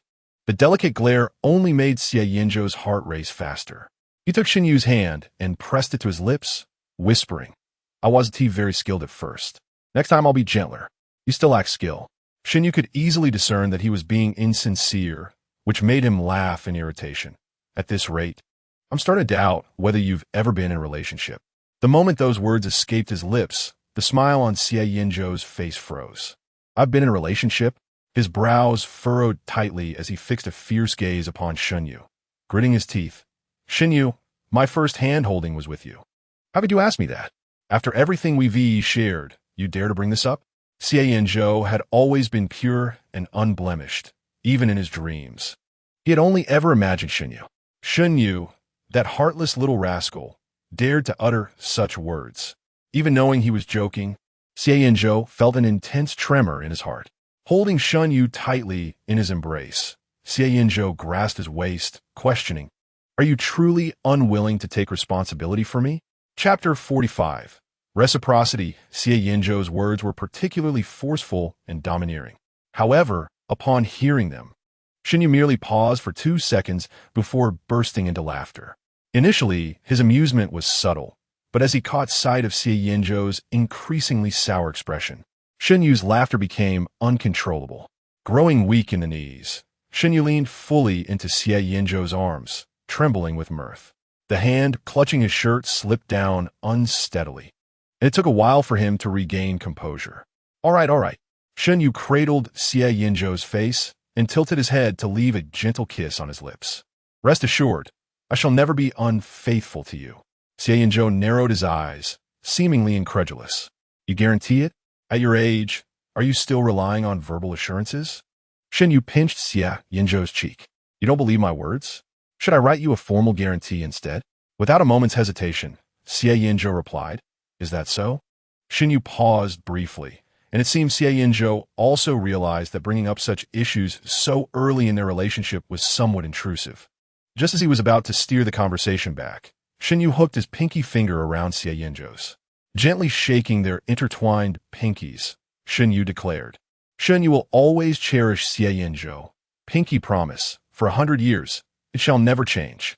After saying this, he looked up at Xie Yanzhou with a playful smile, his long, curled eyelashes fluttering. "What do you think?" Thump, thump, thump. Xie Yanzhou's heart raced uncontrollably, pounding like a drum, leaving him momentarily dazed. In his mind, Shen Yu's voice echoed, declaring, "Shen Yu will always cherish Xie Yanzhou. Always cherish Xie Yanzhou." Suddenly, a hand caressed his chest. Shen Yu smiled as he leaned closer, his breath warm upon Xie Yanzhou's face. With a voice that was both teasing and alluring, he said, "Xie Yanzhou, I've professed my affection for you. Shouldn't you reciprocate?" Xie Yanzhou, still in a daze, instinctively responded, "Reciprocate what?" Seeing him take the bait, Shen Yu picked up his phone and opened the recording app. "Say it back to me." However, unlike before, Xie Yanzhou did not comply. Raising an eyebrow in confusion, he asked, "Say what again?" Shen Yu playfully twisted Xie Yanzhou's waist. "Are you feigning ignorance? How can you ignore what your master has commanded?" Xie Yanzhou, slightly arching his back, drew Shen Yu closer, suddenly smirking. "I prefer to record it directly." With that, he swiftly took Shen Yu's phone, opened the camera, flipped the lens, and activated the recording mode. In the front-facing camera, their faces appeared on the screen. As the recording digits flickered, Shen Yu sensed something was amiss and hurriedly reached for the phone. But it was too late. Xie Yanzhou was prepared, easily fending off his attempts and pinning both of Shen Yu's wrists with one hand while holding the phone aloft to capture every moment. Shen Yu could clearly see Xie Yanzhou leaning in, his fingers gently grasping his chin, lowering his head with a tenderness that belied his strength, consuming all of Shen Yu's breath. The scorching heat settled at the corners of his eyes, the tip of his nose, his cheeks, and his lips, cascading down the contours of his neck in an unrelenting wave. The air felt unbearably thin. Shen Yu struggled, his legs kicking slightly, but Xie Yanzhou seized his ankle firmly. Consequently, his waist involuntarily arched. Shen Yu felt a surge of tears welling up. He grasped Xie Yanzhou's hair, attempting to push him away, but the latter remained steadfast, intent on continuing. Left with no choice, Shen Yu bit down on his own fingers, gasping for breath. A hazy glimmer seemed to rise before him. The light from the bedside lamp blurred, transforming into twinkling stars amid the motion. Shen Yu found himself utterly lost in the constellation. Time passed, and something was thrust into his hand. Shen Yu's dazed eyes struggled to focus, his muddled thoughts gradually clarifying. He glanced at the phone in his hand, and the words spoken by the other ignited a burning sensation at the back of his ears. What did it mean that it was done? Had he truly recorded all those moments? Was this even human? It was nothing short of beastly. In his previous confusion, Shen Yu could hardly recall whether a camera had been aimed at him. The indignity of being bullied was already disheartening, but this only intensified his anger. He longed to grab a pillow and strike Xie Yanzhou. Yet now, he was utterly drained of strength, his eyes reddened, with tears clinging to his lashes. Trembling with each movement, Xie Yanzhou's gaze remained fixed on Shen Yu's face, his intensity unwavering. "What are you staring at?" Shen Yu shot back, already irked, glaring at him.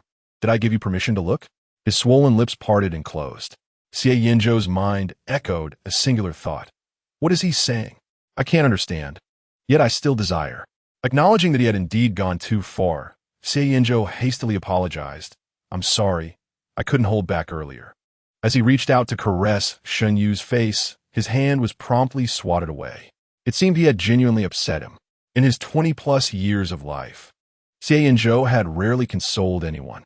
His meager romantic experience left him at a loss for words and strategies. Rubbing his nose, he suggested, "Shall we take a look at the video? It was quite well done." How dare he even bring it up? Shen Yu, with aching hands, wiped away his tears. His voice hoarse and barely audible. "I don't want it. Stay away from me." With that, he tossed the phone to Xie Yanzhou, wrapped himself in the blanket, and turned away, cocooning himself into a huffy bundle. Gazing at the large white shape that turned its back on him, Xie Yanzhou felt a mixture of affection and guilt. Perhaps he had indeed gone a tad too far. Sighing, he wrapped his arms around Shen Yu through the blanket, resting his chin on the other's shoulder, softly coaxing. "Don't be angry. I'm sorry. Are you feeling uncomfortable?" Shen Yu remained silent, frowning with his eyes shut, refusing to engage. After a moment's contemplation, Xie Yanzhou continued, "I apologize. Did you bump your teeth, or is something wrong? Just tell me, and I will certainly make amends." His self-reflection came with sincere intent. A few seconds later, he heard Shen Yu huff, "Give me my phone." Initially, he had wanted Xie Yanzhou to delete it, but fearing a backup, Shen Yu thought it prudent to delete it himself. He wanted to avoid a future where Xie Yanzhou might bring out the video to tease him again. It was truly infuriating. Initially, Shen Yu intended to capture the sound of Xie Yanzhou's confession. Yet not only did he fail to record it, but he also ended up with an entirely different kind of video. If Shen Qian were to discover this, one could only imagine the fury that would ensue. With the phone in hand, Shen Yu unlocked it, cautioning Xie Yanzhou beforehand. "You are not allowed to look." Little did he know how much Xie Yanzhou would relish the memory. "All right, I want to look," Xie Yanzhou replied, exhibiting an almost guilty awareness. Earlier, he had indeed felt a sense of delight. It was not just a matter of refraining from checking his phone. Even if Shen Yu were to slap him twice, Xie Yanzhou would accept it willingly. After all, Shen Yu's slaps were rather enticing. With a sense of compliance, Xie Yanzhou closed his eyes and reported to Shen Yu, "I have my eyes shut." As Shen Yu accessed the album, he discovered that the video was a mere 3 seconds long, capturing only the moment when Xie Yanzhou held his chin and leaned down to touch his lips. The warm yellow light slanted, bathing their contours in a delicate golden hue. The image of Xie Yanzhou lowering his eyelids and leaning in was filled with profound reverence and affection. Were it not for the subsequent events that Shen Yu was all too aware of, he might have mistaken Xie Yanzhou for an innocent young man. His fingers hovered over the delete key for a few seconds, but ultimately did not press it. The footage was quite well captured, after all. He decided to keep it for the time being. Shen Yu moved the video to a hidden album, turned off his phone, and tossed it aside. Yet he did not turn to face Xie Yanzhou. Instead, he let out a heavy huff, as though he were particularly upset. Xie Yanzhou, startled by the sound, felt a twinge of anxiety, but without Shen Yu's command, he dared not open his eyes. Instead, he fumbled under the covers to grasp Shen Yu's hand. After a brief pause, Shen Yu withdrew his hand, his tone laced with displeasure. Xie Yanzhou, you startled me just now. You didn't listen when I said to stop, and I am beginning to reconsider my willingness to forgive you. Xie Yanzhou was nearly overwhelmed by guilt. However, he astutely sensed that there was still a chance for redemption. As the rustling sounds ensued, Shen Yu turned to face Xie Yanzhou. With his eyes open, Xie Yanzhou looked down at him and asked, "What can I do to earn your forgiveness?" "Unless..." Shen Yu elongated the final word. "Unless what?" Xie Yanzhou inquired. Shen Yu pressed his lips together, his fingers seemingly absent-mindedly brushing against the hem of Xie Yanzhou's shirt. "Forget it. You won't follow through anyway. How would I know if you don't tell me?" Xie Yanzhou immediately pledged his loyalty, clasping Shen Yu's hand in return. "I will do whatever you say." At his words, a slight smile curled at the corners of Shen Yu's lips, only to be suppressed once more. "Very well, I shall grant you another chance. You may speak." Xie Yanzhou's expression turned serious, as if he were about to embark on a grand endeavor. Shen Yu sighed and deliberately adopted a tone of hesitation and difficulty. "Unless you pick up your phone right now, record it, and say I like you 10 times. Chapter 46. Say I like you 100 times a mere 10 times. Xie Yanzhou promptly picked up his phone. "Just wait. I'll give you 100. The first several repetitions were delivered with a serious demeanor and sincere attitude. However, midway through, Xie Yanzhou noticed Shen Yu struggling to contain his laughter, and in an instant, he realized the intent behind it. While he felt a surge of irritation, he was also immensely relieved. Fortunately, Shen Yu was not genuinely angry. Had it been like before, Xie Yanzhou would have been at a loss as to how to respond. Reflecting on this, he halted his actions in his hands. The supervisor, Shen Yu, playfully poked Xie Yanzhou in the waist with a pen from the hotel, urging him, "Why have you stopped?" Xie Yanzhou maintained a serious demeanor. Shen Yu raised an eyebrow, sensing an ominous foreboding. Indeed, in the next moment, Xie Yanzhou shamelessly proposed, "May I request a hug?" Shen Yu thought to himself, "Since it's just a hug, I can tolerate that." After all, being in Xie Yanzhou's embrace was undeniably comforting. Shen Yu set down his pen, opened his arms, and Xie Yanzhou effortlessly scooped him into his embrace. Xie Yanzhou relished the closeness, wrapping his arms around Shen Yu's waist, resting his chin on Shen Yu's shoulder. Their faces mere inches apart in an intimate cocoon. Shen Yu soon noticed a flaw in this position. "How will you hold your phone like this?" Indeed, Xie Yanzhou had no free hands. He feigned dismay, suggesting, "Then let us lie down, and I can place the phone beside us." Shen Yu retorted, "Don't push your luck." Having his subtle intentions unveiled, Xie Yanzhou chuckled, "Unfazed, then I'll hold it." His laughter, warm and breathy, danced along Shen Yu's ear, igniting a wave of softness. Shen Yu felt a flutter of unease and bit his lip, initially anticipating that Xie Yanzhou might seize the moment for something more. However, Xie Yanzhou simply proceeded to record, his voice resonating beautifully. Truth be told, Xie Yanzhou's voice was melodious. The typically icy tones softened, laced with tenderness and allure, whispering sweet nothings into Shen Yu's ear. "I like you. I like Shen Yu. I like you most of all." The young man articulated each word as if releasing a torrent of suppressed emotions. Enveloped by the familiar scent of the shower gel they both used, Shen Yu felt his ears flush crimson and his cheeks grow warm with embarrassment as he listened to the heartfelt confessions. After an unknown number of repetitions, Shen Yu could no longer contain himself and covered Xie Yanzhou's mouth with his hand. The flow of words ceased abruptly, and Xie Yanzhou, with his piercing gaze fixed on Shen Yu, asked in a hushed tone, "What's wrong?" "I am tired," Shen Yu replied. "But I haven't finished speaking," Xie Yanzhou protested. "I'm not angry anymore," Shen Yu retorted, reclaiming his phone, powering it off, and tossing it onto the bedside table with an air of authority. "It's time to sleep." With that, he burrowed under the covers, turning his back to Xie Yanzhou. Xie Yanzhou's gaze lingered on Shen Yu's flushed ears, a smile creeping onto his lips as he turned off the lights. On Monday morning, after conducting a final inspection, the group prepared for their return journey. Unlike their arrival, Lu Qing did not share a car with Shen Yu. Instead, he directed him to ride in the vehicle belonging to the Xie family. He then called out to assistant He, who was about to follow Xie Yanzhou and Shen Yu into the car. "Xiao He, come here." Assistant He halted, approaching and bending down to inquire, "What is it, General Liu?" Just as he bent down, the sound of a car door closing reached his ears. When Assistant He turned to look, the Tianheng vehicle had already sped away. Assistant He, slightly taken aback, wondered what was happening as Lu Qing stifled a laugh, saying, "Come, get in. I happen to have something to ask you." Her smile was particularly warm, a stark contrast to her usual demeanor in the workplace.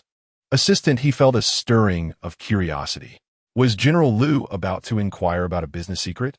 However, once inside the car, Assistant He realized he had misjudged the situation.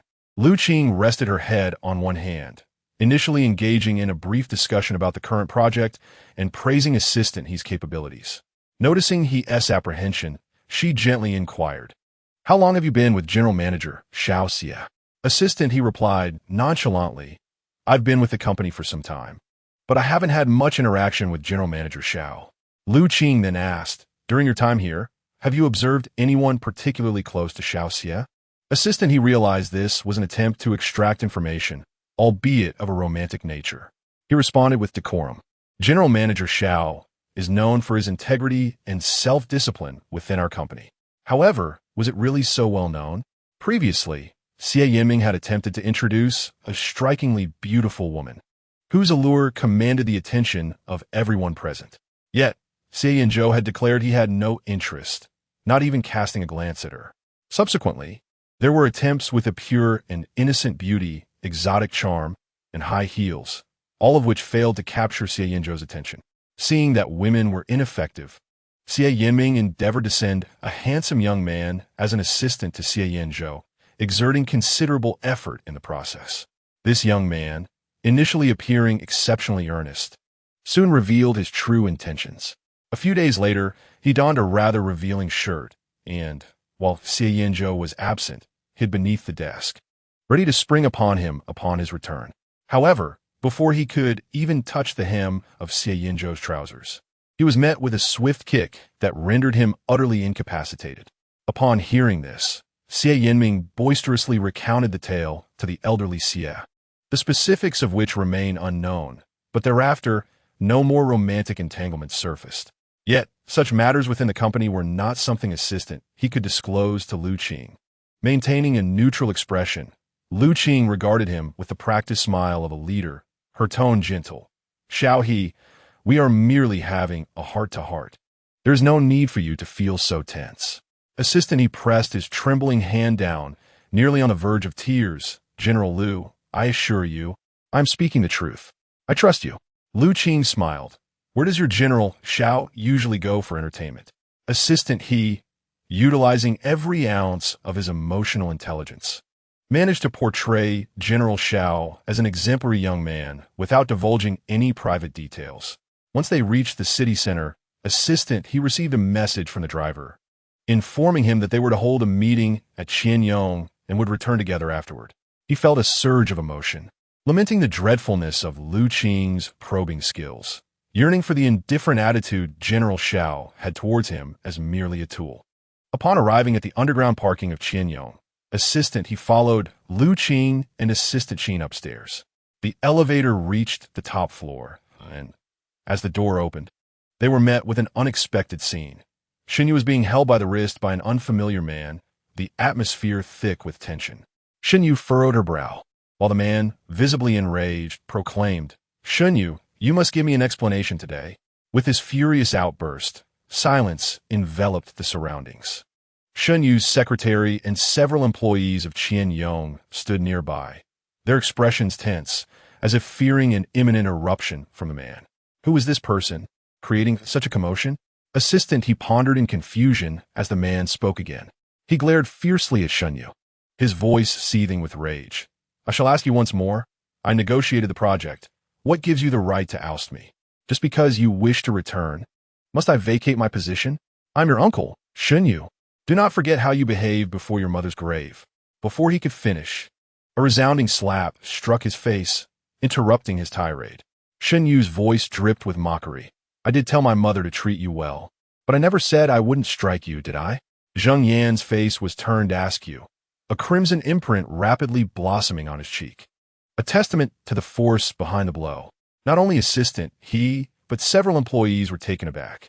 The Shen family had always been lenient towards the Zheng family, enduring their antics time and again. What had suddenly changed? Zheng Yan was momentarily stunned. A tide of fury surged within him. How dare Shen Yu? In truth, Shen Yu not only dared but yearned to strike a few more blows. Yet, the force of action is reciprocal. He too felt the sting when he hit Zheng Yan. Do you even realize what you are doing? Zheng Yan bellowed, his face burning with indignation. Are you out of your mind? I am your uncle. The middle-aged man, standing close, exhaled with breath reeking of alcohol. Shen Yu wrinkled his nose and stepped back. I am aware. It is precisely this awareness that irks me further. 10 minutes prior, Xie Yanzhou had mentioned needing to purchase something, prompting Shen Yu to ascend to the office first. Upon entering the company, he encountered Zheng Yan striding towards him, seething with anger. Initially, Zheng Yan expressed his frustration at being ousted from the project, lamenting that Shen Qian was away on business and unresponsive, seeking clarity on the situation. Their exchange revolved around probing inquiries. Shen Yu remained silent, merely observing him perform. After a while, seeing Shen Yu's lack of response, Zheng Yan's performance faltered, and he snapped. I know you intend to take over that project. Shen Yu, while your uncle does not oppose your entry into the company, have you considered that your uncle has a family to support? Unlike you, who merely seeks a patron. Support a family? Whenever Zheng Yan approached the Shen family for financial assistance, he feigned the guise of a man burdened by the weight of life. Yet he had more than 3 mistresses outside. Where did the money come from? From the Shen family, of course. Shen Yu disdainfully ignored him, scoffing before departing with the others to attend a meeting. To his surprise, Zheng Yan mistook this as tacit approval and began to spiral, pursuing Shen Yu with relentless questions. Yet, these provocations did not compel Shen Yu to resort to violence. However, hearing Zheng Yan repeatedly curse, he felt that a slap was hardly sufficient. How dare he bring up the past? With his mother remained scarcely cold, the Zheng family had surrounded young Shen Yu, half pandering, half coercing him into promising to treat them well in the future. He was merely 10 years old then, genuinely believing the Zheng family were his kin. In retrospect, it now seemed laughable. Zheng Yan continued his relentless provocation, and Shen Yu found himself increasingly irritated. After all, he was already marginalized within the company, so he felt no need for restraint. Shen Yu seized a folder from an employee nearby, his demeanor icy. Zheng Yan, since you wish to dredge up the past, do not blame me for lacking compassion. What is this? Zheng Yan's brow furrowed in unease. Do you not know what it is? Shen Yu curved her lips. Her voice softened, yet laden with a palpable sense of pressure. Uncle, do you truly believe that a mere token gesture can conceal your acceptance of kickbacks, misappropriation of funds, and bullying of subordinates? Surely, you cannot be so naive as to leave no trace behind. Hearing this, Zheng Yan's body trembled, disbelief flickering in his eyes. What nonsense are you spouting, child? How could my uncle engage in such conduct? The evidence is right here, Shen Yu retorted, shaking her folder. Will you not confess? Internally anxious, Zheng Yan managed a forced laugh. You are being far too serious, my dear. Can you trust the words of others? Your uncle is family. As he spoke, he reached out to snatch the folder from her grasp. Shen Yu deftly evaded him, her height granting her an effortless advantage over Zheng Yan. He lunged forward, frustration mounting. Who would have thought this normally easygoing nephew could transform so dramatically? Yet, the pressing matter remained. He needed to ascertain the veracity of the documents. With a fierce glare, Zheng Yan lunged again. Hand it over. However, before he could make contact, he was sent sprawling by a well-placed kick. Gasps echoed around the room. Assistant He's eyes widened in shock. The assailant was indeed their own young master Xie. Bathed in bright light, Xie Yanzhou stood in a sharply tailored black suit, his features striking, a bouquet of crimson roses cradled in his hands. An image of elegance and romance. Yet he had just committed an audacious act. He had deliberately moderated the force of his kick, ensuring Zhang Yin merely fell, sustaining no serious injury. Shen Yu watched as her uncle, frail from years of poor health, struggled to rise. Fury etched across his face as he prepared to confront his assailant. But upon meeting Xie Yanzhou's gaze, he abruptly halted. "Xie, young master?"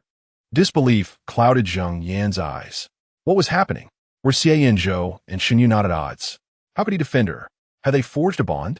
Yet, Xie Yanzhou seemed oblivious to Zhang Yan's expression. He idly toyed with the roses in his grasp, his eyelids barely lifting as he lazily greeted, "Hello, uncle." His tone was so nonchalant, one would think he had not just kicked someone across the room. Zhang Yan seethed. In front of Shen Yu, he could exert his authority as an elder, but facing the audacious Xie Yanzhou, he dared not voice any protest. Clenching his fists, Zhang Yan glanced upward toward the corridor. "Uncle, there's no need to check the surveillance footage." Shen Yu seemed to see through Zhang Yan's thoughts. "Before our video of your reprimand goes viral, videos of you with your mistresses will first land on Aunt's phone." Zhang Yan ground his teeth. "What exactly do you want from me? I am your uncle, your mother's brother." The exchange became monotonous, and Shen Yu felt as though her ears might develop calluses from the repetition. Sensing her impatience, the assistant hurried forward. "Young Master Shen, allow me to escort Mr. Zhang to the medical room for a physician to examine him." The assistant was astute. Zhang Yan was not a fool. Once he regained his composure, he might seek a doctor for an injury assessment, exaggerate his symptoms, and conspire with the media for sensationalist coverage. The esteemed reputation of Tianheng must not be tarnished by such scum. Vigilance is essential here. Although Shen Yu was unperturbed by Zhang Yan's potential for disruption, he had more pressing matters at hand and nodded. "Very well. You may proceed and inform them that the meeting is postponed by half an hour." The other two individuals dutifully attended to the surveillance and other aftermath tasks. Assistant, he remained in a daze as he was escorted to the office by Assistant Qin and the smiling Lu Qing. Soon, only Shen Yu and Xie Yanzhou were left in the corridor. Shen Yu raised his gaze to Xie Yanzhou, who, sensing the scrutiny, momentarily froze and hid the rose behind his back. Xie Yanzhou turned his face away, took Shen Yu's hand, and said, "Let us go to the lounge." Shen Yu remained still. Xie Yanzhou looked at him and asked, "Did I frighten you just now?" "I did not intend to hit him." Shen Yu spoke softly. "It's all Zhang Yan's fault for being so infuriating." He lowered his eyes, nervously biting his lip, resembling a child caught in wrongdoing. Suddenly, a gentle force descended upon him. Xie Yanzhou ruffled Shen Yu's hair and cleared his throat. "You did not frighten me. Rather, I found it quite displeasing." Upon hearing this, Shen Yu lifted his gaze towards him and pointed at the rose. "Then why didn't you give me this flower?" Chapter 48. The facade of virtuous gentleman Xie Yanzhou produced the flower he had concealed behind him. His expression somewhat awkward, yet he spoke candidly. "The flower is damaged. Due to the vigorous movement, several rose petals fell to the ground." Xie Yanzhou felt a wave of frustration. Countless times in the past, he had wished to present Shen Yu with roses, but had refrained out of fear of reprimand. Now, finally able to present the flowers openly as a boyfriend and fiancé, Xie Yanzhou was undeniably excited. The resort was rather secluded, with no flowers for sale. He had to endure the journey into the city, where he procured fresh roses, intending to surprise Shen Yu. As he ascended the stairs with the flowers, he had already rehearsed his lines for presenting them, even envisioning Shen Yu smiling at him upon receiving the bouquet. Perhaps he might even reward himself with a kiss. The thought of Shen Yu encircling his neck, blushing and fluttering his eyelashes to offer a kiss, sent a rush of warmth through Xie Yanzhou's veins, igniting his spirit. However, plans seldom survive the chaos of reality. The intrusion of Zhang Yan, that parasite, disrupted everything, leaving the roses imperfect and incomplete. Xie Yanzhou could not bear to present something flawed. He concealed the flowers behind his back, but Shen Yu circled around him, seizing the roses and cradling them close. The vibrant red roses, dripping with allure, exuded a rich fragrance. Shen Yu smiled and looked up at Xie Yanzhou, his beautiful eyes twinkling like crescent moons. "Thank you, Xie Yanzhou, I truly adore them." Witnessing his joy, Xie Yanzhou couldn't help but smile back. Next time, I shall bring you something even better. How about 999 roses? Although Xie Yanzhou had yet to master the art of gift-giving, he believed that giving more could never be a mistake. That sounds wonderful, Shen Yu replied, furrowing his brow as if troubled, but I cannot carry something so heavy. He radiated an air of delicate vulnerability. Xie Yanzhou chose to disregard Shen Yu's earlier display of aggression, instinctively feeling a sense of protectiveness. The young man's lips curled into a faint smile. How can I allow you to take action? I'll handle it. You merely observe. Shen Yu chuckled in response.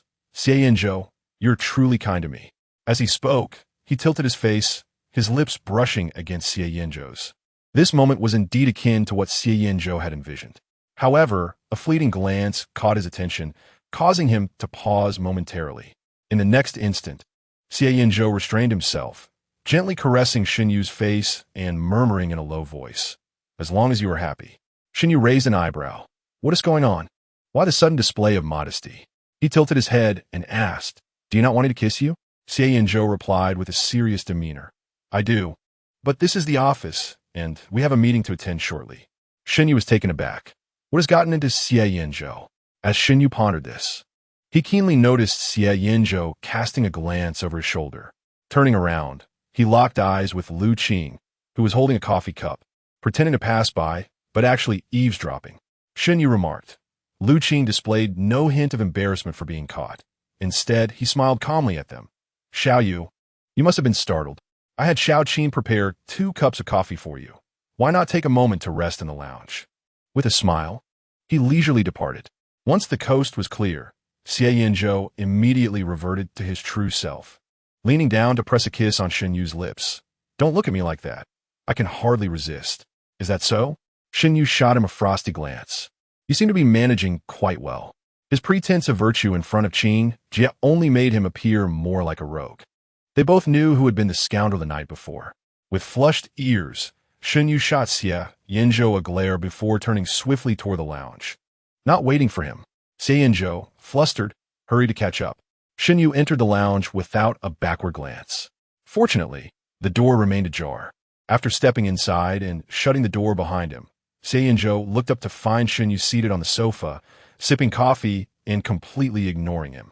Do not be angry, Xie Yanzhou said, sitting beside Shen Yu and lightly touching his face. Shen Yu remained silent, focusing on his coffee, not one to enjoy bitter flavors. Shen Yu grimaced at the unsweetened espresso he had taken a sip of, yet, thinking of Xie Yanzhou watching, he forced his expression to soften. The bitter taste nearly brought tears to his eyes. A low chuckle rang in his ears. Xie Yanzhou took the coffee from Shen Yu's hands and set it aside, smiling helplessly.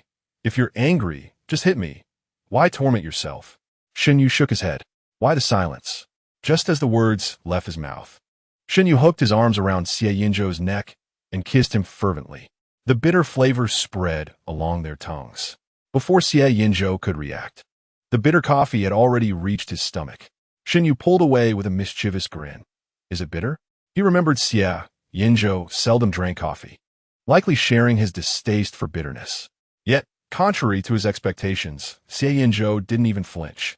Instead, he languidly licked his lips, savoring the lingering taste. A single sip of coffee warrants a kiss? Xie Yanzhou raised an eyebrow, lifted the nearby coffee cup, and drained it in one gulp. He then pressed down on Shen Yu's nape, drawing him closer. The bitterness intertwined relentlessly, gradually corroding Shen Yu's palate. In a moment of dazed perception, he even sensed a hint of sweetness mingling with the bitterness, an enticing sweetness that beckoned to be savored. Just moments ago, that was little Shen's uncle.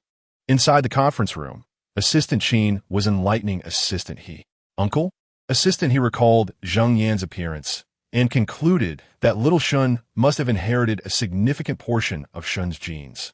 Zheng Yan was decent-looking, yet standing at just over 1.7 meters. He fell short of the towering 182 centimeters Shen Yu, appearing diminutive in comparison, like a gourd before a prince. Assistant Qin grasped his implication, biting his lip to suppress a laugh.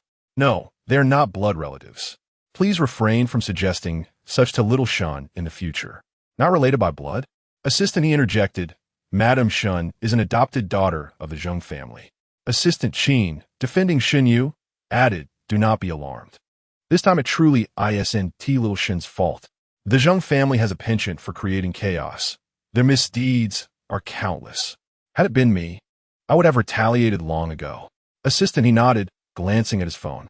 Earlier, old Master Xie had called to inquire about their meeting, but at that moment, he was uncertain whether Zheng Yan was truly deranged or a genuine relative, so he had only vaguely reported that everything was going well. However, now that it was confirmed that Xie Yanzhou had indeed kicked the uncle, should he report this? Just then, Shen Yu and Xie Yanzhou entered the conference room one after the other, and both assistants promptly fell silent. Shen Yu appeared entirely unaffected by the unruly relative, his expression calm and composed. Yet his beautifully shaped lips were slightly parted, appearing somewhat swollen. Assistant, he instinctively glanced at Xie Yanzhou, a sense of dread settling in his heart.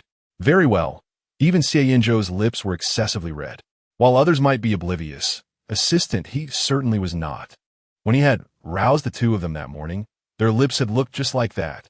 After the meeting concluded, Xie Yanzhou exited the conference room first. Shen Yu followed a few people behind, engaging in discussions about the meeting content with others, entirely refraining from any exchange with Xie Yanzhou. They seemed merely like ordinary partners, lacking familiarity. However, as Shen Yu separated from the crowd and approached the lounge door, a hand suddenly pulled him inside. His chin was grasped, lifting his face. The firm yet gentle touch pressed against his lips, alternating between tender and forceful.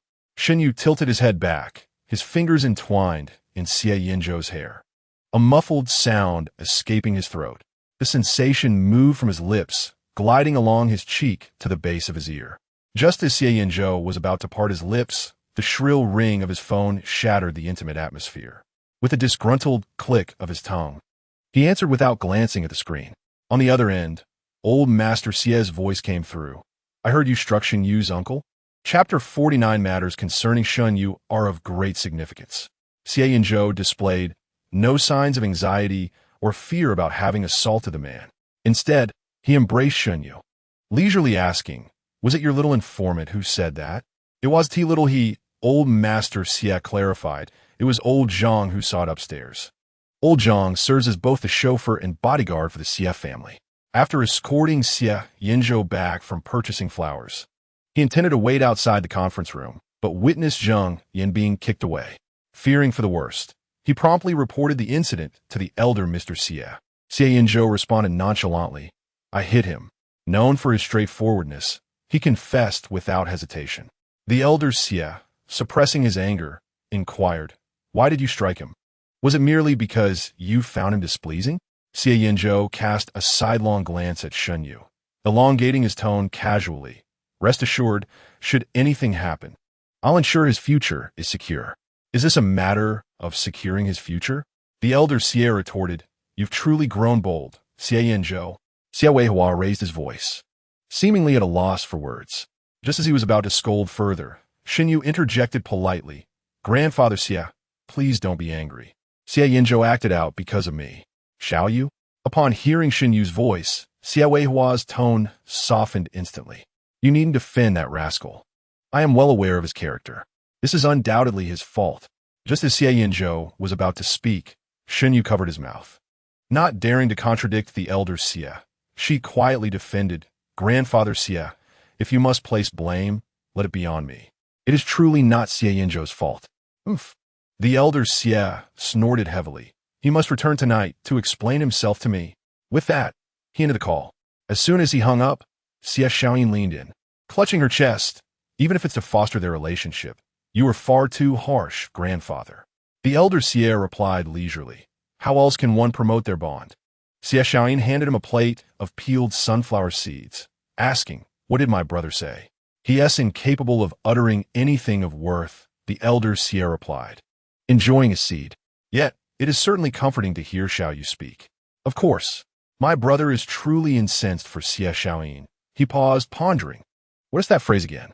Xie Weihua sighed, pinching the bridge of his nose. He is enraged for the sake of a beauty. You should not have gone abroad. You've wasted your education. Xie Xiaoyin shrugged. Yet if I speak English, German, or French, you scold me for speaking gibberish.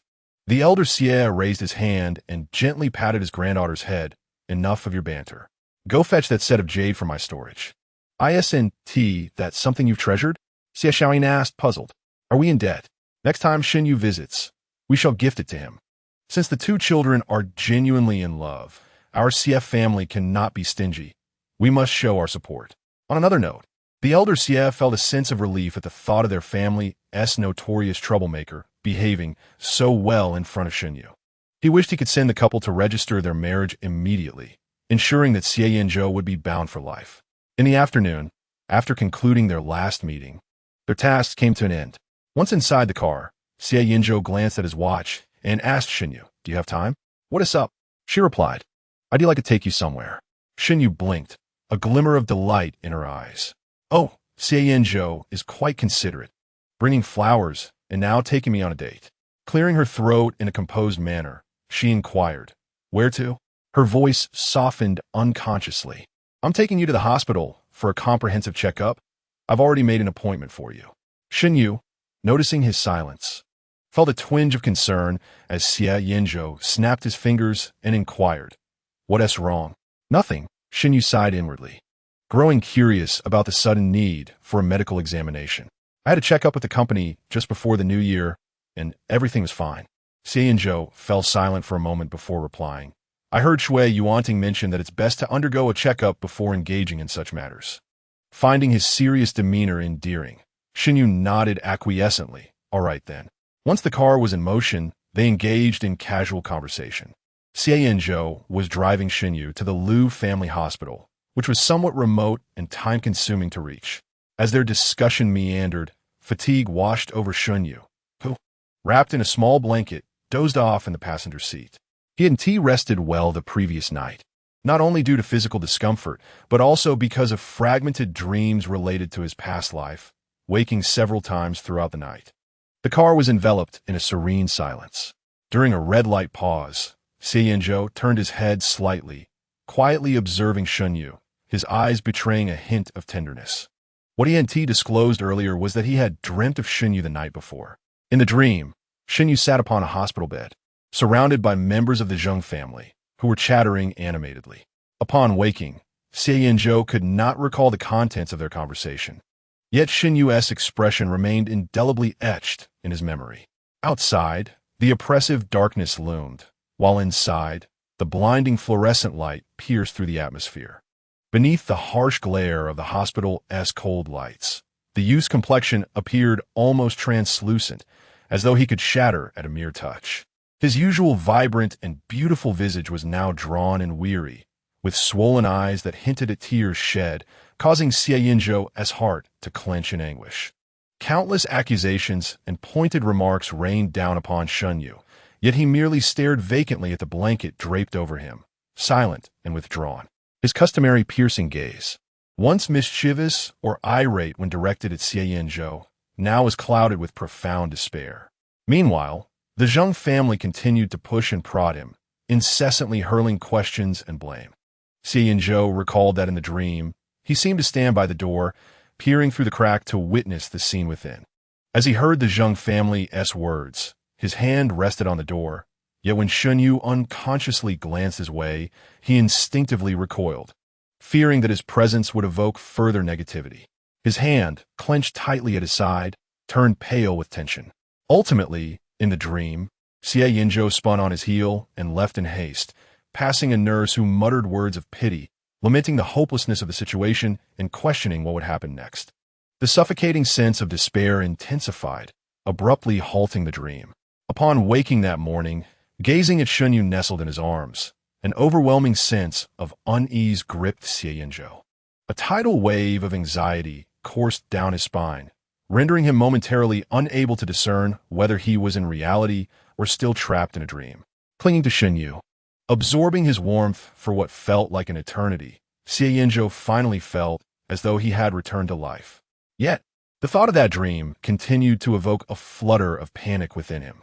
Thus, when he witnessed Zheng Yin troubling Shen Yu at the company, the image of Shen Yu's despondent and haggard expression resurfaced in Xie Yanzhou's mind, prompting him to act without a second thought, delivering a swift kick in retaliation. Zheng Yin would not be let off so easily, but for now, Xie Yanzhou's sole focus was to escort Shen Yu to the hospital for a thorough examination. To be frank, Xie Yanzhou is a staunch materialist who holds no belief in metaphysics. However, this matter concerns Shen Yu and cannot be overlooked. Thus, Xie Yanzhou promptly scheduled a comprehensive examination at a private hospital, determined to provide Shen Yu with the most meticulous checkup. He must see a report confirming Shen Yu's complete health, ensuring that there is no possibility of a serious illness requiring hospitalization, before he can feel at ease. With this thought in mind, Xie Yanzhou accelerated towards the hospital. Upon feeling the car come to a halt, Shen Yu slowly opened his eyes. "Have we arrived?" His voice was somewhat hoarse. Still in the haze of slumber, he turned his gaze towards Xie Yanzhou, looking particularly endearing. Xie Yanzhou smiled, leaned in to place a gentle kiss on Shen Yu's cheek, and unfastened his seatbelt. "We've arrived. Let's get out." Shen Yu nodded and exited the vehicle. Just as he closed the door of the passenger seat, a surprised voice called out from behind, "Hey, sister-in-law. What a coincidence." Chapter 50.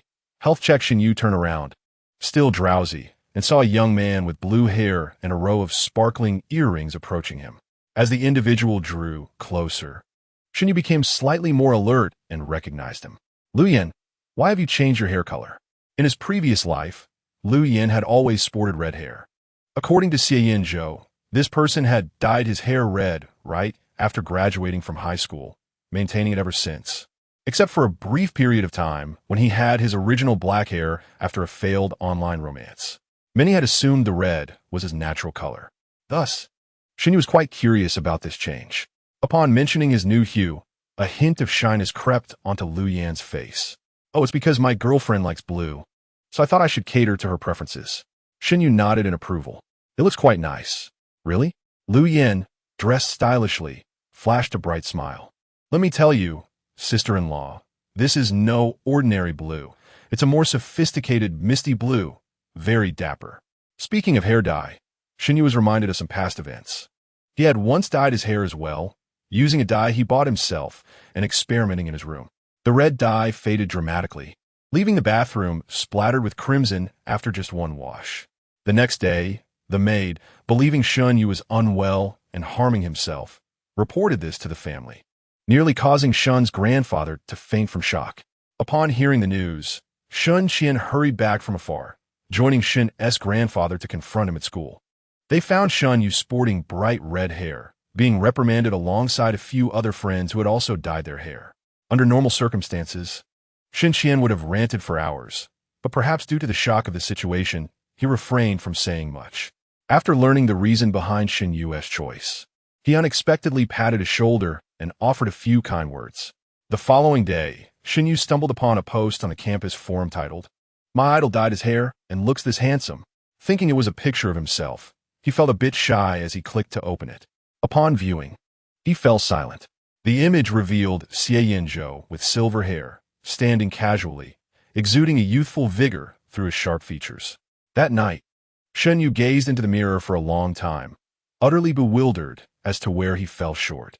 Snapping back to reality, Shen Yu inquired, "Does it fade significantly?" "The color remains intact, and I found a rather skilled barber. You see, my skin hasn't been stained at all," Lu Yan remarked, attempting to lean closer. Before he could draw nearer, someone grasped the back of his collar and pulled him away. "Stop showing off," Xie Yanzhou said coldly, moving next to Shen Yu and wrapping an arm around her shoulders. "We have matters to attend to." The emphasis on "we" was unmistakable. However, Lu Yan appeared oblivious, merely noticing Xie Yanzhou's somewhat menacing gaze, instinctively retreating a few steps. "What brings you to the hospital?" Lu Yan inquired, running his fingers through his blue hair, his concern directed at Shen Yu. "Sister-in-law, are you all right?" Shen Yu replied, "I'm fine, just here for a checkup." Midway through her sentence, Xie Yanzhou could no longer tolerate the situation and began to pull her toward the elevator. "That's good to hear," Lu Yan said, following suit. Xie Yanzhou retorted coldly, "Even if he has matters, it is not your concern. Stay away." His expression, as if someone owed him millions, left Lu Yan speechless. I'm just concerned about my sister-in-law. What I said to you? And this path isn't yours. Am I not allowed to walk?" Xie Yanzhou scoffed. Who are you calling sister-in-law? Hearing you say it is quite irksome. Lu Yan? He scratched the back of his head. What is up with you? Are you in a bad mood? Is it that time of the month? Xie Yanzhou dismissed him, turning with Shen Yu toward the interior. Shen Yu felt a chuckle rise within her. The air was thick with jealousy. Upon entering the elevator, just as the doors were about to close, Lu Yan squeezed in. The three of them made for a rather crowded space. Xie Yanzhou frowned. What do you want now? Yet, Lu Yan seemed entirely unaware of Xie Yanzhou's desire to expel him, responding earnestly, I'm here for a checkup. Shen Yu inquired, a full physical? Not exactly. Lu Yan hesitated. It's a premarital checkup. Shen Yu exclaimed, Are you getting married? Not yet. Lu Yan's face flushed crimson at the mention of those two words, awkwardly rubbing his neck. Well, Xie Yanzhou said that the woman would definitely want to see the man's side of the examination before agreeing to be with him. So The more he spoke, the redder his face became, his head lowering. A towering figure of 185 meters looked like a quail in that moment. You actually believe, Xie Yanzhou? Xie Yanzhou remarked. Moreover, last time, they only agreed to meet. They never said anything about dating, did they? Lu Yan conceded, indeed not. Xiao Qiao had merely arranged to meet on April 2nd, with no mention of romance. In reality, they had been chatting day and night, sharing mundane details and trivialities. Yet neither had confessed any feelings. Lu Yan wilted like a weed doused in pesticide at the thought. Xie Yanzhou escorted Shen Yu into the department and, while fetching her a drink from the vending machine, spotted Lu Yan still seated on the chair by the elevator, maintaining a forlorn expression reminiscent of a stray dog. Seeing his friend in such a state, Xie Yanzhou sighed and sat beside him. You haven't even met her yet, and you're like this? Xie Yanzhou raised an eyebrow. I feel like I might be a bit too narcissistic, Lu Yan confessed. It's uncertain whether she even has any interest in me. That is true, Xie Yanzhou acknowledged internally, yet refrained from being harsh, simply stating, give it a try. Who knows, she might just like you. What a thing to say. Lu Yan rolled his eyes, thinking to himself that he too had yet to pursue his own affections, while others casually referred to him as brother-in-law. However, the moment he uttered those words, a sense of unease washed over him. A few days prior, when Xie Yanzhou had encountered their playful banter, he had feigned nonchalance, claiming it was merely a matter of time, yet a flicker of apprehension lingered in his eyes.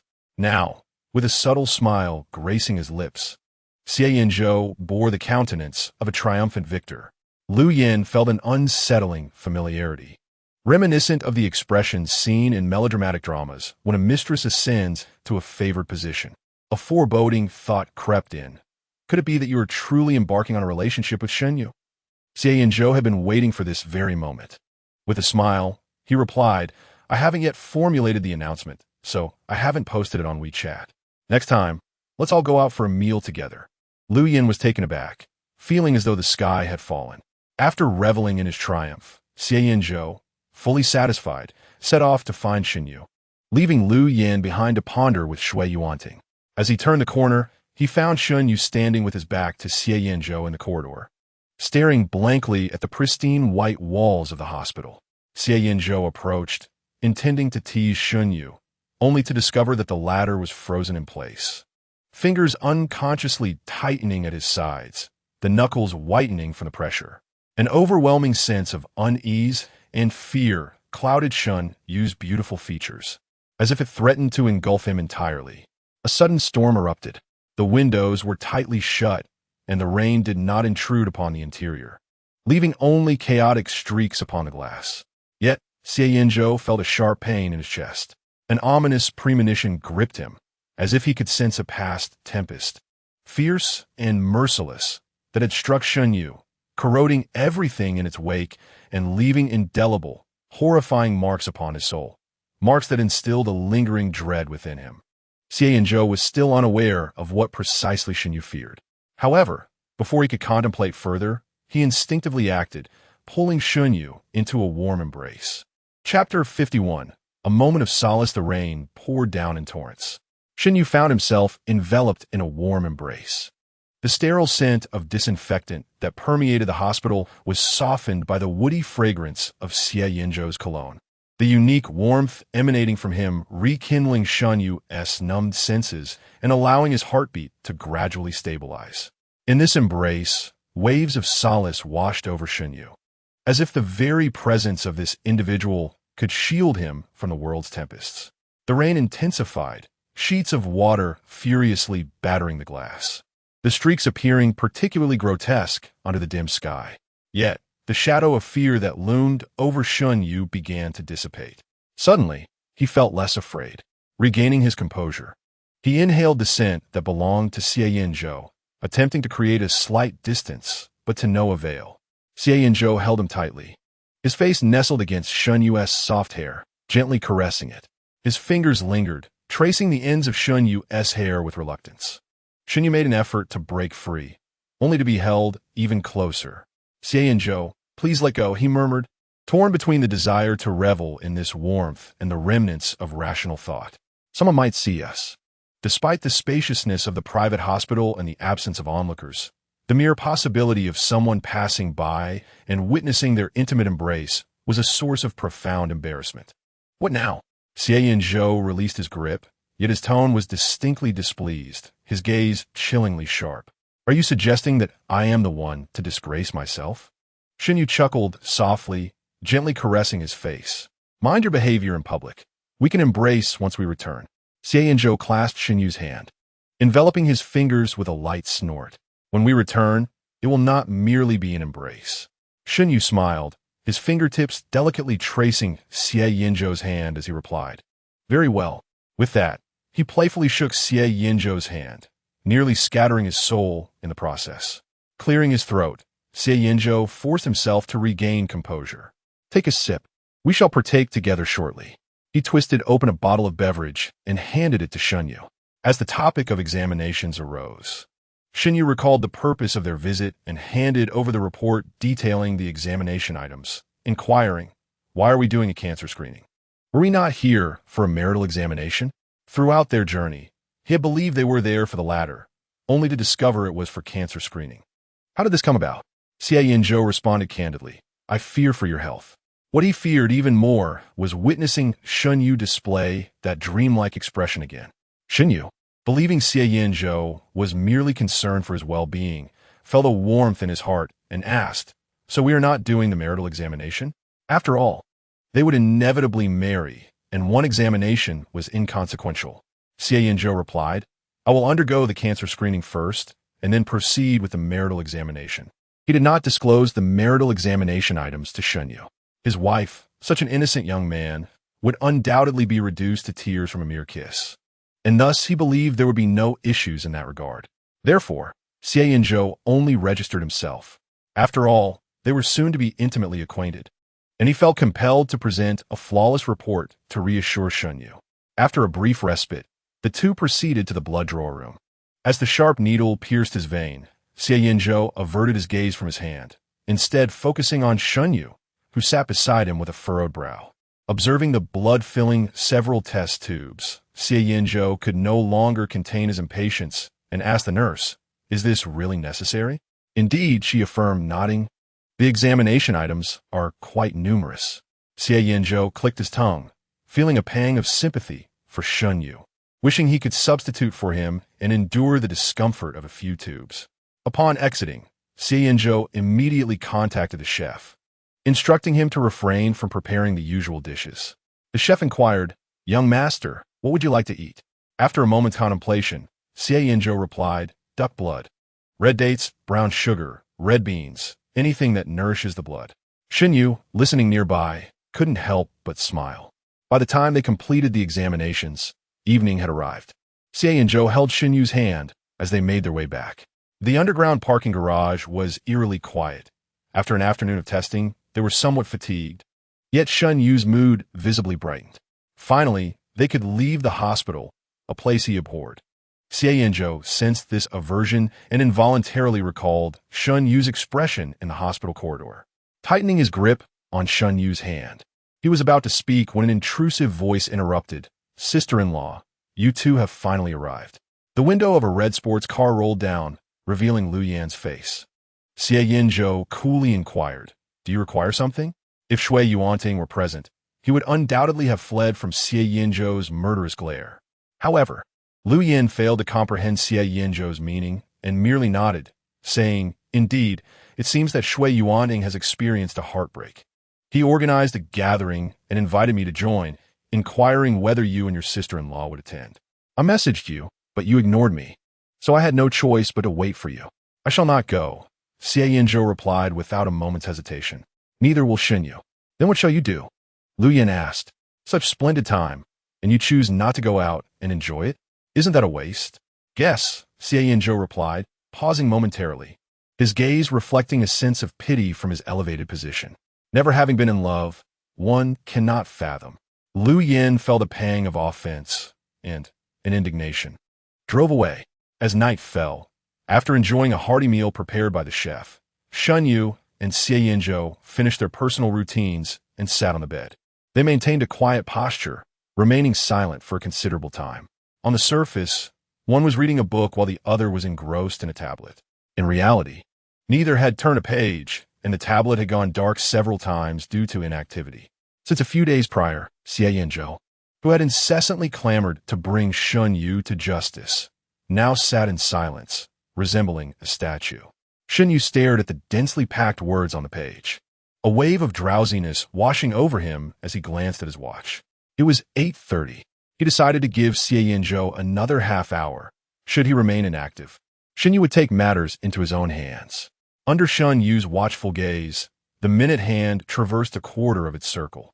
Just as Shen Yu pondered how to approach Xie Yanzhou, the latter finally stirred. Yet, it was neither a tempestuous outburst nor an overwhelming fervor. Xie Yanzhou merely turned his head to look at Shen Yu and quietly said, "I wish to ask you a question." Chapter 52. Everything went awry. This deviation from expectation left Shen Yu momentarily stunned, taking 2 seconds to respond.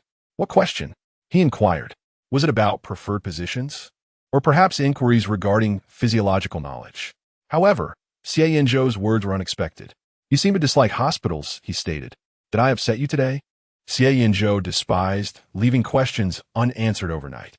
Shen Yu's unusual behavior at the hospital weighed heavily on his mind, compelling him to seek clarity. Upon hearing the question, Shen Yu fell silent for an extended period.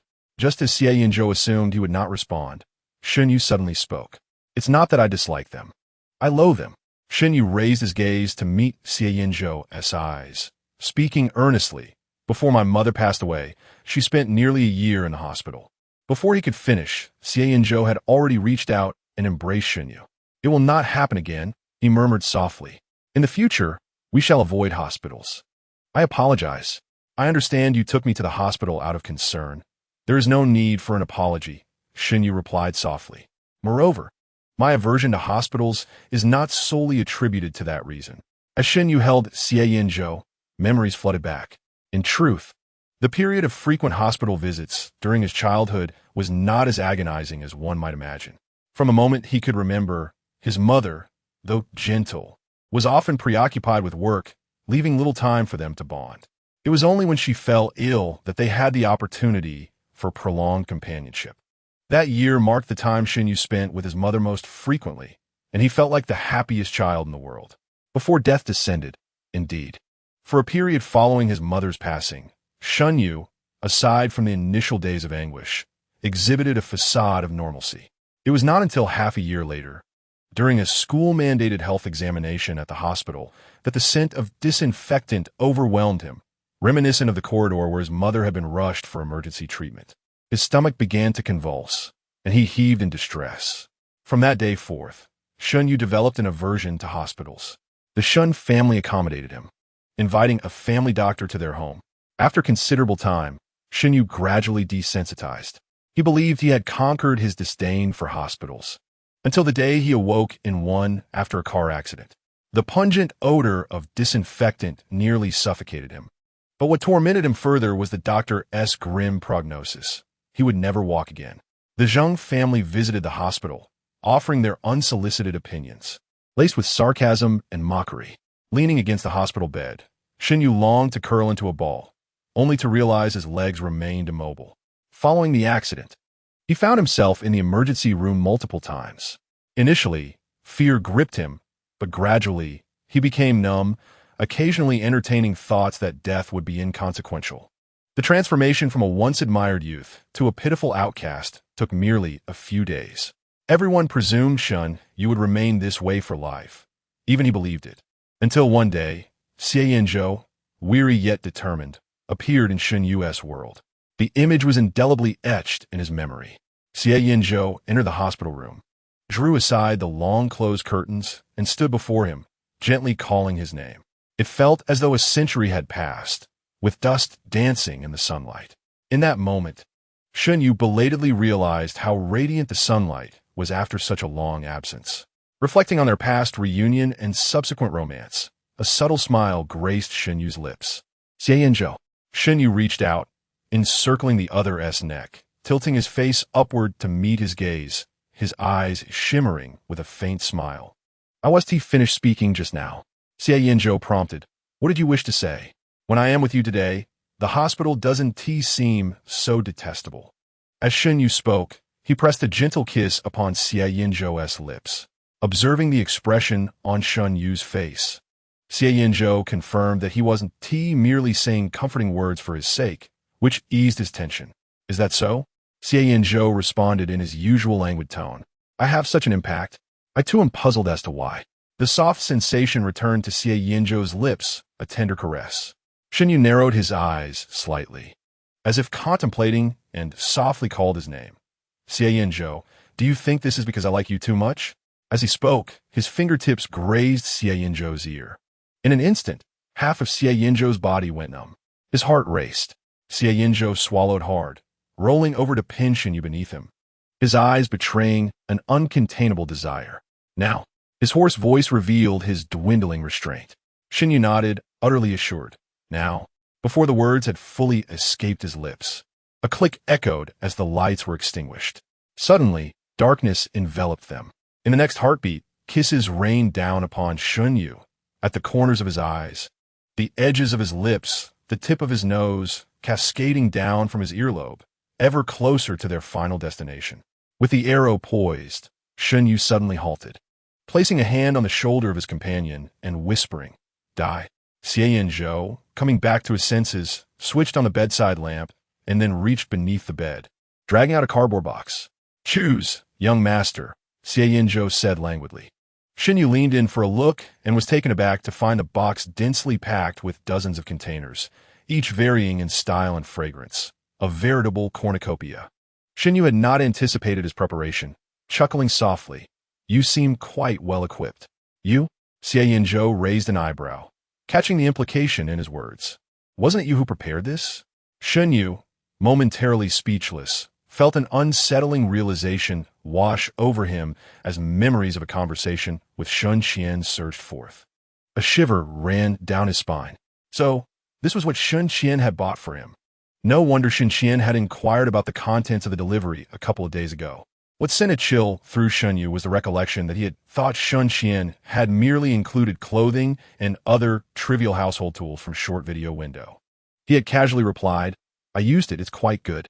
Upon hearing this, Shen Qian's expression had twisted in a way that made Shen Yu assume his father, in his old age, was merely experiencing a facial spasm, prompting him to suggest some self-care. Little did he know, the truth was far more shocking. The reality often catches one off guard. Unable to voice the truth, Shen Yu conceded. "Yes, I bought it, but I didn't expect so much. What even is all this?" His face flushed, he fell silent, eyes cast down, fingers nervously wrinkling the fabric of Xie Yanzhou's sleepwear. However, Xie Yanzhou was already far beyond caring about sleepwear. From his vantage point, he beheld the delicate flush on Shen Yu's cheeks, the long, dark, curled lashes quivering, and occasionally, a fleeting glance from those enchanting eyes, stirring a springtime allure within him. Xie Yanzhou felt as if he might lose his senses in this moment. With the last remnants of his composure, he gestured toward the box and urged Shen Yu to choose something. Flushing, Shen Yu tossed a box towards him and reached for the main light, only to have his ankle grasped by Xie Yanzhou. "Don't turn on the light," Xie Yanzhou murmured, his usually relaxed tone now taut with tension. Shen Yu inquired, "Why not?" Xie Yanzhou remained silent. Shen Yu pressed on, "If we don't turn on the light, how will you find what you need?" His concern was genuine, as many would face such a dilemma. Yet, to the spirited Xie Yanzhou, it sounded like a provocation. "Fine, turn on the light," Xie Yanzhou retorted through clenched teeth. "But don't come crying to me to turn it off later." When the light flickered on, every detail was laid bare under its brightness. Shen Yu lay on the bed, his lashes fluttering. In his previous life, he had always preferred dim lighting to spare himself from the sight of his unsightly legs. But this was the first time he had experienced such bright illumination. Xie Yanzhou's gaze, as tangible as a caress, traversed Shen Yu's skin inch by inch, causing him to tense involuntarily, his face growing even warmer. With the sound of packaging being torn open, everything spiraled out of control. Chapter 53.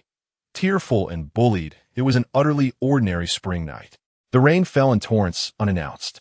Those caught unprepared hurried to seek shelter. Shen Yu stood beneath the eaves, feeling more disheveled than if he had been caught in the downpour, as if submerged in the depths of the ocean.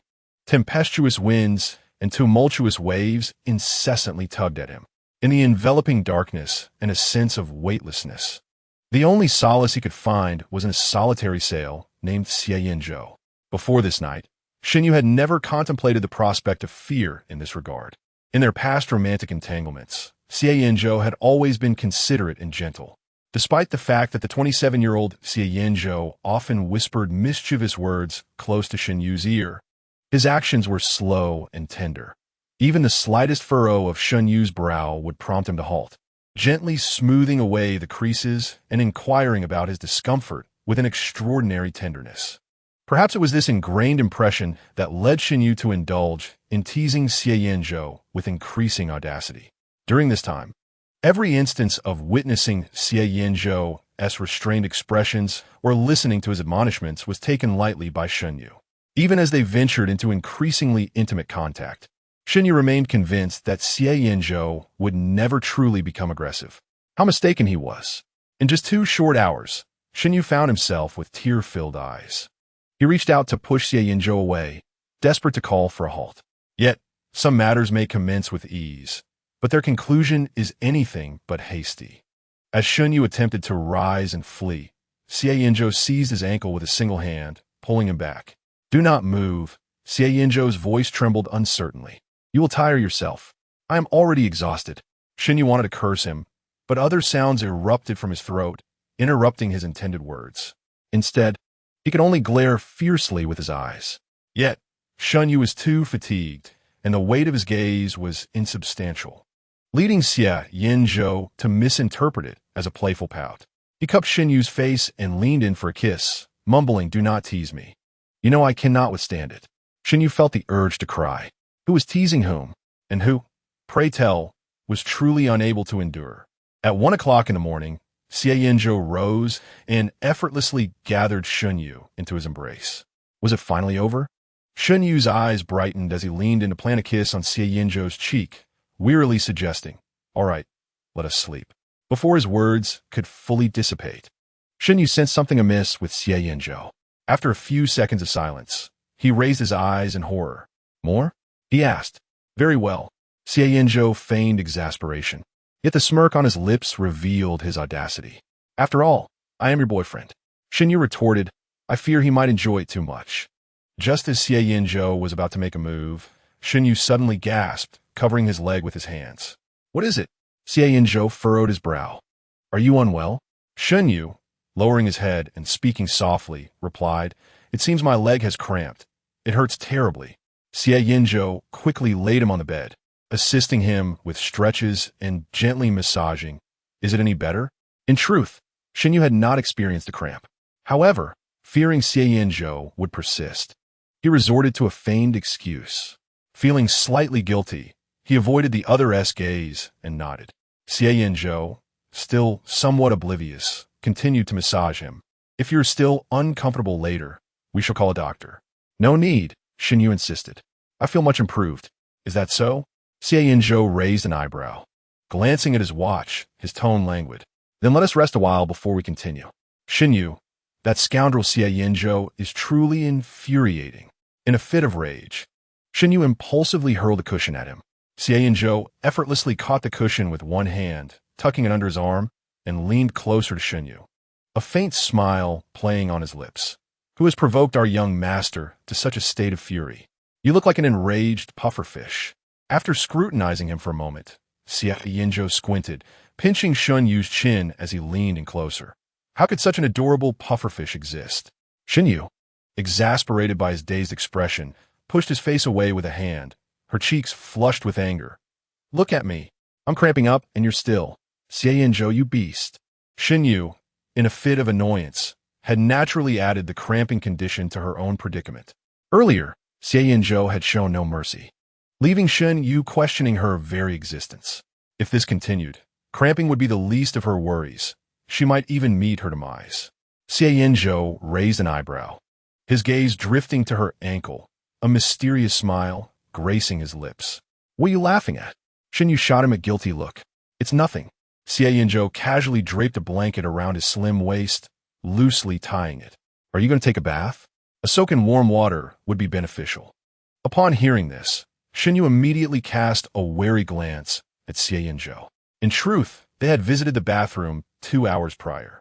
At that time, Xie Yanzhou had promised that after their bath, they would retire for the night. And what happened? The moment they exited the bath had been rendered pointless. In that moment, Shen Yu had bitten down on Xie Yanzhou's shoulder in frustration, to which he had responded with a muffled grunt. His voice hoarse. There's no need to feel regret over a wash. Utterly shameless. Observing Shen Yu's puffed-up expression, Xie Yanzhou realized they were recalling the same incident. He touched the tip of his nose, clearing his throat to assure her, "This time, I am sincere." After saying this, he set the cushion aside and headed to the bathroom to prepare a bath for Shen Yu. The water filled quickly, and Xie Yanzhou returned to the bedroom, intending to join her for a soak. However, Shen Yu had already nestled into the edge of the bed, sound asleep, her face turned toward the bathroom, clutching the very cushion she had thrown at him moments earlier. Xie Yanzhou watched her silently for a few seconds, feeling an explosion of fireworks within his chest. Happiness within reach. Gently caressing Shen Yu's face, he carefully lifted her and placed her in the bathtub, the pleasantly warm water enveloping her. Shen Yu furrowed her brow slightly. She had not been in a deep sleep, and as she opened her eyes in a daze, she met Xie Yanzhou's gaze, who sat at the edge of the bathtub. Xie Yanzhou. Shen Yu rubbed her eyes, her hoarse voice soft. What are you doing sitting there?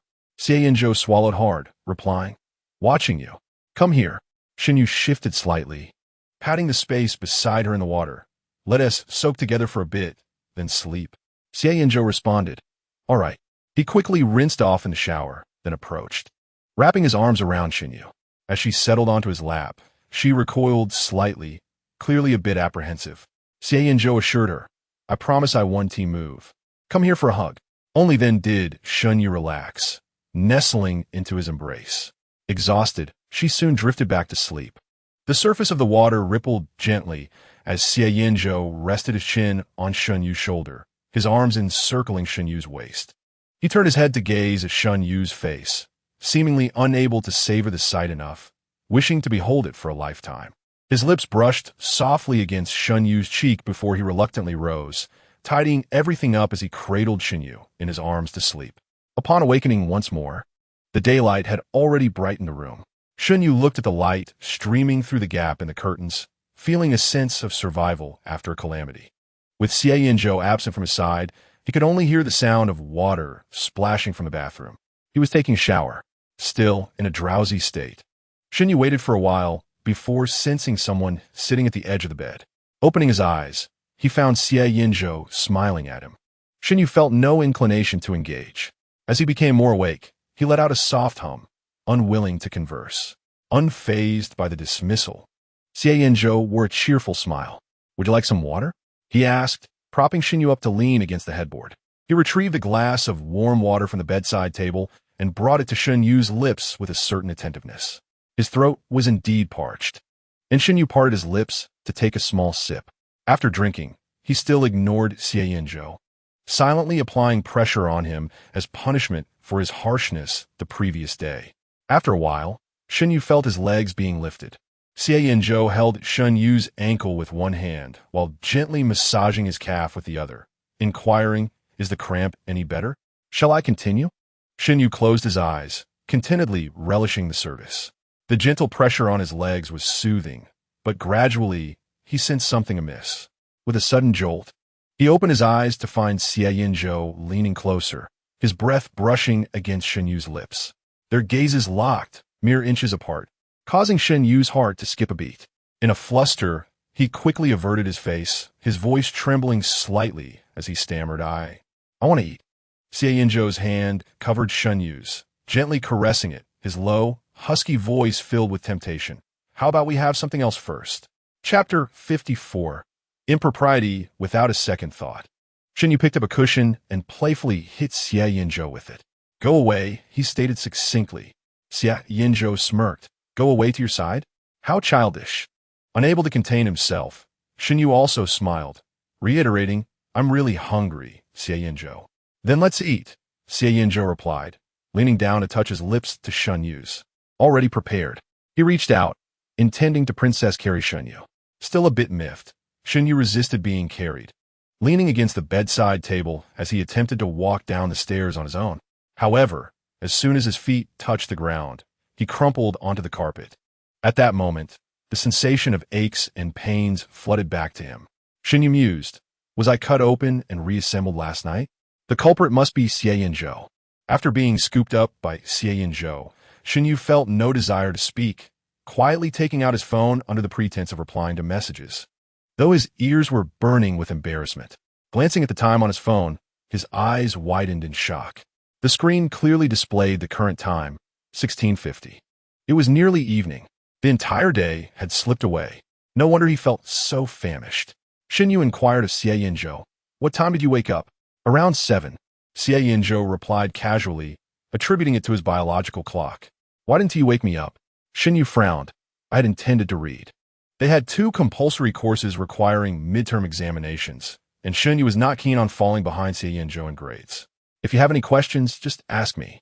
I'll teach you, Xie Yanzhou said, gently tapping Shen Yu's face, assuring her of his guidance. Who needs you to teach me? Shen Yu huffed, turning away to respond to messages. The latest message was from Shen Qian. Shen Yu opened it. At 6:30 in the morning, Shen Qian shared a link titled, How should parents judge whether their son's girlfriend is suitable? 10 minutes later, he sent a voice message. Uncle Lin sent this to me.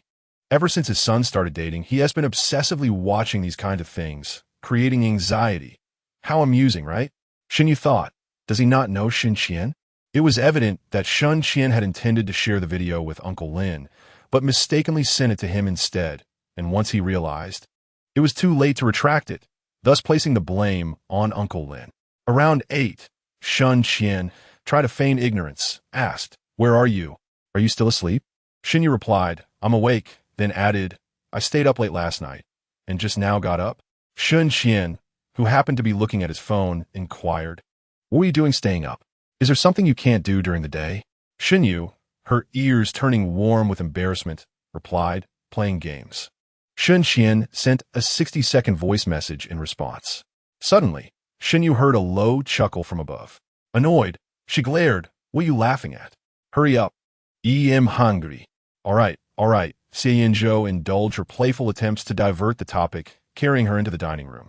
Downstairs, a lavish spread awaited them. Stir-fried kidney, yam with black fungus, scallion lamb, pigeon soup, and steamed oysters. Shen Yu surveyed the table, gleefully teasing. What's wrong? Can't handle it? So eager to make up for lost time? I'm perfectly fine, Xie Yanzhou replied leisurely. Some people need it more than I do. Who are you talking about? Shen Yu shot him a glare. Xie Yanzhou raised an eyebrow, referring to a silly little fool who pretends to have a cramp to avoid responsibilities. Shen Yu retorted, who foolish? She pinched Xie Yanzhou's face and tugged at his ear. Perhaps due to the force used, a slight flush appeared on his otherwise pale skin.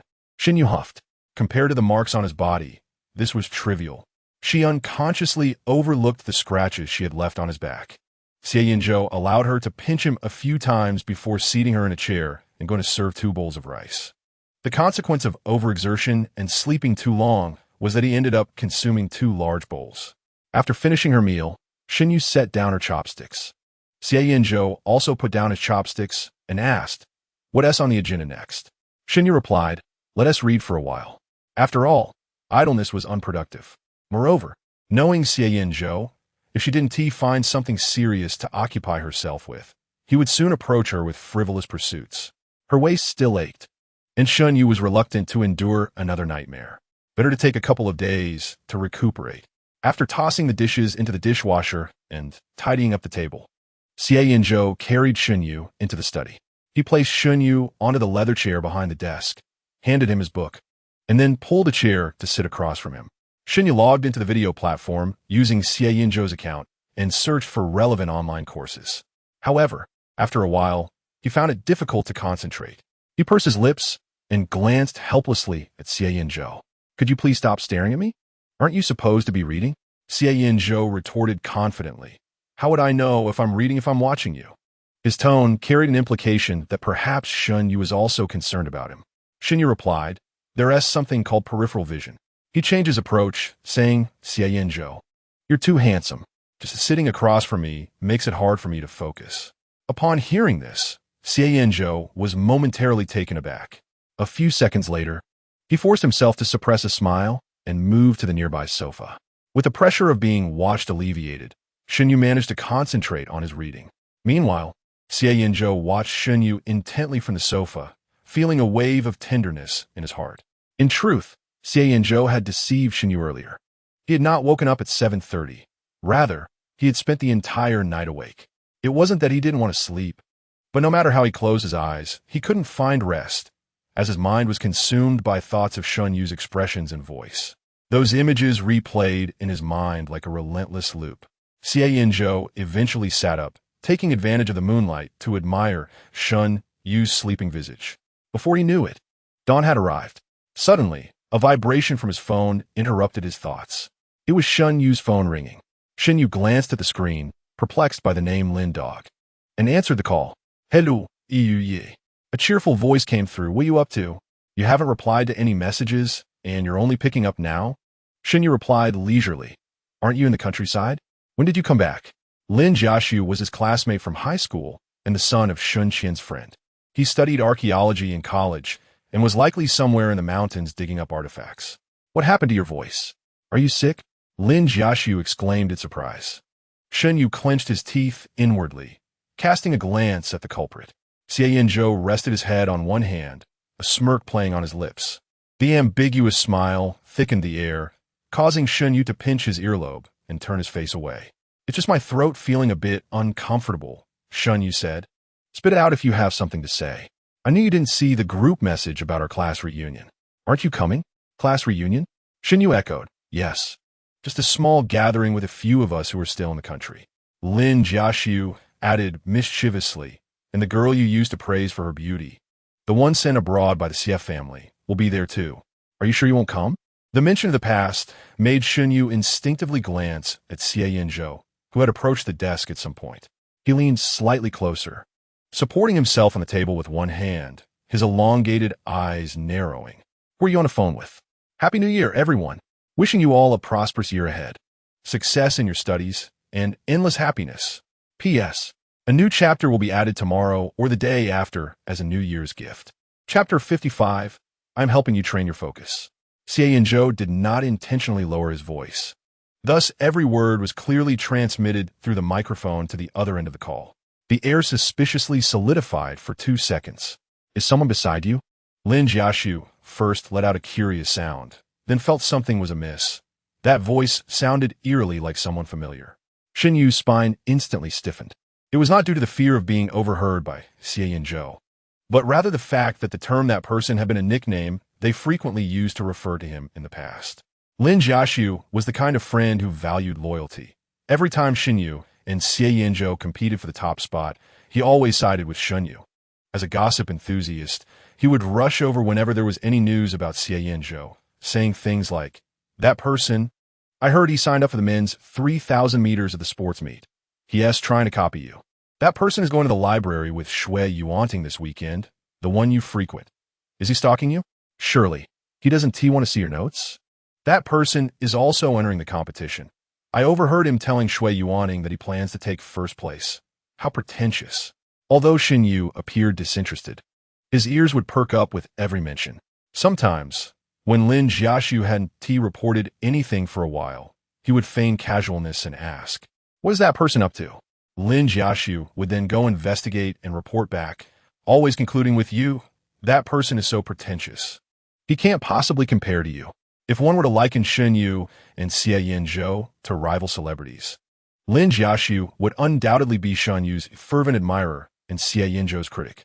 In a previous life, during Shen Yu's car accident, Lin Jiaxu was far away in the mountains, engaged in archaeological work. A torrential downpour triggered a mudslide, cutting off communication and power. It was only after 2 months of disaster relief that he learned of the incident.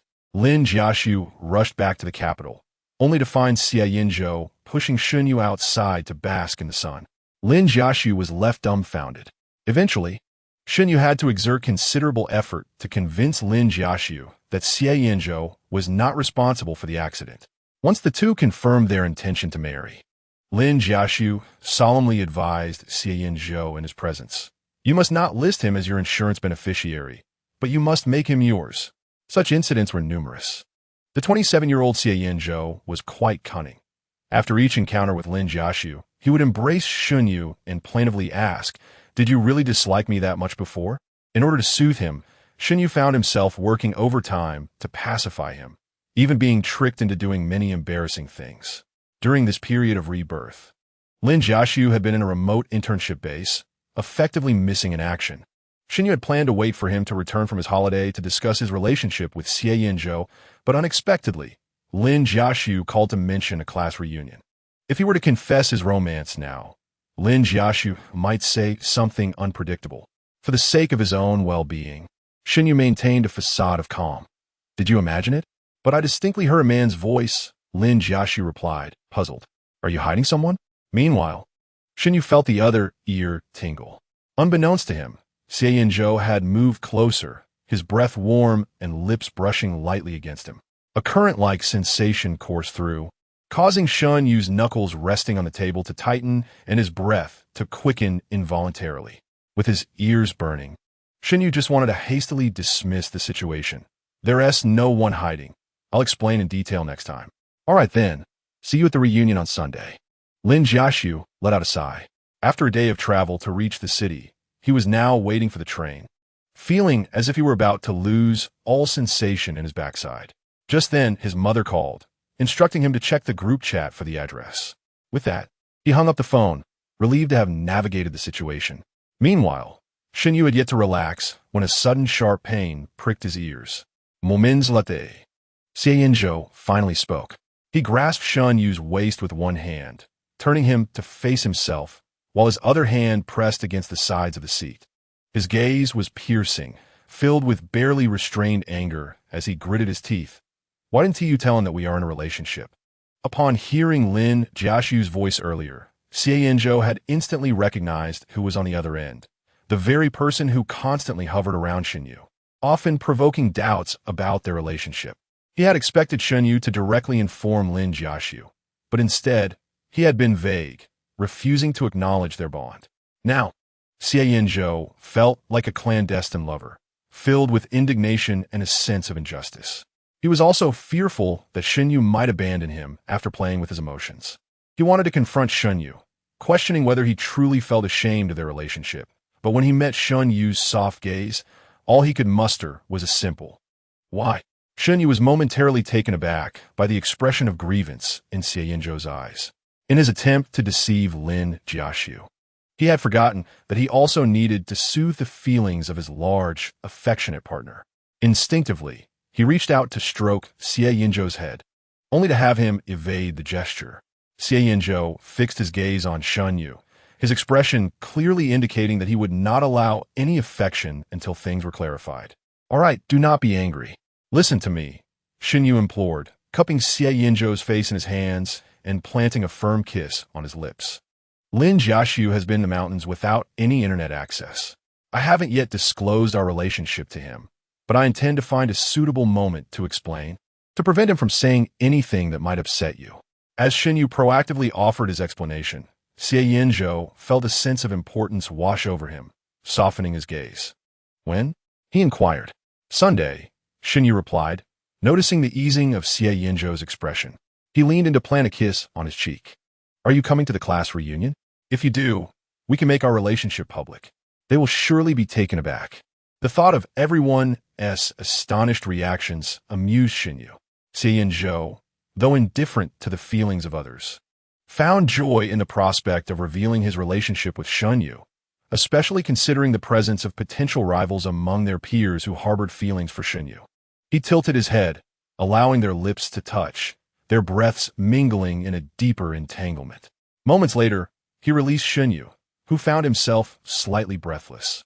Xie Yanzhou's expression had returned to normal, even as he embraced Shen Yu on the seat, his fingers teasingly caressing his waist.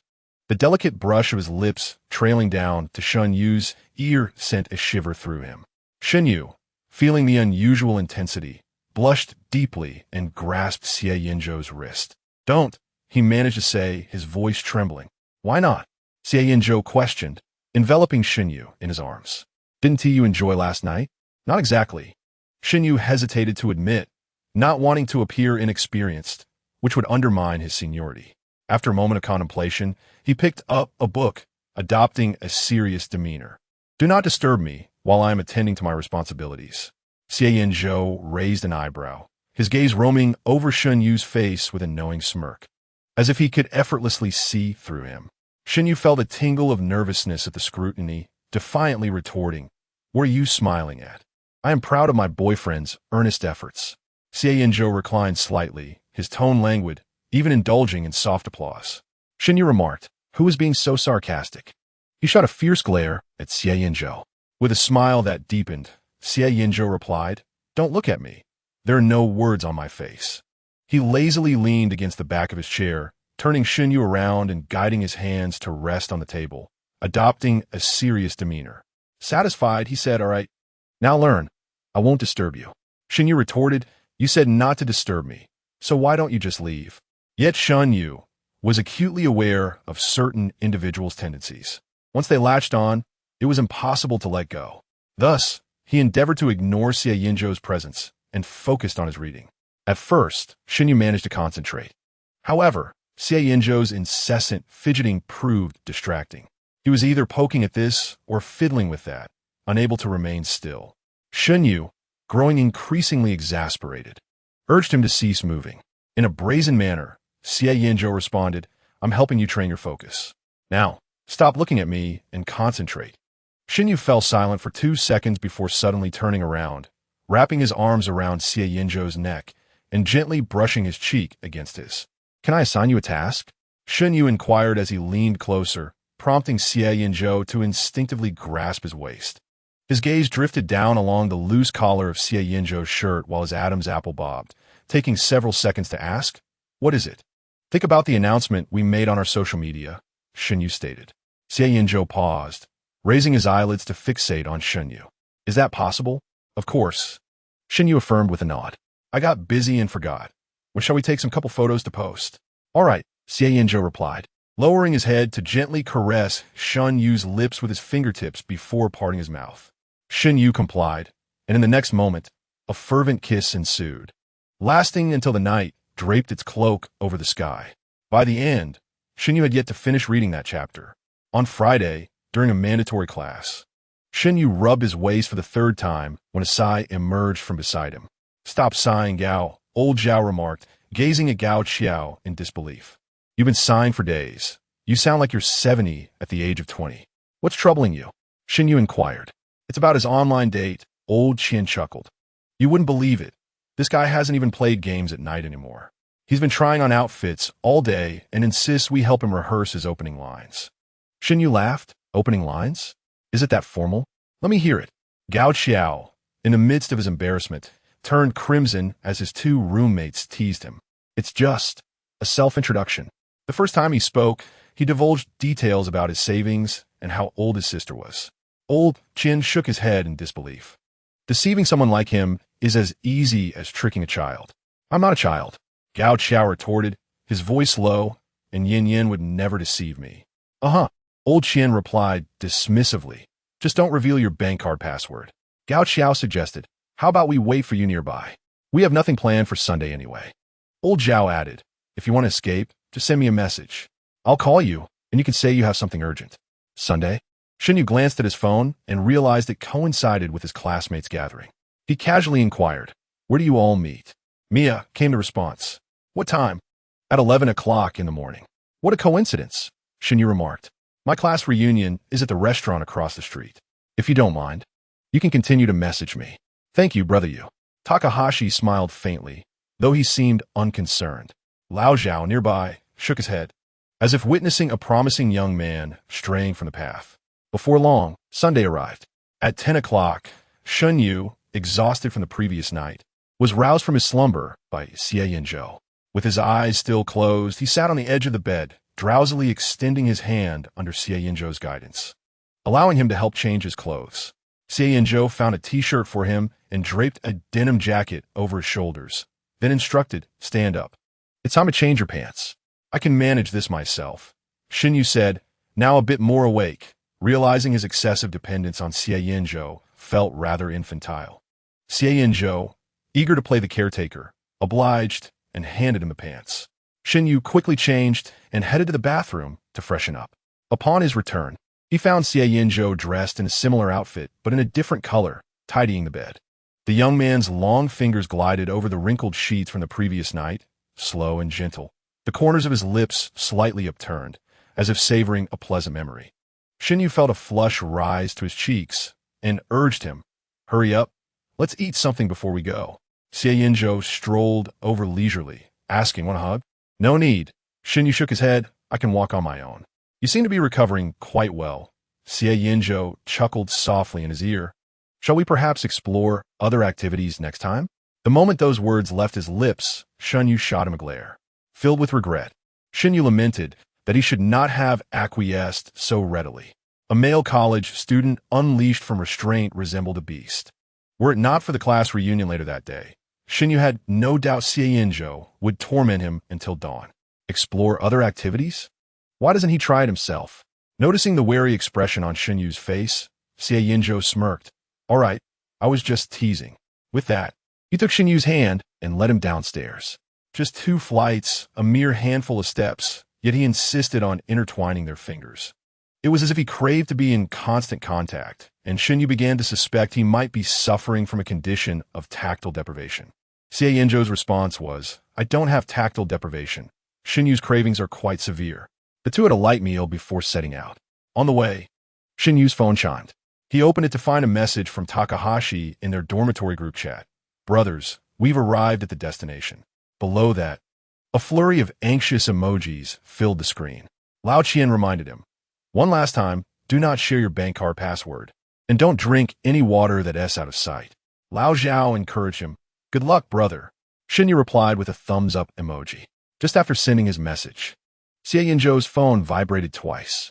He was driving, his eyelids remaining undisturbed, and said to Shen Yu, "Check who messaged." "Then I'll look at your WeChat," Shen Yu replied. "Go ahead," Xie Yanzhou said casually, although he cast a sidelong glance at Shen Yu. In the past, when Shui Yuanting had just started dating, he had complained to Xie Yanzhou about his partner's penchant for checking his phone, citing an excessive need for control. At that moment, Xie Yanzhou and Lu Yin mocked him together, saying, "You're fortunate to have someone interested in you. Why pretend otherwise?" Despite this, Xie Yanzhou found it difficult to comprehend the act of checking someone else's phone, now that he himself is in a relationship. He yearns for Shen Yu to scrutinize his phone daily. Unfortunately, Shen Yu seems to possess little controlling desire throughout their days of courtship. He hasn't even glanced at the messages Xie Yanzhou has replied to in his presence. This left Xie Yanzhou feeling somewhat disheartened. Unbeknownst to Shen Yu, Xie Yanzhou harbors these thoughts as he picked up his phone and entered his birthday, 0417, to unlock it. Initially, Xie Yanzhou anticipated Shen Yu would inquire about his password. Observing Shen Yu's cleverness, he smirked and asked, "How did you know my password?" "Take a guess. If you're correct, there's a reward." Shen Yu smiled and opened the chat application. Xie Yanzhou felt a tingle of anticipation at the prospect of this reward. However, as they were nearing their destination, he suppressed his fluttering heart, cleared his throat, and inquired, "Who sent the message?" "Lu Yan," Shen Yu replied. He glanced at the message. Noting that Lu Yin had mentioned he had arrived at Mia, Lu Yin also shared a photograph of the restaurant taken from outside. Beyond the trendy reflection in the glass door, Shen Yu immediately spotted Takahashi conversing with the staff inside the establishment. Chapter 57. Appearing gullible, yet truly gullible today. Takahashi was clad in a casual white shirt, layered with a collegiate-style vest, and paired with his freshly styled hair, giving him a youthful and obedient appearance. With his back turned to the entrance, he was gesturing to the staff about something. Shen Yu understood that Takahashi was orchestrating a surprise. According to Takahashi's plan, after he and Yin finished their meal, the staff would bring in a small cake to the private room.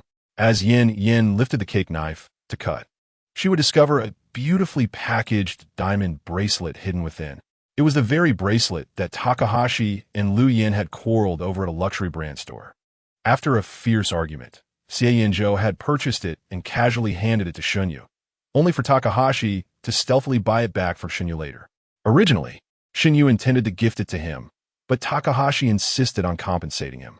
The previous night, when the transfer came through, Shen Yu, feeling dazed from a kiss, accidentally clicked on it and failed to notice Xie Yanzhou retrieve it from him. Xie Yanzhou playfully nipped at his cheek, saying, "You're profiting off the difference, you little spendthrift." "Then I'll transfer it to you." Shen Yu reached for his phone, but Xie Yanzhou held it aloft, preventing him from taking it. He looked down at Shen Yu with a smile. "Is this how you plan to placate me? What do you want then? Come here and kiss me first." Xie Yanzhou said, "I'll buy you 10 of them. But I don't wear bracelets." "Then what do you wear? I'll buy you whatever you desire."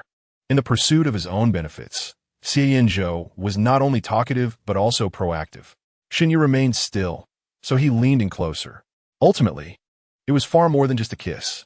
Shen Yu came back to his senses and instinctively rubbed his aching jaw, asking Xie Yanzhou, "Is Lu Yin meeting someone in Mia today?" "He is." Xie Yanzhou chuckled knowingly. "A girlfriend. That online girlfriend?" Shen Yu suddenly felt a peculiar sense of foreboding. "What's wrong?" Noticing Shen Yu's hesitation, Xie Yanzhou clicked his tongue. "Are you concerned?"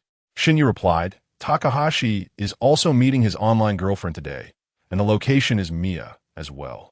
Upon reflection, it did indeed seem rather coincidental. Lu Yin and Takahashi both met their online girlfriends and coincidentally arranged to meet at the same place on the same day.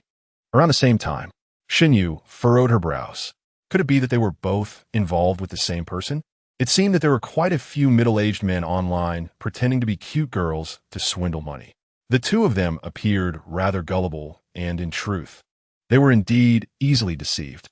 Shen Yu shared her suspicions with Xie Yanzhou. It was unfortunate for them. In contrast, Xie Yanzhou seemed much more at ease, his tone casual. Two grown men, what could possibly happen? Shen Yu reflected on this as well. Lu Yin had previously been classmates with Xie Yanzhou in martial arts and could hold his own in a fight.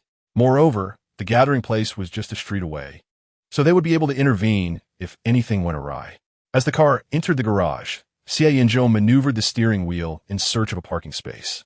Just as he found one, a silver sedan abruptly cut in from the side and squeezed into the spot. After parking, the window rolled down. Lin Jiaxu held the steering wheel with one hand, the other resting casually on the window ledge, raising an eyebrow at Xie Yanzhou. "Sorry about that, Xie."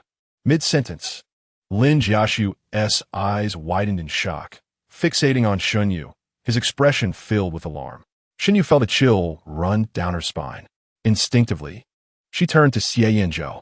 He remained still, one hand on the steering wheel, his profile turned as he observed the scene with a leisurely demeanor. The unspoken message between them was clear: provide an explanation.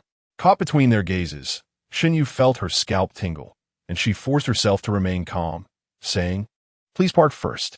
Before the car had even moved, Lin Jiaxu spoke, his tone calm, yet laced with tension. "Shen Yu, I'll be waiting for you at the elevator." Before he could finish, Xie Yanzhou had already driven off in search of another parking space, followed by the loud bang of a car, doors slamming shut. Xie Yanzhou raised an eyebrow at the sound, his tone slightly somber. "He seems rather upset." Shen Yu replied, "It's fine.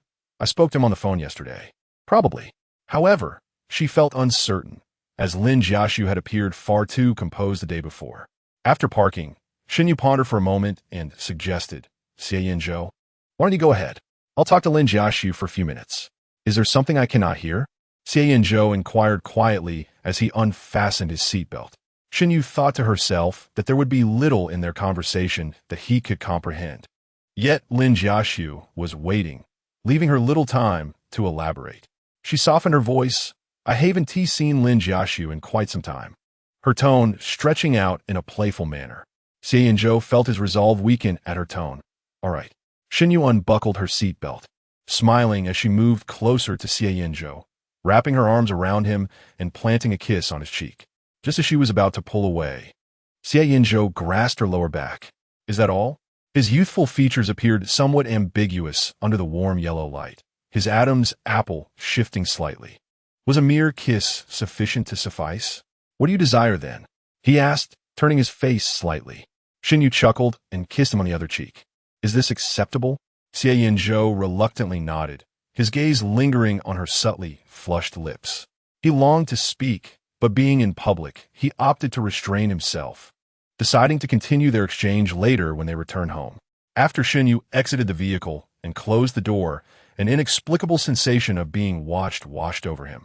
Turning his head, he locked eyes with Lin Jiaxu, who stood a short distance away. Lin's mouth opened as if to speak, but he hesitated and closed it again. The expression on Lin Jiaxu's face transcended mere astonishment. It was a complex amalgamation of emotions. Had he been seen just now? Shen Yu felt his ears burn with embarrassment, his toes instinctively curling against the ground. Meanwhile, the instigator, Xie Yanzhou, shamelessly approached Shen Yu, lightly curling a finger around his knuckle, and whispered conspiratorially in his ear. What now? We've been discovered. What are you doing? Lin Jiaxu suddenly reacted, striding over with a protective glare akin to a hen safeguarding her chicks. Keep your hands to yourself.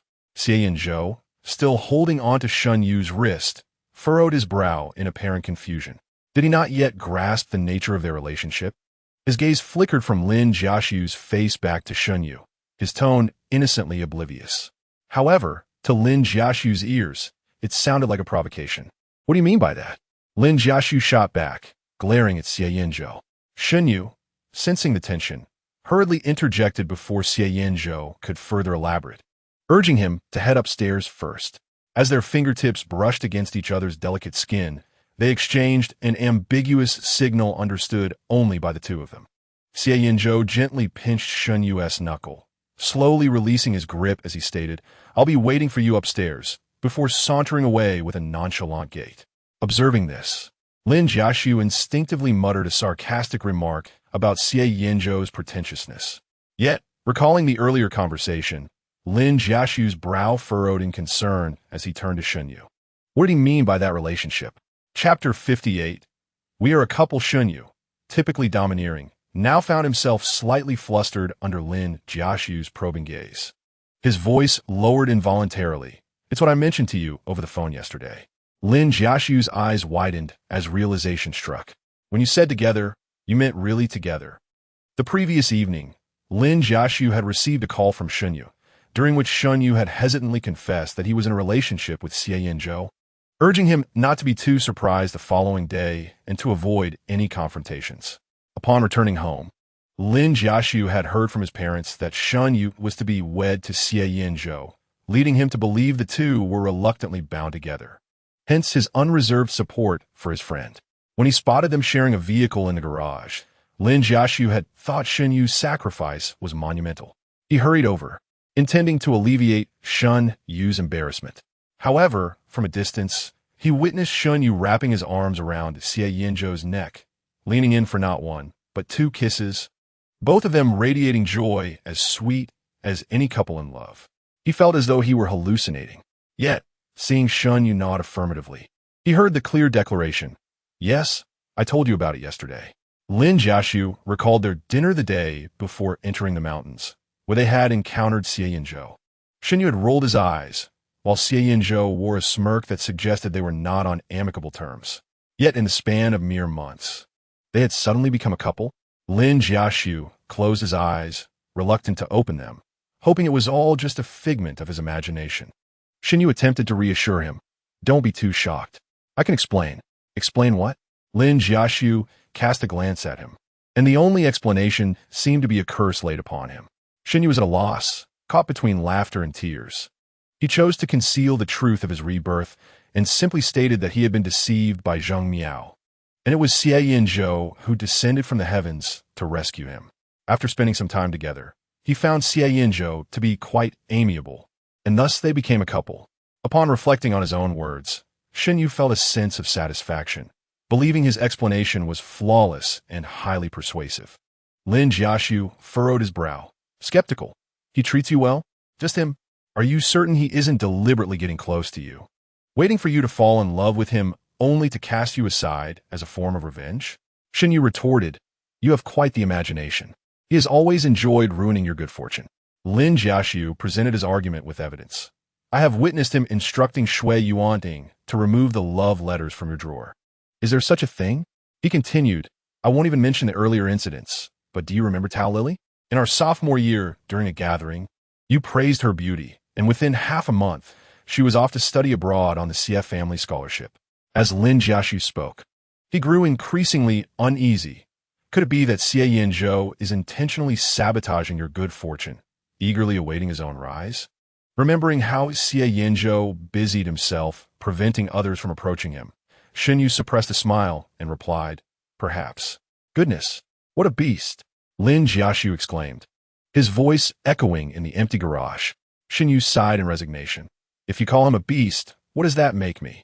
Let me rephrase. Lin Jiaxu pondered for a moment and apologized. What about a well-dressed beast? Or a scheming man? Or a green tea man? Which do you prefer?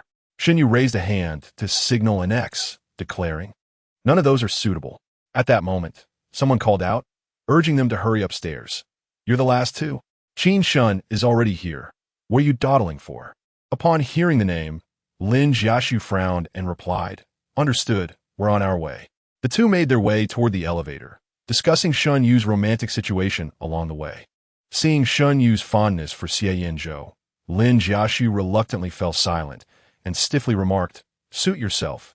As long as you're happy, if he ever mistreats you, I'll dig a grave for him with a shovel. Once inside the elevator, Lin Jiaxu suddenly inquired, how is he doing? Shen Yu responded. Although he was doing well, the topic shift was rather abrupt. After giving Shen Yu's shoulder a couple of firm pats, Lin Jiaxu emphasized, this is quite important. Make sure to verify it. Shen Yu nodded in agreement. As they traversed the lengthy corridor toward the private room, Lin Jiaxu abruptly said, since you have been candid with me, I shall share something as well. Have you and Qin Shen broken up again? Shen Yu asked. You know about that? Lin Jiaxu touched his nose. Just don't be surprised if we don't speak later. I'll fill you in on the rest afterward. With that, he pushed open the door to the private room. Inside the spacious room, over 20 individuals were scattered about. Xie Yanzhou occupied the center of the sofa, engaged in a hushed conversation with Xie Yanzhou, while his gaze remained fixed on the entrance. As the door creaked open, Xie Yanzhou directed his chin toward the sofa on the right, saying, sit over there. Xie Yanzhou, pondering who had offended him, suddenly heard the class leader, Hu Zhuo, excitedly exclaim, after waiting so long, we finally have our two young masters. What would you like to drink? I'll serve you personally. So it was merely to allow his boyfriend to take a seat. Xie Yanzhou muttered a curse about valuing romantic relationships over friendships, and sauntered off to observe a few individuals engaged in a game of poker. He had no desire to remain seated, consuming dog food in this manner. Just as Xie Yanzhou departed, someone leaned against the back of a chair and inquired, Xie Xiao, what have you been up to lately? I called you for a race, but you didn't show. I can't leave home, Xie Yanzhou replied nonchalantly. Oh, is someone at home bothering you? The individual raised an eyebrow mischievously. I saw your recent post on Moments. Something's afoot? Xie Yanzhou was not fond of discussing his private matters and merely responded with an indifferent sound, his peripheral vision drifting through the crowd to rest upon Shen Yu. Shen Yu was currently being pulled toward the bar by Hu Zhuo. As his gaze circled over the various drinks on the table, Shen Yu declared, grape juice, please. How peculiar. You drink this too. Hu Zhuo remarked, pouring the grape juice. Adding, earlier, when Zhou Ge came in, he opted for this instead of alcohol. I bought it for my niece. Mid-sentence, his arm was prodded by a classmate who whispered a warning, don't mention Zhou Ge. Huzhua instantly realized his faux pas, mentally chastising himself for his thoughtlessness. Everyone knew that Shen Yu and Xie Yanzhou were sworn enemies, and to dare compare the two was audacious. If a quarrel erupted, the gathering would swiftly devolve into an atmosphere of veiled hostility. Huzhua chuckled awkwardly. Well, I meant no offense. You go. Both of your tastes are commendable. Shen Yu smirked, leisurely responding, of course we are a couple, so our tastes naturally align. As Shen Yu spoke, his voice was neither too loud nor too soft. Yet it was clear enough for those nearby to grasp the content. The others stood frozen, as if struck by an unseen force. Huzhua blinked in astonishment for a few seconds before piecing it together. You mean to say that Xie Yanzhou and I are in a relationship? Shen Yu reiterated, taking a sip of grape juice, his gaze leisurely drifting over their faces, clearly satisfied as their expressions shifted from confusion to shock. Not far off, Xie Yanzhou observed the group staring intently at Shen Yu, his brow furrowing in concern. He strode over, positioning himself beside Shen Yu, and asked what's going on. Nothing much, Huzhua replied, still in a state of disbelief, repeatedly waving his hands. Realizing he was standing before Xie Yanzhou, Huzhua instinctively raised a glass of liquor in a toast to the two. Congratulations! The others snapped back to reality and lifted their glasses in celebration. Xie Yanzhou stood there, composed as he clinked glasses with them. Thank you. Surrounded by several individuals who typically regarded each other with disdain, the scene of these sworn adversaries exhibiting such camaraderie was undeniably peculiar, capturing the attention of onlookers. What is happening? Someone approached and asked, what are you all up to? Huzhua, previously startled, now found himself divulging the shocking news that would astonish others. Soon, nearly everyone in the private room was aware of the reality that Shen Yu and Xie Yanzhou were together. Amidst the astonishment, they raised their glasses in congratulations. Who would have thought that our two most handsome classmates had kept this under wraps? Many were bound to be heartbroken. Honestly, you two standing together is simply dazzling. It's as if you're radiating light. I've always thought you two were a couple. The well-wishing became increasingly extravagant, turning a simple class reunion into what felt like an engagement announcement event. The typically aloof and composed Xie Yanzhou, at this moment, held a cup while embracing Shen Yu, raising his lips in a toast with others. Observing Xie Yanzhou's triumphant demeanor, Lin Jiaxu could not help but let out a cold chuckle nearby. This fellow is really putting on an act. After the crowd exchanged their blessings, they resumed their nostalgic chatter. Shen Yu glanced around, his eyes searching for something, and quietly inquired, looking for your ex-boyfriend? No, Lin Jiaxu replied. I was just admiring the exquisite decoration of this private room. It's far better than the ones in our village. Huzhua poured him a drink and said, I designed this myself. You should come over more often. Lin Jiaxu took a sip, marveling delicious. The taste of money is truly unparalleled. Stop mocking me, Huzhua retorted, back in freshman year. You said drinking this would leave your mouth feeling bland. Times have changed. Old Hu, Lin Jiaxu responded, I used to drink every day, but now it's a struggle just to have a bottle of mineral water. He sighed deeply. Do you have any idea how difficult it is for me to savor this sip? My Mr. Wu Ti lent me a car, so I spent 50 yuan to rent an electric bike from a villager, rode for half an hour to the main road, took a bus for 3 or 4 hours to the town, and then caught another ride to the train station. Huzhua asked, is there no high-speed rail in your area? Lin Jiaxu surveyed the bewildered young gentlemen and ladies around him, waving his hand dismissively. Forget it. You city folks wouldn't understand. The group burst into laughter, and the atmosphere gradually lightened. After lunch, it was already 1 in the afternoon. Huzhua proposed heading to the neighboring club to continue their merriment, and everyone agreed without dissent. Just as they exited the private room, Shen Yu's phone buzzed. It was a call from old Zhao. He lagged behind the others a few steps and answered, What's the matter? You go, I can't reach Lao Gao. Old Zhao said anxiously. I just asked him how he was, and he replied that he would never trust online dating again, then stopped responding. I don't know what is going on. Could he have really been scammed? Can't reach him. Shen Yu noted that Gao Chong was almost always glued to his phone, rarely failing to reply unless he was gaming. I'll go check on him. Xie Yanzhou noticed his serious expression and asked, What is wrong? Gao Chong isn't responding. Shen Yu said, I'm a bit worried and plan to go see him.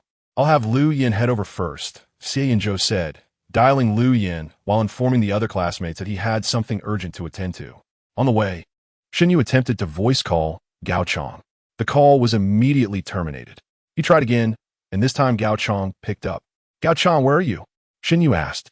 You go. Gao Chong's voice came through, thick with sobs. E.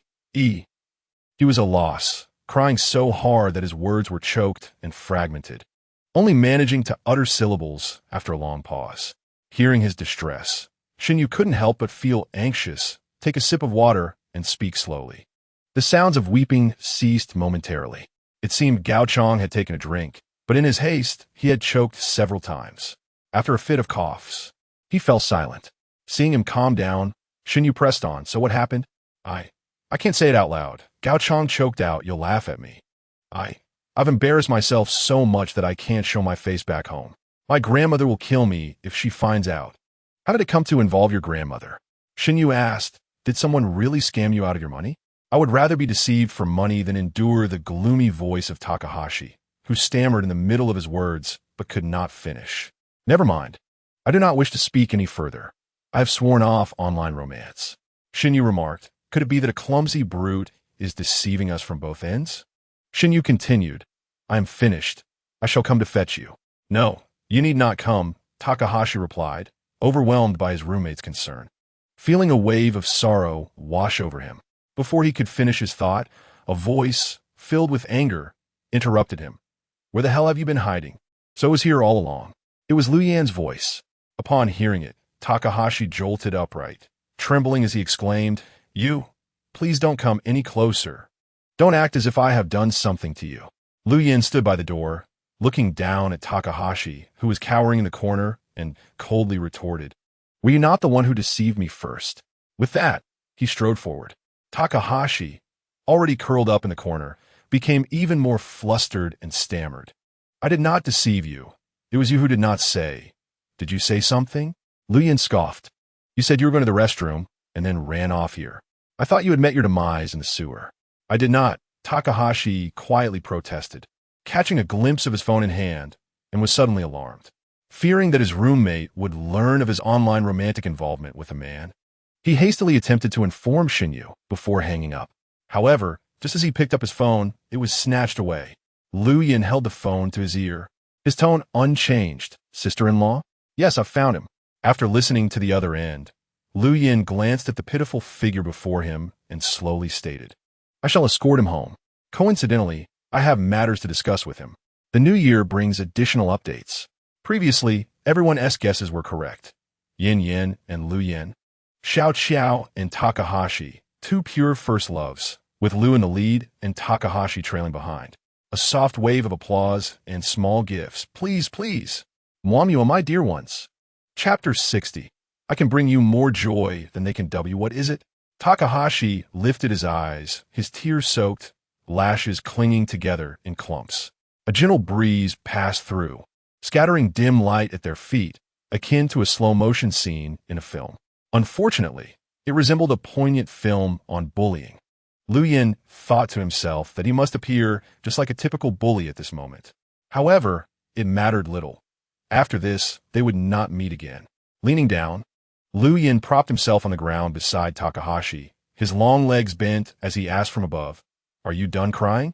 Yes, Takahashi replied, lowering his head, belatedly feeling remorseful. I'm sorry for making you search for so long. I wanted to say goodbye over the phone.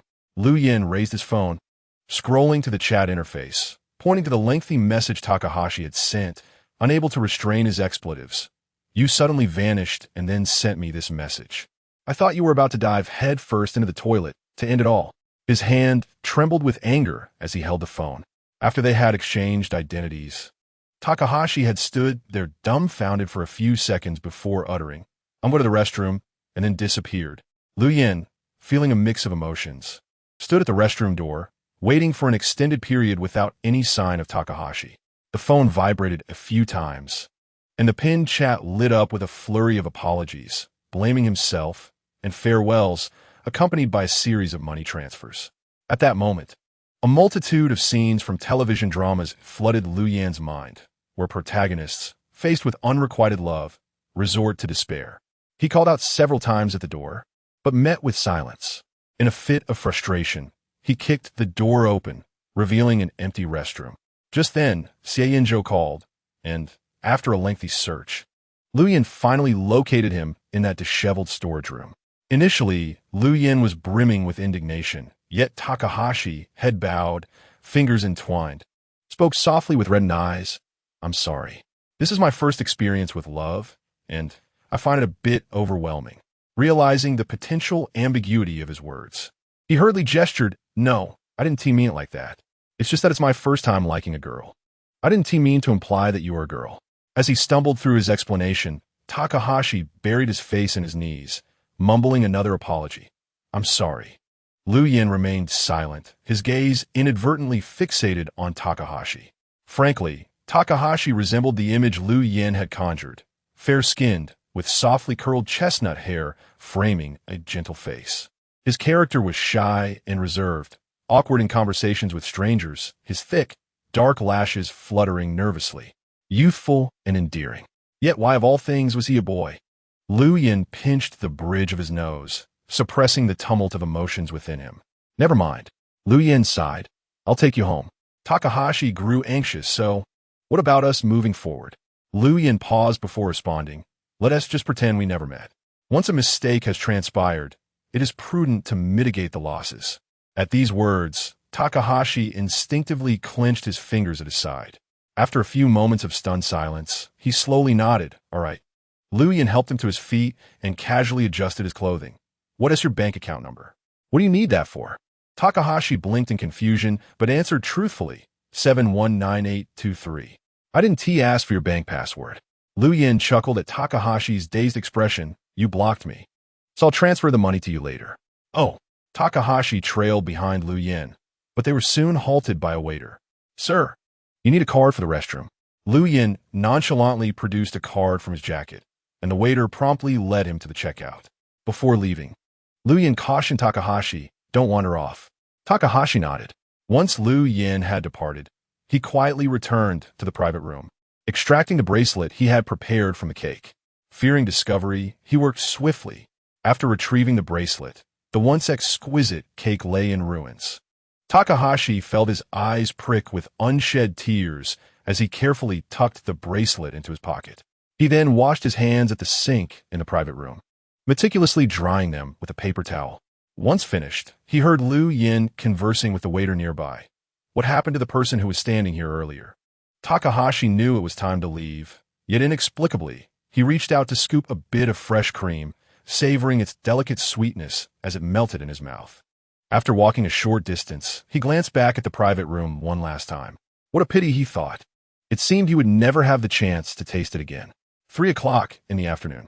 FT Club. Brilliant rays of light danced upon youthful faces. Lin Jiaxiu, having just finished discussing the midnight howls of wolves with a companion, turned to find Shen Yu bowing his head, engrossed in his phone. He reached out and patted Shen Yu's shoulder, leaning in to inquire, "Still worried about your little roommate? Didn't someone just call to say they had been returned safely?" He squinted at the screen, reading aloud, "A search for relatives." Shen Yu was perusing a message from a relative-finding website, which briefly stated that a couple in their 60s had a recollection and wished to meet him. Lin Jiaxiu, aware of Shen Yu's ongoing quest to locate his mother's family, felt a surge of excitement. "Someone has reached out to you? Are they related to your aunt? When will you meet?"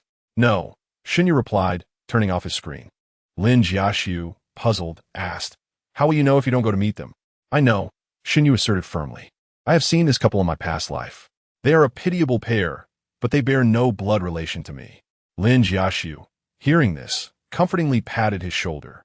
However, Shen Yu did not appear particularly disheartened. His mother had arrived at the Zheng family when she was 6, and apart from calling herself Fian, she knew nothing else. In an era devoid of surveillance, the difficulty of searching was to be expected. He had not found them in his previous life, and could only hope for the best in this one. "It's all right, you will find them. Don't be upset," Lin Jiaxiu said, wrapping an arm around Shen Yu and raising an eyebrow. "Since I've come to the city, shall we indulge in some local specialties?" "What specialties?" a voice inquired. "Male models," Lin Jiaxiu replied with a grin. "I just overheard a few girls saying they were looking for some. Would you like to join? I heard they can perform kissing." "Really?" The voice coldly retorted. Of course. Mid-sentence, Lin Jiaxu suddenly realized with horror that the speaker was not Shen Yu. He stiffly turned around to meet Xie Yanzhou's gaze, who was holding a glass of wine. Xie Yanzhou's lips curled coldly, his eyes regarding Lin Jiaxu, as if he were a cunning brothel keeper tempting someone into the depths of vice. In truth, Lin Jiaxu had never called for a male model and was aware that Shen Yu would not either. He was merely jesting. Yet, confronted by Xie Yanzhou, Lin Jiaxu defiantly remarked, "Are you already meddling in Shen Yu's entertainment?" Such possessiveness. Xie Yanzhou ignored him, his hand resting on the back of the sofa, discreetly entwining his fingers with Shen Yu's in a secluded corner unnoticed by others. After a few moments of silence, Xie Yanzhou's fingers glided along Shen Yu's hand, gripping it tightly. When Shen Yu glanced over, Xie Yanzhou, as if nothing were amiss, asked, "Do you want to go?" Although he posed the question, his eyes were filled with a silent command forbidding it. Shen Yu, feeling playful, tilted his head and asked, "What do you think?" "You don't want to?" Xie Yanzhou replied decisively. "Why not?" Xie Yanzhou lowered his gaze, studying him for a few seconds before suddenly smiling and leaning closer. His warm breath brushed against Shen Yu's ear, each word dripping with intimacy amidst the bustling surroundings. "I can bring you more joy than they can. You know that, don't you?" Chapter 61. Long time no see people pass by them, yet Xie Yanzhou spoke without restraint. After he finished, he stepped back slightly, raising an eyebrow, and observed Shen Yu with an air of anticipation, as if awaiting his reaction. Shen Yu's ears turned faintly crimson, capturing the triumphant smile in the other's eyes. Shen Yu curved his lips and leaned closer to whisper in Xie Yanzhou's ear. Such matters can only be discerned through comparison. In an instant, Xie Yanzhou's defenses crumbled. "Do you wish to measure me against others?" he retorted, tightening his grip and gritting his teeth before managing to utter a threatening statement. "I will annihilate them." Shen Yu could not help but chuckle, reaching out to ruffle his hair. Though Xie Yanzhou's expression remained sour, he slightly bent his body, obediently allowing Shen Yu to tousle his hair. As he lowered his gaze, he caught the terrified eyes of Lin Jiaxu beside him, and with a raised eyebrow, he exuded a provocative air. Lin Jiaxu was taken aback, realizing that his intentionally irritating words had become part of their affectionate display, cursing Xie Yanzhou for his shamelessness inwardly.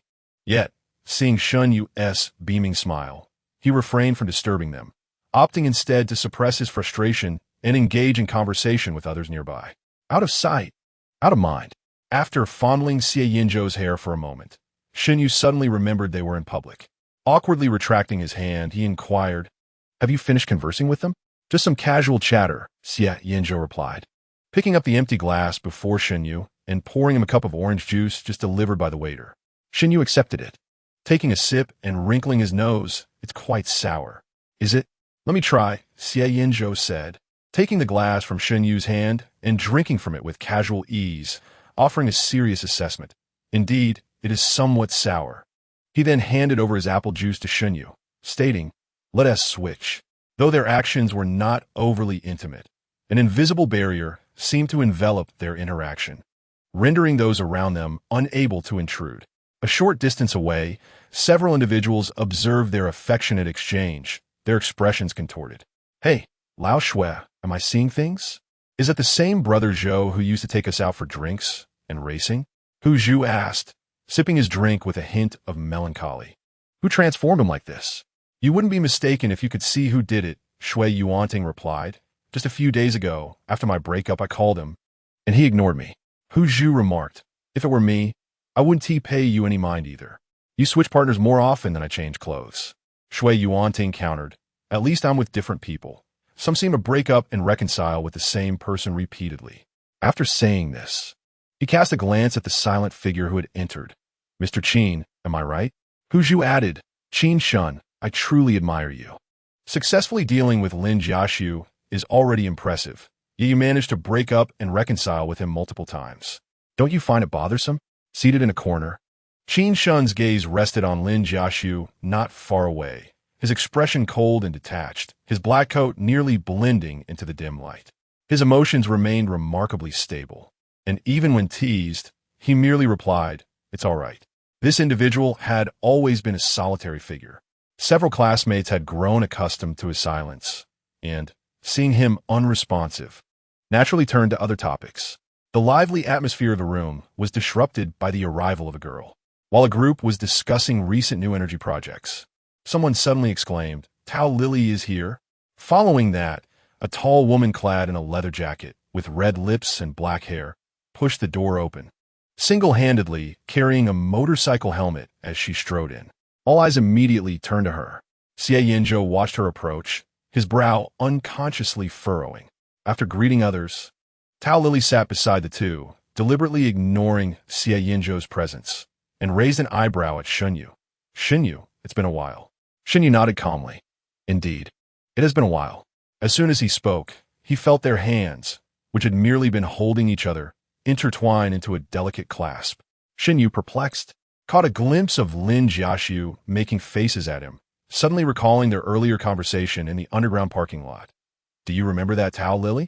At the gathering in our sophomore year, after you praised her beauty, she received the CF Family Scholarship and went abroad for an exchange program within half a month." Shen Yu turned to look at Tao Lily, who was also gazing at him with a somewhat complicated expression. To be honest, Shen Yu had rarely interacted with girls throughout his life, his focus primarily on battling with Xie Yanzhou.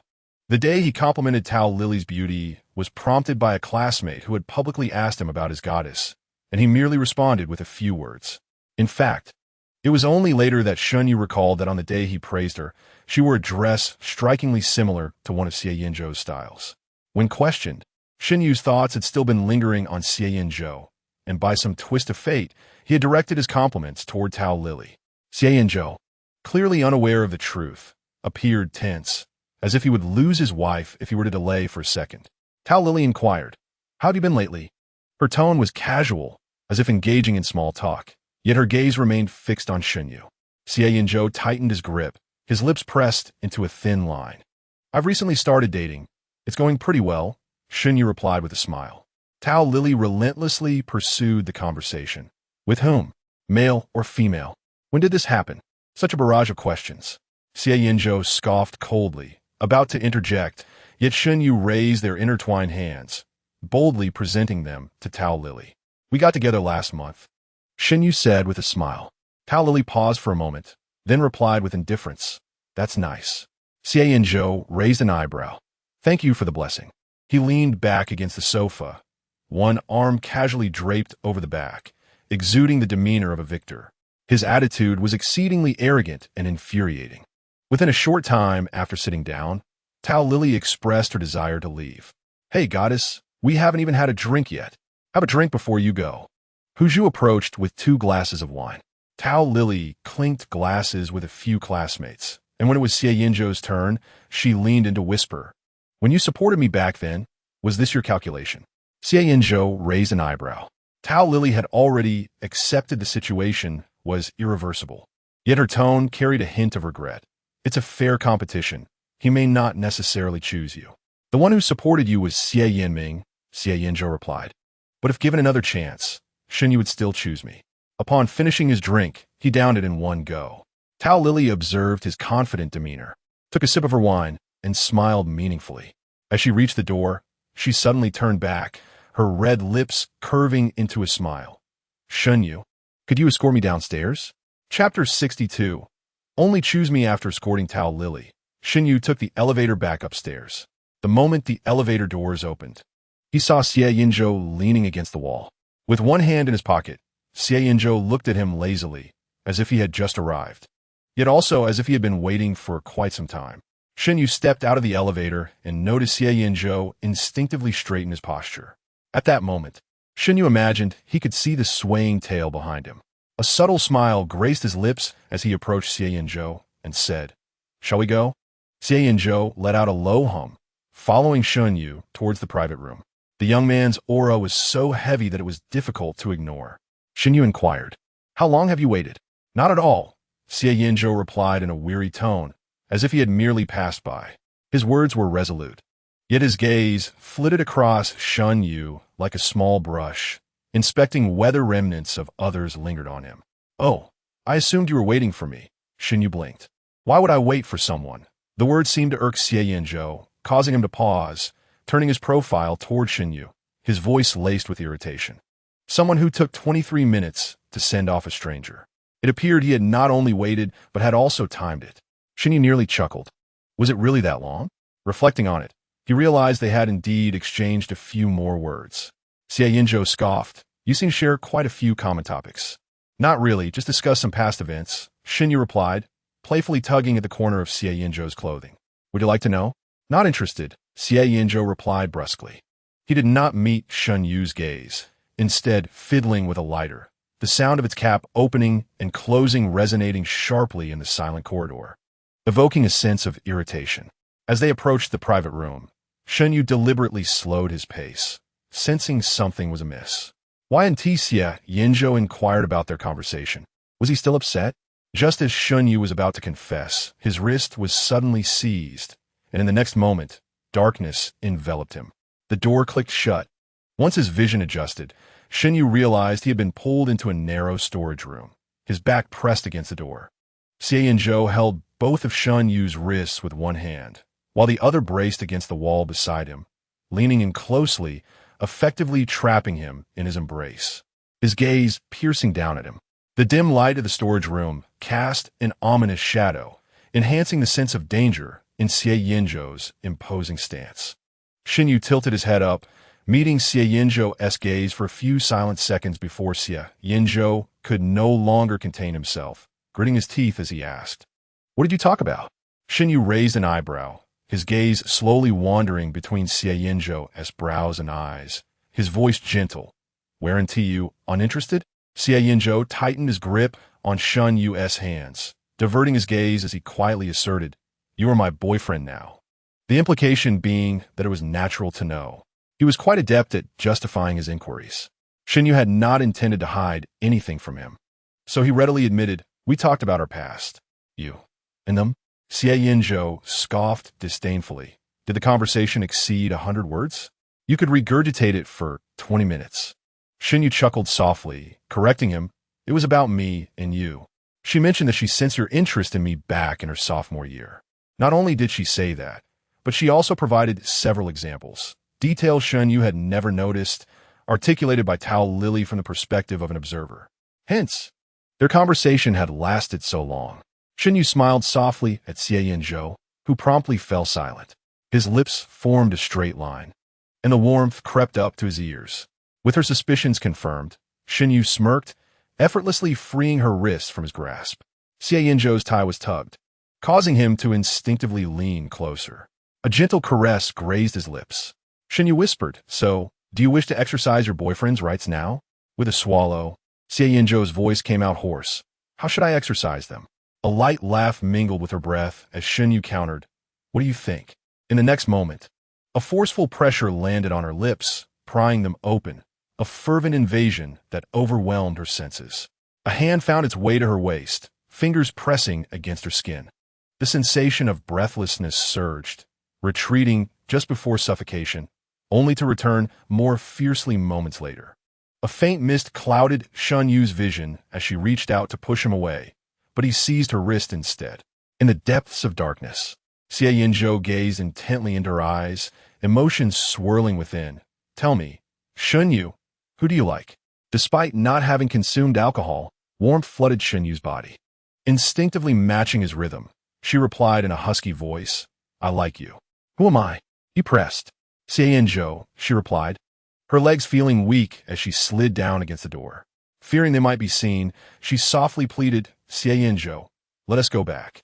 Before she could finish, he swept her into his embrace, continuing.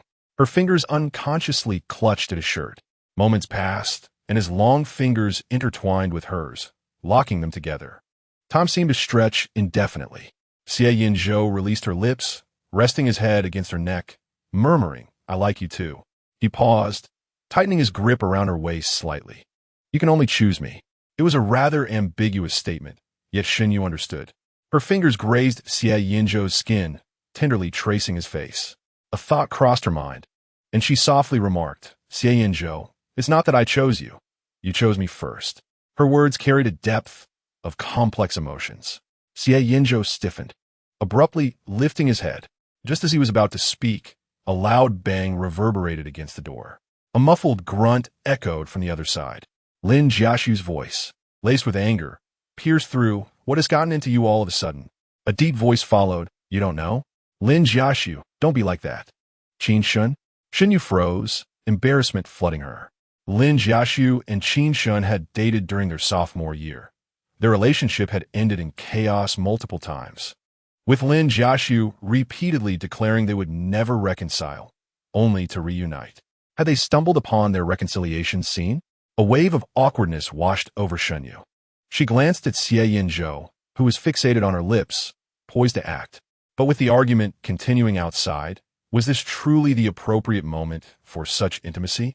Shen Yu swiftly covered Xie Yanzhou's mouth, her eyes issuing a warning. Yet, she felt the softness of his lips beneath her fingers. Startled, she withdrew her hand. Her cheek flushed from his actions. Xie Yanzhou could sometimes be excessively bold. The conversation outside persisted, adding to the tension.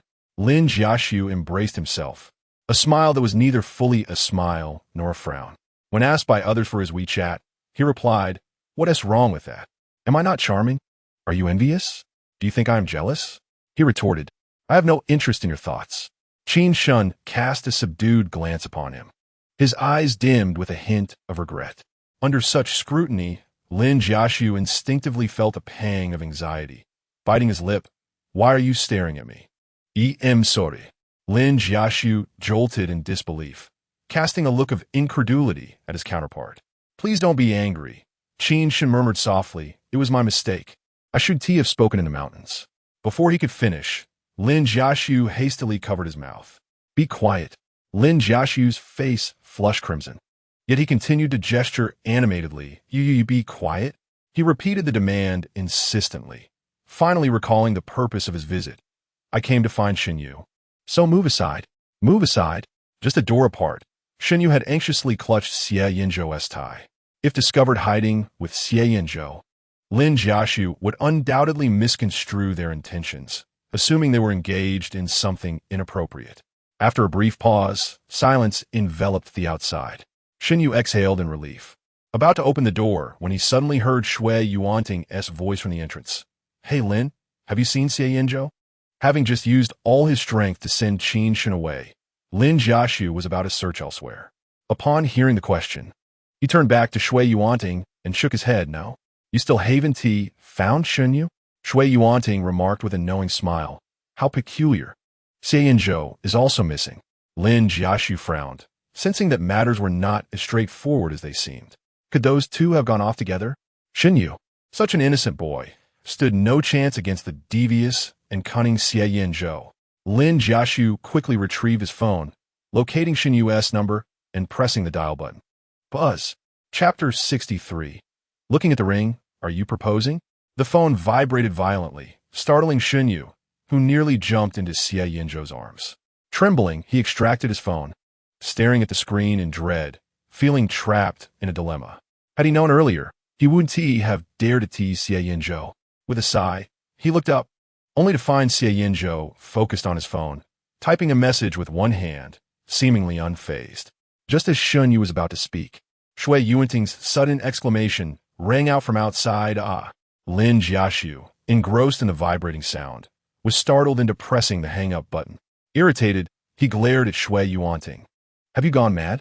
I suddenly need to use the restroom," Xie Yanzhou replied, hunched over, clutching his stomach in agony. "Could you take me?" Lin Jiaxu was left speechless.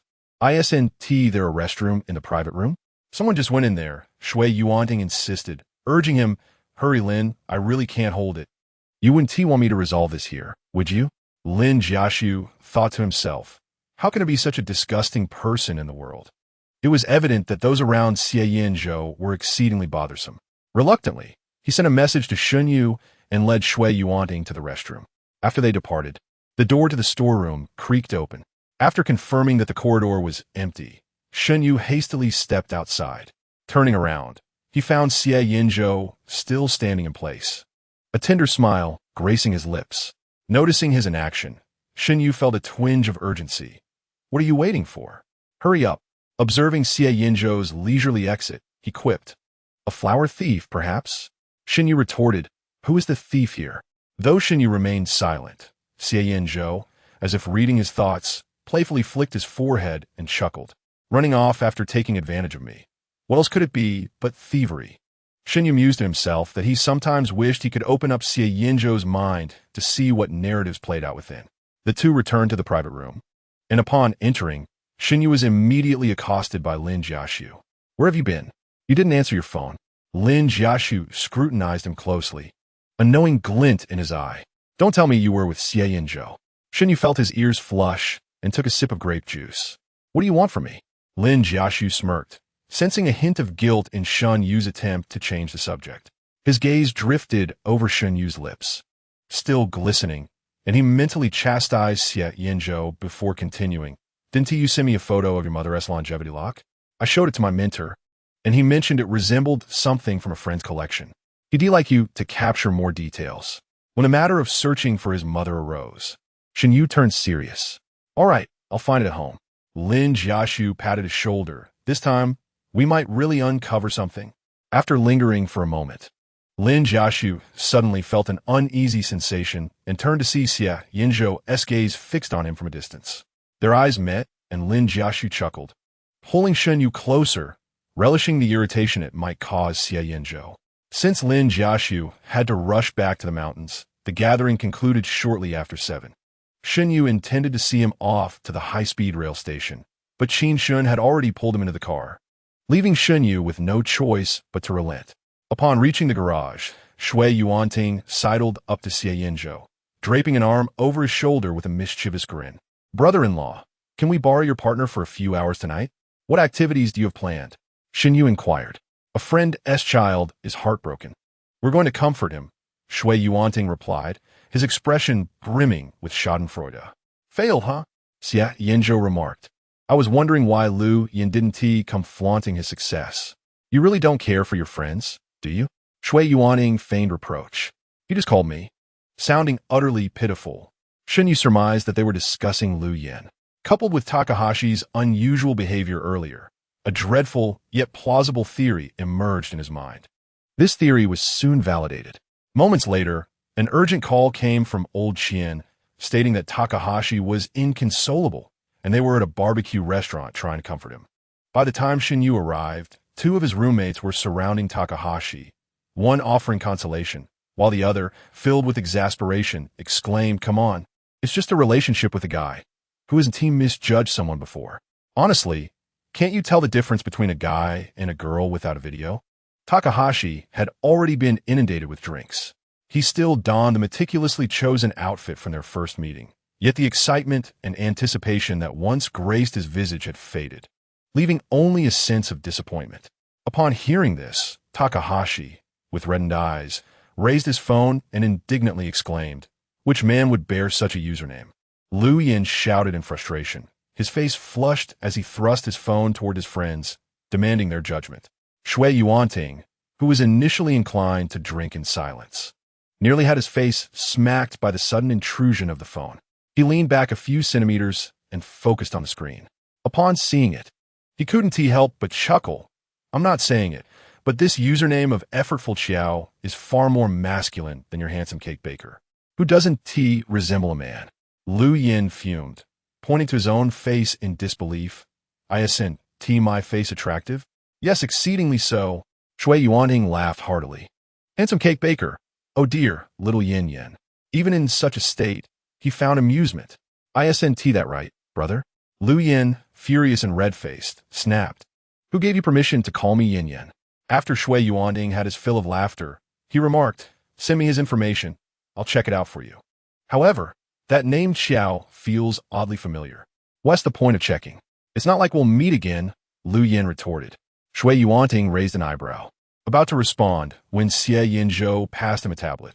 On the screen was the homepage of a gaming content creator. "Does Qiao not like cats?" Shui Yuanting squinted. "Wait a minute. Isn't this the content creator we collaborated with? Could this be Takahashi?" Xie Yanzhou regarded him with an expression of disbelief. "What do you think?" The username Effortful Qiao glaringly adorned Takahashi as homepage updates, yet Lu Yin, who never followed streamers, was entirely oblivious. Shui Yuanying stroked his chin, while Lu Yin, "You've landed quite the catch." I remember his personality being rather pleasant. The girls from our company had spoken highly of him. Scram, Lu Yin swatted his hand away. "What are you even talking about? I'm straight." Shui Yuanying shrugged, seeing Lu Yin's mood calm. He refrained from further persuasion and discussed the promotion of their new game with Xie Yanzhou. Midway through their conversation, Shui Yuanying felt a thirst. As he turned to fetch water, he noticed Lu Yin engrossed in the tablet, intently watching something. Approaching closer, he discovered that Lu Yin was watching Takahashi's video. Shui Yuanying clicked his tongue. "You straight men really enjoy sneaking around watching male videos, don't you? Oh, you even hit the follow button?" Lu Yin jumped in surprise, nearly leaping from his seat. Covering the screen with one hand, his handsome face flushed crimson. He stammered, "What's it to you? Are you so easily provoked by a mere statement of fact?" Shui Yuanying crossed his arms, leisurely continuing, "If you have even a slight interest in him, why not reach out? I've told you, I'm straight." Lu Yin retorted, "With so many fans and admirers, if you don't seize the opportunity, someone else will." Shui Yuanying raised an eyebrow. "He is quite popular, you know." Lu Yin paused for 2 seconds, his tone disgruntled. "You, with relationships lasting no more than 3 months. Dare to give me advice?" Noticing his stubbornness, Shui Yuanying shrugged and returned to his seat with the water. Just as he settled down, he saw Xie Yanzhou intently staring at his phone, his brow furrowed. Curiosity piqued, Shui Yuanying leaned closer. The screen was filled with ring designs that nearly blinded him. Shui Yuanying's expression turned complex. "What are you looking at rings for? Are you proposing?" Chapter 64. Reporting to my wife, Xie Yanzhou flipped his phone face down on the table, pausing momentarily before languidly asserting, "Is not me." Shui Yuanying, unconvinced, retorted, "Then what about this? The anniversary of my parents' wedding is approaching, and she has ordered a new ring, asking for my opinion." Xie Yanzhou, maintaining a calm demeanor, explained, "That startled me." The staunch anti-marriage advocate Shui Yuanying patted his chest, remarking, "I told you, you've only been dating for a short while. How could you even consider marriage?" Xie Yanzhou took a sip of his drink and redirected the conversation. "Are we still discussing this? If not, I'll take my leave." Let us talk. Let us talk," Shui Yuanying insisted, firmly pressing down on Xie Yanzhou's shoulder as he handed over the tablet, revealing the planning proposal, imploring the esteemed investor for guidance. Xie Yanzhou propped his chin on one hand, too indifferent to take the tablet, instructing Shui Yuanying to flip through the pages. Shui Yuanying felt a twitch at the corner of his mouth, struggling to suppress the urge to smack the tablet against Xie Yanzhou's face. His irritation was palpable. It was exceedingly vexing. The young master was typically busy, with Shui Yuanying often managing their gaming company, engaging only in discussions regarding major decisions. This time, following the successful public beta of their game, Xie Yanzhou ought to have been uninvolved. However, recently, Xie Yanzhou had been reveling in a romantic whirlwind, seemingly transformed into an octopus clinging to Shen Yu, neglecting their business in favor of personal pursuits, treating Shui Yuanying merely as a tool. Particularly so earlier, when Xie Yanzhou had sneaked off with Shen Yu into the supply room for some clandestine mischief, instructing him to distract Lin Jiaxu. Shui Yuanying would never forget the disdainful expression Lin Jiaxu wore upon seeing him emerge from the restroom, as if he were a revolting blob of mucus. It was the first time in his life Shui Yuanying had been subjected to such a look. He felt as though he might shatter. Recalling it once again felt like being torn apart. Shui Yuanying resolved that he must pour a few drinks for Xie Yanzhou tonight. Otherwise, he would be remiss in acknowledging his own suffering. After concluding their business, Xie Yanzhou glanced at his watch and leisurely rose, stating, "I'll take my leave first." "Where are you going?" Shui Yuanying intercepted him. "It's only 9 o'clock. Are you leaving already? Didn't you promise to stay with your brother?" Xie Yanzhou cast a glance at Lu Yin, who had been fixated on videos of his online girlfriend ever since discovering her identity. He sat in a corner, frowning intently at the screen. Appearing to have encountered something amusing, Lu Yin smirked briefly, but then seemed to recall something, suppressing his smile and furrowing his brow as he tossed his phone aside. A few moments later, he retrieved his phone, unlocked it, and resumed watching the video where he had left off. Xie Yanzhou raised an eyebrow, commenting, "What is so enjoyable about keeping company with a fool?" Xie Yanzhou thought to retort, but at that moment, Lu Yin's behavior indeed resembled that of a simpleton. As Xie Yanzhou began adjusting his cuffs and preparing to depart, Xie Yanzhou approached and pulled Lu Yin to the table, suggesting, "It's been a while since we gathered. Let us drink together while Lu Yin is heartbroken."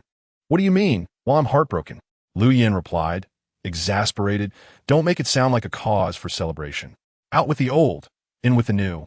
This is your opportunity to embrace new beginnings," Xie Yanzhou countered, his rhetoric capable of turning black and white on its head. "Isn't this a good thing?"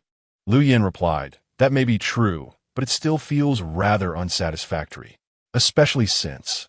When Xie Yanzhou uttered his previous remark, Lu Yin's mind briefly recalled the afternoon he spent sharing a ride with Takahashi.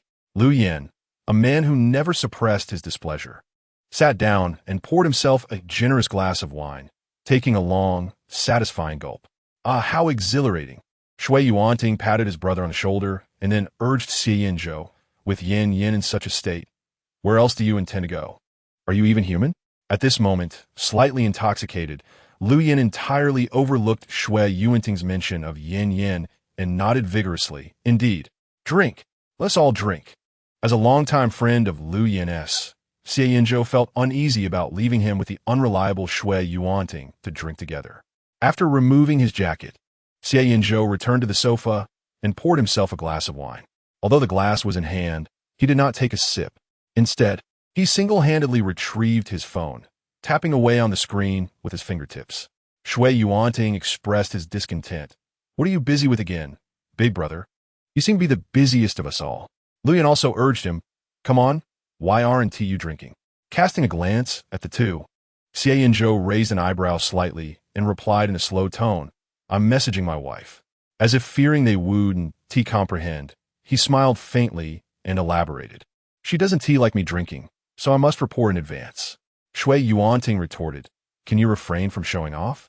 This isn't a fashion runway." Meanwhile, Shen Yu was assisting his roommate in carrying Takahashi back to the dormitory when he received a text from Xie Yanzhou, requesting permission to drink a few tonight. Shen Yu was taken aback that Xie Yanzhou would send a message requesting such. He had previously only advised him to drink less, not to abstain entirely. Shen Yu typed back, "Go ahead, no need to request next time." Xie Yanzhou replied in an instant, "You are the leader. If I don't request it from you, whom should I approach?" Shen Yu bit his lip, a blush creeping to his cheeks, and slowly typed a response. "Then the leader grants approval." Received. Xie Yanzhou then sent a cute rabbit emoji, standing at attention. Upon seeing this, Shen Yu couldn't help but smile. It was hard to believe that the seemingly stoic and cool guy had such an affinity for sending rabbit emojis in private. However, Shen Yu had no intention of revealing this to anyone. It was a delightful contrast that he wished to keep to himself. Putting away his phone, he noticed Takahashi had, under old Qian's orders, taken off his jacket and was sluggishly crawling into bed. Typically quiet, Takahashi became even more dazed after drinking, resembling a simple-minded little robot, doing whatever he was told. Old Qian, before heading out to stay with his girlfriend, warned Takahashi, "Old gal, don't even think about getting up during the night." "Do you hear me?" Curious, Takahashi sat up. "Can I go down now?" Their dormitory had beds raised above desks. Shen Yu pointed to the ladder connecting the bed to the floor and remarked, "If you fall down, the three of us will be applying for graduate school." Takahashi, unsure if he understood, was clearly startled, quickly wrapping himself in his blanket and remaining completely still. Old Zhao chuckled, "Wow, brother Yu is impressive. One sentence, and you've scared him into submission." Shen Yu smiled, contemplating that Xie Yanzhou would likely be out late, and with nothing else to do, he decided to pass some time in the dormitory before heading out to meet Xie Yanzhou. After exchanging a few words with old Zhao, Shen Yu pulled a book from his shelf to read. Time always seems to pass swiftly while immersed in reading. As Shen Yu reached a third of the way through, his phone vibrated. Glancing at the screen, he saw it was a call from Xie Yanzhou. There was still some time until midnight. On the other end, Lu Yin was clearly inebriated, slurring his words as he called out, "Hello, is this sister-in-law?" "It's me." Shen Yu inquired, "Have you finished?" "No, not yet. But Xie Yanzhou has had too much to drink and has passed out." Lu Yin replied, chuckling, "I knocked him out. Impressive, right?" Quite the feat indeed, quite impressive. Shen Yu responded with amusement. Where are you? Lu Yin fell silent, mumbling about his own prowess, claiming to excel in games, drinking, and everything else. He reiterated that he was not a girl, as if he had merely called to boast. Shen Yu found this both exasperating and amusing. A few moments later, the call was taken over by another person. Xie Yanzhou was quite sober, clearly articulating an address. Sister-in-law, come pick us up. The place where the three were drinking was not far from Jing University, just a 10-minute journey, and Shen Yu arrived swiftly. Upon entering the private room, he found Lu Yin and Xie Yanzhou still drinking. Xie Yanzhou was lounging on the sofa, his hand dangling over the armrest. His collar was loose, revealing the elegant curve of his neck and the pale clarity of his collarbone. Even inebriated, he exuded an alluring demeanor. As Shen Yu approached, shadows fell over Xie Yanzhou. Sensing something, Xie Yanzhou opened his eyes. Chapter 65. A man 3 parts drunk, performing until you weep with his narrow eyes slightly narrowed. Xie Yanzhou gazed up at Shen Yu from his reclined position. His dark eyes were profound.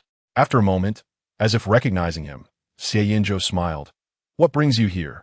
I came to take you home, Shen Yu replied, reaching out to tousle Xie Yanzhou's hair. Xie Yanzhou tilted his head slightly, causing Shen Yu's hand to glide from his head to the side of his face. His fingers gently caressed Xie Yanzhou's cheek.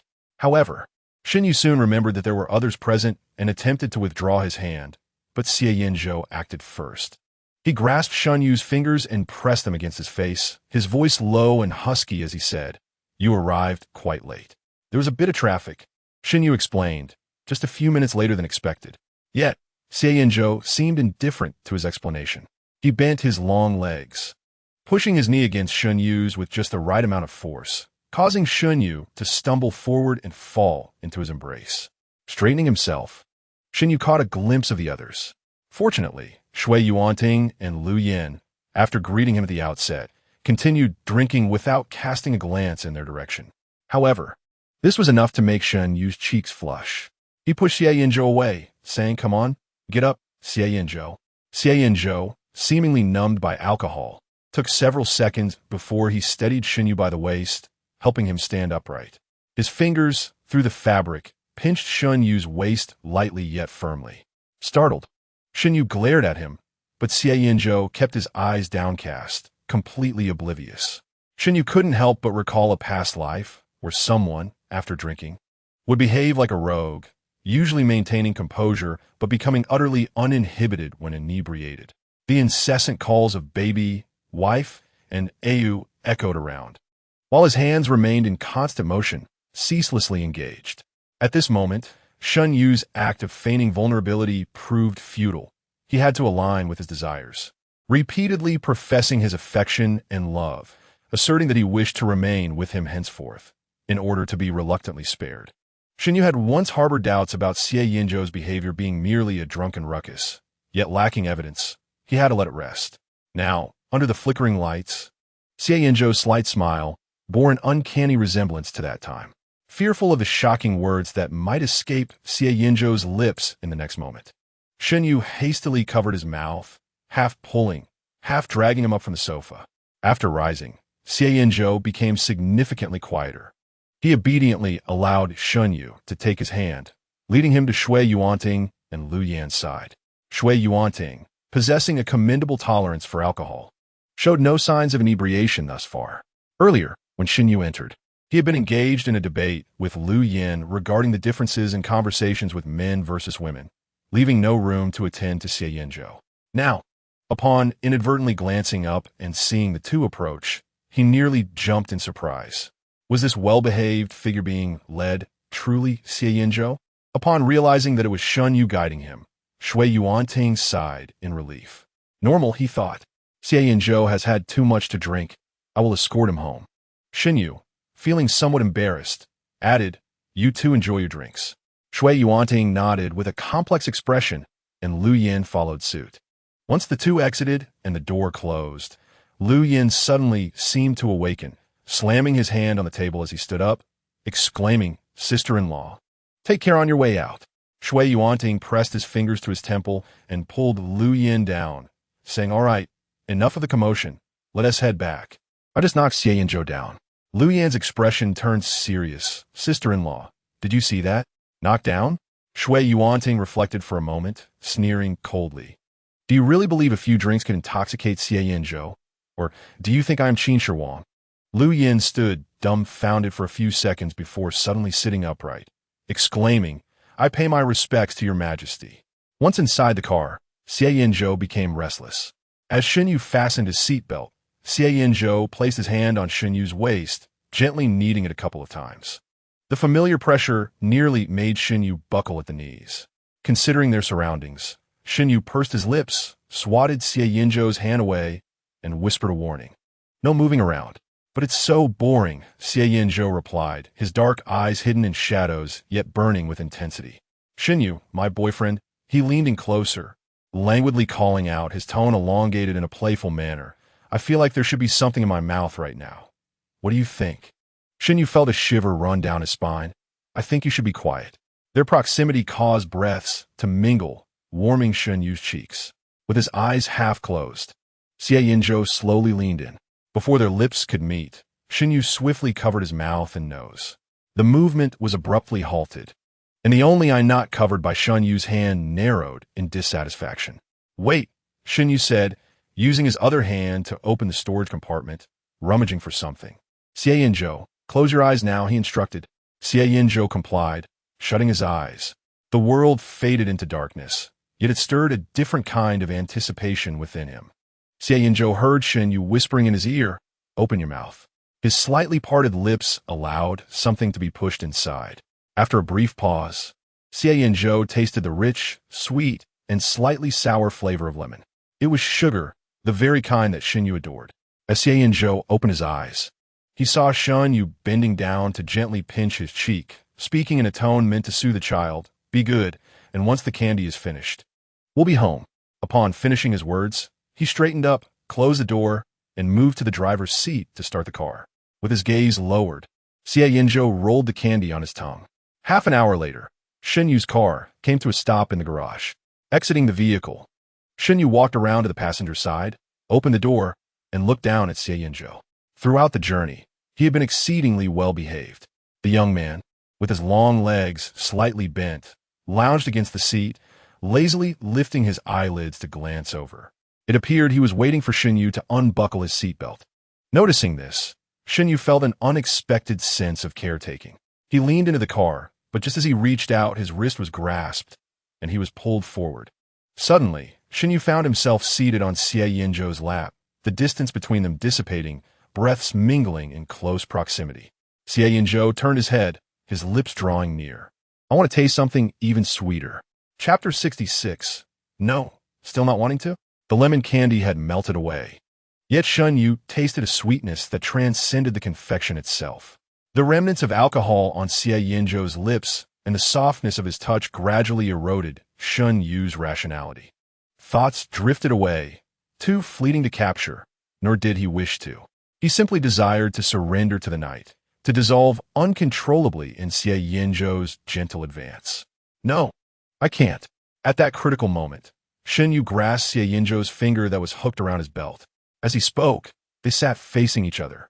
Shen Yu's knees pressed against either side of Xie Yanzhou's legs, one hand resting on his shoulder, the other pinning down his hand.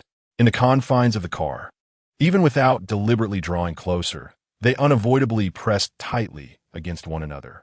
With the cadence of their dialogue and the rise and fall of their breaths, their skin grew increasingly warm. Xie Yanzhou did not respond immediately. Instead, he gazed up at Shen Yu in the dim light. He stared for a long time, long enough for Shen Yu to purse his lips and inquire what he was looking at. Are you drunk? Unable to endure Xie Yanzhou's gaze, Shen Yu turned his face away and softly murmured, Stop looking. Why can't I look? Xie Yanzhou replied quietly, elongating his final syllable. My boyfriend is handsome. Why can't I look? The exchange felt remarkably familiar. Shen Yu unexpectedly recalled a recent moment when he had sat in the passenger seat of Xie Yanzhou's car, staring at him until he blushed, secretly amused while maintaining a facade of calmness to remark, You look good, my fiancé, only to witness Xie Yanzhou's face turn even redder. At that time, he had felt quite justified. Now, His own cheeks burned with embarrassment. Shen Yu gradually realized that in some aspects, he was utterly outmatched by Xie Yanzhou. While he merely observed, Xie Yanzhou would act upon his observations. Even after it all, he would still embrace him, turning the tables and saying things like, "You've done this to me. You owe me, do you hear?" Such words were utterly shameless. Shen Yu felt a pang of inadequacy. His waist seemed to ache with phantom pain. Turning his face away, he sought to evade the moment. Yet his words betrayed concern for Xie Yanzhou. "You seem drunk. This isn't the place for that. Let's talk about it when we get home. Is it impossible, or simply an unwillingness?" Xie Yanzhou suddenly inquired. Shen Yu was momentarily taken aback. In that instant, Xie Yanzhou seized his waist with one hand, forcefully pressing him down, shattering any chance of escape. "In the past, they had referred to you as the academic prodigy." A faint smirk played upon Xie Yanzhou's lips, his laughter both carefree and mischievous. "Why not enlighten me on the distinction between these two terms?" Shen Yu's spine stiffened. At that moment, Xie Yanzhou resembled a feral beast unleashed from its confines. While he felt like the prey being scrutinized, with no avenue for retreat, he found himself entirely at the mercy of his captor. Was Xie Yanzhou truly this fearsome in a previous life? Or had he always possessed this side, merely concealing it from Shen Yu? Shen Yu was uncertain and reluctant to ponder further. In the presence of Xie Yanzhou, he had never desired to flee. Their gazes locked. Shen Yu had to concede that Xie Yanzhou's understanding of him surpassed his wildest imaginings. He was by no means resistant. Deep within, he found himself yearning to descend into oblivion alongside Xie Yanzhou, whether in tenderness or fervor.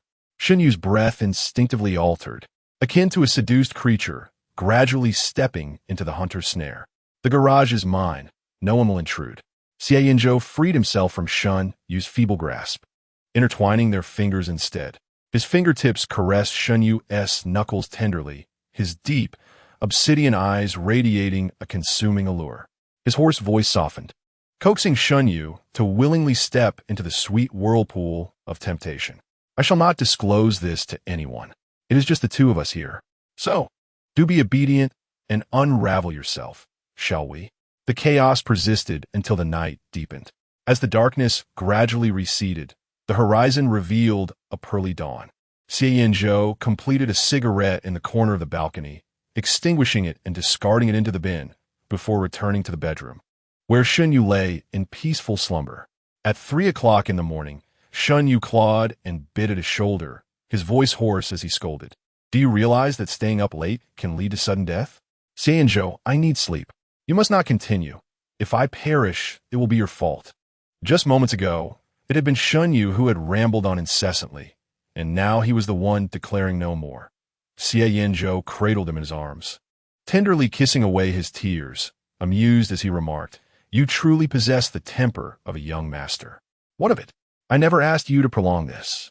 Shen Yu, perhaps fueled by frustration, bit him again on the chin, his fingers weakly scratching at Xie Yanzhou's arm. "I speak only the truth. It's all your fault." With tear-kissed lashes blinking, he incoherently lamented, "My back aches terribly. Dawn is approaching, and I must attend a meeting at Tianheng tomorrow. How can I go to work like this?" Shen Yu, resembling an irate little beast, butted his head against Xie Yanzhou's shoulder. Xie Yanzhou raised an eyebrow, clearly recognizing the fatigue and exhaustion in Shen Yu's speech, which was more disordered than that of an inebriated individual. "I've rescheduled the meeting for this afternoon. I will assist you with the other tasks." Xie Yanzhou lifted Shen Yu, heading towards the elevator, unconsciously softening his tone to soothe him. "Is that acceptable? Do I need your help?" "I can manage on my own," Shen Yu mumbled, seeking a comfortable position in Xie Yanzhou's embrace, closing his eyes. "I do not wish to engage with you right now." All right. Xie Yanzhou smiled, apologizing for his mistake. Shen Yu fell silent, seemingly affected by his harshness. After ascending the stairs, Xie Yanzhou glanced down, discovering that the person in his arms had already succumbed to slumber. Having taken a shower, he had also attended to Shen Yu's basic needs.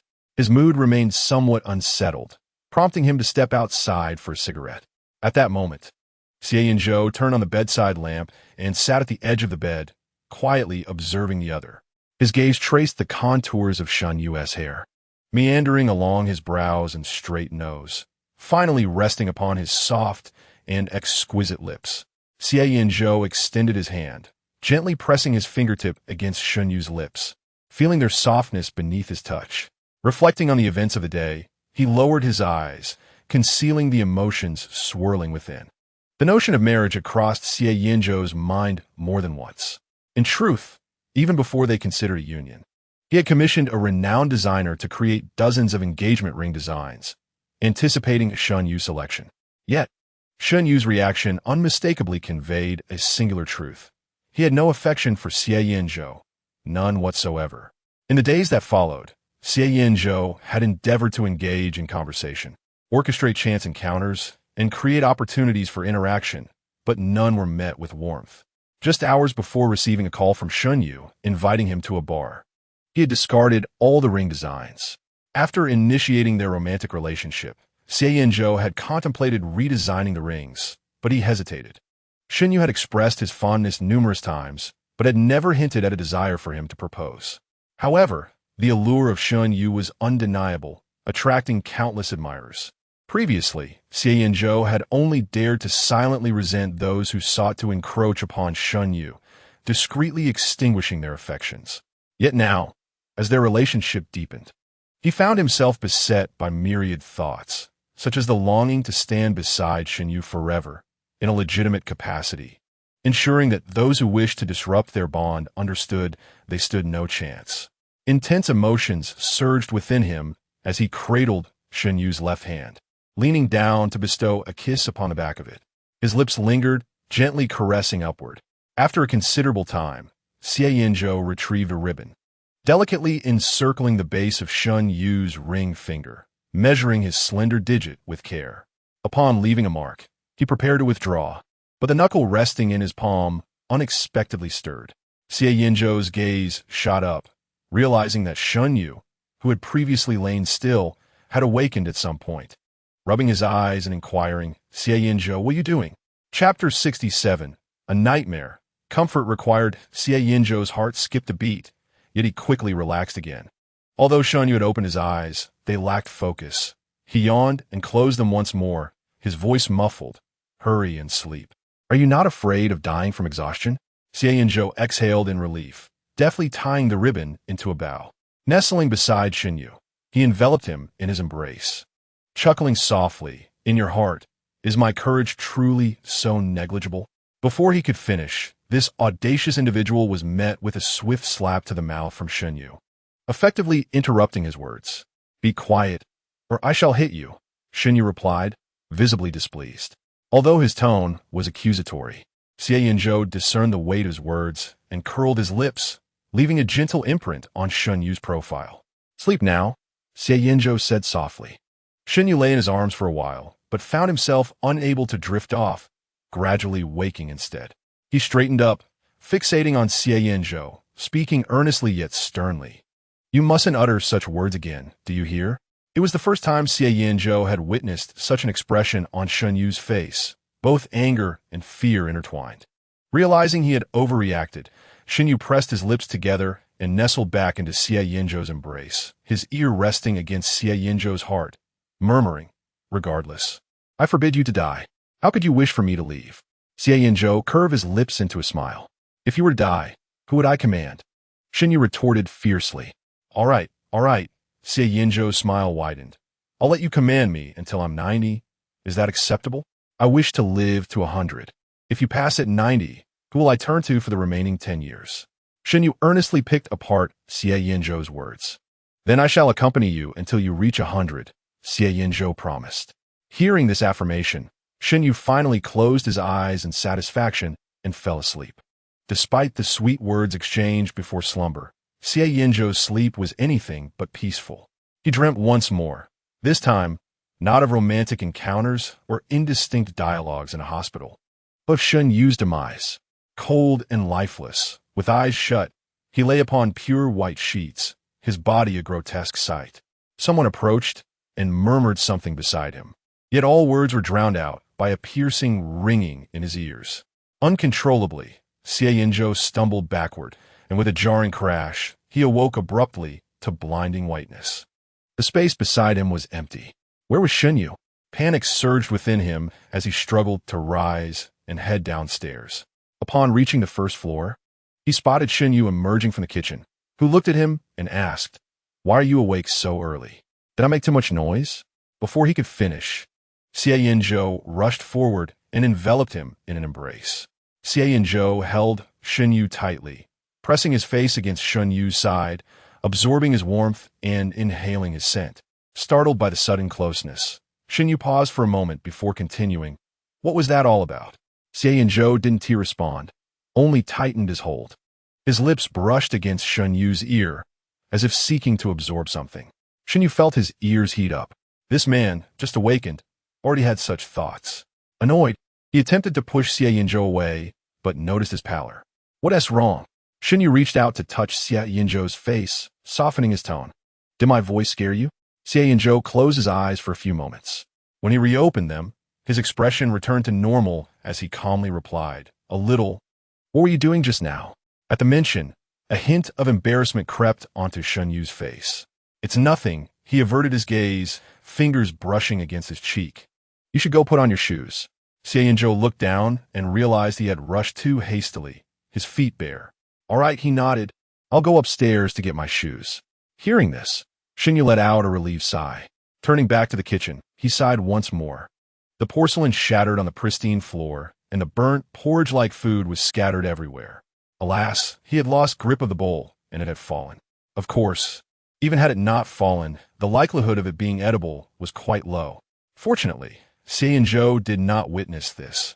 Otherwise, he would undoubtedly be the subject of ridicule. Shen Yu furrowed his brow in distress, intending to grab a broom and tidy up. Yet before he could turn around, he heard Xie Yanzhou's voice beside him. "Are you cooking?" Startled, Shen Yu spun around to glare at Xie Yanzhou. "Why haven't you left?" "I was curious about what you were making," Xie Yanzhou replied, raising an eyebrow and smiling playfully. No wonder Shen Yu was so anxious. It appeared he was attempting to prepare a heartwarming breakfast. How could he have seen it?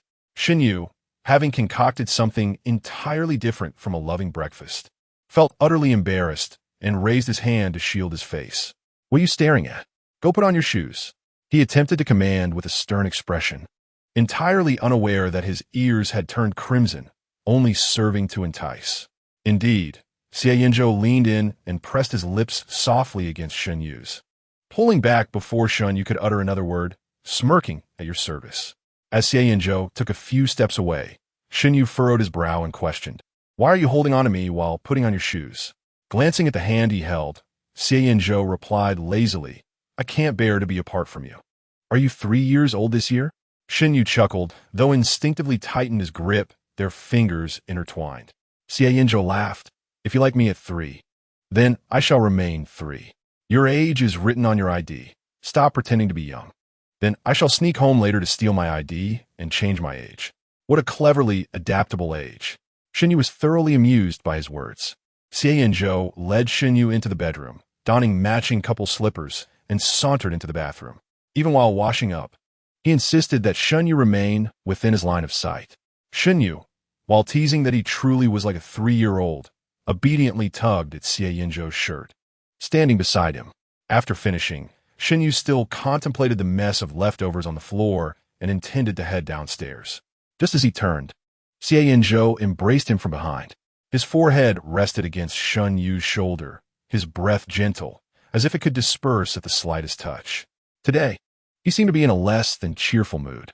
Shen Yu turned to embrace him, asking, "What's wrong?" Xie Yanzhou wrapped his arms around Shen Yu, burying his face in his neck. After a long pause, a muffled voice emerged. "I had a nightmare." Chapter 68. "I prefer the virtuous Shen Yu," inquired. What was the nightmare about? His hand gently caressed Xie Yanzhou's back, stroke by stroke, akin to grooming a large dog. Xie Yanzhou's brow furrowed tightly as he held Shen Yu even closer, his voice strained. "I don't want to talk about it." He wished to avoid mentioning it, and even more so to recall it. Everything in the dream felt too real. So real that even the mere act of reminiscing would send chills through his limbs. Only by holding Shen Yu like this, feeling his vibrant presence, could Xie Yanzhou's panic begin to dissipate. A gentle touch graced the top of his head. Seeing that Xie Yanzhou was reluctant to speak further, Shen Yu refrained from pressing him.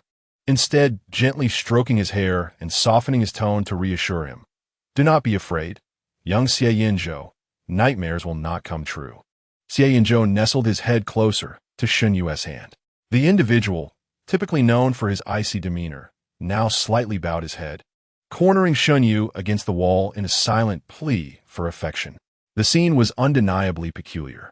Yet, Xie Yanzhou remained oblivious, narrowing his eyes in discontent when Shen Yu paused. Why did you stop? After several minutes of tender caresses, Shen Yu's hand grew weary, and he tentatively inquired, Are you feeling any better? Not yet, Xie Yanzhou replied, lifting his gaze to meet Shen Yu's. Is your hand tired?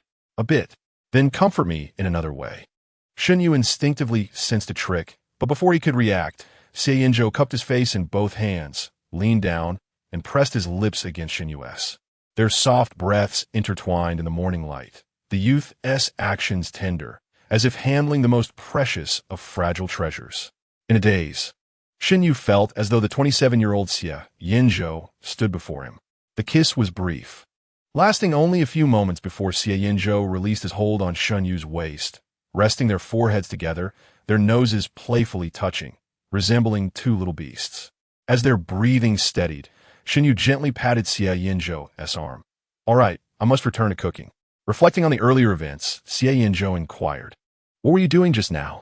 Kanji, Shen Yu replied, clearly recalling the chaos, his voice dwindling, century egg and lean meat kanji.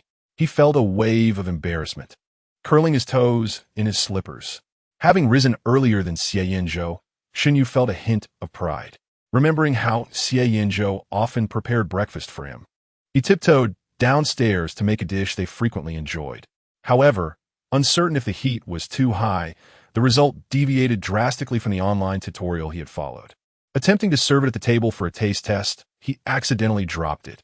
For someone who had always strived for perfection in his 20-plus years, Shen Yu felt mortified as the air thickened with silence. Xie Yanzhou broke the tension, asking, Do you have more ingredients? Shen Yu nodded, Yes.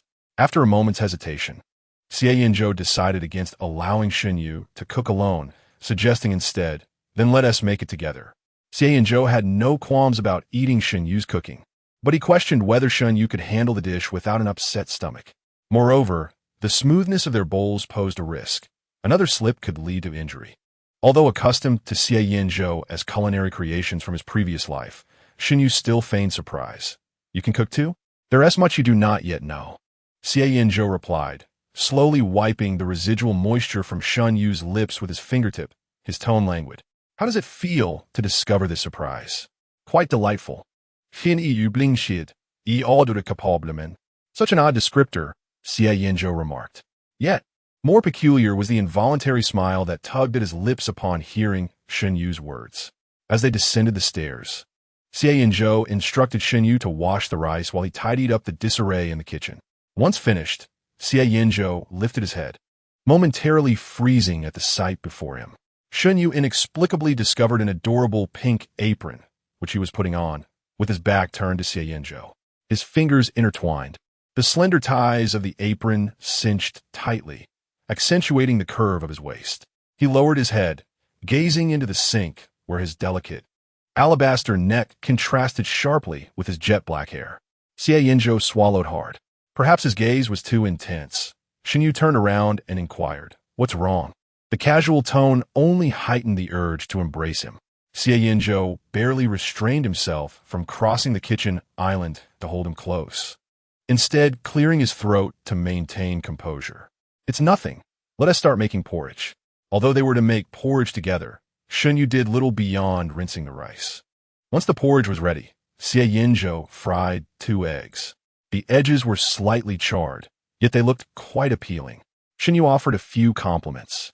Seated across from Xie Yanzhou as he scooped a spoonful of porridge, Xie Yanzhou felt inexplicably anxious. How is it? Shen Yu generously praised. It's exceptionally delicious. If my father knew how capable his daughter-in-law is, he would surely be overjoyed.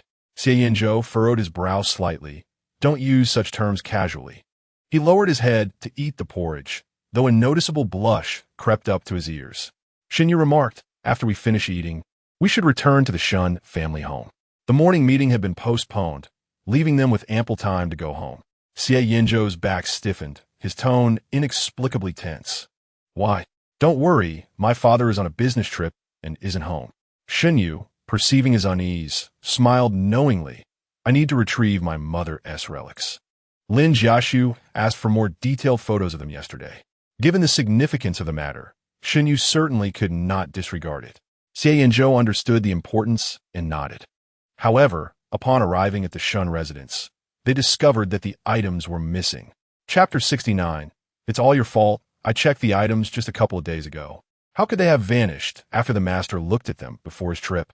Old Li, the butler, rummaged through the safe in the study, repeatedly counting the boxes, opening and closing them. Yet, no matter how many times he looked, the box containing the longevity lock remained empty. Wiping the sweat from his brow with a handkerchief, he cast a wry smile at Shen Yu and Xie Yanzhou, who stood beside him. Half an hour ago, the two had arrived, inquiring about the late Madame Shen's longevity lock. The lock, made of jade, was said to have been worn by Madame Shen when she was rescued by old Master Zheng, and she had brought it with her when she married. While she was alive, Madame Shen had discreetly sought the expertise of several appraisal masters in hopes of finding her family, but to no avail. Later, after giving birth to Shen Yu, she had put it away. In the past, when Shen Yu played with children from several relatives' families, Shen Qian would often say it was an antique and forbade them from touching it. Old Li recalled the odd patterns carved into the piece, which, though unattractive, he understood to be a vessel of deep emotional significance rather than mere material value. Having worked here since Shen Qian's marriage, he had watched Shen Yu grow up and was naturally aware of Shen Yu's ongoing efforts to locate Madame Shen's family. When he saw the two of them today, he felt genuinely happy for them. Yet when the safe was opened, the items were gone.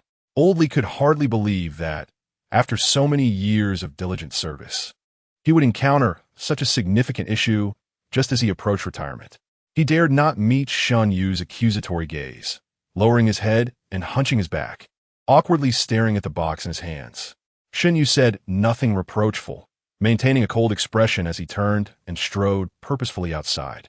Old Li hurriedly followed, inquiring, "Young master, where are you going?" Shen Yu replied, "To check the surveillance." Old Li smacked his forehead, realizing, "Right, we can check the surveillance," and quickly pursued him. Upon reaching the surveillance room, Shen Yu called up the footage from the past 2 days. The video had gone dark for several hours the day before, coinciding perfectly with the security personnel's lunch break. After watching the footage 4 or 5 times, Shen Yu asked, "Who visited that day?" "Let me think," Old Li replied. "An old classmate of the master, Mr. Liu, and..." He hesitated, mumbling, "A friend of the master." "A confidant, perhaps," Shen Yu scoffed coldly. Old Li bowed his head, refraining from further comment. Xie Yanzhou patted Shen Yu on the shoulder and asked Old Li, "Is the study cleaned regularly?" "I clean it myself," Old Li asserted, "but others do pass through." Shen Qian preferred not to have too many people around. Aside from the cleaning staff, chefs, and security, it was just Old Li and a few other servants. Given the urgency, Old Li quickly summoned the others for questioning. However, they all claimed to have been there, but were unclear on the details. One housekeeper hesitantly mentioned, "I think I saw Miss Zhao enter the study." Upon hearing this, the other servants cautiously glanced at Shen Yu's expression. The Miss Zhao referred to was a recent acquaintance of Shen Qian's, a beautiful actress with a scandalous past, which Shen's grandfather vehemently opposed. Shen Yu had previously clashed with Shen Qian over her. Although Shen Qian had distanced himself from Miss Zhao lately, she had visited the Shen residence several times. Shen Yu's brows slightly furrowed at the mention, and he instructed Xie Yanzhou, "Let us go." With that, he exited the surveillance room. Old Li, alarmed, hurried after him, saying, "Young master, please don't act impulsively." "I am quite calm," Shen Yu retorted, then turned to beckon the housekeeper to join them. As they descended the stairs, he grabbed his grandfather's cane from the cupboard, settling into the driver's seat. He tossed the cane to Xie Yanzhou in the passenger seat, saying, "Hold on to this for me." Xie Yanzhou complied. The car started, but did not immediately drive off. Shen Yu furrowed his brow, displaying a mix of irritation and tension. "What's wrong?" Xie Yanzhou asked. "I have a task for you," Shen Yu said, gently tracing the steering wheel with his fingers. "Wait for me at the entrance." If possible, Shen Yu preferred not to reveal the darker, more complex aspects of his family life to Xie Yanzhou, nor did he want him to witness his more violent side. The upcoming scene might well be bloody, incongruent with his usual demeanor. Xie Yanzhou, not pressing for reasons, casually remarked, "When it comes to smashing the place up, someone always needs to stand guard." Implicitly, he was willing to play the subordinate role for Shen Yu that day. "Then you best perform well," Shen Yu smirked, adding, "Good work will be rewarded." Meanwhile, in the dim light, a figure slumped on the sofa with a beer in hand, drunkenly inquiring over the phone, "Hey buddy, what about that jade pendant or whatever? How did the appraisal turn out? What era is it from? Can it be photographed?" On the other end of the line, some words were spoken, yet before they could be discerned, the phone was abruptly snatched away and unceremoniously tossed into a bucket filled with beer, severing the communication with a physical barrier. The man, ready to unleash a torrent of curses, found himself silenced by the icy gaze of Shen Yu. The sharp retorts lodged in his throat, the remnants of previous injuries flaring up painfully, and for a moment he could only manage a weak utterance. "Cousin." Shen Yu lowered his eyes, looking down at Zheng Miao with an air of superiority. "Who is your cousin?" "Cousin, what brings you here?" Zheng Miao attempted a conciliatory smile and began to rise. However, before he could move, Shen Yu's foot pressed firmly against his shoulder, forcing him back down onto the sofa. As Zheng Miao crashed heavily onto the cushions, he was about to speak when he caught sight of someone standing nearby, causing him to freeze abruptly. The housekeeper of the Shun family appeared pallid, held down by a bodyguard, trembling as he stammered to Zheng Miao, "Young Master Zheng, the young master is already aware. You should confess." Seeing the housekeeper in such distress, Zheng Miao's heart raced, his intoxication dissipating significantly. He felt rigid and at a loss. "I lack the patience to engage in trivial banter with you." Shen Yu grasped Zheng Miao's hair with one hand, his eyes narrowing dangerously. "Zheng Miao, be sensible." I. Zheng Miao gritted his teeth. "I did not." Before he could finish, Shen Yu straightened slightly, revealing a deceptively benign smile. "Repeat that." His tone was soft yet filled with an inexplicable dread. In the past, Zheng Miao would have dismissed such a threat, even attempting to invoke familial ties to soften Shen Yu's heart. Yet now, Shen Yu was no longer the same. He not only dared to strike Zheng Miao, but he even had the audacity to lay hands on Zheng Yan. Recalling the last time Zheng Yan returned home with a swollen face, Zheng Miao's fury ignited, and he shouted, "Yes, I took it. So what? It originally belonged to my aunt. It is the property of the Zheng family." He spoke through clenched teeth. "If you want to blame someone, blame your housekeeper for being easily bribed. Blame yourself for causing my father to be ostracized. Now that he has lost his job, how will we manage our debts? I should not be in this position. It is all your fault. Shen Yu, you have ruined the Zheng family." As he shouted the final words, Zheng Miao was nearly screaming. Yet, Shen Yu, standing opposite him, remained unfazed, even managing to curl his lips into a cold, mocking smile. "Finished?" This was not a question. Shen Yu glanced at the bodyguard. "Is it all recorded?" The bodyguard nodded. "It is." "What does that mean?" Zheng Miao shot up, alarmed. "It means I intend to send you to prison," Shen Yu stated nonchalantly. "If you have any more insults to hurl, now is the time, for once you are inside, you will have no opportunity to voice them." Zheng Miao's body tensed. Moments later, he suddenly lunged at Shen Yu. But before he could even graze the hem of Shen Yu's clothing, a punch from the bodyguard sent him crashing to the ground. Shen Yu retrieved his phone from the ice bucket, leisurely wiping it clean with a tissue as he made his way towards the exit. Upon reaching the door, a woman's voice pierced the air. "What right do you have to block the entrance?" Chapter 70. Not an outsider at the entrance of the Zheng family villa. A sleek black car arrogantly obstructed the entryway. A tall, slender young man leaned against the car door, casually lighting a cigarette. He peered through the gap in the door, his relaxed demeanor betraying a hint of seriousness. The shouts and inquiries echoed around him, yet Xie Yanzhou seemed oblivious, his focus fixated on the scene within, a subtle smile playing on his lips. "Who exactly are you? If you do not move your car, I will call for assistance." The woman shouted once more. Xie Yanzhou merely cast a fleeting glance in her direction, his gaze drifting over her indifferently as he spoke with a tone devoid of warmth. Madame Zheng? If you know who I am, you should leave. Tang Li rolled her eyes in disdain, adopting a superior demeanor. Yet, after uttering those words, Xie Yanzhou turned his face away, completely disregarding her presence. Tang Li, momentarily embarrassed, hesitated to confront him. The young man before her exuded an air of nobility, leaning against a luxury car worth millions, suggesting he was either affluent or of high status. Zheng Yin was unable to continue at Qianyong and was contemplating a job change. Having gone out for social engagements today, she had returned home after shopping, and it seemed that only Zheng Miao was present. Tang Li furrowed her brow, scrutinizing the man across from her, feeling a sense of familiarity. Could he be a suitor of Zheng Miao? Just as she was about to speak, she noticed a sudden shift in the young man's expression. The aloofness that had characterized his demeanor moments ago vanished, replaced by a gentle smile that illuminated his handsome face, as if he had encountered something of extraordinary value. What was going on with him? Was he not in his right mind? However, following his line of sight, Tang Li's countenance transformed in an instant. Shen Yu, what are you doing here? She exclaimed in shock. Shen Yu, with one hand in his pocket and the other idly playing with Zheng Miao's phone, approached her. Upon hearing her, he cast her a glance and replied evenly, Madame Zheng. The tone and expression bore an uncanny resemblance to that of the young man moments before. Tang Li sensed something was amiss. Before she could inquire further, she caught sight of the individual being supported by bodyguards behind Shen Yu. Zheng Miao had already lost consciousness, his arms limp and dangling.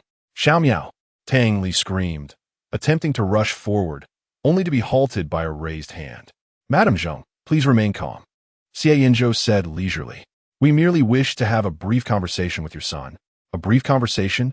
How could one render another unconscious in a mere conversation? His tone and demeanor were scarcely different from that of a gangster. Tang Li nearly fainted. Unable to advance, she turned her fury towards Shen Yu, shouting, Shen Yu, have you lost your mind? Bringing outsiders to deal with us. I am your aunt. Xiao Miao is your brother. I am aware, Shen Yu replied, raising his gaze to meet hers, a faint smile gracing his lips. That is why I did not take his life, aunt. The term aunt slipped from his tongue lightly, almost coldly. Tang Li's heart raced, pressing her hand against her chest as she demanded, what do you mean? Do you intend to take his life? You. Shen Yu had no intention of providing an explanation. He turned his back on Tang Li, sliding into the front passenger seat, addressing Xie Yanzhou, drive, let us depart. Xie Yanzhou did not start the car immediately. Instead, he grasped Shen Yu's hand and whispered, did it hurt? No, send Yuri Blave. I did not strike him. It was mainly old Lu, the bodyguard. Old Lu chuckled from the back seat. Oh, we mustn't soil the young master's hands. I'll send you a bonus when we return. Shen Yu stated, let us go first. Where do you intend to take my son? Tang Li exclaimed upon realizing they were about to leave, rushing to block their path. Shen Yu, let go of your brother. You cannot side with outsiders to bully us. Tang Li perceived Xie Yanzhou as some sort of societal figure, colluding with Shen Yu to abduct Zheng Miao for unknown purposes. Shen Yu found conversing with the Zheng family bothersome, unwilling to engage further. Yet, some could not tolerate such slander. Moments ago, I neglected to introduce myself. Xie Yanzhou lowered the car window slightly, a faint smile playing on his lips. Aunt, I am Shen Yu's fiancé. Despite having kidnapped the woman's son, he exhibited a decorum befitting a formal occasion. He added, emphasizing not an outsider. Tang Li's eyes widened in disbelief, struck dumb by his words. By the time she comprehended who Xie Yanzhou was, the car had already sped away, leaving no trace of exhaust in its wake. Anxiously, Tang Li fished out her phone, dialing frantically. The car raced along the highway. Xie Yanzhou glanced at Shen Yu seated beside him. No sooner had they exited the neighborhood than Xie Yanzhou claimed his arms were fatigued and insisted on relinquishing the driver's seat to Lao Lu, while the unconscious Zheng Miao was bound and tossed into the passenger seat. Xie Yanzhou took it upon himself to replace the seat cushion that Zheng Miao had touched, embracing Shen Yu in the back seat like a lord. Once out of the community, Lao Lu inquired, Young master, where are we headed? Shen Yu remained silent, perusing Zheng Miao's phone until he found a number to dial. The voice on the other end was curt, but Shen Yu engaged in conversation with an air of indifference. Throughout this exchange, Xie Yanzhou was unrelenting, intertwining his fingers with Shen Yu's, gently squeezing his fingertips, at times leaning closer. Lao Lu, glancing through the rearview mirror, was momentarily taken aback.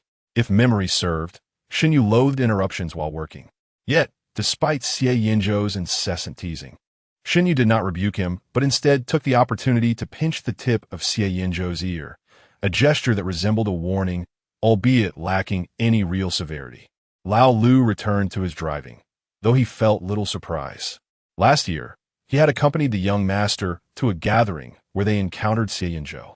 Xie Yanzhou had lazily uttered something, prompting Shen Yu to react as if his tail had been stepped on, bristling with indignation and confronting him. Their parting had been far from amicable. On their way home that day, they had witnessed Xie Yanzhou being approached by a girl who professed her feelings, stopping his car. From a distance, Shen Yu observed Xie Yanzhou exit the vehicle to speak with her, his handsome visage betraying no emotion. However, as the car drew closer, Shen Yu suddenly remarked, "Lao Lu, I'm feeling a bit dizzy." "Then I shall drive slowly," Lao Lu replied. The car slowed to match the pace of pedestrians, and Shen Yu cracked the window slightly, turning his face towards Xie Yanzhou. Lao Lu initially assumed Shen Yu was merely watching the unfolding scene and joined him. A minute later, Xie Yanzhou, sensing their gaze, raised an eyebrow in their direction. The girl beside him also glanced over, greeting Shen Yu. Responding casually, Shen Yu promptly closed the window and urged Lao Lu, let us go quickly. This is truly unfortunate." After a considerable distance, Lao Lu caught sight of the young master gazing out at the night scenery, his brows furrowed. "Young master, are you unhappy?" he asked. "A little," Shen Yu replied, pressing his lips together, feeling inexplicably vexed. Moments later, he murmured, perhaps that person is just too irritating. If he found them so bothersome, why'd he still dwell on them? Lao Lu pondered silently, having never seen Shen Yu fixate on Zheng Miao with such intensity. During that time, he did not think much of it, merely assuming that the young master felt a sense of competition because someone was pursuing the girl from the Xie family, while he had not received any confessions. Reflecting on it now, old Lu chuckled knowingly. "Old Lu, what are you laughing at?" Came a sudden inquiry from Shen Yu behind him, causing old Lu to startle and nearly slam on the brakes. "Oh, it's nothing at all." He cleared his throat. "Young master, have you found the lady's belongings?" Shen Yu, having just hung up the phone, frowned slightly. "Zheng Miao has sent my mother's relics to the auction house. They will be auctioned this weekend." Chapter 71. Time to fulfill the reward in auction?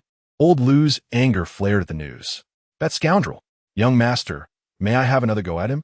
"You can deal with him when we return," Shen Yu replied. "Feel free to give him a good beating." Old Lu shot a fierce glare at the person lying in the passenger seat, wishing he could take action if he weren't driving. "Which auction house?" asked Xie Yanzhou. "Be high. Shall we go retrieve them now?" Shen Yu hesitated for a few seconds before responding, "No, the auction will proceed as scheduled this weekend." "Why not, young master?" Old Lu interjected. "Even if a contract was signed, we could still resolve it." "It's fine. We can buy them back," Shen Yu assured. "I have plenty of money." Shen Yu was considering another aspect. His mother had been adopted by old Master Zheng, who had treated her well alongside old Madame Zheng. Thus, although she wished to seek out her biological parents, she feared it would sadden the elderly couple, leading her to conduct her search discreetly. The origin of the items was something even Shun Qian was unaware of. A few years after her passing, the elderly Zheng couple also abruptly departed from this world. To shield Shen Yu from the sorrow of discovering the belongings, Shun Qian had hidden them away until the past 2 years. The family rarely mentioned the deceased in front of Shen Yu, and he only learned from Zheng Yin months ago that the longevity lock had been brought to the Zheng family by his mother. Previously, he had consulted experts who could not ascertain its origins, prompting him to seek out Lin, Jiaxu's mentor. It suddenly occurred to him that perhaps he could place the longevity lock in the auction house, promote it online, and might thereby uncover some leads. With this thought, Shen Yu turned to Xie Yanzhou. "If I recall correctly, doesn't grandfather Xie have shares in Bihai?" "He does," Xie Yanzhou confirmed. "It's run by a friend of his." "Could you assist me with a favor?" Shen Yu said succinctly, and Xie Yanzhou instantly grasped his intent. "Of course." He pinched Shen Yu's cheek playfully, lowering his voice. "Feel free to issue any commands." Upon returning home, Zheng Miao was still in a daze. Shen Yu instructed old Lu to confine him to a room and, once everything was organized, to send him directly to the police station. Initially, he had considered the Zheng family's nurturing of his mother and had no intention of pursuing a harsh course of action. Now, he believed that such leniency had been misguided. After dealing with Zheng Miao, Shen Yu just settled onto the sofa and picked up a freshly washed strawberry from a servant when he received a call from Zheng Yan. On the other end, Zheng Yan seethed with rage. Shen Yu, my uncle knows you have grievances regarding the company project. If you have issues, direct them towards me. Your brother is still young. Uncle, please don't rush. Shen Yu bit into the strawberry. In a few days, it will be your turn. What do you mean, your turn? What more do you want from me? Zheng Yan roared, I just resigned. I can't work at Xie Yanzhou anymore. Is that not enough? Release your brother immediately. Shen Yu remained silent, while Zheng Yan continued to hope for a change in circumstances. After all, he had stirred up quite a bit of trouble in the past. Yet he always managed to extricate himself through tales of hardship and familial bonds. Clearing his throat, Zheng Yan resorted to his old tactics, recounting the numerous challenges he faced in supporting his family over the years and the significant sacrifices made upon leaving Xie Yanzhou. Speaking until his throat was parched, he still received no response from the other end of the line. Growing increasingly anxious, Zheng Yan inquired, Shen Yu, can you hear your uncle speaking? Hello. Lazy chuckle echoed in response. Zheng Yan felt a twinge of unease at this unfamiliar laughter, suspecting that this voice didn't belong to Shen Yu. Just as he was about to ask, a youthful, indifferent tone came through. Sorry, uncle. Shen Yu is currently unavailable to talk to you. Having just spoken with Tang Li, Zheng Yan instinctively guessed it was Xie Yanzhou on the line. The spot where Xie Yanzhou had kicked him a while back throbbed faintly. After that incident, members of the Xie family had warned him against disclosing the assault, threatening to expose his debts if he did. Zheng Yan thought it wise to keep his distance. Yet fate had other plans, leading him to collide with trouble once more. With this in mind, his voice dropped to a whisper, Young Master Xie, where has my nephew gone? I need to speak with him. Is there something he cannot share with me? Xie Yanzhou replied with a half-smile, Aren't we family, uncle? With each utterance of uncle, Zheng Yan felt a phantom pain where he had been kicked. Even a fool could discern that Xie Yanzhou had been bewitched by Shen Yu and was now eager to defend him. Cursing inwardly, Zheng Yan forced a laugh. Well, I shall call again later. Xie Yanzhou chuckled again. You may not have that opportunity in the future. What was he playing at? Just as Zheng Yan was about to unleash a tirade, he heard commotion behind him. A servant rushed over, stammering, Mr. Zheng. Someone claims you are suspected of embezzling company assets and has come to apprehend you. Before he could finish, the door swung open. Outside stood a group of armed individuals. Stiffening, Zheng Yan's phone slipped from his grasp, crashing heavily onto the floor. The last sound that echoed in the room was the desperate cries of a middle-aged man. All his futile struggles were faithfully recorded by the microphone and transmitted to the Shen family. After listening to the entire exchange, Xie Yanzhou hung up the phone. He lowered his gaze to the person nestled in his arms, gently playing with their earlobe, his lips curling into a smirk. What are you daydreaming about? Feeling sorry for him? Please don't discuss me. Shen Yu shot back. I feel regret. Regret at not fulfilling your filial duty? Xie Yanzhou raised an eyebrow. What kind of filial duty is that?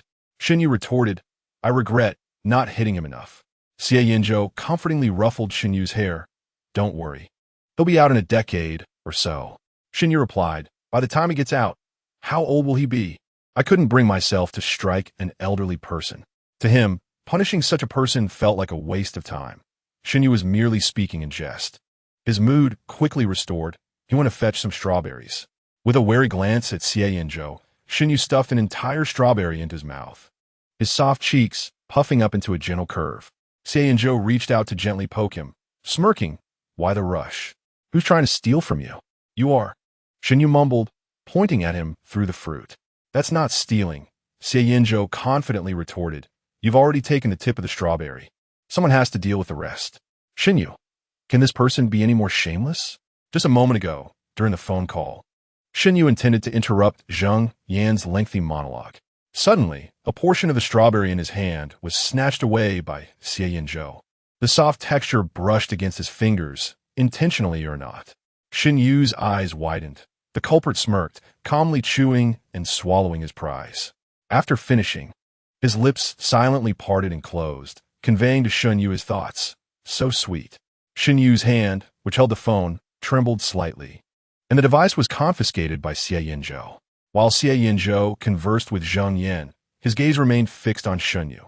The intensity of his gaze felt tangible, as if he were savoring the sweetness of Shen Yu like a strawberry. Shen Yu's ears flushed with heat, but it was daytime. He would not yield. His wary and resistant gaze elicited a smirk from Xie Yanzhou. Xie Yanzhou pressed the person sitting on his lap closer, one hand securing Shen Yu's waist. Gradually leaning in. What was he doing? Shen Yu instinctively recoiled, yet was ensnared in Xie Yanzhou's embrace, unable to move. He could only watch as Xie Yanzhou's lips drew nearer until they brushed the corner of his own. The warm breath grazed his skin, eliciting a slight tingling sensation. The young man, suppressing his desires, spoke in a low, restrained yet enticing voice. Isn't it time to fulfill the reward? Their eyes locked. Shen Yu felt an overwhelming sense of regret. He should never have promised Xie Yanzhou a reward. Usually, rejecting Xie Yanzhou felt justified, but now he had a mandate, making him the one with reason. The heat of Xie Yanzhou's gaze felt like fire. It seemed that with a mere nod from Shen Yu, he would indulge in a week of relentless teasing. Shen Yu's waist ached with phantom pain. Steeling himself, he asked with little conviction, "What reward do you desire?" Xie Yanzhou was momentarily taken aback. Is there still a choice? Shen Yu lowered his eyes, his ears reddening, fingers trembling as they clutched Xie Yanzhou's shirt. Clearly, he was still processing the situation. Xie Yanzhou smiled, his slender eyes narrowing as he leaned close to whisper in Shen Yu's ear. With each word, Shen Yu's eyes widened, and his ears flushed deeper. Eventually, his cheeks turned crimson as he pushed Xie Yanzhou away, furiously chastising him. Xie Yanzhou, are you a beast? Don't be nervous. I can manage, Xie Yanzhou replied, his fingertips trailing down from the base of Shen Yu's ear, gliding across his neck and the buttons of his shirt. Shen Yu recalled his words, his heart trembling. This was unacceptable. He had never experienced anything like this, and his waist would surely break. Xie Yanzhou gazed at Shen Yu, one hand cradling his back, assuring him, I will be very careful. If you feel uncomfortable, just say the word, and I will stop immediately. Shen Yu. Once those words were spoken, Shen Yu regained his senses. When has this creature ever truly stopped? He pushed Xie Yanzhou away and reached for his phone, declaring with authority, I have a meeting this afternoon. I need to call my father. Xie Yanzhou displayed a look of lament. As Shen Yu picked up the phone, he had not yet dialed when he received a call from an unfamiliar number. Hello, you? Can you hear me? After a brief pause, it was Lin Jiaxu's voice. I can hear you, Shen Yu replied. Is there any news? This morning, I shared the photograph you sent me with my mentor. He mentioned having seen something similar at a friend's house in Suzhou, although that friend has recently traveled abroad and will not return until next month. Coincidentally, my affairs here will also conclude next month, allowing me to introduce you both. Thank you. Shen Yu inquired, have you changed your phone? Lin Jiaxu fell silent for a few seconds, responding awkwardly, it's not mine, it's Qin Shun's. Shen Yu, unfazed, asked, are you two back together? Lin Jiaxu felt embarrassed, insisting, not really that often. If you say it's not so, then at ISNT, replied Shen Yu. Lin Jiaxu rambled, the signal here is terrible. Hello, can you hear me? What? The mentor is calling us to clean up? I must go. I'm hanging up now, bye. See you next month. Following this self-directed act, the call ended. After hanging up, Shen Yu noticed a missed call from Shen Qian. She called back, and Shen Qian answered quickly, his tone unusually urgent. Who were you just speaking to? I couldn't reach you. I'm at home. Shen Yu replied, I just visited the Zheng family. What is the matter, Dad? Upon hearing her calm demeanor, Shen Qian became furious. What do you mean? What is the matter? I thought something happened to you. Why did you go to the Zheng family alone? If something went missing, it's gone. You dare to go by yourself? What if they were desperate and took you hostage? His anxiety escalated, his voice rising with each word, resonating clearly in the room. After hearing the last remark, Shen Yu bit her lip, feeling somewhat guilty. I understand. I will definitely inform you next time. All right, Shen Qian responded, his tone softening considerably. I have already reprimanded him. The cleaner has been taken to the station. I'll handle the rest when I return home. I must go now. I'm boarding. You have a meeting tomorrow. So the rest no need to come back, Shen Yu said. I'm not alone. Xie Yanzhou interjected, his tone earnest and obedient. Uncle Shun, I'm Xie Yanzhou, and I've been with Shen Yu all along, so please rest assured. Shun Qian's speech quickened. I'll land in 3 hours. Once the call ended, Shen Yu realized Xie Yanzhou had been watching her intently. When their eyes met, he discreetly averted his gaze, noticing the unusual expression on his face. Shen Yu slightly bent down and asked, "What's wrong?" Xie Yanzhou embraced her, resting his chin on her shoulder, his voice muffled. "I don't know."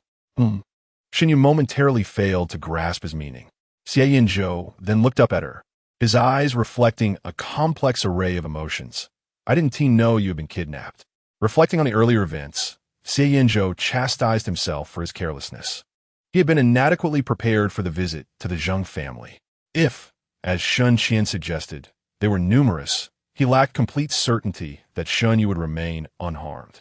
Noticing the guilt in his eyes, Shen Yu gently stroked his hair, attempting to comfort him. "It wasn't tea for long, really. It was just my father's former secretary. After being dismissed, he sought to kidnap me for some money. I was found by my mother within 2 hours. That incident happened when I was 7. That afternoon, the secretary had informed Shen Qian that he was unable to come and had taken Shen Yu home instead. As she was rescued by a group of people, Shen Yu indulged in 3 ice creams at her secretary's home, torn between choosing strawberry or orange flavor for her next treat. Shen Qian found the situation both amusing and exasperating. That evening, every ice cream in the Shun household vanished. Reflecting on the incident, Shen Yu casually recounted it to Xie Yanzhou, intending to convey that the matter was trivial. However, the latter's brow furrowed increasingly with concern, as if he wished to traverse back in time to apprehend and chastise that secretary. In Xie Yanzhou's overly protective eyes, even the slightest disturbance could endanger his beloved. Shen Yu gradually sensed his emotions, warmth blossoming in her heart. Gently pressing his furrowed brow, she shifted the conversation. The earlier reward was a bit challenging. Shall we consider something else? I offer to you now. How could I dare? Xie Yanzhou replied languidly, tinged with a hint of melancholy. Uncle will be back soon. She had forgotten to mention that the reward was only valid for today. Shen Yu smiled, urging him to decide swiftly. Xie Yanzhou's gaze grew more melancholic. Taking advantage of his restrained demeanor, Shen Yu leaned closer, a hint of mischief in her demeanor. How about I give you 10 minutes? 10 minutes for what? Ultimately, isn't it just a kiss that will suffice? Shen Yu felt a sense of triumph. Yet, in the next moment, Xie Yanzhou raised an eyebrow. Are you certain? His expression sent a jolt through Shen Yu's heart. Instinctively wanting to retreat, she found herself ensnared as Xie Yanzhou grasped the back of her head and kissed her directly. The lingering sweetness of strawberry enveloped her taste buds. It was a tender and prolonged kiss, so sweet that Shen Yu lost track of time. As her breathing became increasingly erratic, she tilted her face upward, yearning for more.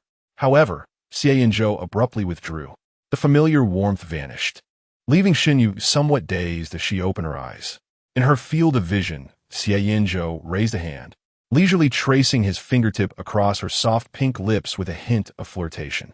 Moments later, he lowered his head once more, lightly brushing his lips against hers, and, in a husky voice, made a request. For the last minute, call me brother. Chapter 72. Call me brother, call you brother? The 2 words circled in Shen Yu's mind, and the haze from the kiss quickly dissipated, bringing her back to clarity. She pushed Xie Yanzhou away without hesitation, resolutely refusing. No. Why not? Xie Yanzhou inquired, lowering his gaze. I'm older than you. Is that so? His eyes drifted down her waist, fingers teasingly tugging at her belt. Shall we compare now? Who is comparing that? Shen Yu retorted, covering his eyes in annoyance. I meant by age. At this, Xie Yanzhou clicked his tongue, visibly displeased. Noticing his expression, Shen Yu raised her chin slightly, a smug smile gracing her lips. I was born in April, and you in July. I am 3 months your senior. So what? Xie Yanzhou arched an eyebrow. Just because you're older doesn't mean you can't call me brother? Of course not, Shen Yu replied confidently. In her past life, it had always been Xie Yanzhou calling her that. Although the circumstances were often peculiar, she had long since grown accustomed to it. Now, to have to address Xie Yanzhou as brother? Absolutely impossible. However, just as he nodded, he heard Xie Yanzhou let out a soft snort and turn his face away. His brow furrowed lightly, resembling a child sulking for not receiving any sweets. Shen Yu pondered for a moment and said, "Although I do not call you brother, you may call me brother." Xie Yanzhou scoffed. "Should I express my gratitude? No need for thanks." Shen Yu acquiesced to his words. Xie Yanzhou subtly ground his canine teeth. Taking a deep breath, he leaned back against the sofa, his long fingers slowly unfastening 2 buttons of his shirt. The collar, already wrinkled from Shen Yu's grasp, now lay loosely open, revealing his pale collarbones. The young man picked up his phone, his fingertips gliding across the screen. A few minutes later, he lowered his gaze again, seemingly indifferent, yet his eyes fell upon Shen Yu with an enchanting intensity that sent shivers down the spine. Shen Yu. His speech was slow, yet it possessed a magnetic charm. Xie Yanzhou leaned back, causing Shen Yu, who had been nestled in his embrace, to tilt alongside him. His fingers instinctively tightened around Xie Yanzhou's shirt to prevent himself from toppling over. "While what?" Shen Yu's voice involuntarily tensed. "I was contemplating how to convey to you that certain titles are not contingent upon age." Xie Yanzhou's fingertips traced the curve of Shen Yu's waist, and he leaned down. "Do you wish to hear?" "Stop it." Shen Yu realized his intentions. His cheeks flushed as he pushed him away. "We have a meeting this afternoon. 3 hours from now." Xie Yanzhou replied, "I 1 TB late." After a pause, he added, "I just checked. Uncle Shen's flight is delayed." Shen Yu wanted to emphasize that this was not the crux of the matter. The essence was that 10 minutes had long since passed. However, he was afforded no opportunity to resist. In the next moment, his words were effectively silenced. Just as Xie Yanzhou's voice emerged, it vanished again, like a sailboat submerged beneath waves. In the interstices of their mingled breaths, the young man hoarsely corrected him. "You called me incorrectly." A soft click echoed as the belt was tossed onto the floor. A gentle breeze wafted into the room, lifting a corner of the sheer curtain. Sunlight scattered, warming Shen Yu's skin, causing it to flush slightly. Through misty eyes, he squinted at the pristine white wall beside him. 2 shadows intertwined in a chaotic dance. Shen Yu buried his face in the crook of his arm, his eyes glistening with tears. Xie Yanzhou whispered in his ear, "Call me, and I shall behave." "When has he ever behaved?" Shen Yu retorted defiantly. "Then you haven't called me either. Do I need to hold you down?" The words faltered, drowned out by other sounds. Time slipped by, the surface of the sea tranquil. Shen Yu, exhausted, nestled in Xie Yanzhou's embrace as he carried him to the bathroom. The breeze from the hairdryer gently caressed his cheeks. In the mirror, Xie Yanzhou stood impeccably dressed behind Shen Yu, drying his hair. His long fingers wove through the soft strands, ensuring each hair was thoroughly dried. His gaze was serious, as if he were not merely drying hair, but delving into a significant project. However, at that moment, Shen Yu could only muster curses against him.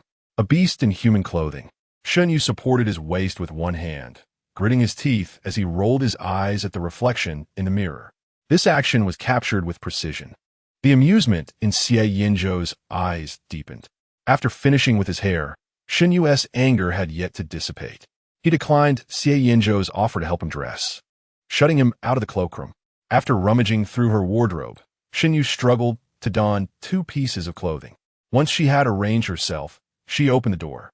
Xie Yanzhou leaned casually against the wall opposite, still wearing a smile. Shen Yu did not spare him a glance and turned to descend the stairs. Unfazed by her cold shoulder, Xie Yanzhou followed her leisurely, fully aware of his own misdeeds. In the dining room, lunch was prepared, but Shen Yu ignored him throughout the meal. After finishing, she headed straight for the exit. Xie Yanzhou trailed behind, his steps reflecting a relaxed demeanor typical of someone well-fed. Upon reaching the garage, old Lu was already waiting by the car. As Shen Yu slipped into the vehicle, she slammed the door shut with such force that the echo resonated throughout the garage. Old Lu looked at Xie Yanzhou with a puzzled expression. What was happening? Had they quarreled? Just moments ago, they seemed to be on good terms, and now it appeared they were at odds. Old Lu believed that their young master would be fine, suspecting instead that the issue lay with Xie Yanzhou. While old Lu contemplated whether to drive away, Xie Yanzhou entered the car, unperturbed. "Let's head out, Uncle Lu," he said.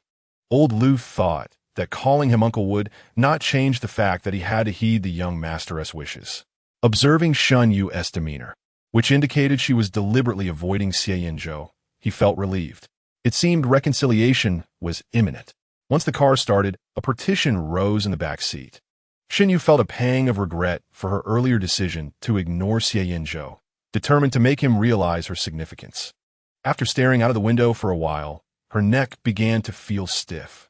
Just as she was about to shift, she sensed warmth leaning in beside her. Xie Yanzhou had moved closer. Shen Yu awkwardly refused to meet his gaze, yet her upper body instinctively leaned towards him. Xie Yanzhou chuckled softly near her ear, his warm breath brushing against her skin. "Don't be angry." He paused, enunciating the word brother with deliberate softness. In an instant, a jolt of electricity coursed through her and a blush spread across her cheek at a visible pace. Shen Yu bit her lip, instinctively straightening her back. She lowered her head in an attempt to conceal her flushed face, but Xie Yanzhou gently cupped her chin, prompting her to look up. She quickly averted her gaze, acutely aware of his penetrating stare. He seemed to be smiling, his tone teasing. "What are you hiding from? Don't you like it?" For a brief moment, Shen Yu was lost in thought before swatting away Xie Yanzhou's hand with a soft huff. "Do you think calling me that will make me forgive you?" she retorted. Given his previous outrageous behavior, she was resolute in not forgiving him so easily. Otherwise, with his tendency to take advantage of kindness, he would only become more audacious in the future. Despite the intoxicating allure of the moment, Shen Yu recognized that, when faced with the exuberance of a spirited young man, she needed to tread carefully. After all, her pride was at stake. With determination, Shen Yu steeled herself, her expression cold, seeing her genuine annoyance. Xie Yanzhou felt a hint of panic. Their romance was still in its infancy, and he was yet to master the delicate balance of their relationship. Much of his experience, he realized, had been gleaned from dreams. Moments ago, I observed Shen Yu displaying that dreamlike expression, which compelled me to exert even more effort. Yet, upon reflection, it seemed that Shen Yu had indeed limped slightly while descending the stairs. The more Xie Yanzhou pondered, the more he felt he had overstepped. He gently brushed his fingers against Shen Yu's hand, which hung limply at his side. Shen Yu hesitated momentarily before slowly retracting his hand, failing to grasp it as he usually would.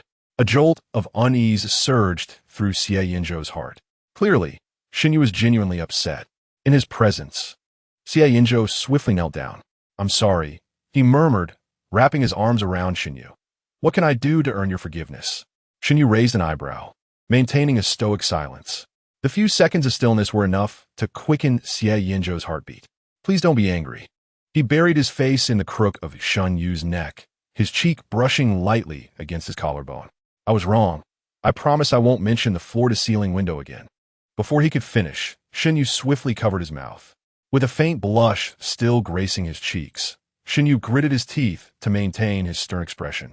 Taking a deep breath, he asked coolly, "Should I still call you?" Xie Yanzhou paused for a few seconds in suspicion, tilting his head slightly and grazing his lips against Shen Yu's neck. "In the future, if you wish not to, I would never compel you," Shen Yu replied. Although this statement carries an undertone of potential resurgence, your demeanor remains quite sincere. He released his hand from covering Xie Yanzhou's mouth and playfully tugged at his ear, warning, "If you err again, I shall ignore you for a week." "At your command," Xie Yanzhou replied with a smile, brushing his lips against Shen Yu's. Just as he withdrew, the car jolted unexpectedly, seemingly having collided with something. Shen Yu's forehead bumped against Xie Yanzhou's chin. He looked out the window to see that at the intersection not far from Qianyong Building, a pink sports car had stopped diagonally in front of them, presumably having crashed. Lowering the window, Shen Yu instructed Lao Lu, "Please go take a look." Lao Lu approached and exchanged a few words. After a moment, a fashionable girl wearing sunglasses emerged from the driver's seat and walked straight towards them. Upon nearing, she tapped on the back seat window, her expression apologetic. "I'm so sorry. This is my new car, and I'm still getting used to driving." Shen Yu rolled down the window and replied, "It's quite all right." Upon seeing his face, the girl suddenly halted. She removed her sunglasses, her eyes sparkling with surprise. Oh, you're that roommate of Xiao Exan, right? Shen, was it? Shen Yu looked puzzled. Zhu Xin. The girl smiled flirtatiously. I'm Zhou Xian's cousin, Jiang Qingwan. Do you remember? We dined together once, last year or the year before. Shen Yu paused, finally recalling. At the end of last year, Zhou Xian had mentioned that his cousin, Jiang Qingwan, had experienced a breakup and had come all the way from Sioux City to Beijing for solace. Shen Yu had accompanied him to meet her. However, at that time, Jiang Qingwan had red, swollen eyes and disheveled hair, bearing no resemblance to her current self. It had been so long that he had forgotten, yet Jiang Qingwan recognized him. Her memory was remarkably sharp. Zhou Xian is my dormitory neighbor, Shen Yu clarified, nodding politely. Good day, when did you arrive? Yesterday, I came to handle some matters. Jiang Qingwan beamed at Shen Yu, remarking, You are far more handsome than in your photographs. No wonder that fellow keeps saying our conversation is unfinished. Suddenly, she noticed a slender hand reaching from behind, encircling Shen Yu's waist. A strikingly handsome, yet aloof face came into view. Xie Yanzhou raised an eyebrow, extending his hand toward her with an unusually formal tone. Greetings, I am Xie Yanzhou.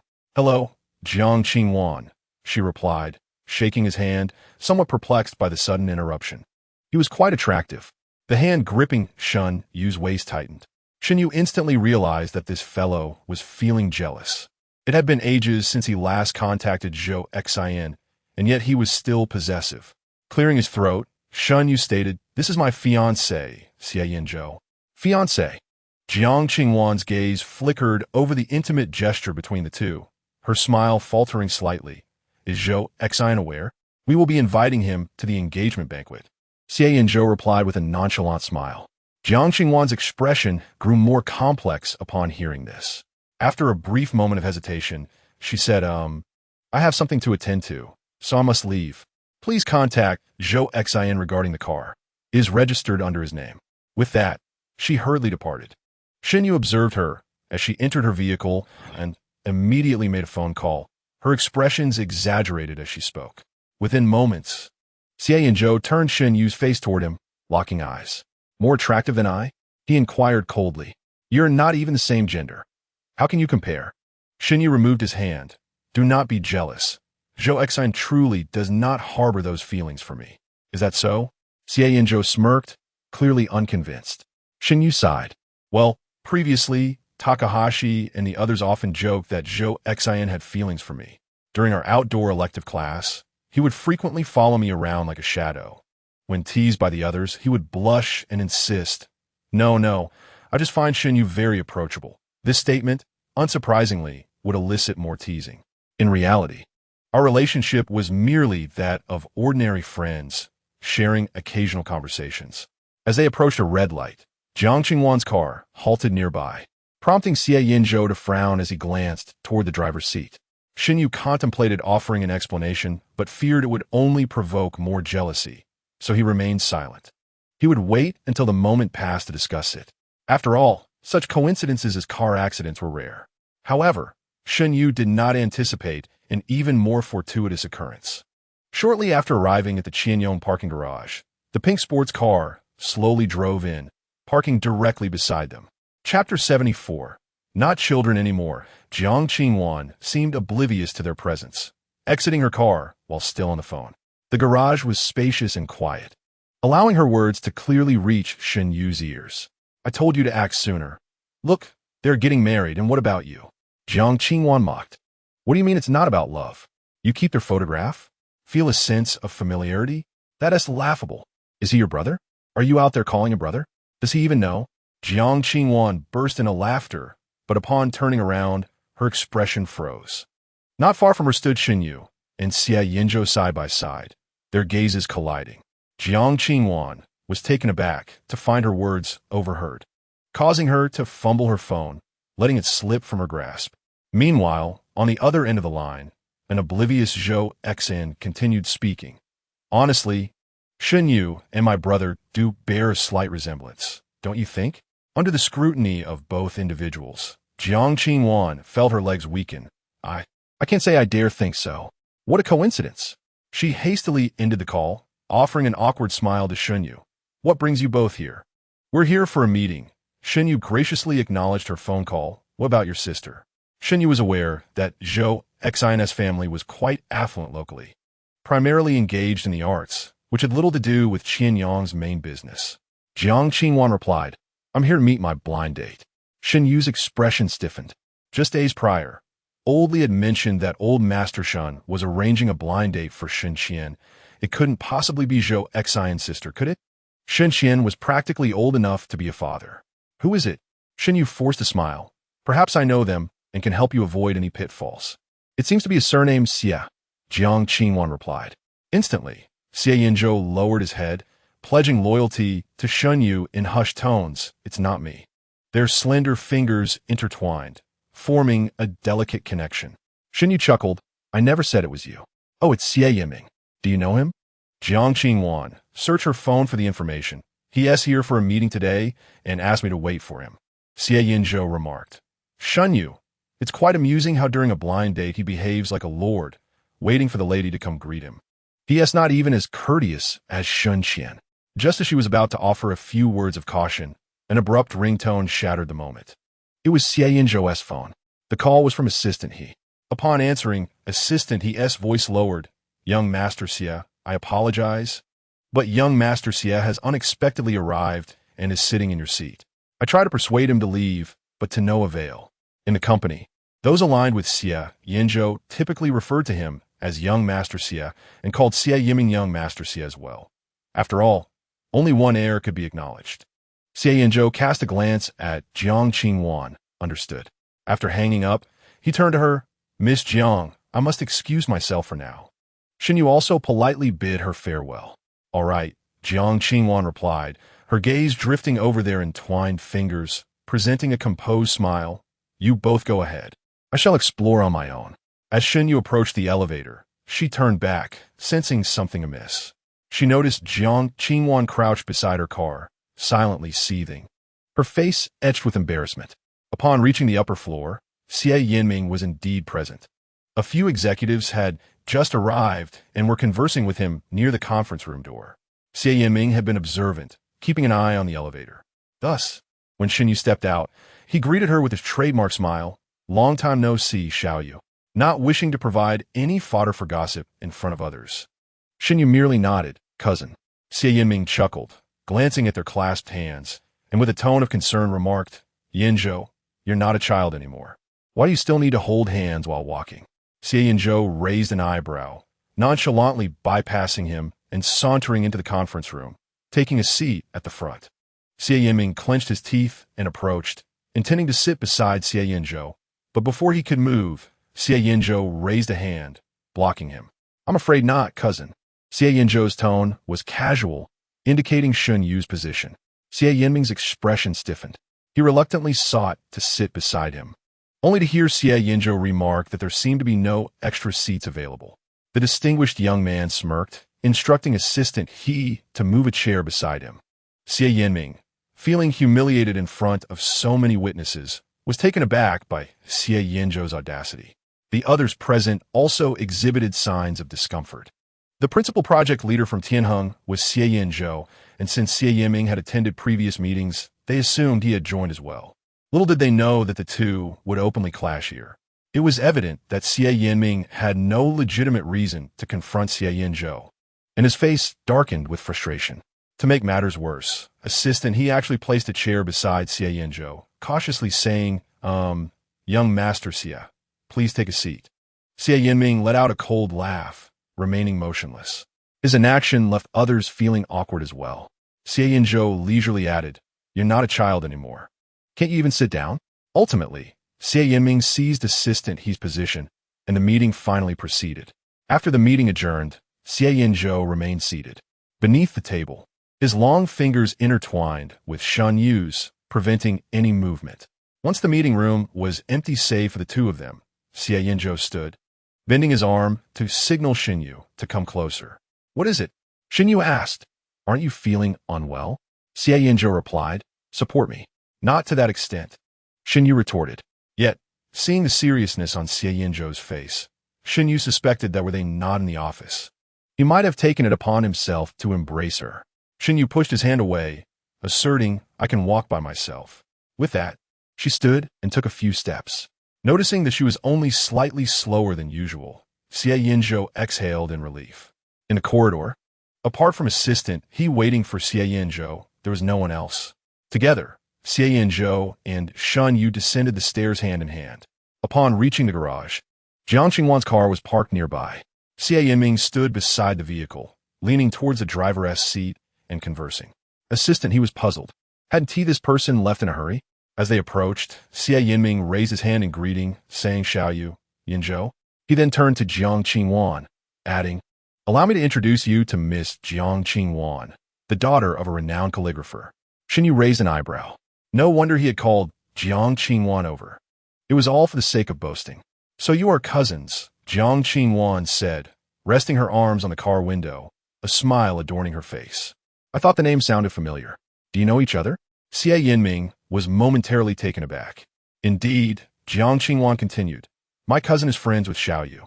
Xie Yanming's expression stiffened slightly, and he looked at Shen Yu with a hint of anxiety. He had exerted considerable effort to connect with Jiang Qingwan to surpass Xie Yanzhou in the matter of marriage alliances. He feared that Shen Yu might tarnish his reputation in front of Jiang Qingwan. Fortunately, Shen Yu did not linger on him, engaging Jiang Qingwan in polite conversation about the attractions of Beijing before entering the car. Once the vehicle had been in motion for a while, Shen Yu took out her phone to search for contacts. Xie Yanzhou held her close, wrapping his arms around her, and sensitively inquired, who are you looking for? Zhu Xin. Shen Yu replied, I need to tell him that his sister's suitor is a frivolous playboy. We can't let her fall into a pitfall. Indeed, Xie Yanzhou responded, falling silent thereafter. Yet his lips seemed restless, lightly brushing against Shen Yu's side profile and neck as he typed. Shen Yu felt an urge to laugh at his antics, and, upon finishing his message, reached out to cover his mouth. He turned back, and Xie Yanzhou deftly snatched the phone from Shen Yu's hand, leaning down to kiss him. He was unaware of when he had consumed a piece of candy. The rich sweetness of grape lingered in their exchanged breaths. Initially, Shen Yu resisted, but soon surrendered, wrapping his arms around Xie Yanzhou's neck. Time slipped away, and the surroundings dimmed as the car came to a halt. They must have arrived at the Shun family garage. As Shen Yu contemplated ending the moment, Xie Yanzhou tightened his grip around Shen Yu's waist, his voice husky. Is it sweet? Very sweet. I wish to taste more. Shen Yu's heart raced, poised to continue, when suddenly a series of coughs interrupted. Was that old Lu? Was he unwell? The coughs grew more urgent. Shen Yu turned to express concern, only to be startled by Shun Qian, his father, bending down to peer into the car. His father frowned and tapped on the window. Shen Yu stiffened, abruptly pushing away the person whose lips had just parted for something more intimate. With a loud thud, Xie Yanzhou's back collided with the car door. Such force! Are we playing a game of tackle? Xie Yanzhou smirked, his tone teasing, yet he received no reply from Shen Yu. The coughs from old Lu intensified. Xie Yanzhou glanced up, and through the window, unexpectedly locked eyes with Shun Qian. In that moment, his breath hitched. The lingering sweetness of grape on his lips faded in the face of his sudden tension. He hadn't anticipated being caught in such a compromising situation before formally meeting Shun uncle. Surely it would tarnish his impression in Shen Qian's eyes. Feeling a rare wave of embarrassment and confusion, he froze when suddenly, hands pressed down on his shoulders. Shen Yu's voice whispered close to his ear, don't move. He hasn't seen. At that moment, Xie Yanzhou recalled that the car window was one way. They were concealed from view. He glanced outside to see Shun Qian still frowning at the window. A few seconds later, Shun Qian ran a hand through his hair. Xie Yanzhou's tense body relaxed as fresh air filled his lungs. Shen Yu rolled down the window, his expression nonchalant as he asked Shun Qian, Dad, why are you back? What? Were you hoping I wouldn't return? Shun Qian squinted, his tone probing. I've been standing here for several minutes. What were you doing inside? Just waiting for you to fix your hairstyle, Shen Yu replied. You cut your hair? I did it a week ago. Only now do you notice? Shun Qian said with mild discontent, casting a sidelong glance into the car. Xie Yanzhou sat upright, composed. After a few seconds of scrutiny, Shun Qian withdrew his gaze. Come on, dinner is ready. He stepped back, allowing Shen Yu some space. After Shen Yu exited the vehicle, Xie Yanzhou followed suit. Hello. Uncle Shen, Xie Yanzhou greeted politely. Shen Qian stood beside Shen Yu, arms crossed, scanning Xie Yanzhou from head to toe with a piercing gaze, as sharp as that of a school principal.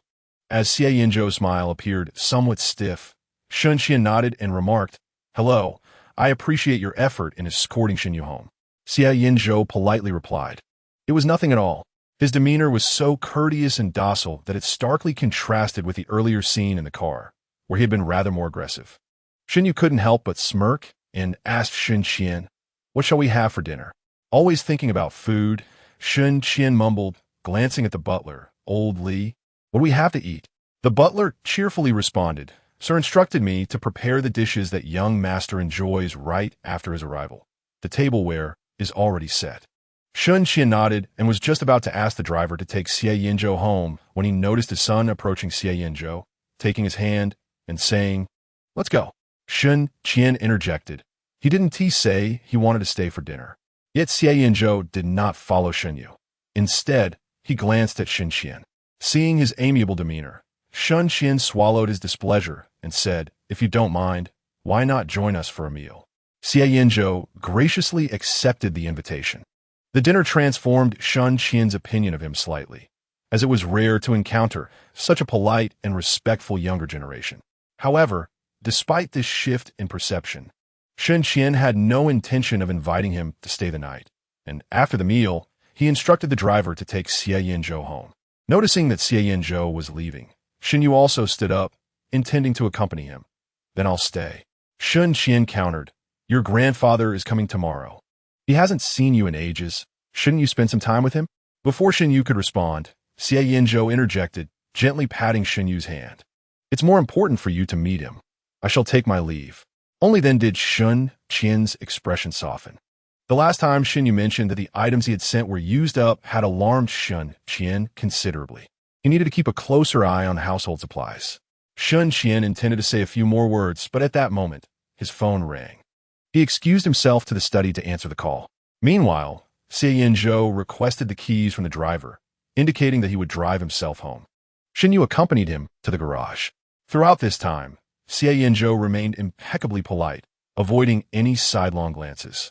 Shen Yu thought to himself, curious to see how long he could maintain this facade. Sure enough, once they entered the garage, Xie Yanzhou reached out to take Shen Yu's hand. Shen Yu deliberately remarked, "There are cameras. My dad might be watching."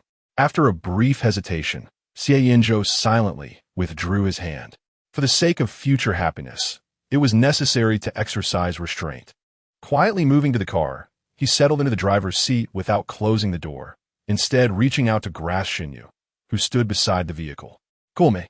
Sit on my lap for a moment," he suggested, raising an eyebrow, as the cameras would not capture what transpired inside the car.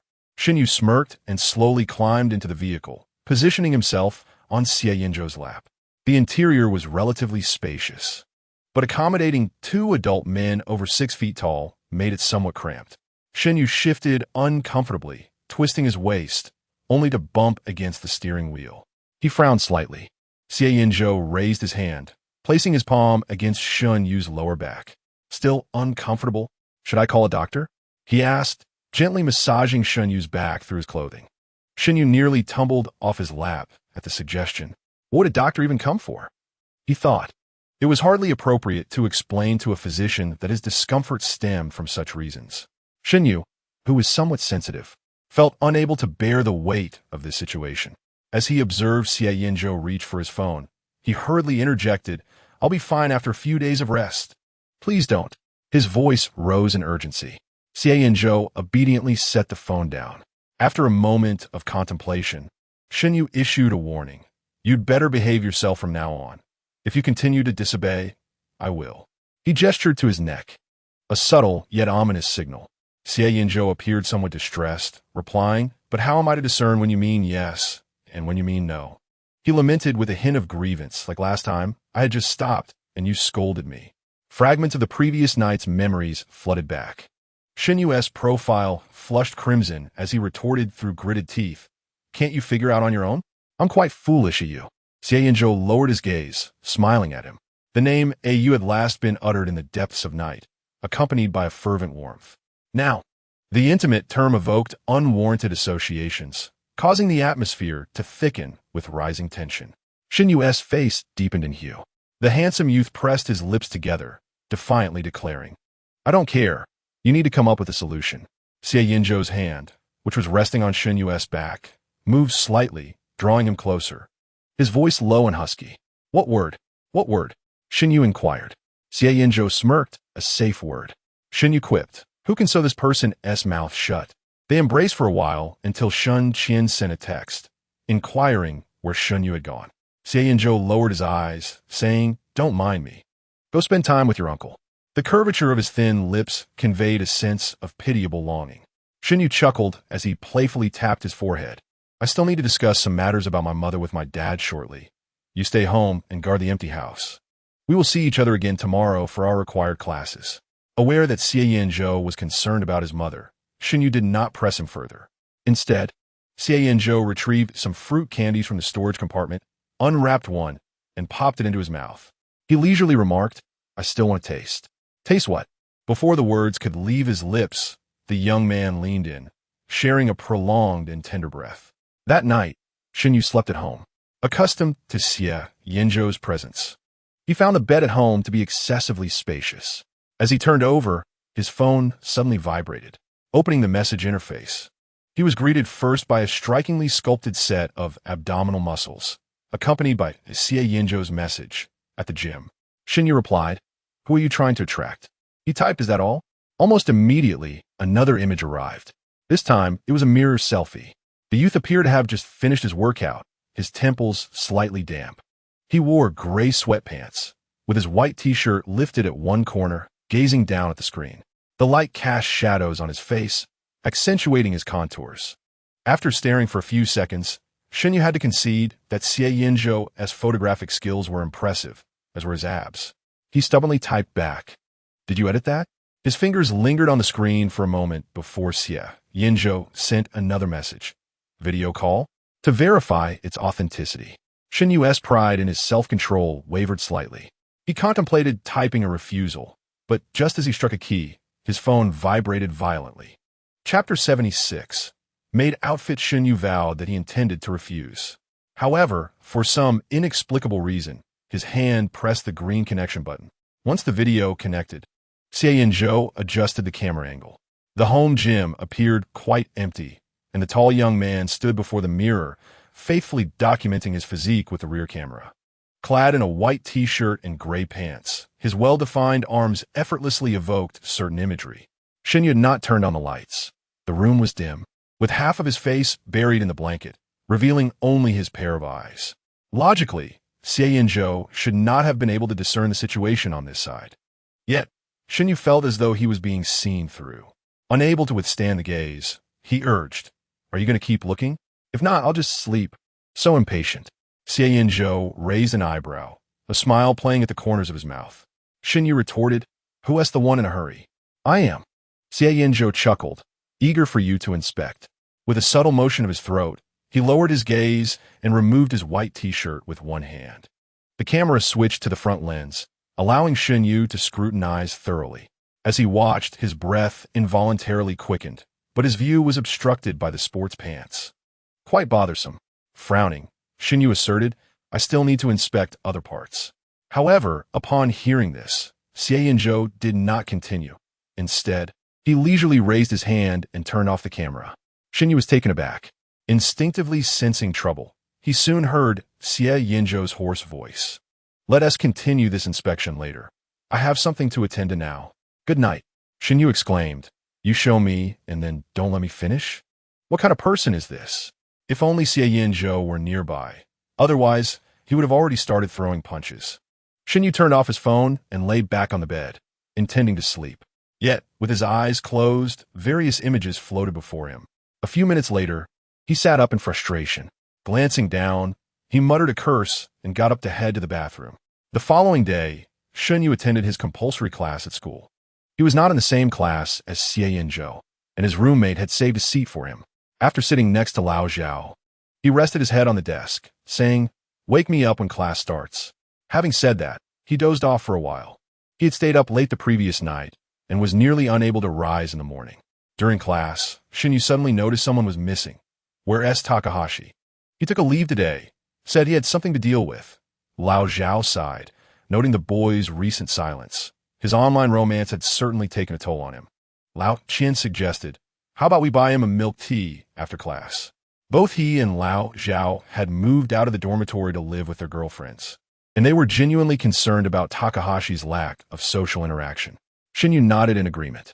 After class, the three of them bought milk tea and headed to the dormitory. Lao Zhao, feeling an urgent need, rushed upstairs first. As the dormitory door swung open, Lao Zhao exclaimed in shock. The person inside turned around, eyes widening in surprise.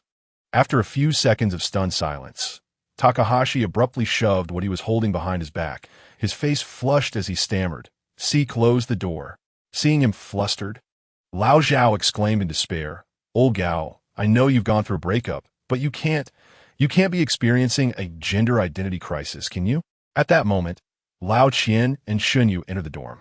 They only saw Takahashi, blushing, trying to hide a black and white outfit behind his back, while Lao Zhao clutched his chest, seemingly quite shaken. Lao Qian closed the door and asked, "What crisis?" The boy's mother, Old Xiao, seized Old Qian, pointing at the dress hidden behind Gao Xiao's back. This child had just been posing in front of the mirror with a skirt. Could it be that a failed online romance had deranged his mind, leading him to desire a transformation into a girl? He turned to shout at Shen Yu, "You go. You must persuade this child." Shen Yu replied, "It shouldn't be that exaggerated." Though Gao Xiao was generally reticent with strangers and exhibited social anxiety, his demeanor was still far from that of a girl. While Shen Yu contemplated, Old Qian had already taken the garment from Gao Xiao's hands. Upon unfolding it, an exclamation escaped his lips. What on earth? A maid outfit? The short skirt in his hands, adorned in black and white, with puff sleeves and a white ruffled hem, was entirely reminiscent of the maid costumes from anime. Can you not be so outrageous? Gao Xiao, flushed with embarrassment from their remarks, stammered in defense. "This is for my fans. I just hit 300,000 followers, and this is the reward they requested. It's not what you think." Noticing his earnest expression, Old Zhao glanced at Gao Xiao's profile and discovered that he indeed had conducted a fan reward poll a few days prior. Gao Xiao, typically focused on creating videos, had only streamed live during significant holidays over his 3 years as a content creator, often obscured by a mask even when he did reveal his face. When he reached 200,000 followers, he was preoccupied with meeting fans in person, and the fan reward had resulted in a flurry of complaints when he distributed red envelopes in the group. Under pressure from his fans, Gao Xiao consented to a poll for the 300,000 follower reward. Unexpectedly, the maid outfit emerged as the top choice. While many male streamers had donned female attire as fan rewards, Gao Xiao felt a sense of shame, yet agreed since he would be masked. Gao Xiao had initially planned to change into the outfit stealthily, taking it off in secrecy with no one the wiser. However, just as he was about to try it on, all 3 of his roommates returned. In that moment, Gao Xiao wished he could just bang his head against a tofu block and be done with it. Old Zhao unfolded the maid outfit, scrutinizing it, and remarked, "Good heavens. A maid outfit for 300,000 followers. I can only imagine what will happen when you reach 1 million. Old Qian cautioned, "Make sure you get a larger mask. We can't have anyone from our school seeing you. Just the other day, a girl asked me for your WeChat. Dressing like this could affect your prospects." The mention of prospects made Shen Yu cough, and Old Zhao shot a glare at Old Qian. Realizing his blunder, Old Qian quickly corrected himself. "Not that kind of prospects. I meant your romantic possibilities." "I understand," Gao Xiao replied, his blush fading slightly as he bit his lip. "I'm not looking for anything right now." As he spoke, he lowered his head, twisting his fingers nervously. Old Qian felt a pang of guilt and hurriedly offered apologies. Gao Xiao brushed it off and turned his attention to fiddling with his camera. After a moment of examining the maid outfit, Old Qian asked, "By the way, were you going live?" Gao Xiao pondered briefly. "Friday night." Shen Yu smiled. "I'll be free then." His grin made Gao Xiao's scalp tingle, and he clasped his hands in a pleading gesture. "Brother, please don't watch. I beg you, I still want to be human." Old Zhao suddenly interjected, "Wait, your previous online love interest shouldn't see this, right?" Gao Xiao imagined Lu Yin sitting at his computer, witnessing him in female attire, and felt a chill run down his spine. His voice trembled as he replied, He shouldn't, right? He is not into games and doesn't even know I'm a streamer. Moreover, since that day, he and Liu Yin have not been in contact. Even if the latter were aware, it was unlikely he would choose to visit. They had both agreed to become strangers. Takahashi felt an inexplicable sense of melancholy. With his eyes cast down, he sent out a live stream announcement. Likes and comments began to flood in, swiftly diverting Takahashi's attention. Consequently, he failed to notice that a user named L123 had reserved a spot for his live stream. Chapter 77. When will I have a title? Upon exiting the dormitory, Shen Yu encountered Zhou Xian at the corner of the stairs. Zhou Xian appeared to have just returned from piano practice, holding sheet music, his expression weary, clearly having stayed up late playing games with Takahashi the previous night. He walked with his head lowered, nearly colliding with someone, repeatedly apologizing. When he looked up and saw Shen Yu, his eyes lit up. You've moved back to the dorm? Shen Yu replied, No, I just came back to check on Takahashi. He has been acting a bit strange lately, cooped up in his room. Zhu Xin, unaware of Takahashi's failed online romance, expressed his confusion. Whenever I have no classes, he calls me to play games. Every time I visit your dorm, he's busy editing videos. Shen Yu vaguely suggested, perhaps he feels guilty for not updating his content frequently enough for his fans. Zhou Xian nodded in agreement. That's true. His update frequency has significantly increased lately, and his follower count has soared, apparently reaching 300,000. After chatting for a while, Zhou Xian shyly smiled. By the way, you go.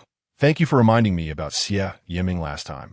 My sister only looks at appearances when finding a partner, and she almost fell for a scoundrel again. No problem.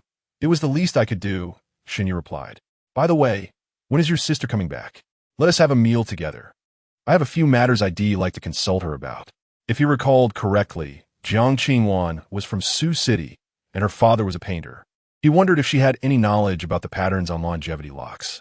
This morning, Xie Yanzhou had already instructed the auction house to intensify their promotional efforts, hoping for effective results. How about this Friday? Zhou Xian suggested with a hint of a smile. ISN T. Takahashi going to dress as a girl?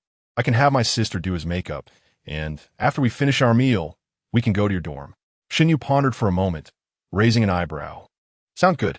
Takahashi had just implored Shen Yu for several minutes not to watch the live stream, but he had forgotten to ask him not to observe in person.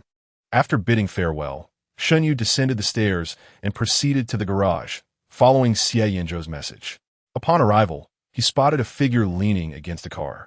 As he approached, the young man, who was looking down at his phone, raised his gaze upon hearing the sound. His dark eyes fixed on Shen Yu, and with a slight smirk, he remarked, You finally arrived, busy person. You're not any busier, Shen Yu retorted, lightly tapping the phone screen with his finger, mimicking his tone. Endless messages all day, a social butterfly. I only wish to socialize with you. Xie Yanzhou tucked his phone into his pocket, grasping Shen Yu's wrist with one hand. Leaning against the wall, with a slight arch in his back, standing at just a fraction shorter than Shen Yu. His distinctly jointed fingers loosely held Shen Yu's wrist, and the glimmer of laughter in his eyes reflected Shen Yu's solitary figure. Shen Yu was momentarily taken aback. Even after more than 2 years of being in love across 2 lifetimes, he still found himself stirred by Xie Yanzhou's vibrant and fervent affection. Noticing his silence, Xie Yanzhou inched closer, softly asking, Is it approved? Shen Yu smiled faintly, offering an affirmative response. Approved. Xie Yanzhou raised an eyebrow, moved to the other side, and opened the passenger door with a single hand, gesturing invitingly. Shen Yu entered the car, fastening his seatbelt, and watched as Xie Yanzhou made his way to the driver's seat. As the engine started, Xie Yanzhou casually remarked, I have no classes this afternoon, and there are no meetings. What sort of amusement does he have in mind? Shen Yu inquired. So, do you wish to engage in something thrilling? Xie Yanzhou tilted his head, elongating his tone. I booked a place. Shen Yu touched his waist and decisively declined. No, I haven't fully recovered. Just as he refused, a low chuckle escaped Xie Yanzhou. He raised his hand, bending his knuckles, and lightly flicked Shen Yu's forehead. I meant racing. Xie Yanzhou sighed, as if in frustration. Why do you always think about pressing your boyfriend? After a few moments of silence, Shen Yu's ears flushed crimson, and he retorted through gritted teeth. I never implied anything else. Why do you always misconstrue what others say? His stubbornness and flustered demeanor only endeared him further to Xie Yanzhou, who was more inclined to tease him. However, wary of provoking the rabbit, Xie Yanzhou cleared his throat, suppressing his laughter. With utmost seriousness, Xie Yanzhou asked again, "Did you not say you wanted to play last time? Today, we have the venue to ourselves, with only a few acquaintances." "Not today," Shen Yu shook his head. "Though he longed to go. My grandfather rarely visits. He's at home waiting for me to return and play chess." Since entrusting the company to Shen Qian, the elder Shen had relinquished his duties, yet he remained ardent about nurturing his grandson. Tonight, he planned to take Shen Yu and several old friends out for dinner. After a moment's pause, Xie Yanzhou replied, "All right, then I shall drive you home." His tone was calm, and Shen Yu glanced at his profile with curiosity. After a moment, Xie Yanzhou raised an eyebrow. "If you keep staring, you won't be going home today." Shen Yu countered, "Where'd I go instead? To a suite?" Xie Yanzhou's dark eyes were profound, his words slow and deep. "The bathroom, the balcony, the sofa." With each word he uttered, Shen Yu's ears turned an even deeper shade of red. He could not help but reminisce about the days following Xie Yanzhou's confession in the couple's private room, where things had remained tantalizingly unfinished, leaving lingering traces of intimacy in those places. Clenching his fingers, Shen Yu hastily turned his gaze to the window. "We're almost at my home. Please behave." Noticing his flushed complexion and trembling lashes, Xie Yanzhou refrained from continuing. He wished to see such a bashful expression in a more private setting. As they approached the Shen residence, Xie Yanzhou gently turned the steering wheel, veering off the usual route into an unfrequented path. By the time Shen Yu sensed something amiss, Xie Yanzhou had already unbuckled his seatbelt with one hand, leaned over, and captured Shen Yu's lips. Their warm mouths entwined for a fleeting moment. As they parted for breath, Shen Yu's hand was drawn upward, pressing against Xie Yanzhou's abdominal muscles through the fabric. The warm breath brushed against his ear as a low, husky voice ignited a shiver. "When you find the time, I shall give you a checkup." After saying this, Xie Yanzhou returned to his seat, buckled his seatbelt, and smoothly drove Shen Yu to a spot near his home.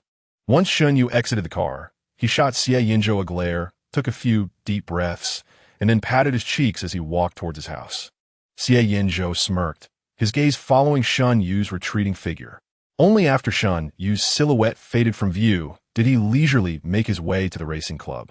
Upon arrival, Xie Yanzhou and the others had already enjoyed several rounds, clad in racing suits, engaging in lively conversation in the lounge. Noticing Xie Yanzhou's arrival, Xie Yanzhou remarked, "Why didn't you come after the event? You could have prepared us a proper meal." Xie Yanzhou, disinterested, sat down and accepted the water handed to him, casually inquiring, "Where's Lu Yan?" Xie Yanzhou gestured with his chin toward the corner where a young man with blue hair sat on a sofa, staring blankly at the racetrack. Moments later, seemingly lost in thought, he rubbed his flushed ears, stood up in agitation, paced a couple of laps, and downed a bottle of water. He then picked up his phone, frowning at the screen, appearing as if he had something to say but hesitated. "When I came over after class, he was already like this." Xie Yanzhou shrugged, mentioning that Lu had been deliberating for hours about whether or not to message someone. "Does Lu Xiao have a significant other?" inquired an uninformed bystander, curious about who could possibly have him so entranced. Xie Yanzhou replied, "He's not being strung along. He is simply troubled."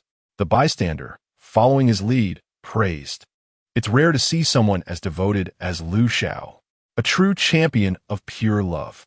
Xie Yanzhou couldn't help but chuckle at the exaggerated flattery. What a ridiculous notion of a pure love champion.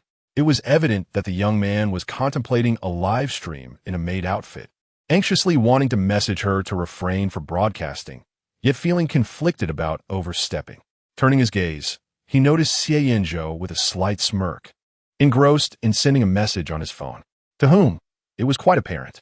After 2 minutes of continuous typing, Xie Yanzhou could no longer contain himself. "You two just saw each other. Is it really necessary to be this clingy?"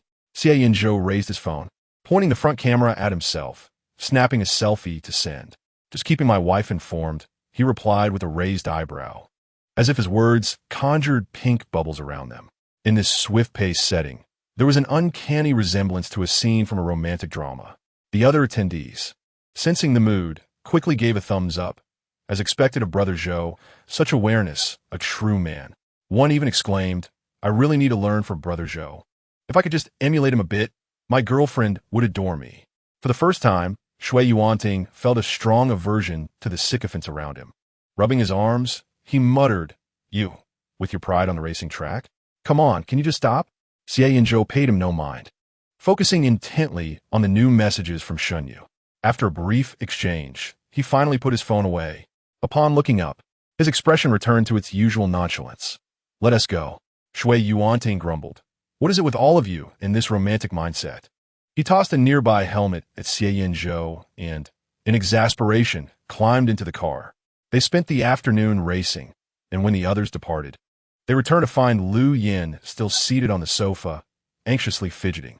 Xie Yanzhou teased, It's not like you dislike him. Why do you care what he wears? Lu Yin retorted, his face flushed. It's his fans, insisting that someone shy wears such revealing outfits. What if he gets ridiculed? He recalled the tropes often seen in domestic dramas, where a beautiful streamer attracts unwanted attention and harassment, eventually facing isolation from peers. After all, Lu Yin didn't want to watch Takahashi fall into such a predicament. Xie Yanzhou probed, You don't wish to see that? Lu Yin, after a suspicious silence lasting several seconds, Lu Yin shamefully admitted, I suppose I do a little. However, he was even more reluctant to see him being bullied. His voice trailed off, becoming increasingly hushed, as if he were confessing something unspeakable. Xie Yanzhou gazed at him for a few moments before suddenly chuckling and patting his shoulder. Firstly, Takahashi is an adult male. He is not as weak and easily bullied as you might think. Secondly, he has been creating videos for nearly 3 years, which exposes him to the risk of harsh criticism. Lastly, Xie Yanzhou elongated his tone, casting a glance at Xie Yanzhou. Xie Yanzhou, without lifting his head as he messaged Shen Yu, responded, If you want to meet him, why not just go? When did I say I want to see him? Lu Yin frowned. I'm just a bit worried. If you're worried, I can find someone to keep an eye on him. Xie Yanzhou smirked wickedly, suggesting, And perhaps find a good man to take care of him, so you can return abroad with peace of mind. With your playboy tendencies, what kind of decent person could you possibly find? Lu Yin muttered in dissatisfaction, instinctively ignoring the secret, ungrounded possessiveness that lurked within